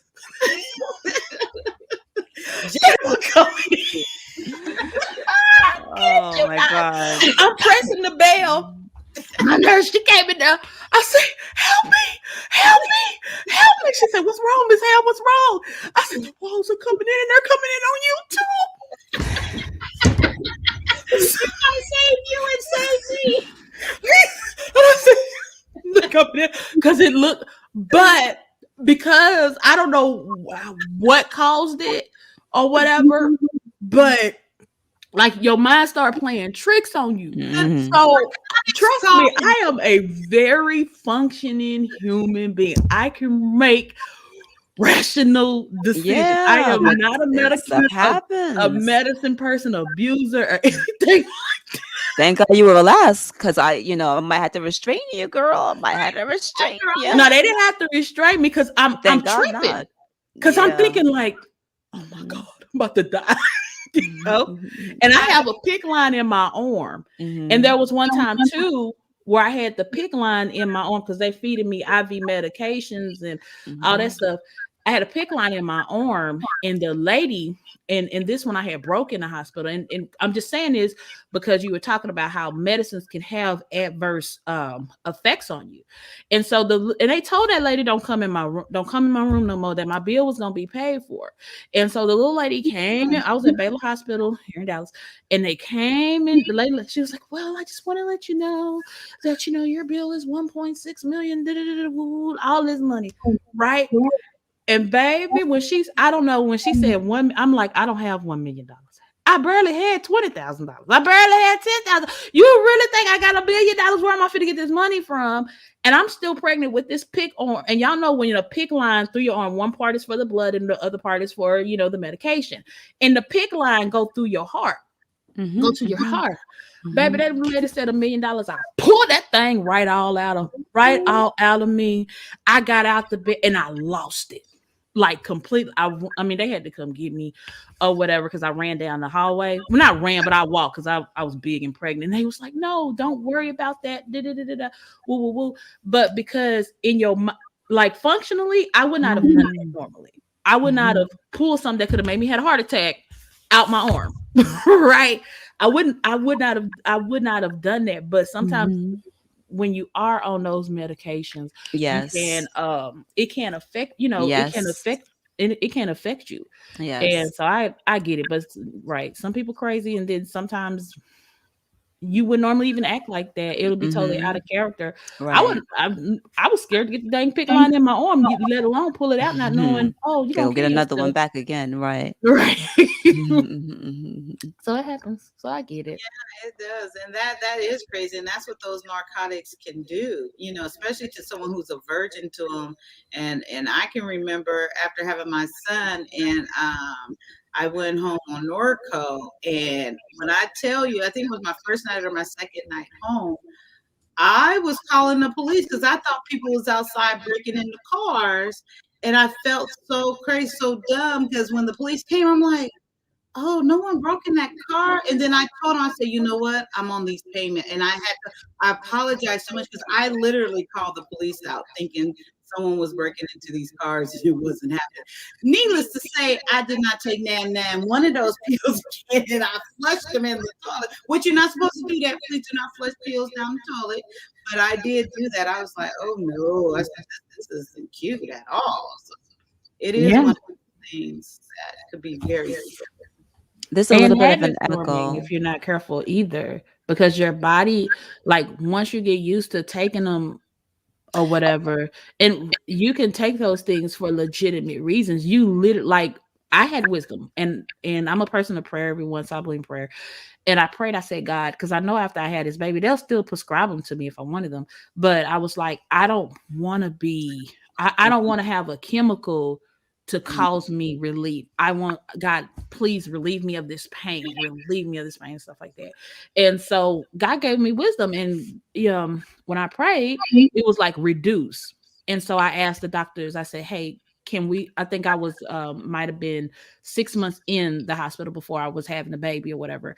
And I asked the doctor, I said, can we start reducing the dosage, right? Instead of 4s, can we do 2s? You know, can we start reducing it? And that's what we did, because I told him I don't want to have a habit afterwards where my body is just like, oh, I gotta have it, not because I need it, because I gotta have it. And they did that. And then they replaced, what was crazy, they replaced the Norco with Vicodin. And then I read about Vicodin and I'm like, ooh, that might be habit forming. I said, I can't do the habit forming. And then they they say, you're gonna be in pain. And I was in a little pain. I was in a little pain. I wasn't in a lot of pain. But because Tylenols don't work for me. It could be Tylenol 4 with the codeine. It will not work. It does not work for me.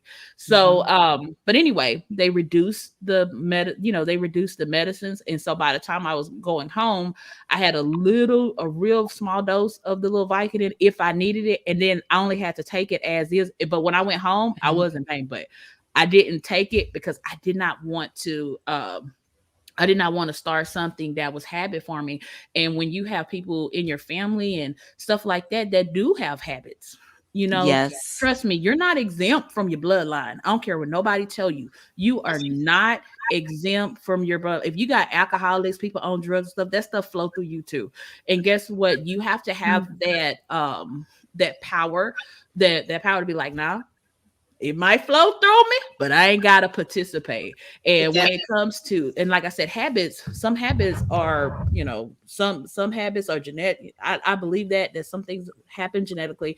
And then some things I think, of course, it's just about influencing what you're around, but you have to have the power to be like, no, I'm not doing this. I'm not going to end up like that. And let people who have formed those bad habits, let them be your example. Right? That's my little take on it. Oh, there's another conversation going on in the chat. I see a whole thing going on in the chat, and I'm like, what is this about with like this gender war thing? I don't know. Candy, was you about to say something? No, I was saying I was reading the chat, like Miss Hale, she was talking about chat. I was reading the chat, and the chat is an echo. Yeah, that's you, I think. Is that me? Hello. It's gone. Okay. See, so I was saying I do hear an echo. It's you when you talk. Oh, want me press mute? Okay, so I'm talking. Nope. Okay, so it's me. I don't know how to correct it because I didn't do anything differently. Does anybody have anything? Yeah, I have headphones plugged in. I think it's that unplug them. All right, If it's my microphone, I can go on mute because I have the. You can hear me better now? Mm-hmm. Okay, maybe that's what it is. So yeah, I was just commenting that there's a whole conversation going on in the chat about like yeah, the chat is wilding out basically. Really? Yes, I think it started with Era Black talking about. Oh yeah, he gets it stirred up. Is Hi, Era Black. Is he gonna talk over here, or is he just stay in the chat? Come on up, Era. I invited him up before. I don't think he came up. Okay. Come on, Black TV. We invite you up. If you want to come on up. You know, this gender war thing. Oh, no wilding out. Man, look at her. I'm definitely gonna have to stay up because it look like y'all be talking about divesting. They're talking about divesting. That's Wally. He always says that. Divest from the stress. That's his hashtag saying.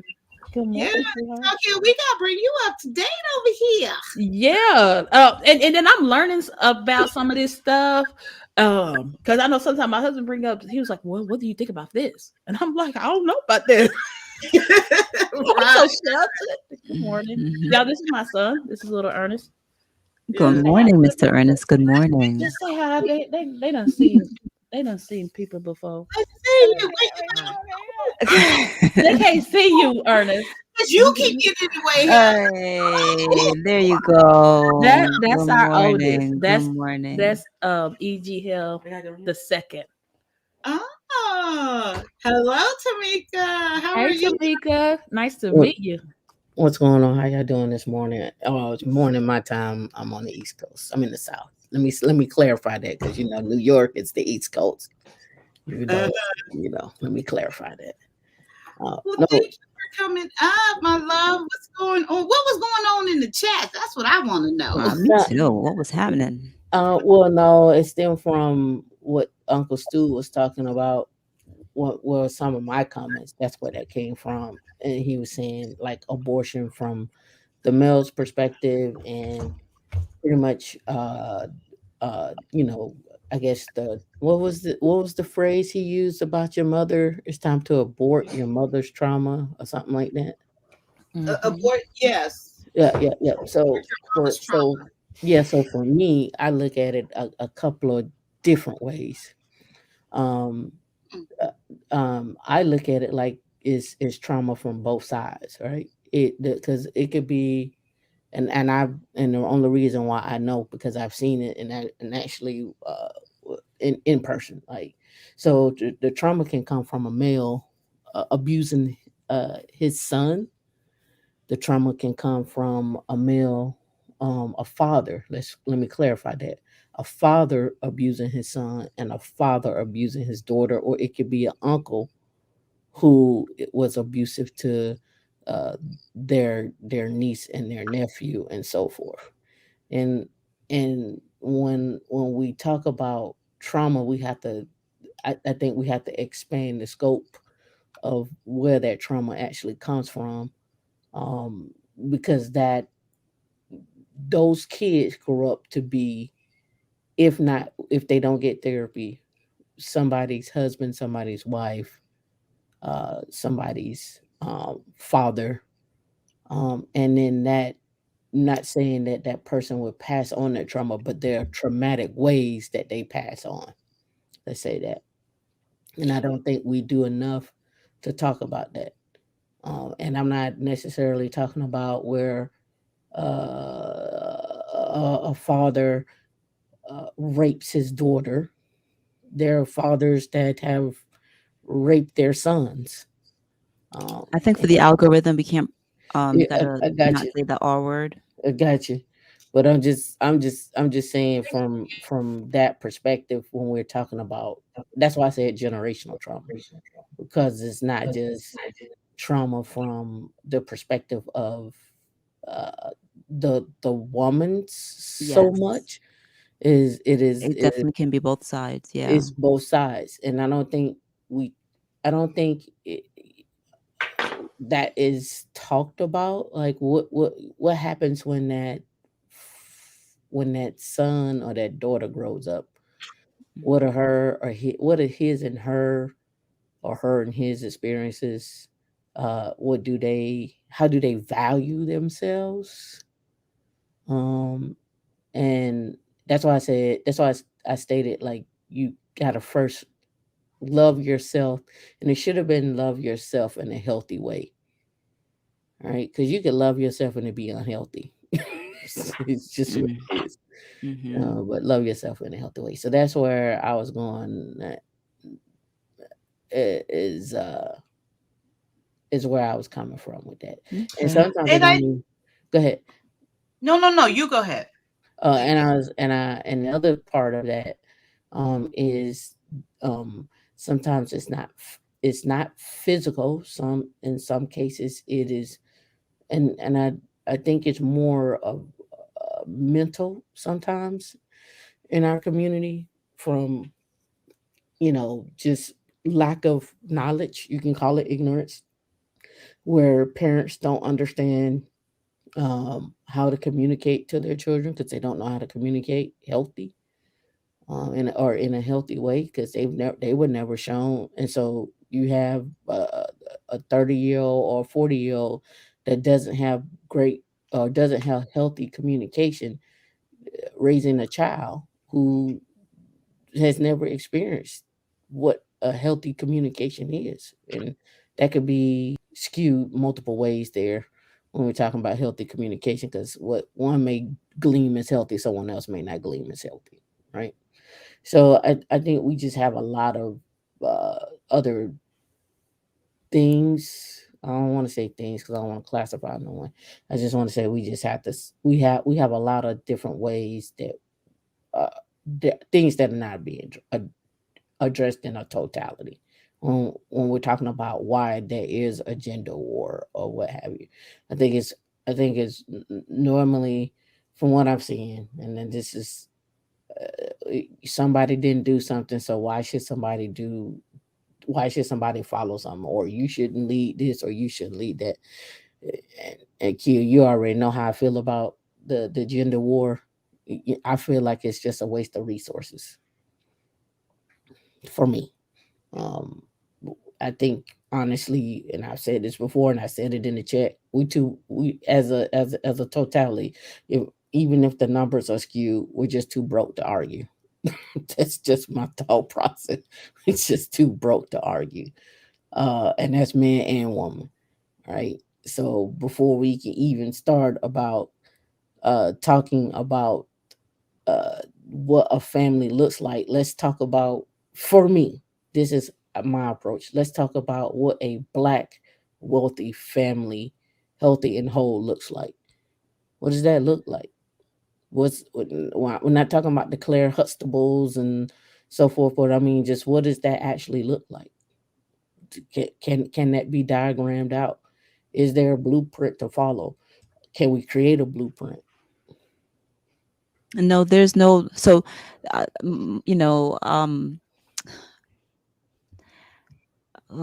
got so many thoughts going on. I'm saying nothing. I'm sorry. I didn't mean to do that. No. You said a lot, and it sparked a lot of thought. So then I was just going off, and then nothing was actually coming out. But when you say, I get a little bit concerned when we talk about. There's some fundamentals that I think we can all follow as it pertains to family. But when we talk about, is there a blueprint? Can we all follow that? I start getting nervous because we're all individuals, and what works for me and my family might not work for you. Right. And So let's use that loosely. So like, okay, here's a good example when I say a blueprint. When you go into Microsoft Word, they say, well, here's an outline to follow. Now, what you put in that outline is on you, but it's just a guide in order to follow. Yeah, just a template. So to me, what is let's take religion all out of it. And I'm sorry, Talk Hell, I don't mean to, but I mean, just no, because I was gonna actually mention that, because when we talk about what is a traditional, or what is the blueprint for family, we're talking in the context of 2022, right?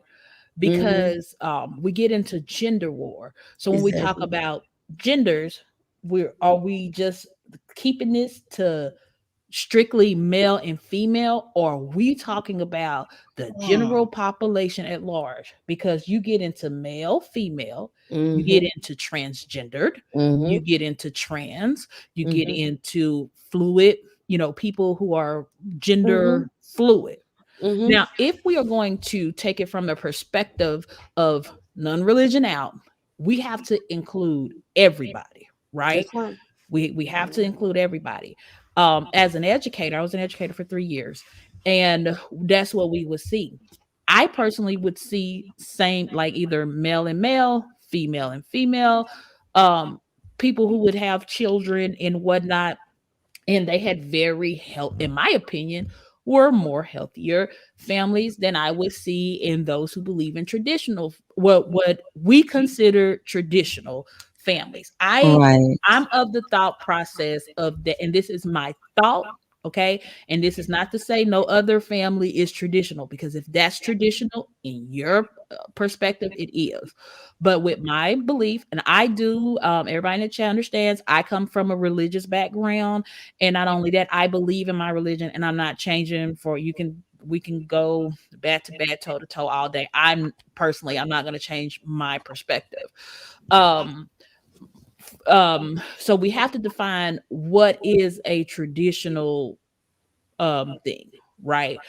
In my opinion, if we're just taking religion out of it, that's a 2-parent home or a 2-parent thing. I always say parenting is two people, be a male, female, be you male, male, female, male, whatever you're into.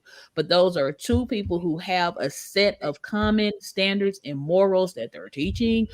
Obviously, that they're teaching their families, and they are living productive and healthy lives, right?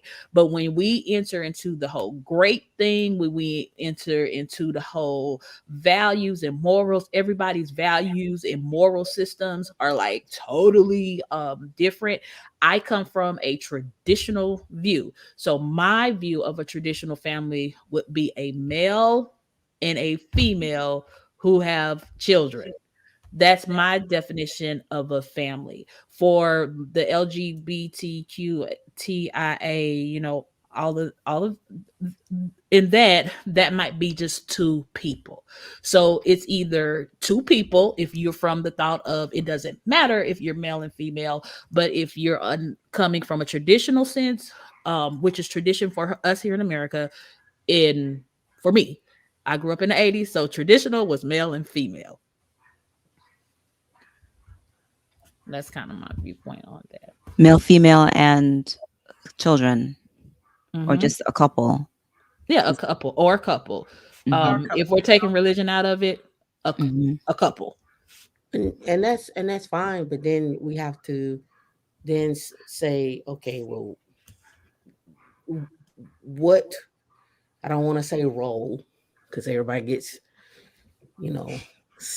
burned up. I just say you talking my language, honey. I tell you roles. I would tell you role. If I say role, then everybody gets kind of caught up in that, and so I don't want to say roles. I want to say. But what do you call it? I want to say support. Well, that's I would say I'm gonna back on you. How do we support each other in this family? How about that? I get that for the sake of argument, but I do think that for the sake of argument, that have to be realistic. Everybody has a role in their relationship, whether if you're taking on a feminine role or a masculine role. And again, we're taking religion out of it. Okay.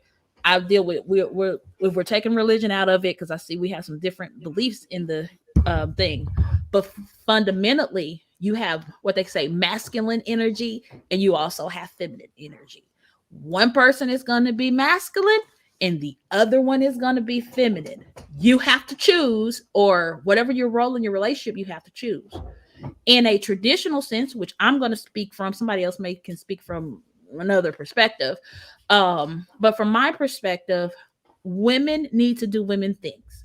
Men need to do men things. And then some may say, well, what is women things? Yes, that's that's a whole nother Pandora box. But what works in your relation, like what works in my relationship, might not work in just Kaya's relationship or Candid Ann or in your relationship, Miss Tamika. But however, you have to define the roles that you are going to play in your relationship and stay on the alignment. So if your role in relationship, your home, you're taking care of your home, and if you have children, you're taking care of your children, while the other person is out there, working and making sure things are the household is taken care of, etc.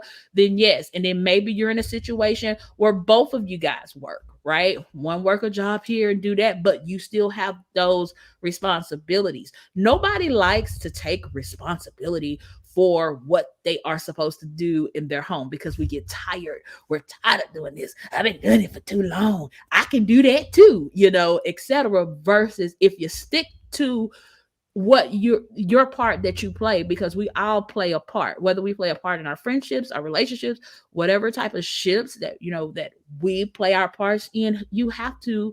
And it is traditional of me, and I know that's probably traditional of me, but however that it works. What have women doing man stuff, do it work? No, it just show you can do it. Great. anything you can do, I can do better. We can do the Yeah, we and can do I don't what want to get into that, but I think I don't know, sometimes people like, oh, I'll give you an example. I cut my own grass and people will be like, oh, that's a man role. And I'm like, well, no, I cut my grass because I did hire men and they never showed up to cut my grass. you need to And find I you some paid for Hispanic them. men. They'll come. So I had I to cut my own grass also. Yeah, so I cut my own grass. So I don't look at that as a male role. I look at it as something I need to get done. And frankly, I actually enjoy doing it. When I don't cut my grass and have someone else do it, I get brown patches. And I'm like, where did that come from?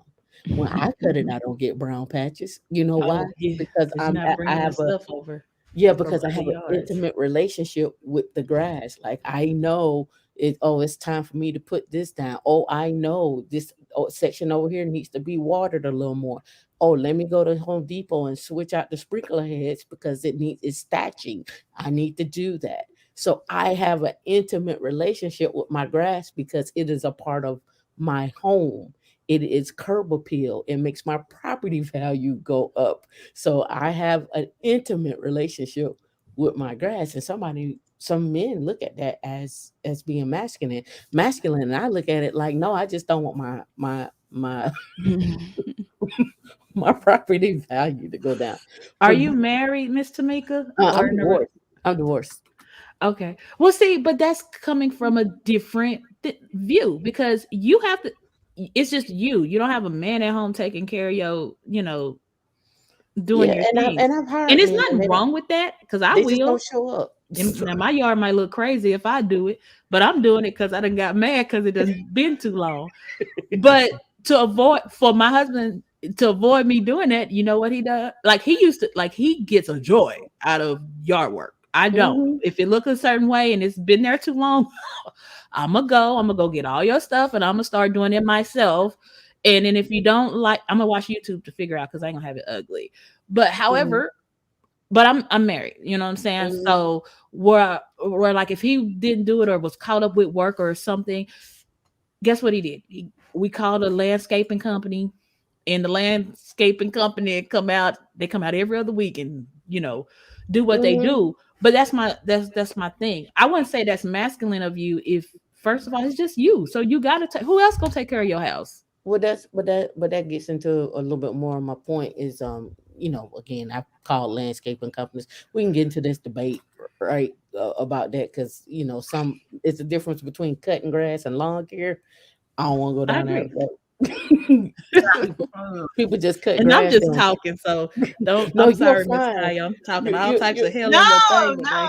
No, you fine. I'm just saying this gets into like, oh, you just cut. I want to grass. make sure we bring Aaron Black TV in. Yeah, I want to hear what he has to Yeah, I want to say. hear him. Yes, Good morning. Hey, right. friend. Good morning. Good morning. Good morning. And Yes. one Thank other you thing for before coming up on the platform, on Black TV. I appreciate that. one Yes, I other thing appreciate you. Thank you for having me. before we get started is it was more or less like the reason why I said support versus role because if we're going traditional, the man pays the bills, blah blah blah, woo, woo, woo. And for me is whatever you're good at, do that.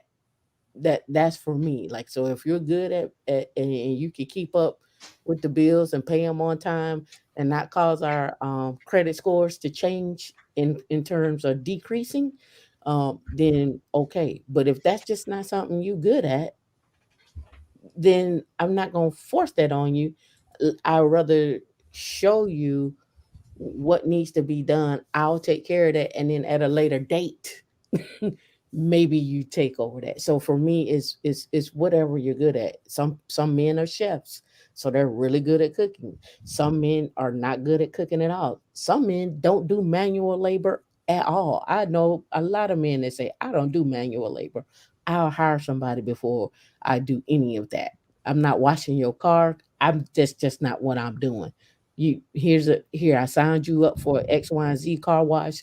You take it over there, they're gonna detail it. Come on back, get your hair and nails done, and we good.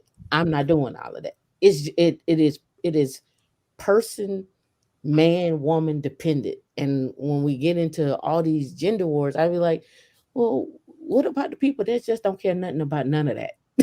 They're gonna do their thing. And so I just wanted to put that out there. I'm with you on it is however, whatever works for you. I just think we just get caught up here in these YouTube streets on what you're supposed to do versus what the people are actually capable of doing. Black? Do women want to live in a community where it's just all single mothers? There's no men working in the households and the families and the community. There's no participation of the men. Do women just want to just do their own thing and that just be all the societies, cities, and states? Everybody just doing their own thing, just freedom, freedom, freedom, freedom? Or do women want some type of order and structure to their lives and, you know, a sense of family? I get confused about what women, how women want to live. So for me, I can answer that question, and I want to freely choose to be with someone with structure, but I want to be free to choose. So for instance, okay, so like I'm just going to reference the Bible because I know a lot of you guys reference the Bible, and oftentimes people say that like God gives you the choice, right, of being with him. It's not just you're not forced to. The love of God is something that is you are open to. It is a relationship that you have to have an open heart to. I don't want to be in a relationship in which I am like controlled. I want you to know that I'm going to go out and you don't have to worry because you know me, because you trust me, because of my character, that I'm going to come home, that I'm going to conduct myself with respect. You don't have to worry about how I'm going to act out there. You know I'm coming home. So I want that freedom to go out, right? Even though I don't go out that often, Lord knows, but I want that freedom. However, I love structure. I love family. I just don't want to be controlled. That's for me. I agree with that. You know, I don't think people don't want to be controlled. You know, I think people want to be free to do what they want, but they also want, you know, if somebody wants to be a family with somebody, then that's the space that they're in life right now. Yes. If somebody is divorced or don't want to be family no more, then that's the space that they're in, and they just want to play around or do them. Those are all spaces that people are in life. And I think for men are nomadic. You know what I mean? Men could be anywhere, wherever their woman is and wherever their life is and their reason for living is where he will tend to be or want to be. Mm-hmm. So, you know, I don't think it's about control. You know, I believe everybody, I live in America. I come from America. I don't know any other place, but in being in America, we all been free, and there's nobody's held a gun to anybody's head making us do anything. So when I say freedom, I'm so sorry to interrupt. I'm sorry. No, go ahead. When I say freedom, oftentimes I'm talking about like, and please correct me if I'm wrong, because I'm meeting you for the first time and I don't know if these are your thoughts, but what I'm hearing is oftentimes when men think that their provision means that because I'm providing for the family, because I'm out there working, that therefore means that I expect you to do certain things within the household, which I really don't have a problem with. I have an issue when I hear, I don't want you working because I don't want no one else telling you what to do other than me. Things like that. I don't want no other man telling you what to do other than me. Right? I want the freedom to choose to come back to you every night. Because I will. And I think, wouldn't you want a woman that has the freedom and chooses you every single night? That she could go someplace else. I could have my own house. I could provide for myself, but I choose you. I choose you, E Black, every single night. I choose you. Wouldn't you want someone like that, as opposed to someone, from what I'm hearing, not yourself, not necessarily yourself, I'm just meeting you, but I'm hearing that oftentimes that women are supposed to get on their program because they're the ones that are providing the money, and so therefore you got to get on my program. I'm not getting on anybody's program. We're working together. You know, you might lead in certain areas because you're just way better at it than I am, and there might be some areas that I kind of got a better understanding of how that works. I'll take control of that, and we just work together. There's no there's no particular role that you have to play. Like, if you're not able to make as much as I can, then I'm gonna make the money. We're still going to make choices here. We're still going to work together. You still do what you want in terms of like deciding how things are going to go. Like when it comes to security in this house, I don't know nothing about that. My husband decides where the security cameras go, what guns will be purchased, where, like he decides that. I'm just like, okay, I don't know nothing about that. You take care of it. But when it comes to personal finance, my husband's like, you take control over that, because I'm good with that. I'm so good with those numbers. I'm so good with budgeting. I'm not someone to waste a whole lot of money. I am so good. Like, even my husband joked around. He bought recently 2 lottery tickets.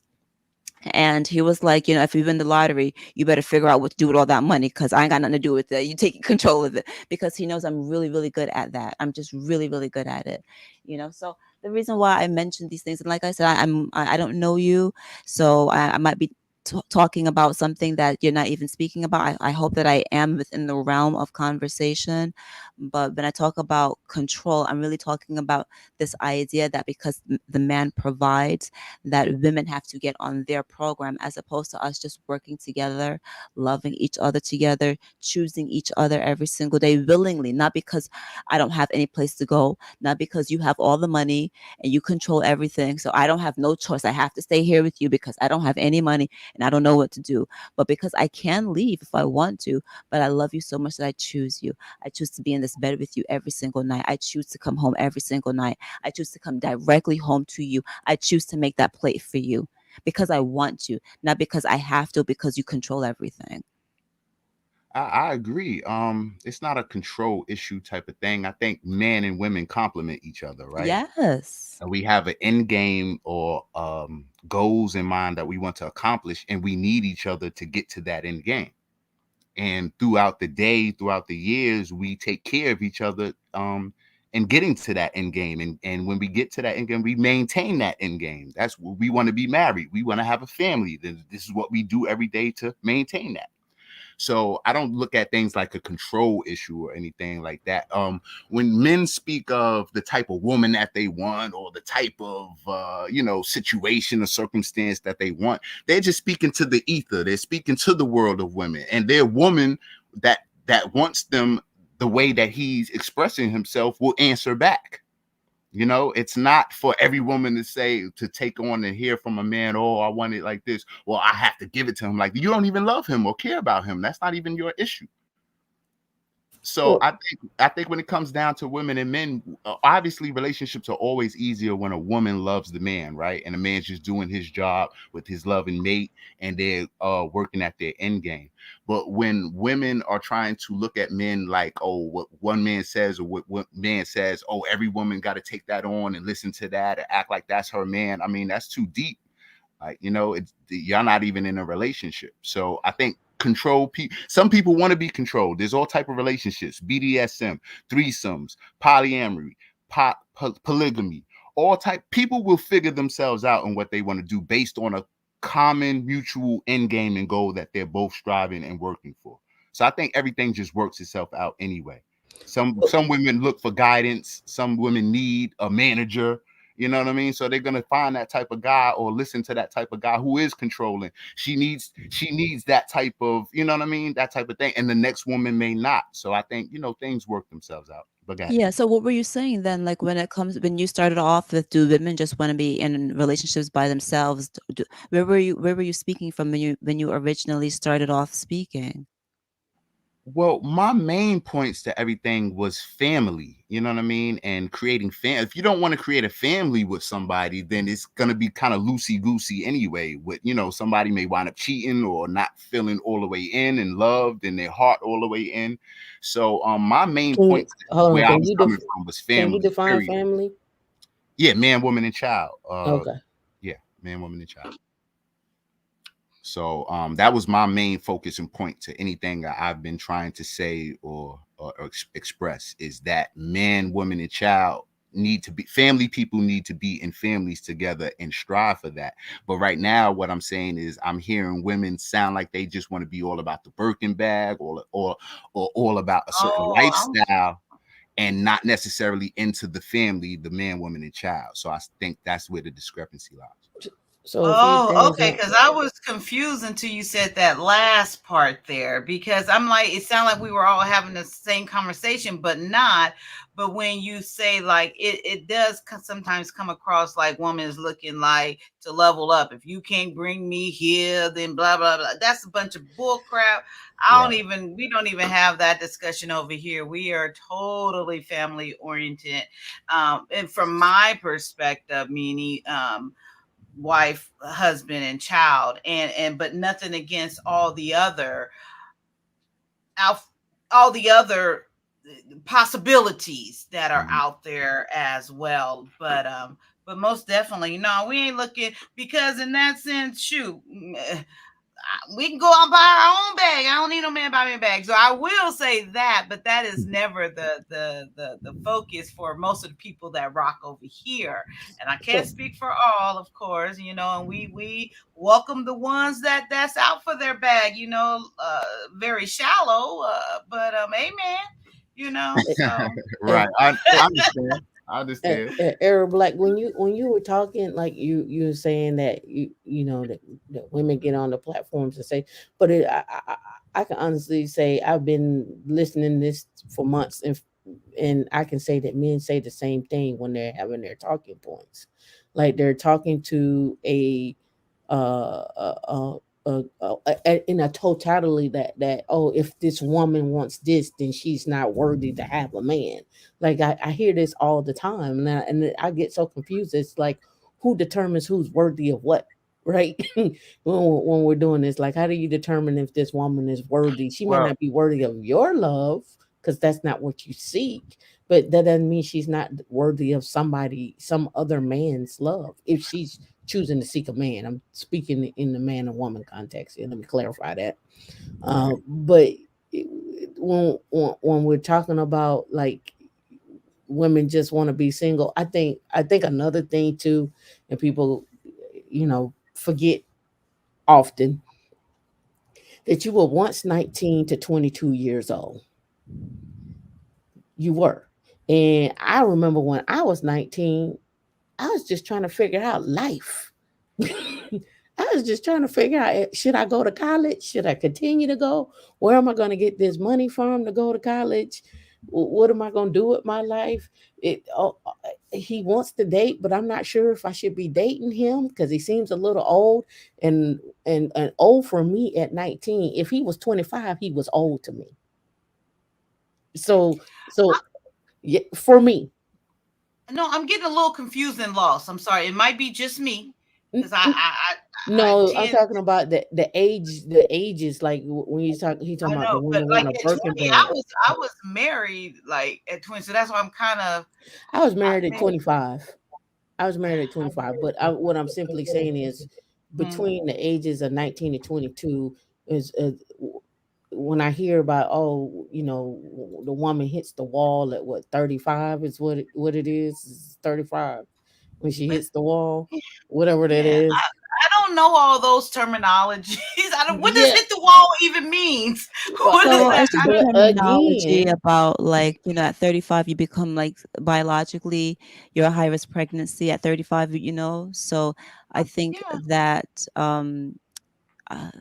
I think one of these popular YouTubers have used that number to say that at that age you are starting to become less valuable on the sexual marketplace, simply because, and I'm not saying I agree or disagree, I'm just trying to define it to my best knowledge, is that once you're 35 and you it becomes more difficult for you to have a child, you are less valuable on the sexual marketplace, because the purpose of marriage and sex with a man and relationships is to carry on a man's legacy, which has to happen through the fact that you need to be fertile enough to do so. So once you hit the wall, you become less sexually valuable. In addition, there's other nuances regarding being agreeable. The older you get, the less you're stuck in your ways, you're less amenable to a man's, just these other things that seem to go along with it. So, Tenements of a working, functional relationship. So that's why I say I want 19 to to say this. 22. I That's want where I to was say this. I going. want to say this. I would like to say this, please. Thank you for explaining that to me, Candid, and I appreciate that. I will put out there, I had my first child at 36. I have my second child at 40. So, and I know that doesn't work for everyone. And I know, and nothing that we ever said is for everyone, but I did want to put that out there. Another thing, with the conversation, the way it's going now, it's like, I don't want to have that circle, like, because that's not what this is over here. No, that's not where I was going. What I was saying was, with those terminology, with no. What I was saying was it's like the Birkin bag. What I'm simply saying is this: between 19 and 22, I just remember me trying to figure out life. So here's where I'm going. We don't give men or women the grace to grow up. Like you're gonna go through trials and tribulations. So I'm not expecting a guy at 21 to know that he wants to get married right then. He might, but we just don't give each other the grace to grow up and make mistakes. And so I think and now I get it. We can't afford, but we can't afford to make mistakes. But we do. We're human. So I don't think we give each other grace to even grow up and experience life. Well, I don't think the world doesn't hold us to that. The world tells us by 18 or 21, you better have it all. You better be grown. You know what I mean? Regardless of what you think or what you know, what you're trying to find out and all these type of things. And then we do get a grace period called our 20s. You know what I mean? So I think it depends on individuals. Yeah, I mean, people allow, right? Isn't the thought pattern, if you're in your 20s, you're still allowed, you're still young, you're still learning about things, and you're still looked at as, they're still young. My point would be, when are you actually grown, or what age are you grown at, or where you can't, there's no more excuses. I like to add something to this conversation. Absolutely. We started off with Era Black TV when he got to talking about, do women want to be in a community where, everybody is single, there's no men, there's no that. And then we got to going into the whole structure and order, what women want, what they don't want, etc. Right. I'm going to answer that by saying this, is that, okay, Era TV, you said something just a second ago when you said at 18, most of us are considered grown. We consider grown and out of and on our own, right? Our parents grow up, well, when you 18, I done did my part. You grown, I'll give you right? A grace period on top of that, 21. Go ahead. Okay. And then scientifically, it states that our pituitary glands or whatever is not developed until we're totally 25, which is, it says once the pituitary gland is developed, that's when you can properly reason, properly function, right? You're able to reason as a full grown person. And so I guess your 18, your grace period that you're referring to will probably be that 18 to 25 period, because you're still developing, and is scientifically, you're not properly reasoned until that thing is developed in our head. I believe that we are taught structure and order from the time we enter grade school all the way up into college. And so intuitively, we want to have some type of structure in order to our lives. Now, what the structure in the order to our lives, what that look like in a relationship, is going to depend on your thought process of what relationship is, which we talked about earlier. If you come from a traditional perspective, which I do, I believe that the man is the head. He is supposed to be the leader of my home, the leader of what we're doing, the leader of our finances, regardless if I make the finances or regardless if my spouse make the finances. The final straw, the final decision is ultimately going to come from my husband, because that's the order in which that I flow. If somebody else, if they're not coming from a traditional perspective and they're coming more from a his and hers, typically the masculine person who presents their masculine energy is the order that we usually submit under. Okay, well, we would traditionally submit under would be masculine energy, because even in speaking from an energy perspective, the masculine is stronger than feminine. Masculine tend to be more dominant than a feminine to a feminine energy and everything. But what I believe is that from a traditional perspective is that my man is the one who I fall under. And according to the Bible, the Bible tells me to submit to my own husband. It don't tell me to submit to my pastor. It don't tell me to submit to my daddy. It don't tell me to submit to my mama. It don't tell me to submit to nobody, but it say submit to your own husband. And so that's what I try to do. Sometimes I don't do it. I ain't gonna lie. Or everything, but you know, we've been married 15 years, and there are sometimes I ain't submitting to that. And submission could have been better for me, right? It could have put me in a better situation. But what you ultimately, like y'all said, it's about choice. But hopefully, people will choose something that puts you in a better position. Because if you just want to choose because you can, you just wow. And some people are just out here, and I say it like it is wow. You're wild in your thoughts, wild in your actions. You just wow. But that's just, you know, it is what it is. And I just say that when it comes to that, order is necessary, and people run from order because they don't like to be told what to do. I agree. I have to say one thing here. I just love the hair flip. I love it. When you making your point, that hair flip, you're on mute, love. Oh, if it gets to going like this, I'm like, get it out of my way. I just had to throw that in there. I'm sorry, Black TV. You know me. I jokes. Go ahead. All the time, no problem. Yeah, no, I totally agree with Talk Hair, and that is a thing within the societies of traditional folk versus non-traditional things of that nature. But from what I'm seeing, because we're talking about the gender war and things of that nature, we're talking about women's ideas of life, right? And what they want to do with life and how they see life, and then men's ideas of life and how he sees life. Then we know we all, no matter what we think or, you know, what we want, there's a society that we live in, right? Communities, right? Families. This is what the society thrives off of. So if we're not making and being part of the society, which is through family, then we kind of don't count.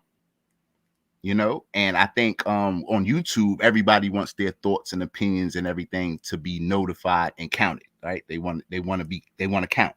So I think that's where the clash comes in at, because I totally agree with you. But now in terms of getting together and actually having relationships, who's gonna follow? Like, because you talked about masculine energy and feminine energy. Sometimes men can have a feminine energy. Sometimes women can have a more masculine energy. Yet you would think masculine belongs to man and feminine belongs to woman. So with those different energies, whoever is taking the lead is going to take the lead, and somebody's going to follow. So when we're talking about traditional, man is the masculine. He's taking the lead, like you talked about, Talk Hair, and that the woman follows. Now we're talking about, well, what woman is going to follow what man? And so I think we just, you know, within all the talks of gender war, how we want things to look and go, everybody's just trying to shake out and find themselves in the right fit. And what we have is a lot of women talking about, oh, I'm just going to be by myself. I'm not even fitting with nobody. Yeah. I haven't heard women talking about they're going to be by themselves and stuff like that. I trust you. I just haven't, most of the women want to be with a guy. Most women want to be in a relationship that I know of. Right. So what it happens is it's just all talk. It's just all talk. They're actually not actually following anybody. They're just all talk. So when we talk about men being leaders, men are going to talk and expect for a woman to follow. Some woman out there, whatever I'm talking about, she's, you know, you're expecting that, hey, I hear you, man. You my man. I'm coming to follow. But that don't mean you choosing her. Well, I mean, I think men commit to a responsibility when it comes to a woman, right? Whether he's in love with her or whatever the case may be, he has an end goal in mind. He's working with her to get to that end goal and maintain that. So I think his staying power, his staying with the woman, is the choosing to be in the relationship and do what needs to be done. Now, if you got guys that are leaving the relationship, you know what I mean? Traditionally, men don't leave. We'll hoard women. We'll keep, we'll take all the women that are on our program and keep them on the program as long as they're on the program. We're not going to divorce you. We're not going to have deep conversations. Hey, baby, sit down. I see the nature of our relationship is changing. I think I want to break up. We don't traditionally do all those type of things that result in us being apart from each other. So Sir Hell, Mrs. Hell, help me understand what your hubby is trying to tell us. Look, he said it's true. A lot of women would rather be alone than with a man who has requirement. Many women aren't used to that. I'm just curious about the requirements. Oh, okay. guys. So that is true. Okay, shout out to Hell Speaks. Yeah, and I he said, Kaya said, "Talk here, get your man." She is funny. Hey sis, hey Brianna, y'all go follow her over there. Quickly. I really think that to be honest with you, every relationship, every type of any type of relationship you're in has its requirements.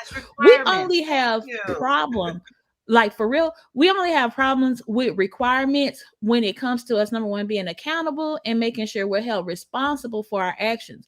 Because I said this earlier in the chat, as women, a lot of times, and some of this, some people are going to say, oh, now she's pandering, now you're being pick me, but pick me, choose me, whatever you want to call it. But you can't be a pick me if you already chose. Right. So, he said he's about to come up. Praise the Lord. Let me finish my thought. Real quick. I'm gonna finish my thought real. Can we frame this before you finish? Go ahead. Go ahead, Mr. Mika. When we're talking, are we talking about a man who has already chosen his woman, or we're talking about a man who's looking to date women and he's trying to choose? Because I want to frame it because those are two different things. I agree. There's two different if we're talking about the man is taking the lead, meaning he and that woman have chosen each other, then okay. But if we're not, and he's a man, he's single, and the other woman and the women are single, hopefully, and they're trying to choose each other. I just want to frame it because I personally get confused when we're talking about stuff because I feel like we go in and out of relationship or not a relationship when we're talking. So I just want to frame it. Just Kaya, how should we do that? Yeah, well, what I want to say is I want to say them prior to, because it seemed like the pushback is, and we'll go back to Sir Hell's comment saying that a woman would rather be alone than be with a man who has requirements. I do have pushback on that, but that is from my perspective. So I want to say getting into, because it seems like what the talk is, we're not even getting into these relationships or situations or what you want to call them because of the differences. We're not coming together. So let's go from the aspect of trying to get into it. As far as us not meeting or wanting these requirements versus, all the other things that we have brought into things. Sir Hell Speaks is in the house. But right now we're going to let your lovely wife speak. Oh, he gets an applause. Yes, I love that man. You got to work that ego. You want to be married, you stroke the ego. Oh, amen. Go ahead, talk, Hell, and then we will hear from your lovely husband or your handsome husband. I will talk about the requirements part. There is requirements when it comes to being in a relationship. Just like it's requirements, like you're required to be at your job at a certain time, or you might get a demerit, or you might get wrote up, or whatever the case may be. You have requirements that are at church that you have requirements with your parents. You have requirements. A lot of times that goes to being either you having order to yourself or you wild. And our generation is a lot of people are wild. And I ain't gonna just say my generation, the generation before me. You got some wild ones, and you got my generation. I'm part of the millennials, so we got some wild ones. Generation X, next, XYZ, whoever. Everybody got wild folk in their generation, and a lot of people, and I'll continue to say this, do not like order or rules. Because some people push back on order, but don't like rules. And there are rules to relationship. There's rules to war, right? There's all types of rules that you have, and a lot of people, when I don't know why, when it comes to relationship, we don't want to subject ourselves to the rules of the relationship. And that's where a lot of people really have problems, because don't nobody like the word rules, don't nobody like the word order. They like freedom, but sometimes freedom ain't really freedom. Sometimes it's just you being wild. That's my view. Sir Hale, please speak, and welcome back. You look nice and vibrant and all cleaned up and lathered and lotioned up, skin shiny. You come in here looking better than us women. Come on now. You got a roadcaster? Yes, it is. Okay. Ladies and gentlemen, Rodecaster. What is Rodecaster? It's a piece of machinery that allows you to do sound effects. Yep. So it's what I used to stream. I'm going to do a tutorial on it soon, so it's going to be out. But listen, good morning, ladies and gentlemen. Just Kaya, good to see you this morning. Candid Ann, Talk Kale, 2 hands on the platform, awesome. Era Black TV, good to see you. Tamika, good morning to the chat. Salute. I wanted to get on here really quickly because I got to get back to work. I put that in there because as a 34-year-old man, I think I'm 34, 35, one of those. One thing that I've seen is that a lot of the women today, they do not like structure. And traditionally, if you go back the last 40 to 50 years, men have had to do stuff to meet woman's requirements. So we've had to have the money, had to have the car, had to have the job, had to have the skill, had to have the presence, had to have everything. And we've even our music told men all the stuff we had to do just to win a woman's attention. Well, things have changed. Men are no longer getting things to get women. And what I've seen is because that mindset is not being flipped for both men and women. A lot of women are used to having enough options not to have to meet a man's requirements. So if she doesn't want to meet it, she's got somebody to turn to. And what is going on now, our men are getting to the place where we don't just want a woman for the sake of having a woman. And it doesn't matter how cute you are. It doesn't matter how, that doesn't matter anymore. Men who are successful are looking for women who have something to contribute to their life. One of those things are peace. Women who don't have structure, who don't believe in structure, who don't understand what that looks like, oftentimes bring a level of chaos. And I do think that feminine energy brings a level of chaos. So that alone is not bad. I think there's a mystery to the feminine, but chaos in a way that I've got plans and goals, and I got to spend a lot of my time trying to understand you and getting you on pace and getting you on board and trying to get you to buy into my vision. I think that type of negative chaos takes away from what a man is trying to do. So I'll put that in there because of that very thing. There's a lot of women who would rather be alone because they think that the options run out. I said that in my show a couple days ago. A lot of women, you used to getting options, you're pretty, got the good body, look good, and you have an unlimited supply of options. And then as you get older, that mindset doesn't click because you've been getting it for so long. You don't think that the options are going to run out. And men who are successful, especially after 35 years old, they're not just looking for anybody. And women who want to be with a man like that I'm a traditional man. I'm a straight up traditional. I don't want my wife paying a bill. I want her to, if she's going to earn money, she does it, but she's not going to work. I mean, she works for us, right?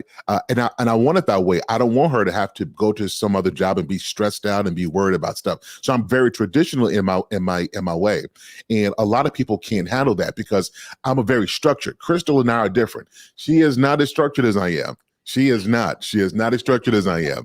And she is from Texas, and she's got her own thinking. She got her own mind. She's going to speak her mind. She's going to say what she's going to say, right? And one of the things that we butted heads on early on, and I mean, I don't anymore, but it was that very thing where I'm going to bring order. I've got a vision and I've got goals. And listen, like I will work 18 and 20 hours consecutively because I've got these goals. And the chaos or her mindset brings color to my life. And the only way that can work is when you guys begin to understand that in order for a relationship to work, there's got to be rules in a way that you guys get along so that it works. And I think a lot of people don't understand that. Right. And so that's why I put that in there, that a lot of women would rather be single than to submit to somebody who's got rules, because rules require that you address your toxic behavior, learn something else, and understand that you're not always right in the way that you're thinking. And a lot of people can't humble themselves to change because I don't need no man. I got a PhD. I got a master's degree. I make my own money. Like we do all of that stuff, and it's great to have your money. I want you to have your degree. My wife has her master's degree. I want you to be educated. We just don't want you to use what you have to weaponize that against us. We got to get to a place where we're using what we have to advance our marriage and our relationship. That is what I'm saying. Does that make sense? It makes sense, but I got some pushback. And my pushback is, I think what you may have not said is your structure came from a place where you saw structure, or no, or you learned structure. But what I'm simply saying is this: did you walk in and meet her where you were coming from a place of insecurity and pain, or did you already take care of that before? Insecurity and pain. Yeah, yes, I was trembling in my life. I was going through some things in my life, and I had to find my way. Hey man, you Amen. laugh. Own it. Hey man, you laugh and absolutely not. Let me answer. There are some men and women that can't, I don't want to say follow those rules, can't meet whatever requirements because they haven't learned to love themselves. What I'm gathering from you and what I see from her is you both met, and there was a loving, it grew into a love. I'll say that it grew into a love where you didn't feel like you all had to be combative and fight because you're still married, right? So let me I was like, hold on. We got married. Let me address it, and then I'm going to drop off so Lady Hell can talk, because Lady Hell can talk a lot, and this is 2-3 ladies, and y'all gonna beat me in conversation. So let me get this point out, and then I'm gonna be done with this. I met Crystal when I was 18 years old, and just Kai, you know the story that I told you, right? You know, I was taken out of the school. Yeah, I was taken out of the school in the 3rd grade, so I didn't go through school. I ended up getting my GED at 19 years old. I think I got kicked out at 18 or 19 years old. So we didn't have that structure, and I had a lot of psychological trauma. What made me toughen up is that I got my wife pregnant at 19 years old, and that I had a child. That grew me up quickly. Didn't have a father. Didn't see successful marriages. Didn't see anything. And you have a choice. You choose to perpetuate what you've seen, which doesn't work, or you do the hard work and say, if this didn't work, I have to do something different. Mm-hmm. Doesn't mean that I'm going to get it right the first time, but I have to do something different. And I chose to do something different. In that, Crystal used to be more vocal than I was, because again, I was a guy. I didn't go to school. I didn't have life experiences. I wasn't very social. And she was in school all of her life. She saw people. She was raised around boys. I was raised around women. So our mannerisms were different because of the context that we grew in. And the hard part that I had is that I didn't recognize who I was because I went around a lot of men. Mm-hmm. And we oftentimes pick up behaviors based off of who we are surrounded with. Mm-hmm. And our internal personality is conflict. Like in my head, there were times when I should have been vocal, but I didn't. And in my head, I'm like, why didn't you speak up? It is because I learned the mannerisms of my female counterparts, mm-hmm. with the masculinity of who I am. And that it was at conflict with each other. Mm-hmm. And with that played out early in our marriage. Lady Hell, now listen, before you say anything, I love you. So early on, Lady Hell used to be very vicious with her words. If we didn't agree with something, she would be quick to want to fight me, throw blows. And I'm sitting there like, look, woman, are you for real right now? Like, if like we talking, I remember the first time we argued, she jumped and said, you know what, swing. I'm like, swing. We just having a conversation. You know what I'm saying? I'm like, hold on, like, where are you? Like, this ratchet, right? But what it was is she grew up around boys, and how do a lot of men who can't have a conversation handle conflict? We want to throw blows. See, she was a lady, but she had the characteristics of guys, right? And so, and this, first of all, that's what let me get into the gym. I'm like, first of all, what you ain't gonna do? Let me get these guns right now. And I ain't had that problem ever since. Things have been real peachy and creams. I'm kidding. I'm kidding on that part. But I had to learn how to be masculine, and what that means is sometimes men, we pander to our women, even in relationships, because that's what we're taught to. We end up treating our women like we did our moms. And if we feel like we have to buy our moms, win her affection, win her attention, win her love, we end up winning the women in our lives to the detriment of who we are. And so I learned that I've got to do work on myself to become the man. Okay. So that no matter what, if my wife leaves me or she stays with me, who I am is who I am. And I think women need men who are sure of who they are, because that's the only place you get respect, is when they are stable within themselves. And who I am is not predicated on you. I am a man with or without you. Now, because I am a man without you, the beauty of the chaos you bring, the creativity, that's I'll call beautiful chaos is creativity. It's because she has that creativity. That's deep. I saw Just Kai just smiling now. That was deep, y'all. Y'all clip this for me. I called it. Yeah, clip this for me, right? So she brings that beautiful chaos. It adds value to the structure, because where I would be black and white, she colors it in. Is like what we're talking about. Yeah, it's like what we were talking about last night. And Candidate, I thought about what you said, and I wish you do a podcast, because I could listen to your podcast all day. You got a great voice. Is that sometimes we can say words in black and white, but color matters. Yep. Tone can make the same words sound very different. And what Lady Hell does, and what I encourage feminine women to do, is you bring color to your man's black and white. In other words, he has the structure, and you create perception. Does that make sense? And now, because we can do that, and that takes work, now you've got something that you can build off of. So, all right, ladies, I'm done with that. Tamika, I hope I addressed your question. Yeah, Arrow Black TV, man. Arrow Black TV, you hang in there, brother. Yeah. Black women in here, man. You stay strong. Appreciate you, brother. Excellent. Thank you so much, Sir Hill. And I'll be getting in contact with you. We're going to do an interview. Love it. Love your story. Excellent. Appreciate y'all. Yeah. You have a good morning. Love you, love. Thank you. See you soon. Takeo, what I heard from your husband is he had to do some work on himself in order to get to where he's at now. And for me, what I'm hearing in these YouTube streets, as I like to call it, I call it the YouTuber sphere. That's what I call it. What I hear from both men and both women, they haven't done the work yet.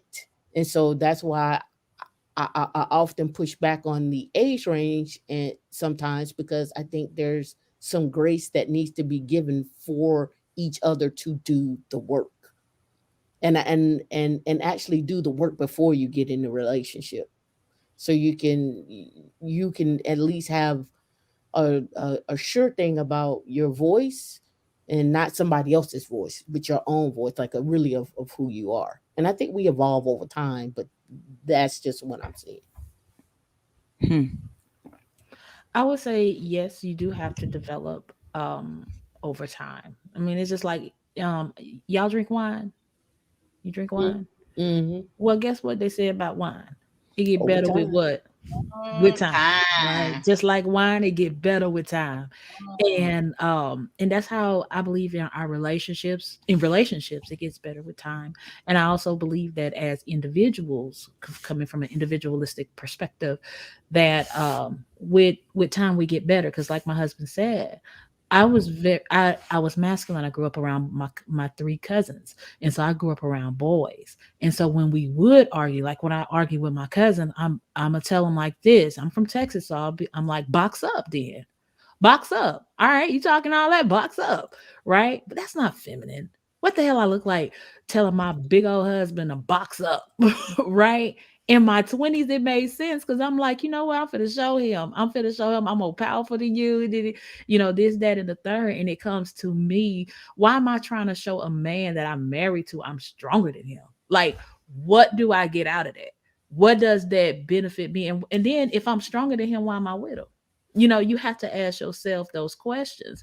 And sometimes when you ask, like when I hear a lot of people, they'll come to me, they'll ask me about relationships. I don't get asked a lot because I'm going to be truthful and honest. And a lot of times women, they don't like being truthful. They don't like you honest. And because first, we're going to deal with that man stuff, but I understand that for every action, it's science. And I back a lot of stuff what I say with science, but it's true. For every action, there is a equal and opposite reaction. So people just don't unless they're crazy. And if they're crazy, then you knew who you was marrying before you got or who you're in a relationship with or who you married. You know if they certified crazy or not. But if they're not certified crazy, then guess what? Some of your action caused that reaction.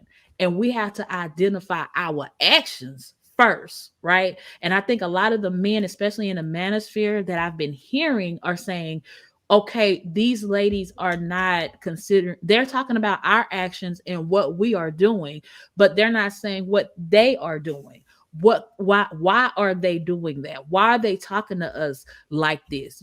This is what the men are literally asking. I wouldn't have known that because me and my husband, we've had like real conversation. Not only is he my husband, but we have real conversations. Some of the conversations uncomfortable because I don't even know the answer to it.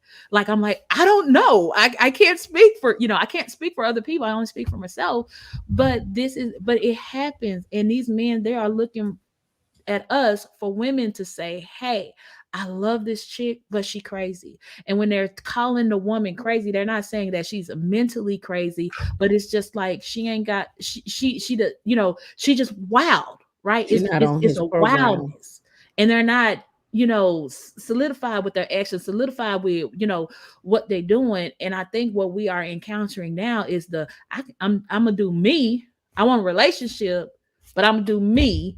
But it don't work like that because there are rules to relationships. And I also think, again, I also think it comes with age. Mm-hmm. Right? I think if you are a 42-year-old man looking to date a 21 or 22-year-old woman, she just don't have the tools. She may not. She just may not have the tools. So I want to say, like, give us some grace. Give him some grace. I don't think we give each other grace enough to have those talks, to seek therapy, to find out. Like, you might have graduated with a degree in psychology, but now you are an engineer at a company. Like, those things change. You just change over time. I don't think we give each other that grace. Yeah. And I think too, some people don't even seek out the change that need to happen, because like we had this conversation on my husband on Sir Hale's network over there, and we got to talking. No, I think we was on Black Man Unfiltered. I'm sorry, and we got to talk about therapy, and I was saying how we spend money on hair, nails, and all types of stuff, but we won't spend a little $200 or $198, whatever it is, for therapy to unpack a lot of the things that we have dealt with in our childhood, whether they be, some people don't have necessarily, they've been raped and, stuff like that. That might not be their testimony, the things, but there are still other childhood traumas that we deal with, whether it was neglect, whether it's rejection, whether it's, whatever. Everything is not like severely bad, but they still leave a mental impact on us. And like I said, many, they'll go to church before they go to therapy.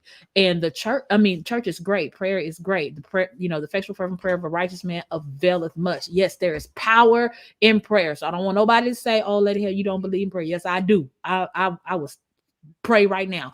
But what I'm saying is some things you do prayer and God, he anoints doctors and therapists and different things like that to help you help you overcome your problems. You know what I'm saying? So with that, we have to also invest in ourselves. Females, a lot of women, I'm not gonna say females like that.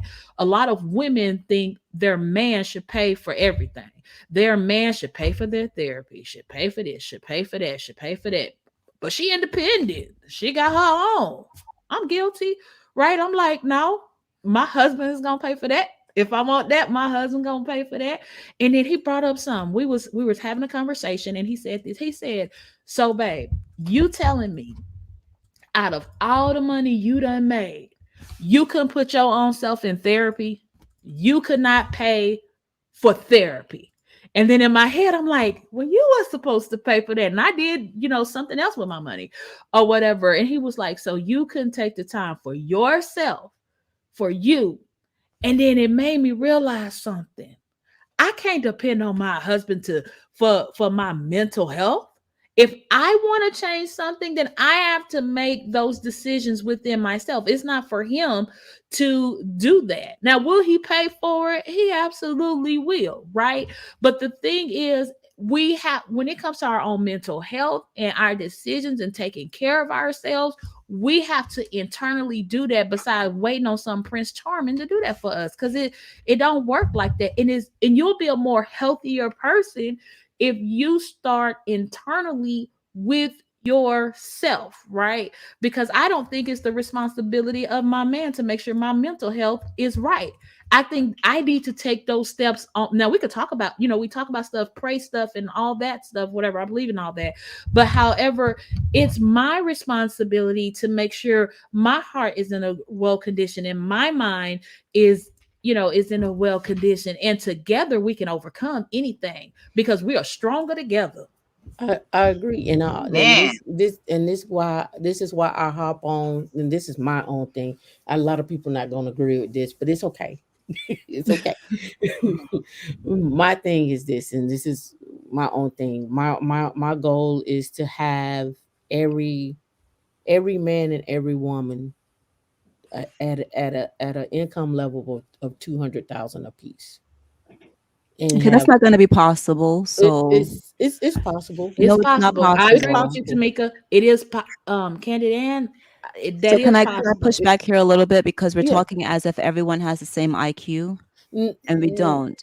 And I just want to mention this, and I'm not being funny because I know you're not. I wish if I can get up right now, and I won't, to go get some pictures. There's someone that I grew up with, that literally, like, I have a pseudo sister, but this is kind of irrelevant. I'm going to try to be short-winded here. I have someone that I grew up with who has autism. She's very high functioning. She is like a sister to me. Her son is my godson. Okay. And she can't work. She's not making $200,000 a year. She worked at the movie theater saying hi, and even at that, with her autism, it was like just hi, and being very slow to do tasks, very friendly, very loving. But it's not possible for all of us to make $200,000 a year.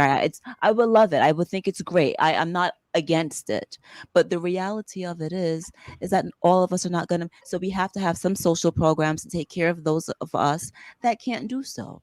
Well, I wasn't talking about eliminating social programs. What I'm simply saying is the reason why, for me, for men and women, because what I hear is all the time is like, oh, we don't have enough money, period, as what? Black people. As Black people. Well, we're talking about the general 42,000 versus 35,000. 42,000 for men, 32,000 for women is what we bring in in a totality. And then our wealth is supposed to be zero in 2053 as the Black family. And then I looked up the statistics the other day. The average white family makes 171,000, and the average Black family makes 19,000. Okay, so this is the thing. So this is my pushback on that. money is important, but I think if we're talking about the Black community, the first thing that we need to address is us being an actual community. We're not I agree with that. But right. And let so me with get that, let me get my theory out. oh, okay, I thought you were okay. My theory is this. So for me, it's just having a solid foundation in which to build from. Right. So say you man and woman, we can break it down and say, hey, this may only happen for 10 couples. But anyway, say man, woman comes in, she's making 200, he's making 200. Maybe she works for 3 years until they decide to have a child. They stack all her money, they live off of his paycheck. And then from there, if they choose, if he doesn't want her to work, she actually has a foundation in which to build off of. So if he choose to homeschool, or if she choose to go back to work, whatever their dynamic is actually possible. That's just what my theory is. It's your Go ahead. I think it's a wonderful fairy tale to look at and to think about or whatever, but I don't think it's realistic. I think as we're talking about the Black community, like I said, I believe some of the issue is that we need to see ourselves as a community. Secondly, even if you gave every single person a job of $200,000, we need a lot of wealth education. We need a lot of understanding on how money works, because as you already know, there's studies that show that money takes hours to last within our hand, and it circulates. So there's a lot of things that we have to foundationally as a community. That's a part of it too. The other thing I want to mention, I just want to like jump a little bit to Wally's statement here, because it does pertain to money and it pertains to self-sufficiency. And he wrote here, and I think he was being funny, but I think it's also a very good point. He wrote here, I don't need a man, but I want one. That's so condescending, right? I won't say the curse words and stuff like that, but what I will say is, when women say that, and I can only speak for myself, I don't need a man, but my life is so much more rich with one. With my husband, I'm going to survive. I make over $150,000 a year. I'm going to be okay, right? So I don't make 200. I'm gonna try to make that next. I'm gonna try to make that my 2022 goal, right? But I'm gonna be okay. But I know for sure that my life is so much more rich with a man in my life. So when I say that I don't need a man, I'm not someone that is dependent on him, but I certainly feel like my life would be so much more satisfying for the simple fact that I have this man in my life. Right. And my husband feels great about that because he knows that God forbid something happens to him, I don't have to run underneath somebody else in order to survive. I'm going to be okay. So he's like, I love the fact that you're self-sufficient, that you don't have to run under someone's bed. God forbid something happens to me in order to survive. He loves that about me. Right. But like I said, I choose him. I want him. So it's not a matter of like, I don't walk around here, I don't need a man. I don't care. Those words aren't really part of what I care about. It's I want you. I choose you. I choose you every single time I come home. I choose you. It's all I really could tell you over and over and over again. I choose you. I want you. I choose you every day. I'm gonna interrupt real quick. First of all, I want to say I do need a man. That's just me. I need a man, and that's just me. I really, really do. I do need a man. I'm say that. But real quick, she stole my thunder. Thank you. Yes, I know that before the Billions enlightened me on that, and he shared his experience with that as well. And also, she stole my thunder. I mentioned earlier when you were sharing about the copyright thing, and we were, people was like, no, Kai's gonna be all right. You were right. I did get the copyright from Black Man Unfiltered, and I did exactly what you said and respond and told Black Man Filter. So I did share that earlier as well, and I want to thank you for that information. You were absolutely correct. And also, yes, I was waiting for 11:15 to say we're going to have to shut this down soon, because 12 hours after that is void, basically. So thank you for that. She stole my thunder. I really appreciate you for looking out for my platform as well as others and educating me as well as others. Thank you very much.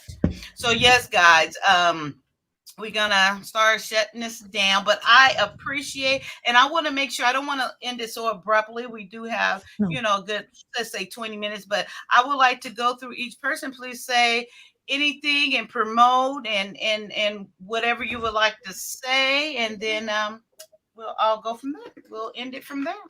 Candy Dan, you can go first because you have to go check on Mama Ann and make sure you go do her hair and stuff. Don't forget my the mom's name is oil. Judy.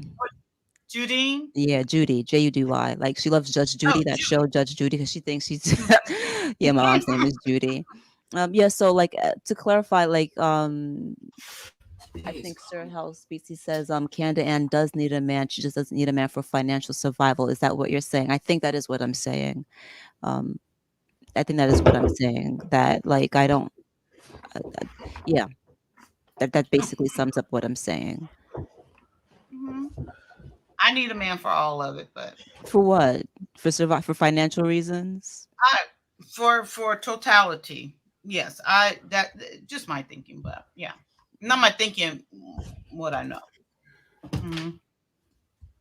Okay, but go ahead and finish saying what you were saying. Yeah, so like I just it's for financial reasons, and God forbid something were to happen to my husband. I don't think I'll ever get married again. I don't know. I mean, I don't want to say I don't see myself ever getting married again. So I'm gonna have to figure this out.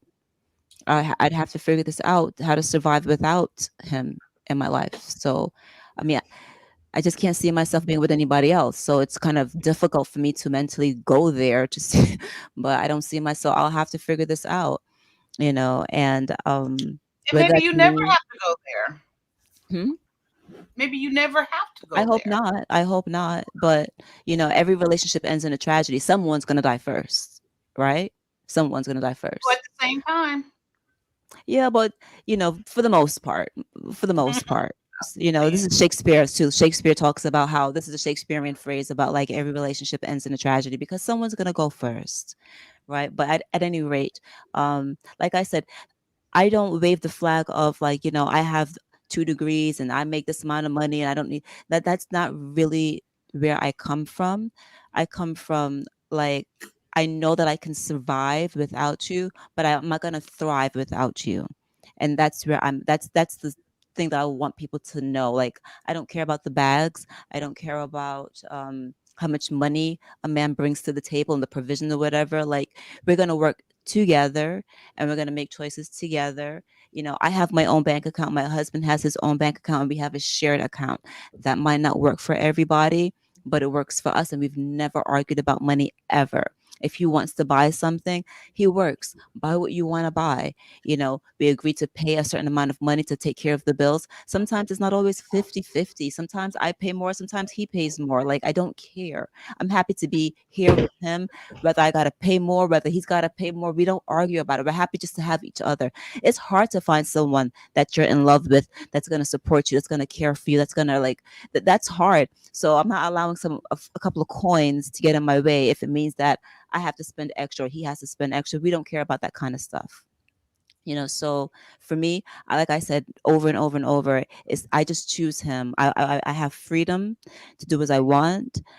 But he knows that he can be relaxed. He doesn't have to be stressed out trying to control me because he knows that I could do what I want, but over and over and over and over again, I continue to choose him because I believe that however much money I make, it's irrelevant. My husband is so much more than how much money he brings to the table. I'm so much more to him than how much money I bring to the table, and we thrive because we have each other. So it's not really a matter of, I have a degree and I don't need no man or whatever. Okay, fine, I'll survive, but will I thrive? Will I reach self-actualization? Will I be able to do all these different things that I would not be able to do if I didn't have support? So I focus so much on changing the language because I don't want women to talk about, I don't need a man. I don't need a man. Okay, you will survive. Fine. You'll survive with bruised, broken trauma. I think B9 said it really great one day. I think it was a couple nights ago. He was talking about someone running into a wall. And you're like, listen, there's a hole in that wall called a door. If you would open it, you won't have to run into it. I feel like my life and our lives are like that, where we help each other. We open the door for one another. We, when I say open door, I'm talking about ideas. I'm talking about help. Like, I'm fine saying I'm wrong. I don't have an issue. I don't have an issue telling my husband, like, babe, I'm trying to understand something at work. This is how the conversation went. What did I do wrong? I don't understand. Should I said it better? And he'll check me. He'll correct me and say, like, I understand why the person was offended by what you said, because it can be perceived, and he'll correct me. And I'm not going to get an attitude over it, because I'm humbly coming to him saying, like, I need help. Please help me. I don't understand what I'm doing wrong here, because I trust him. I know that he supports me and he trusts me. So I could go on and on and on about like relationships and stuff like that. But my relationship isn't exactly like everyone else's, but it works for me.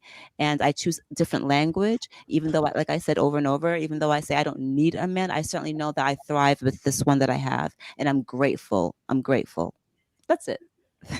Amen. Amen. Thank you for sharing. Like totally. Yes. Talk Hell.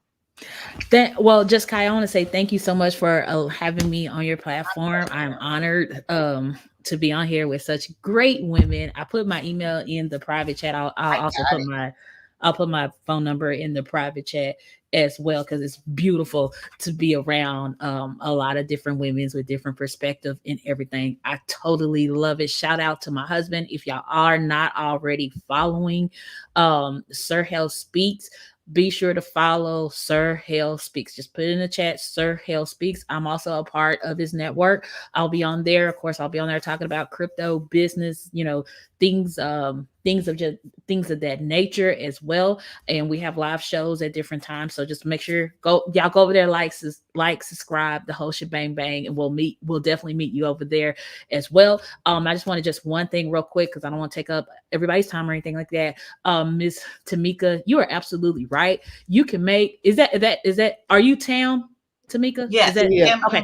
She's absolutely right. Yes, it is possible for the community to make $2,000. I know people who are autistic, who are in the tech field, they might not be in the front of people's faces, because again, autism is going to depend on the level of the spectrum that you are indeed on.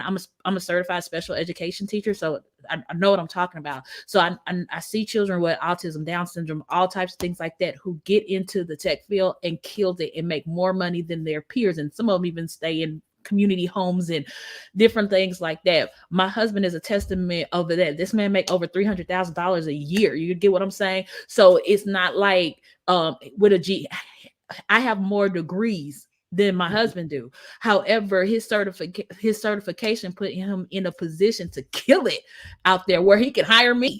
You get what I'm saying? I've done jobs. You'll see if you go on my channel. I've worked at Walmart. I've worked for the school district. I did all types of things, but I find it our money flow better and everything. We increase more when we work together in our own, in our own businesses. We're going to see way more money. Like even on my side jobs, my regular jobs that I would do, but even in my own personal job and my crafting job, I make more money on my crafting jobs than I would do in my normal job. So it's like, why in the world would you do that? And sometimes I fight against that. I'm not gonna lie to y'all.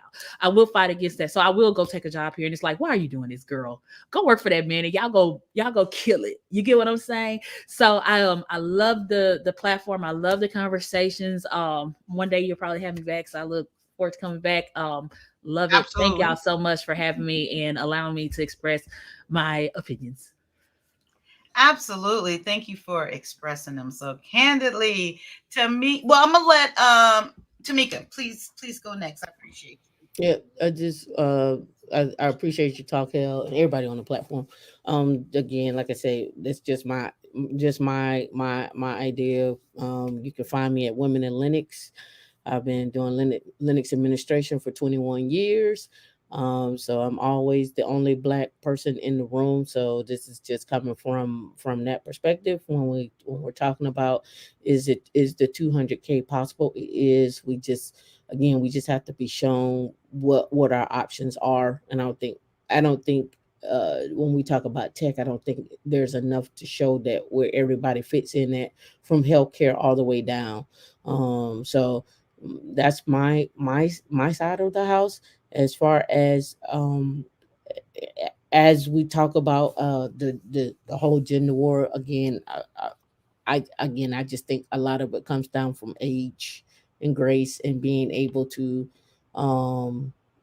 be able to make mistakes, right? I can't penalize everybody for all their mistakes. So that's just my look at it and my approach on it. I have my own other ideas, but I'll talk about it on my platform. Just Kia, I'll spin up a talk about it. And it's no problem. But can you put there. your channel? I don't have any moderators right now, and if you can put your channel up, I appreciate that. Talk Hell requested in the private chat, but you're more than welcome to put it up publicly. Yeah, that'd be great. Okay, go ahead. Cool. That was it. That's all I had. Thank you so much. And the infamous Black TV who hung with these 4 Black women. Hung in there with us, didn't run away. Amen. What do you have to say, my brother? Well, thank you, first of all, to you, Kaya. I just want to really quick just say shout out to all the ladies, Candid Ann, Talk Hell, Tamika, and definitely shout out to Sir Hell Speaks. Definitely brought the fire, and definitely going to be checking you out in the future. And I just want to say thank you for having me on, Kaya, and I appreciate the conversation, and I'm definitely going to try to come up more and engage more. I appreciate that, because you be in those chats, boy, and people be going at you. Absolutely. I like to bring the fire, turn it up, add something to the conversation. So, if it's permitted, that's what I'll do. And it's all respect, all love. Absolutely. I love it. I told you I was there with you from the beginning when you come in chat. I'm like, no, that's how he do, right? That's how he do. It is no disrespect. It's nothing. It's just your point of view. And sometimes I do know you be in there trying or pushing buttons a little bit, but it's all for good conversation. So I totally do appreciate it. And you're always welcome here. So I thank you. I thank you for it. Absolutely.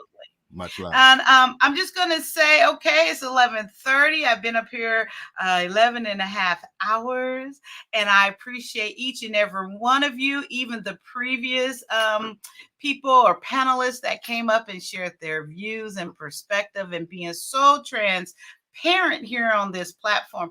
That is all I ask for. This is a place where I hope Candid Ann will even come around more and opening herself more and bringing her little sassy little self too.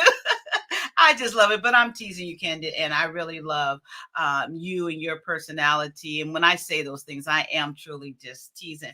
To my new sister, Talk Hell, we are the same but not. But we are the same but not. And I love her. I love you. And for sure, we're going to have to figure out something we can do together. I will greatly, greatly appreciate that. And Tamika, girl, you come on here, you always teaching me something. I just be like, okay, tell me, with the books and all that good stuff. So I absolutely appreciate your perspectives as well, especially with the tech side of things. And I've said before, I don't really get it, and that's another reason why I need a man to talk in my ear, among other things. But tell me about the tech side of things too. But I'm just saying, and Black Man TV, thank you for coming up. I still haven't seen that beautiful black face of yours, but I see that picture. You look like a very handsome young man, and I appreciate you all. Don't leave yet. We're gonna go out together.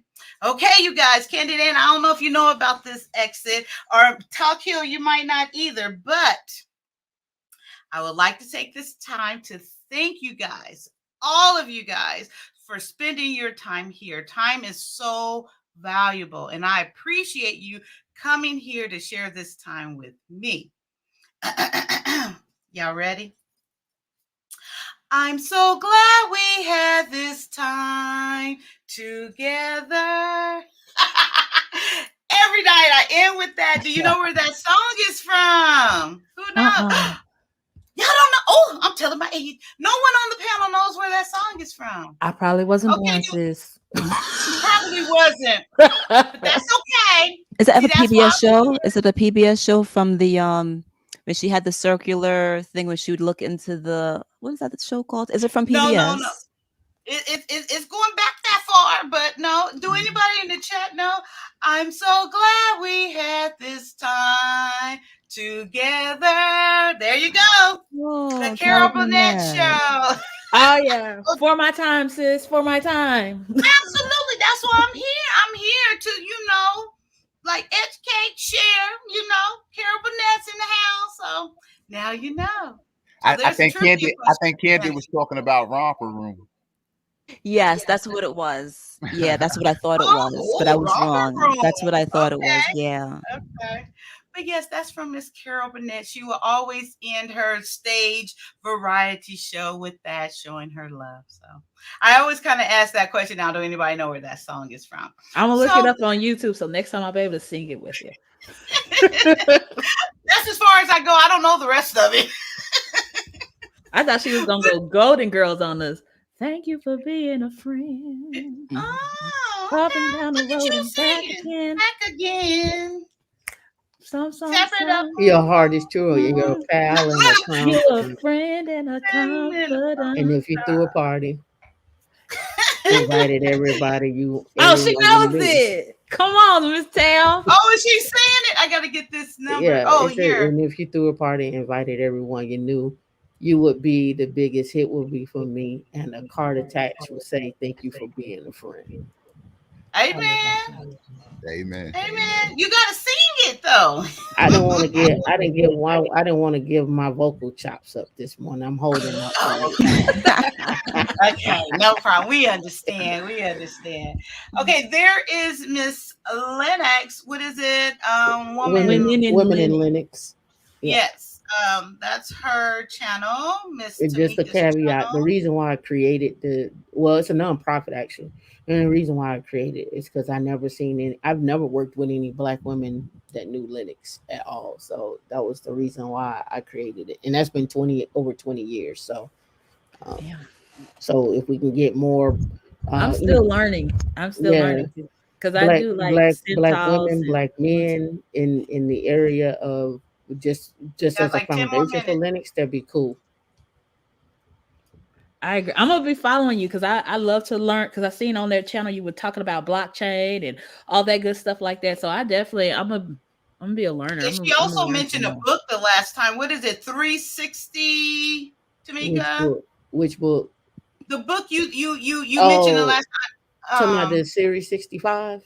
65. Yeah, the Series 65 for investments and being an accredited investor. That's the other reason for the 200K is to become an accredited investor.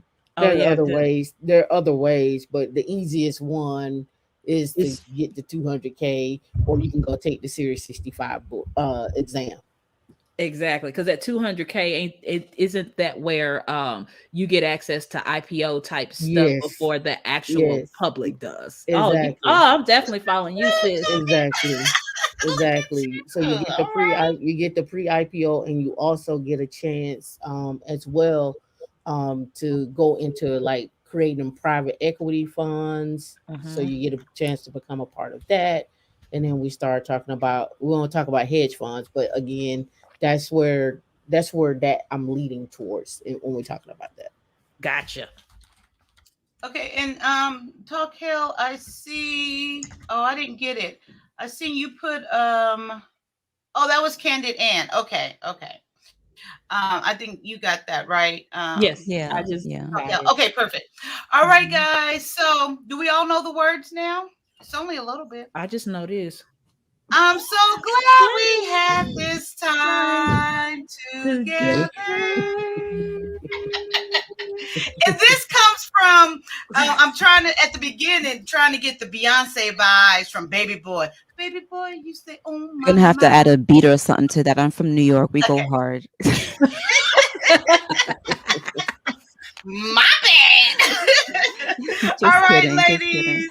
Take care, you Okay, guys. so Thank you for all of having us, me. beautiful smiles and goodbye and thank Take you. care. Come on, Candid Ann. You got to participate. Come on, talk hell. Candid Ann.